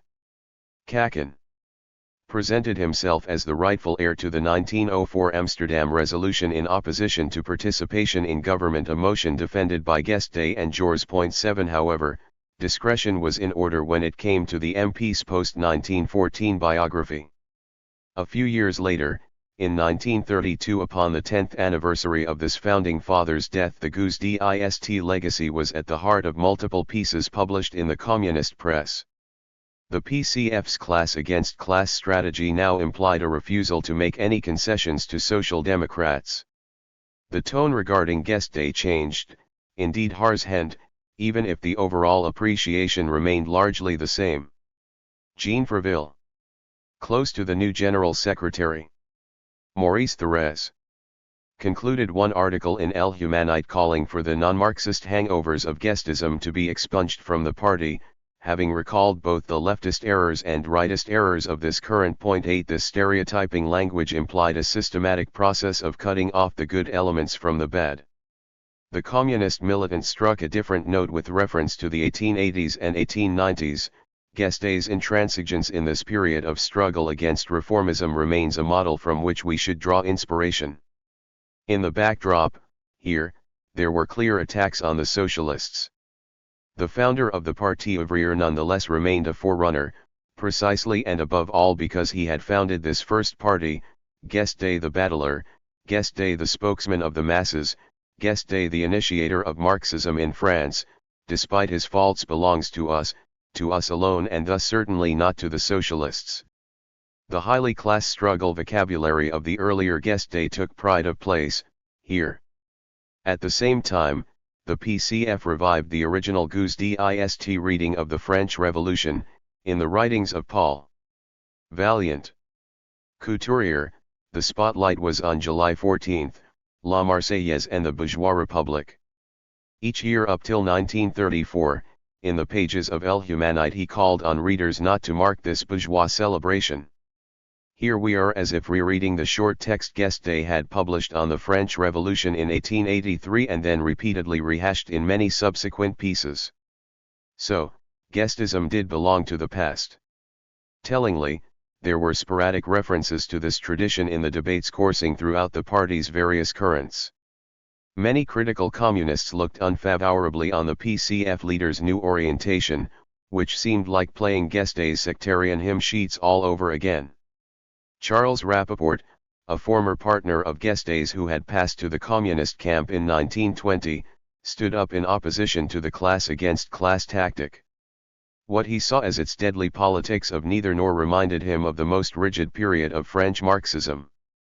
In a January 30, 1928 letter to the PCF Central Committee he opposed the new party line and denounced the old reflexes.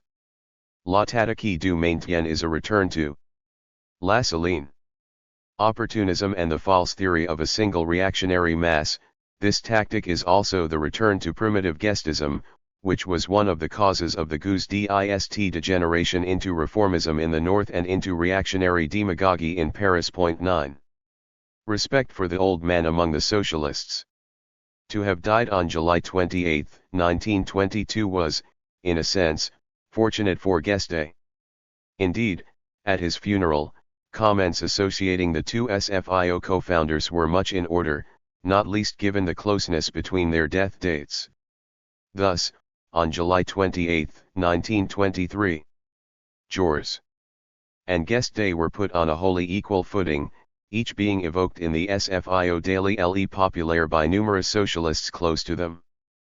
Paul IV, a die-hard historic guesdist, played a major role as a man of the party machine between 1920 and 1940. As such, this mastermind of the reconstruction of socialism embodied a direct form of continuity with the Guesde of before 1914. Discipline and organizational work doubtless constituted an important legacy of the guesdist current. 4. The heart of the party, as Louis Levy put it, 11 built a line of descent from it. Did Leon Blum, historically close to Jules, occupy such a continuator role following on from El Humanites founder? A certain common sensibility as humanist, Dreyfusard intellectuals does facilitate comparisons between the two men. But it seems difficult to detect or, indeed, replay the opposition between Guesde and Jules. As an opposition between Paul IV and Leon Blum, as if acting as their respective heirs. Doubtless, over the years to come the SFIO would republish various Guesde's pamphlets, including his debate with Jules. Les deux methods. Nonetheless, all socialist leaders lay claim to the inheritance of both men officially, at least, and doctrinal contrasts now had nothing of the same force. Rather, Blum was more the man who represented the party to the outside world, whereas 4 was the man of organization and the party machine. This did, doubtless, recall certain pre-1914 configurations, but the comparison stopped there and the fundamental divergences were not so clear. In short, we can detect some forms of continuity in the Blum-4 pairing. Yet despite the undeniable legacies from the past, there are no strict parallels to be drawn. As in the case of the PCF, an earlier period had left some traces, but they also crisscrossed with the specific logics that resulted from a new political situation. Among the SFIO figures long close to Guesde and active since the old teacher's death, Braque occupied a place apart. He embodied the impenitent guesdist, a pure 1.12 first an MP for Paris from 1912 to 1924, he then went back to his youthful home to become elected MP for Le Nord from 1928 onwards. He also played an important role in the Socialist International. 13 Beyond his activities as a politician, Braque's name was also familiar to interwar readers of Marx. He was one of the initiators of the Cost/Molitor edition of his works, a first systematic endeavor to translate and publish Marx's texts in French, independent of the SFIO apparatus yet remaining within its networks. Taken together, this was a sometimes rather haphazard effort, with some texts cut or poorly translated. But this was nonetheless pioneering at a time when the French communists had not yet judged any such project opportune or useful, and instead largely concentrated on propaganda and pamphlets. 14 Braque. Also translated texts by historically important figures of German social democracy like Rosa Luxemburg, and regularly republished texts by Guesde. Through his publishing work, Braque provided a certain continuity with guesdism, concerned as he was with the limitations we have mentioned with the introduction of Marxism to France. This was perhaps even a small act of revenge, probably stimulated by the competition from a communist party which claimed to be Marx's only legitimate heir. The guesdists had long been criticized for not having done any serious work in translating Marx's texts, before 1914, now, partially at least, this had been achieved. Yet, Braque's legitimacy owed to far more than this publishing work alone. In the shadows, he also had a front row seat alongside many other leading socialists, including a certain Guy Mollet, at this time Federation Secretary of the Pas-de-Calais Socialist Youth and the driving force behind a socialist study group in Arras. Mollet himself wrote no significant text on Guesde during this period, but he did associate his memory with that of Jules. For instance, in the February 22, 1930 Le Populaire he published an account of a meeting of militants in his SFIO branch. There he spoke of the recounting of the death of Jules, which produced great emotion, but also the reading of 2 pages by Guesde and Jules were, among others, particularly appreciated. If Braque provided a line of intellectual and political dissent at the national or even international level, it was locally that Guesde was most venerated. Indeed, he took up a particularly important place in the memory of Roubaisians. Roubaix socialist deputy mayor Jean Lebas, an old ally of Guesde's and his successor as an MP for Le Nord, organized commemorations of this popular tribune together with local socialists. The mayor's office began a public subscription for a monument by selling postcards with his image. Barely 3 years after his death, on April 12, 1925, the town of Roubaix unveiled the statue in memory of citizen Jules Guesde. The sculptor was none other than Georgette Gut, who was also Marcel Sambat's wife. In one leaflet, Lebas underlined how important this event truly was. The workers will display all the esteem and gratitude they preserve in their hearts for the memory of the venerated propagandist Jules Guesde. 15 A cantata to Jules Guesde was performed at the inauguration, with the participation of over 200 singers and musicians. In tribute to one of his personal passions, several poems were written, glorifying Guesde without reservations and with a few doses of flattery. For a half-century indefatigably Guesde, you educated the crowd and the serfs of the factory and the paupers of the land grasping your advice put it to good use and soon there rose up whole phalanxes of soldiers, ready and ripe for the revolution. In his speech at the inauguration of the statue, Lebas passed Guesde's life in review, underlining the aspects one would have expected. He referred to his role as founder of the first socialist daily, of the first Workers' Party and so on. According to the local socialist press, 30,000 people gathered to honor the great tribune. 16 Many socialist and trade union representatives from around the region made the journey in order to be there. We can also note the presence of many members of the International as well as the CGT leader, Leon Jouarho, all of whom gave speeches in his honor.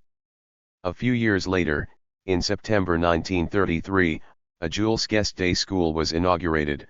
The local branch of the Parti Socialiste called on its members to attend in order to honor the memory of the great tribune of the proletariat, of the apostle of socialism. 17 In these years, City Hall worked ardently to uphold the memory of its first socialist MP. The year 1933 was also the year in which Friends of Jules Guesde Society was founded, this time at the national level. This, too, was a socialist initiative.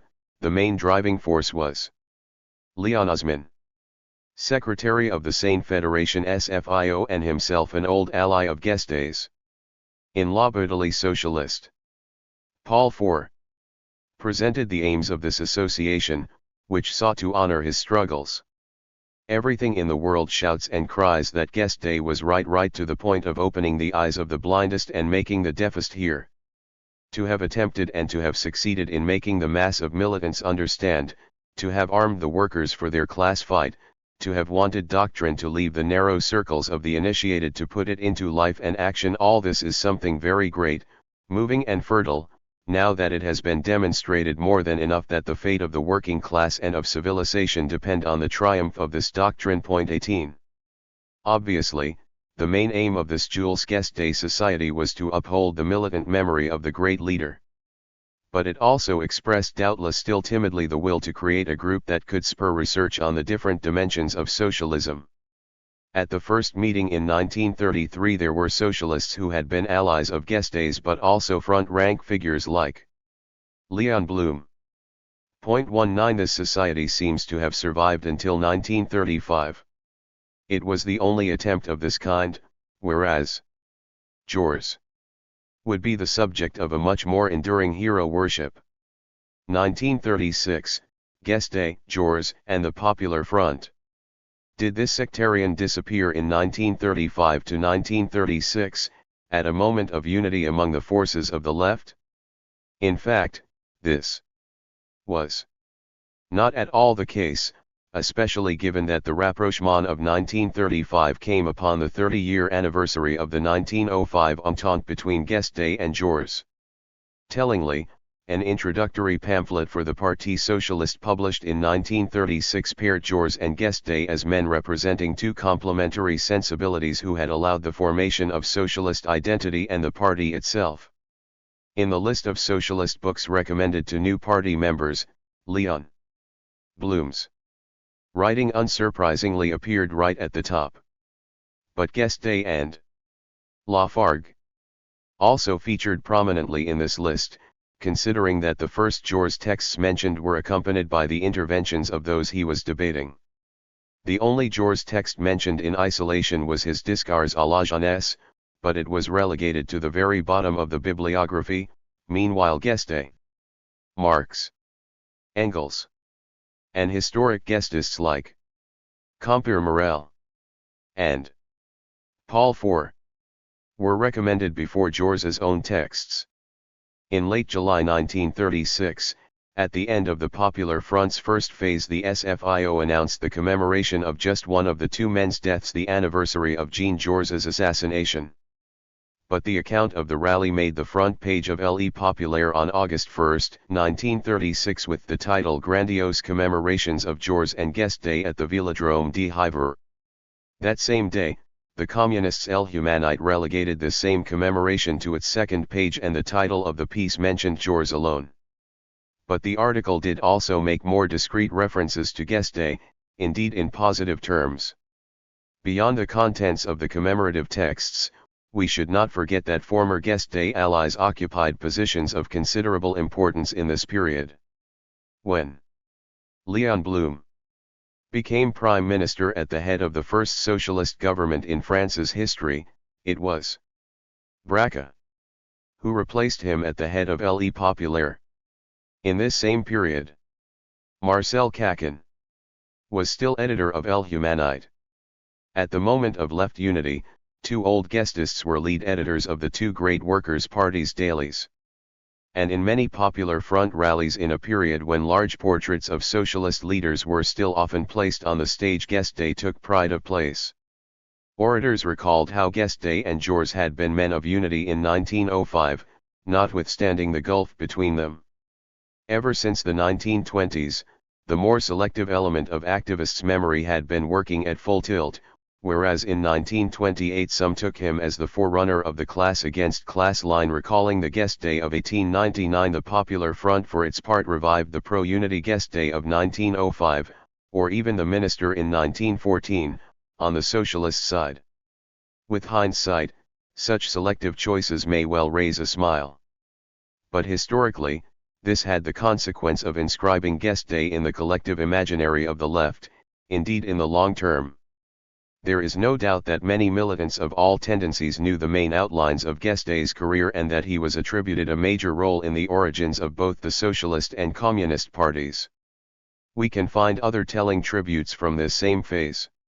In 1937, Carl Jean Longuet, the nephew of Edgar Longuet, of guesde ist sensibility, sculpted a monumental bust of Guesde, chosen for the CGT Pavilion at the Exposition Internationale. 20 Guesde was thus portrayed alongside 5 other emancipators of the people: Marx, Proudhon, Varlin, Pelloutier, and Jaurès. This was but further proof that Guesde still represented a great name in the workers' movement, a symbol well known and respected even in the trade unions. The year 1937 was also the year of publication of Compère Morel's biography Jules Guesde. Le Socialisme fait homme. Often hagiographical but well documented, it for many decades remained the only real biography available. Seen from elsewhere, early research. If it is more difficult to judge Guesde's reputation abroad, a few examples do nonetheless show that he did not escape attention. Echoing the PCF's appreciation of Guesde, the young USSR feted him by regularly publishing his texts in the form of pamphlets. Moreover, the seminar run by the historian Nikolai Lukin, later eliminated in the Stalinist purges, involved several researchers who presented works on Guesde, though to our knowledge no study of any consequence was dedicated to him. Looking beyond France also allows us to consider the first historical works devoted to Guesde, though these, too, remain strongly marked by the political context. One early but little-known academic work provides interesting analytical considerations for grasping the ambiguities and contradictions of Guesdism, namely Ernst H. Posse's Marxism in France 1871–1905.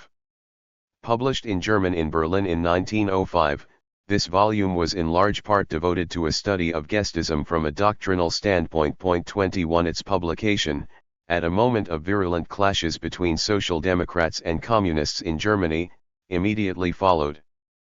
Posse's defense of his thesis in late 1929. While the author remains difficult to identify, it is worth noting that this thesis was supervised by Professor Gustav Meyer, a historian of socialism at the University of Berlin. He had been appointed to this post in 1919 and was the only academic in Germany working on this subject at the time. In 1920 Meyer had published a noteworthy biography of Friedrich Engels. We know little about Posse, except for the fact that he was one of the individuals who introduced Georges Sorel's works to Germany. Having become sensitist to Sorelian ideas, Posse was far from an apologist for Guesde. But already in the preface he stated why he considered it necessary to understand this history in all its complexity, namely, the fact that the SFIO leaders, Blum and Paul Four, much like the communist Marcel Cakin, continued to invoke him.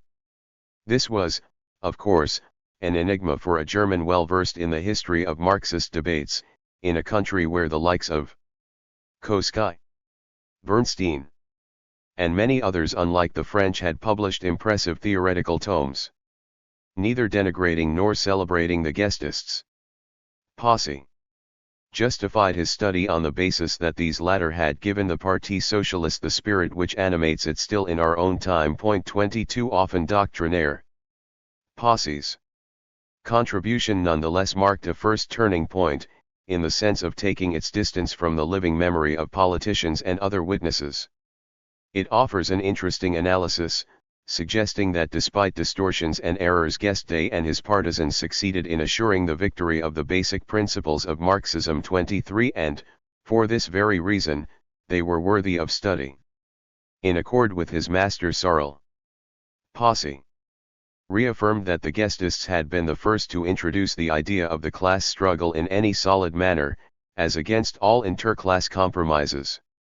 Another point expounded in Posse's book was the originality of the position the guestists took up outside of the Republican tradition. They were those who most held back from glorifying the tradition of the Great Revolution. Point 24 here, 2. Sarl's influence, which, moreover, the author explicitly mentioned and openly invoked at several points, and his critique of the bourgeois politician clearly made itself felt. The logical outcome of this influence came when Posse critiqued the guestists' radical rejection of revolutionary syndicalism as well as their de facto increasingly reformist practice. But Posse retained a form of admiration for the early guesde, as the authentic representative of the idea of the class struggle. Karl Korsch, a dissident communist theorist who would be little suspected of fondness for guesde, did not miss this in his review of the book for Boris Saverin's La Critique Sociale.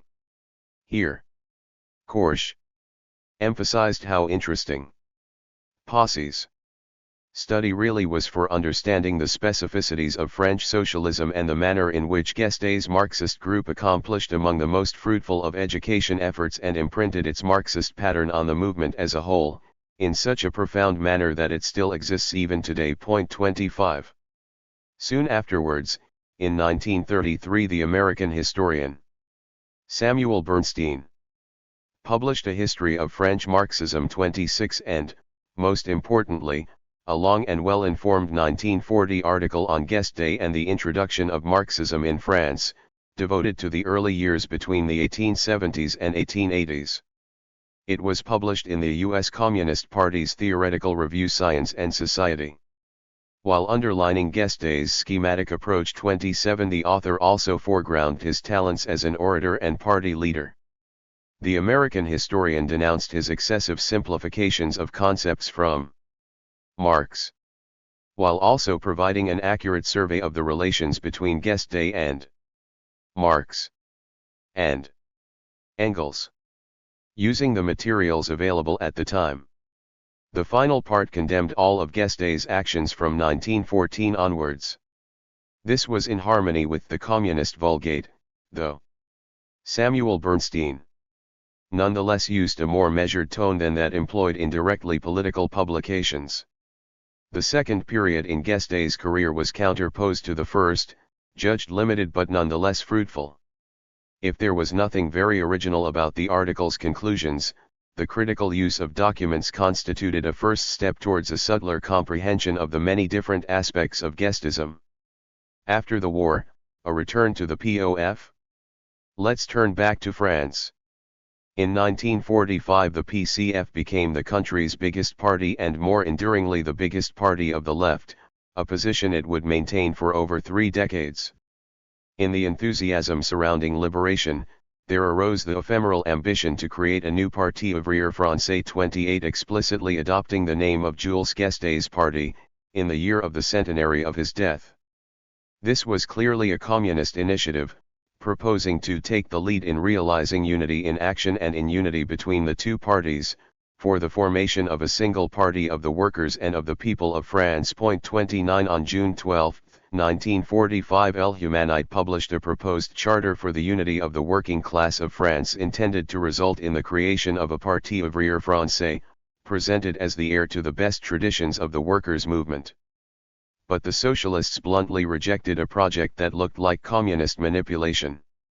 Nonetheless, an association called the Friends of the POF did allow the PCF to expand its influence for a short period, thanks to this unity bid, based on the acronym so associated with Jules Guesde.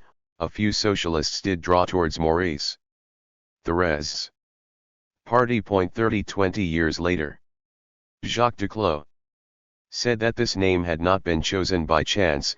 It was not that we much fancied this title itself, but its historical value did attract us to it, for the Parti ouvrier français was the first Marxist party in France. 31. Justifying this initiative in El Humanite, Marcel Caquin invoked the 1905 Congress at the Salle du Globe, which had seen Guesde and Jaurès unite, as they left behind their antagonisms.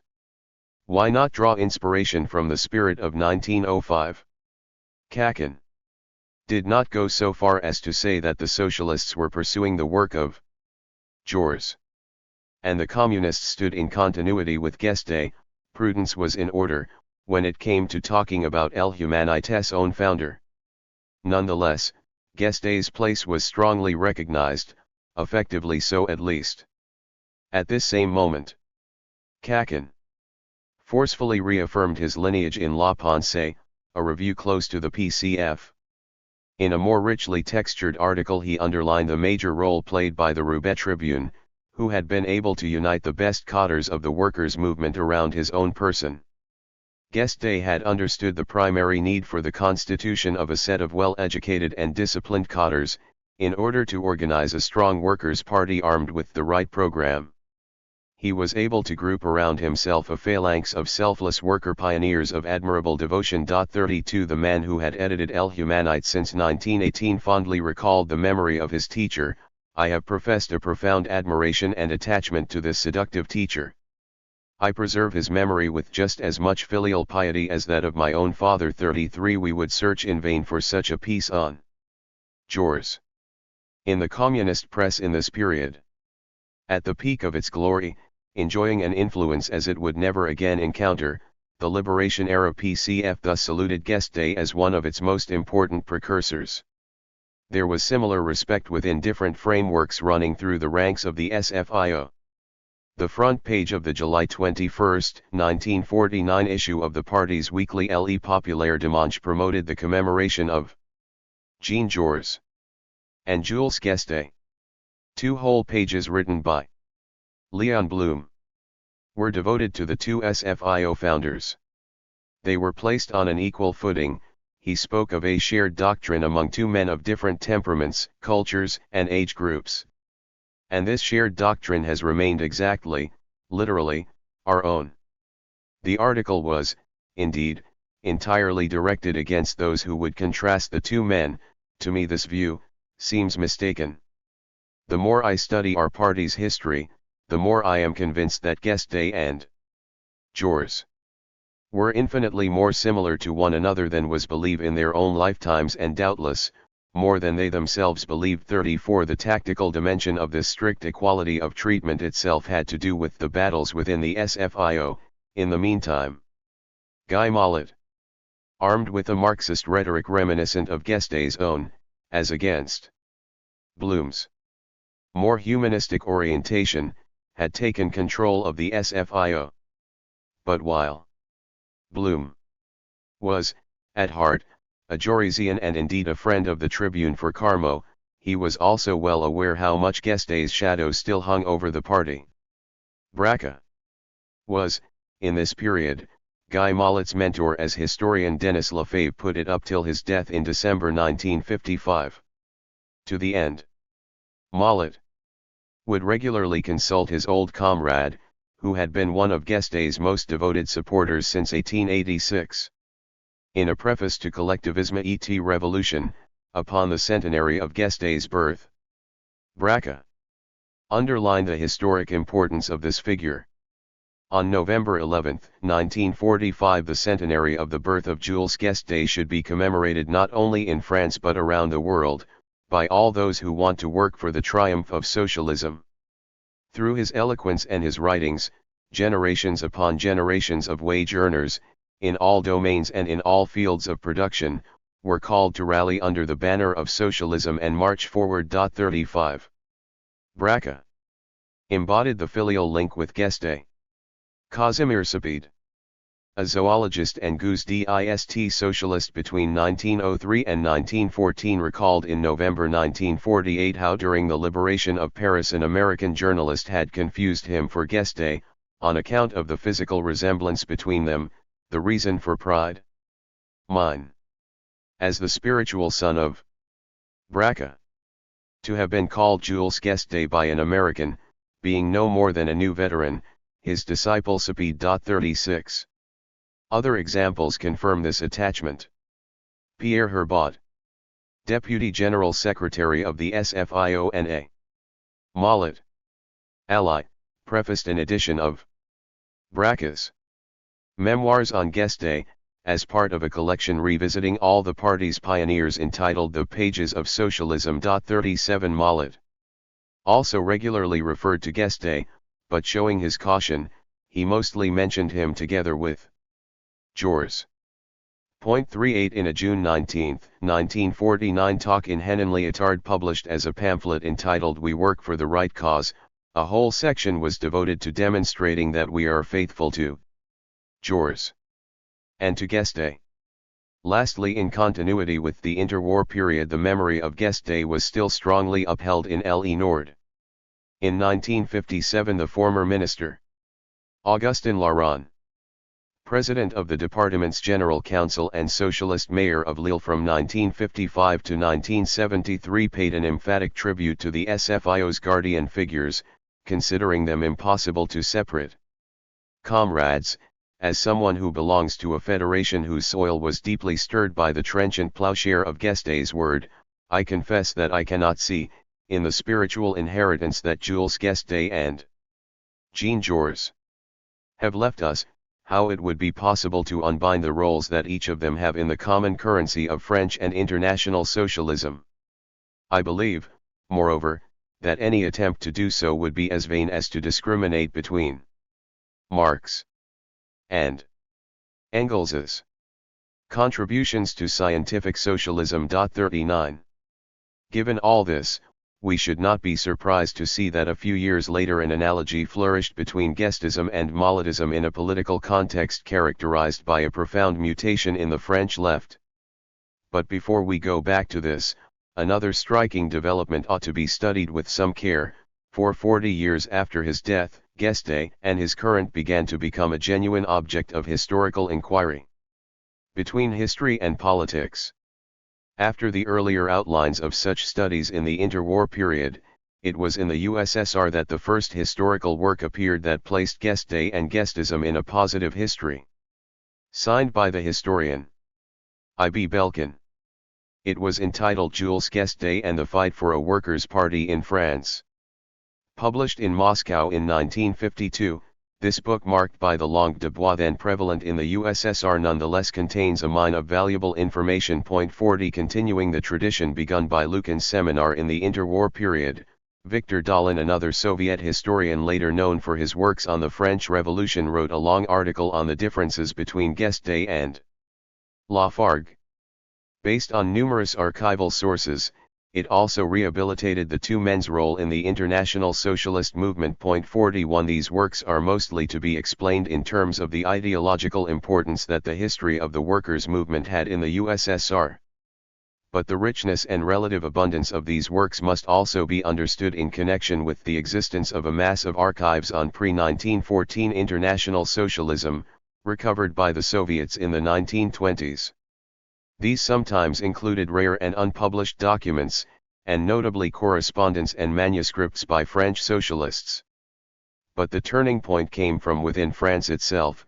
The historian Claude Willard, born a few months before Guesde's death, published a major volume on Les Guesdists, Le Mouvement Socialiste en France. Published by the PCF's Editions Sociales in 1965, this was the first sizable scholarly work devoted to Guesde and above all to the implantation of his current before 1905, region by region. He based himself on a varied series of archives, most important of which was Guesde's private papers deposited at Amsterdam's International Institute for Social History.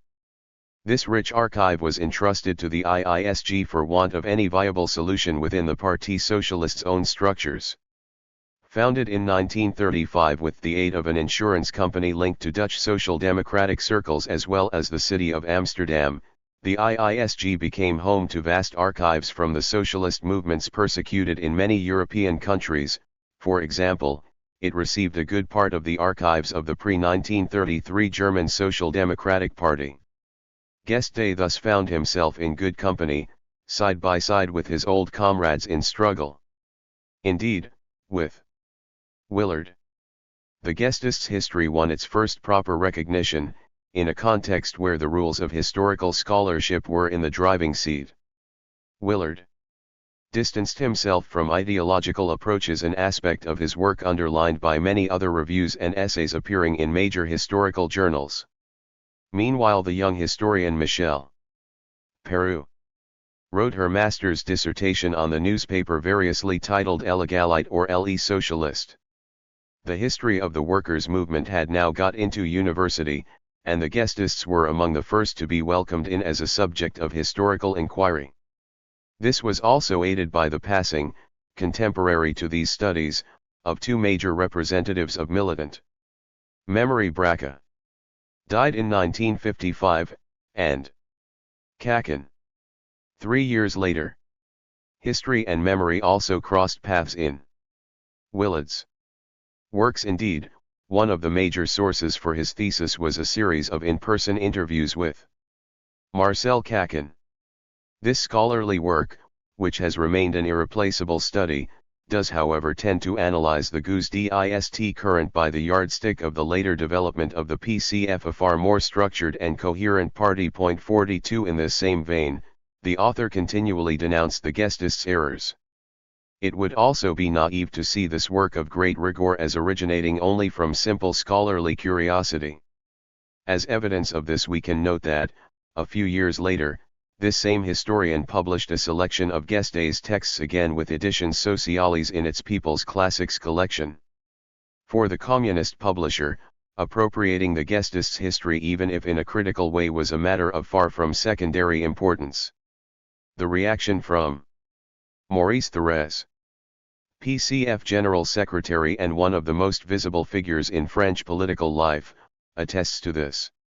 In a private letter to Willard, Thérèse wrote, "Dear Claude, I have read your work on Guesde. I find it excellent. You have shown very well the path Guesde had followed before he made his way to Marxism, and what of this always stayed with him, especially his incomprehension of the dialectic. Hence the doctrinaire side of his peerless effort to make known Marx's ideas, and the sectarian aspects of the political positions he took in many fields. A sectarianism which, moreover, as you yourself indicate, arrived at or was mixed in with opportunism. But Guesde nonetheless remains the leading founder of the PO. No one did more than him to show the workers of France the need for their own party, to defend and propagate the class conception which remains at the basis of our party, the party of a new type. Point 43. Conversely, there is no trace of any letter from the General Secretary, Madeleine Ribeirou, who in the same year edited a collection of Jours's texts against war and colonial policy upon the centenary of his birth. Was this mere chance, linked to the heavy demands on the PCF's main leader's political diary? Was Ribeirou, excluded from the party 10 years later in 1969, already suspected of deviation? Many hypotheses could be put forward, here. But the important thing is that Thérèse, the man at the head of what was still the biggest party of the French left, continued to consider Guesde at least as much a guardian figure as Joules. These works were published in a very particular political context: General de Gaulle's return to power in 1958, the emergence of a new anti-colonial left, and a major episode in the unity of the left, as the parties backed François Mitterrand as their joint candidate at the 1965 presidential election. Willard's work on one of the great currents of the history of the French left made an impression far beyond the circles of history enthusiasts. Tellingly, it was the object of a debate between several political figures published in the March 1966 issue of Démocratie Nouvelle.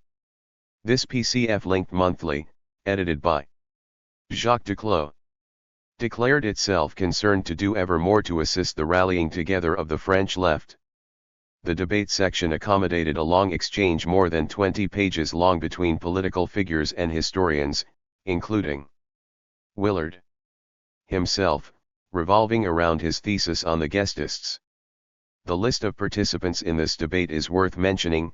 Here, there was Jean Bruhat, assistant professor at the Sorbonne, a loyal PCF man who had written many party textbooks and served as a historical commentator for El Humanite. Jacques Duclos, one of the top leaders of the PCF and candidate in the 1969 presidential election, in which he took over 20% of the vote. Mireille Osman, who quit the SFIO to join in the creation of the Parti Socialiste Autonome in 1958 and then the Parti Socialiste Unify out of opposition to Mollet and his colonial policy. The PCF's Arthur Raymond, MP for Le Nord, Madeleine Ribeiro, at that time assistant professor the Sorbonne, who had published a Jors anthology with the PCF's own publisher, Jean-Jacques Pied, a young member of the SFIO leadership, an assistant to Guy Mollet, and son to Jacques Pied, an important figure in the party and for a long time mayor of Henin-Beaumont. Each presented their viewpoint on the mark that the Roubaix MP had left. And even 40 years after his death, this imprint still seemed to have some life in it. Willard himself attested to this, noting that, when I went to work at the Archives Départementales du Nord for my thesis, I was able to interview several elderly socialist militants in the Lille region who considered themselves guestists and boasted about this. 44 The communist participants reaffirmed guestism's positive legacy of organization and selflessness. Jacques Duclos drew an equal sign between Jors and guesde. He spoke of his exchanges with Marx Dormoy, son of Jean, father of guestism in Lallier, and of course with Marcel Caquin, who had died a few years before this debate. Mireille Osman, who had known guesde via her father, expressed her great admiration for him. She set him in the long history of the left's conquests, together with Paul Lafargue. According to Osman, in affirming the right to be lazy, the guestists had heralded the gains won in May, June 1936.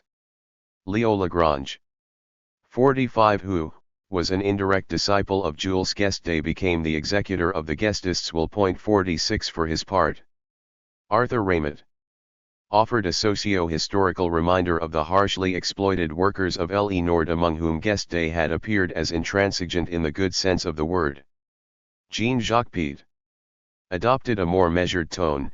He underlined the narrowness of the guestists' conception of partial gains and reforms, as compared to Jors's own. Madeleine Ribeiro showed the greatest severity in this debate. She recalled the guestists' cunning for maneuver and highlighted their lack of interest for theory, as well as their growing distance from the popular aspirations of the pre-1914 period, especially the fight against war. The historian was even tougher when it came to their relationship with trade unionism, in her view bringing about a divorce between trade unionism and socialism, which has remained a negative moment in the history of French society. 47 She hammered home the point by referencing Deslanier's colonization plan and Guesde's endorsement of it. 48, a legacy which this anti-colonial militant struggled to tolerate.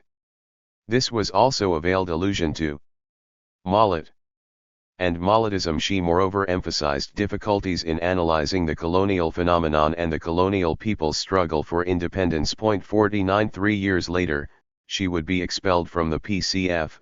Her fall from grace had started with her positions on the anti-colonial struggle, which were adjudged to be excessive. Ribeirau's charge sheet against Guesde reflected the sensibility of a new left, for which the Guestists appeared responsible for the lack of analysis on the colonial question. Did this mean total rejection of Guesde and Guestism? Things were not so simple. For while Pied emphasized that the SFIO youth had a cultural level far higher than at the beginning of the century and for this reason could not share in Guestism's rather unsophisticated and schematic political culture, he also acknowledged the indelible traces that these latter had left. From Guestism they had preserved a sort of party worship, while a considerable number of young people are still inspired by Guestism when it comes to their attitude to the organization selflessness. 50 The cult of the past remained decisive for the left-wing militants of the era, and whatever his narrowness, Guesde was seen as a man who had devoted himself heroically. As Pied concluded, is it not by identifying with this history that one becomes a socialist? Up to the mid-1960s, Guesde and the guesde current continued to be upheld by both the great parties, even if they were also subject to criticism. After underlining the Guestists' many faults, Willard concluded his thesis with these words: "He still impregnates the consciousness of many workers, especially in Le Nord. His heritage is still claimed, his flame kept alive, by both the PCF and the SFIO. He does indeed constitute a chapter, a great chapter of the book of the French working class and socialist movement." 51. Continuing on from Willard's initiative, the communist historiography had a certain place for the guesdists into the 1970s. For instance, the historian Jacques Giraud threw himself into works on guesdism.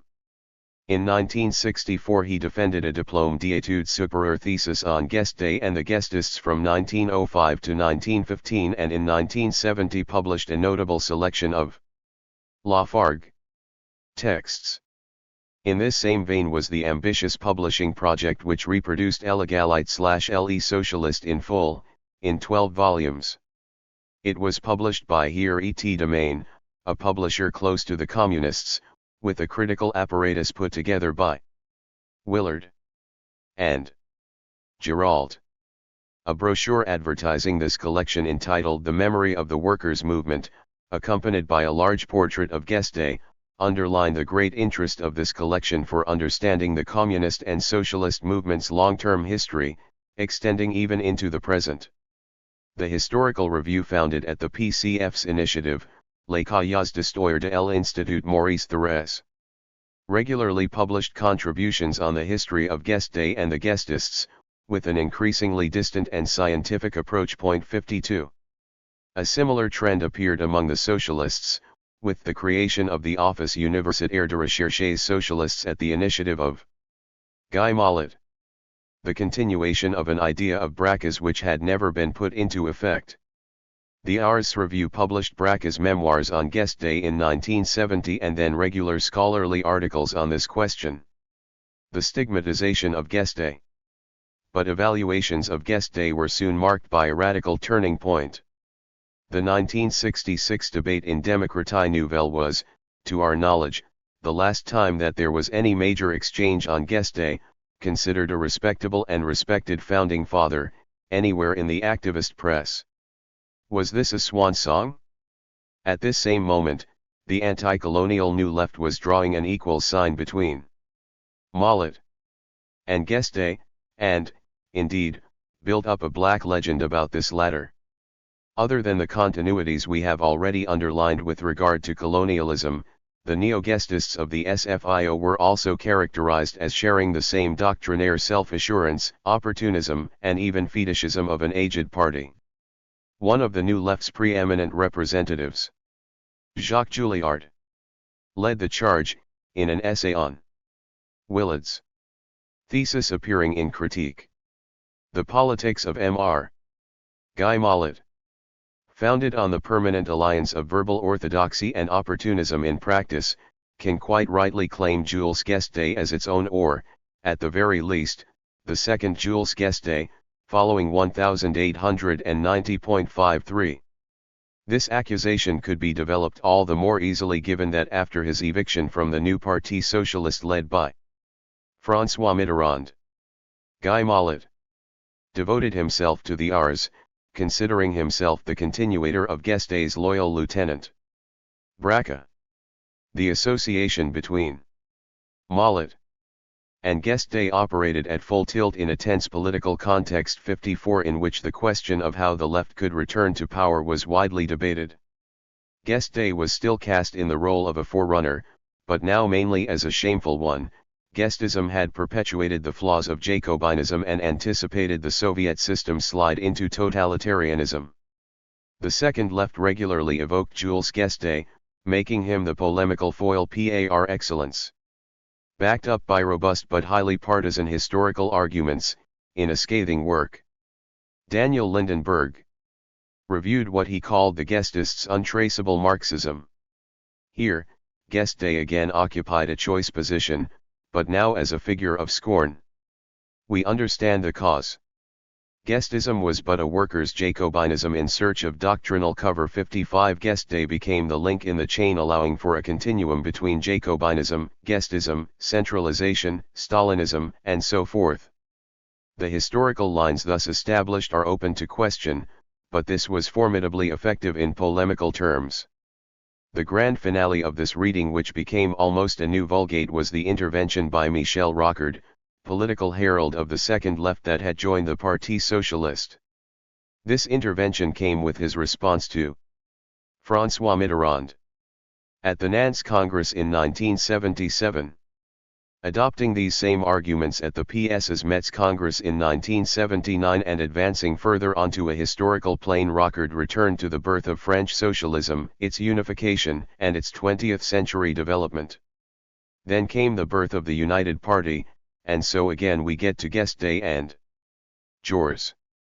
If Jules Guesde for his part contributed a tool, a concern, and a capacity for mass organization which our two great federations still jealously and happily preserve, this same Jules Guesde also contributed to the party a Marxism deformed by Lassalle and Trotsky, in the form of an ultra-centralist, statist vision of the dictatorship of the proletariat, which Lenin would aggravate yet further, completely forgetting that which I consider to be the true Marx.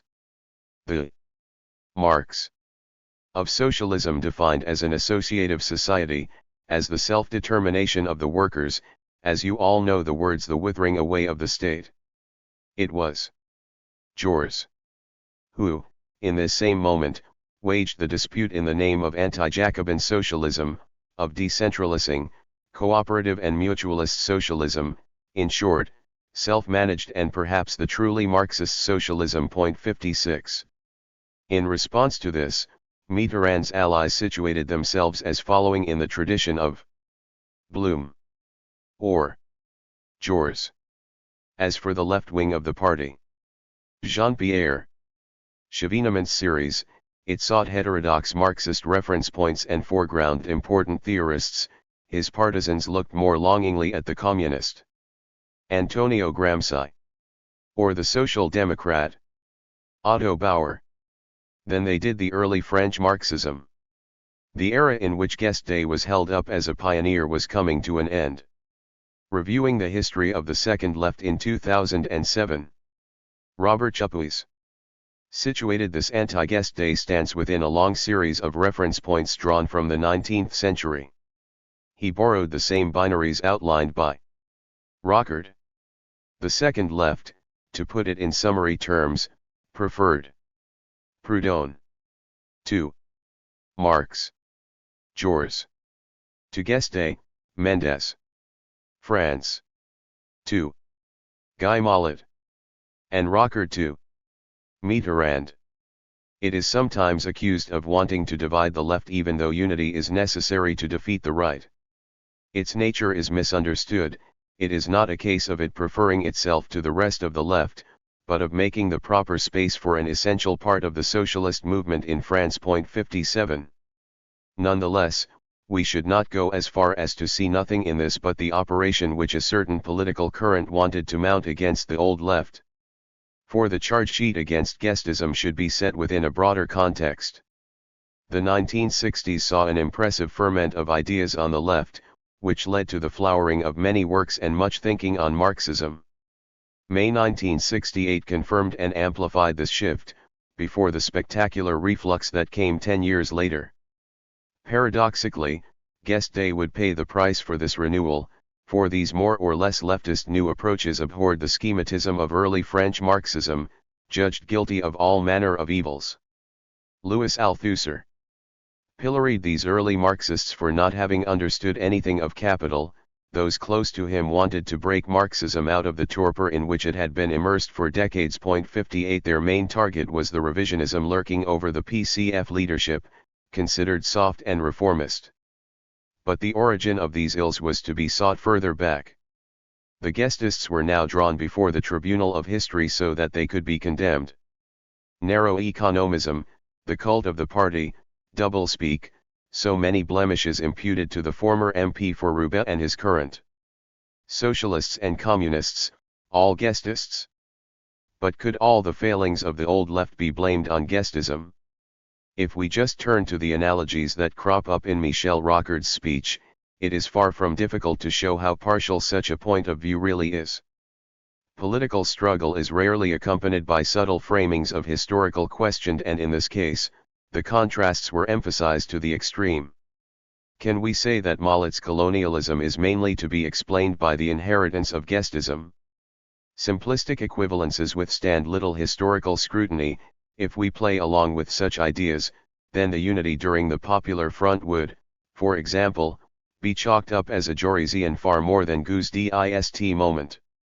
Yet the great timidity, to say the least, of the Popular Front on the colonial question stands in contrast with the boldness shown by Guesde in his final years, from 1908 to 1914. Similarly, in the late 1920s the PCF waged a dogged anti-colonial campaign, even though this had been a blind spot of Guesde and most of his partisans. Yet it was in this same period that the Communists' hostility to the bourgeois republic and republican symbolisms made it most comparable to guesdism. As a final example, we could well ask whether, as Marc Angenot argues, we can consider Guesde the authentic and direct precursor of the PCF, 59, attributing him the role of a forerunner of Stalinism. It seems unarguable that Guesde did indeed leave an imprint. Indeed, some would long identify themselves with it. But it also melded together with many other inheritances, for just like Guesde's history, the history of the PCF is also complex, made up of moments of sectarianism and unity, of bold forward moves and moments of retreat, and so on. Would anyone claim that from 1918 to 1958 Kakin's El Humanite was nothing but a purely guesdeist publication? It remains true that these criticisms and the stigmatization of Guesde did foreground what undeniably were aspects of the guesdeist current. This was particularly true with regard to its weaknesses, from its distrust for theory to disinterest for the struggles of colonist peoples. Hence the force of these criticisms, notwithstanding their polemical aspect. But it seems just as easy to find direct lines of filiation that dismantle such claims. The negative identification of Malletism with guesdism was itself the fruit of a very politicist history, linked to the context of the 1960s to 1970s. It rather tended to exaggeration in blackening the name of a man and his current, whom it became convenient to blame for all of socialism's ills. This fit into a binary logic, giving structure to a certain vision of history which portrayed a duel between Jules and Guesde of the kind adored by romanticizing biographies. Yet all this undoubtedly sacrificed the complexity of real political processes. Even so, what we could call the Rockardian-inspired reading of Guesde would leave a lasting mark on writing about the history of socialism. Alain Bergouniou, a close collaborator of Rocard's and then, from 2000, president of the Ars, published a notable work of synthesis together with Gerard Grunberg in 2005.60 entitled Ambition and Remorse. The French Socialists and Power. This rich and well-documented work offered a similar line of interpretation, namely that of a socialism which had encountered the greatest of difficulties in freeing itself from the Marxist superego of guesdeist origin. Here, Guesde became the emblem of the backwardness of certain segments of the left, indeed blamed for a French archaism imbuing socialist ranks into the present, which justifies the comfortable role of the dogmatic eternal oppositionist who never takes power. More recently, Grunberg has proposed that the constitutionalism of the socialist tradition should be imputed to Marxism, and in particular that inspired by Guesde, taken as the main doctrinal source for Bloom. For example, in this view, the socialists stopped short of thinking about political representation in terms outside of the traditional instrumental readings. 61. As for the communist-leaning historiography, what rather more seems to have prevailed is a neglect of Guesde, except on rare occasions 62, in favor of an exaltation of Jules alone. This left little place for those who disagreed, or his friends, in his own times. Conclusion. Guesde in history. Guesde is thus no longer anything but a negative figure on the French left. At worst, he is associated with a deadly sectarianism, and at best with a perfunctory ideology that masked far from honorable practices. For the radical left he is the dogmatist who then became a minister in the Union Sacrée and rejected the Bolshevik Revolution. For the governmental left, he embodies the intransigent ideologue who prevented the aggiornamento of the French left. And for all of them, his commitment to the anti-Dreyfusard cause condemns him to the margins of militant memory. Yet to turn a blind eye to the study of Guesde is to fail to understand the origins of Marxism in France of whatever sensibility.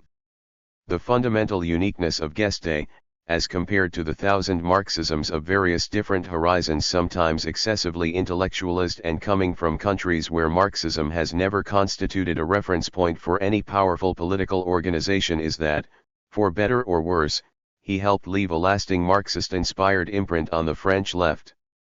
To forget him or to denigrate him by taking him out of context is to deny ourselves one of the keys to understanding more than a century of organized socialism. To say this is not to rehabilitate Guesde, something that would make no sense given the structural political and social changes in the 21st century France. Rather, it is an attempt to understand the impact of the various inheritances that have so enduringly molded the political terrain. The few historians who have ventured into guesde territory since the 1970s do, all in all, take up this approach. As the historian Madeleine Ribeiro said in 1973, taking more of a distance than back in 1965, Guesde and his current embodied a rudimentary affirmation of class, the capitalist bourgeoisie and proletariat setting up camp in opposition to one another. There reigns a merciless war between these two enemy camps. 63 This rudimentary affirmation could be adopted and complexified by others without ever truly disappearing. Guesdism left its mark on the history of several regions, in the north, where it was indeed class consciousness and also class pride that grew with Guesdism, as well as in the south, where to call oneself a guesdist is to be further to the left of the left, in the good old republican tradition. A socialism which is socialist through inheritance and no longer a socialism of rupture. 64. In a similar spirit, in the 1980s, Claude Willard published a series of documents and contributions on Guesde. Alongside a remarkable selection of texts collecting previously unpublished correspondence on the origins of the Parti ouvrier, he published a brief biographical essay in 1991. Madeleine Ribeiro, then Gilles Candar, made space in the history of socialism for Guesde and the Guesdists, regularly housing contributions on this current in the Bulletin de la Société d'études jurisiennes, which then became Cahiers Jours. Outside of France, it is Robert Stewart, cited repeatedly in this present volume, who has offered one of the most accurate and suitably distanced views of this current. He first did so in Marxism at Work in 1992, and then in a 2006 survey of the Guesdists' approach to the national question, emphasizing the ambiguity of their attitudes. It is worth noting that Lafargue and His Right to be Lazy, which is regularly republished, has better stood the test of time. The object of multiple essays, the memory of Guesdism, is despite everything far more represented by Lafargue. Point 65. A discrete memory. But the wave that swept across the memory of Guesde in the 1970s did not carry off everything. At the local and even regional levels, Guesde remains a figure who, even if not well known, can occasionally be cited, without any anathema against him. Throughout the 20th century, many socialist and communist municipalities across France named a street after Jules Guesde, and in Le Nord often also public buildings, like the schools established in the 1920s. The communes of Paris's old banlieue rouge almost all have a rue Guesde. All in all, we can count some 376 rues, boulevards, places or impasses Jules Guesde across France's territory. By way of comparison, this is, doubtless, far behind Jours, but twice as many as Edouard Vaillant. Point 66. The statue in Guesde's honor in Roubaix is still standing. Until relatively recently, Guesde's name was still well known among the socialists in the Fédération du Nord. For instance, in the early 1980s it published an educational pamphlet where we can read, His knowledge of Marxism was rather summary, but he was able to draw out its basic principles and, most importantly, popularize them. Thus, through his texts and his speeches he spread the concepts of the class struggle and the collectivization of the means of production. He insisted on the need for the organization of the proletariat. If through loyalty and selflessness he long remained intransigent, nonetheless he was later able to become an example of the spirit of unity. His lesson is still valuable for our present and our future. We have to be able to cultivate our differences even while carefully preserving our unity, the foundation of our strength. 67. Guesde's portrait long had pride of place in the corridors of Le Nord Socialist Federation. And on rare occasions he was still saluted, or more often, cited, even by socialists of the very highest level on condition, that is, that he was limited to his regional dimension.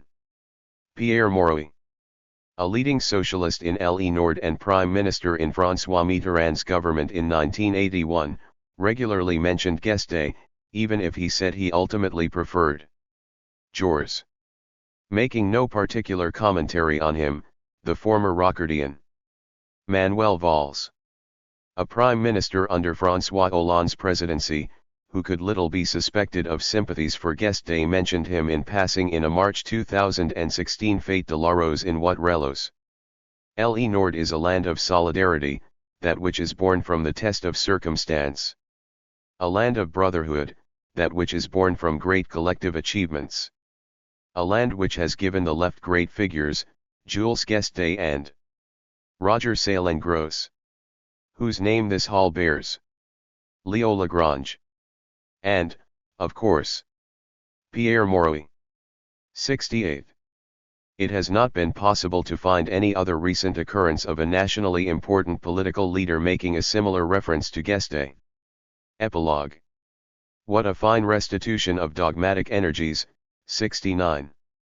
In his 1945 essay Utopia and Socialism, Martin Buber mounted the case against scientific socialism for having buried socialism's original utopian dimension, indeed in lasting fashion.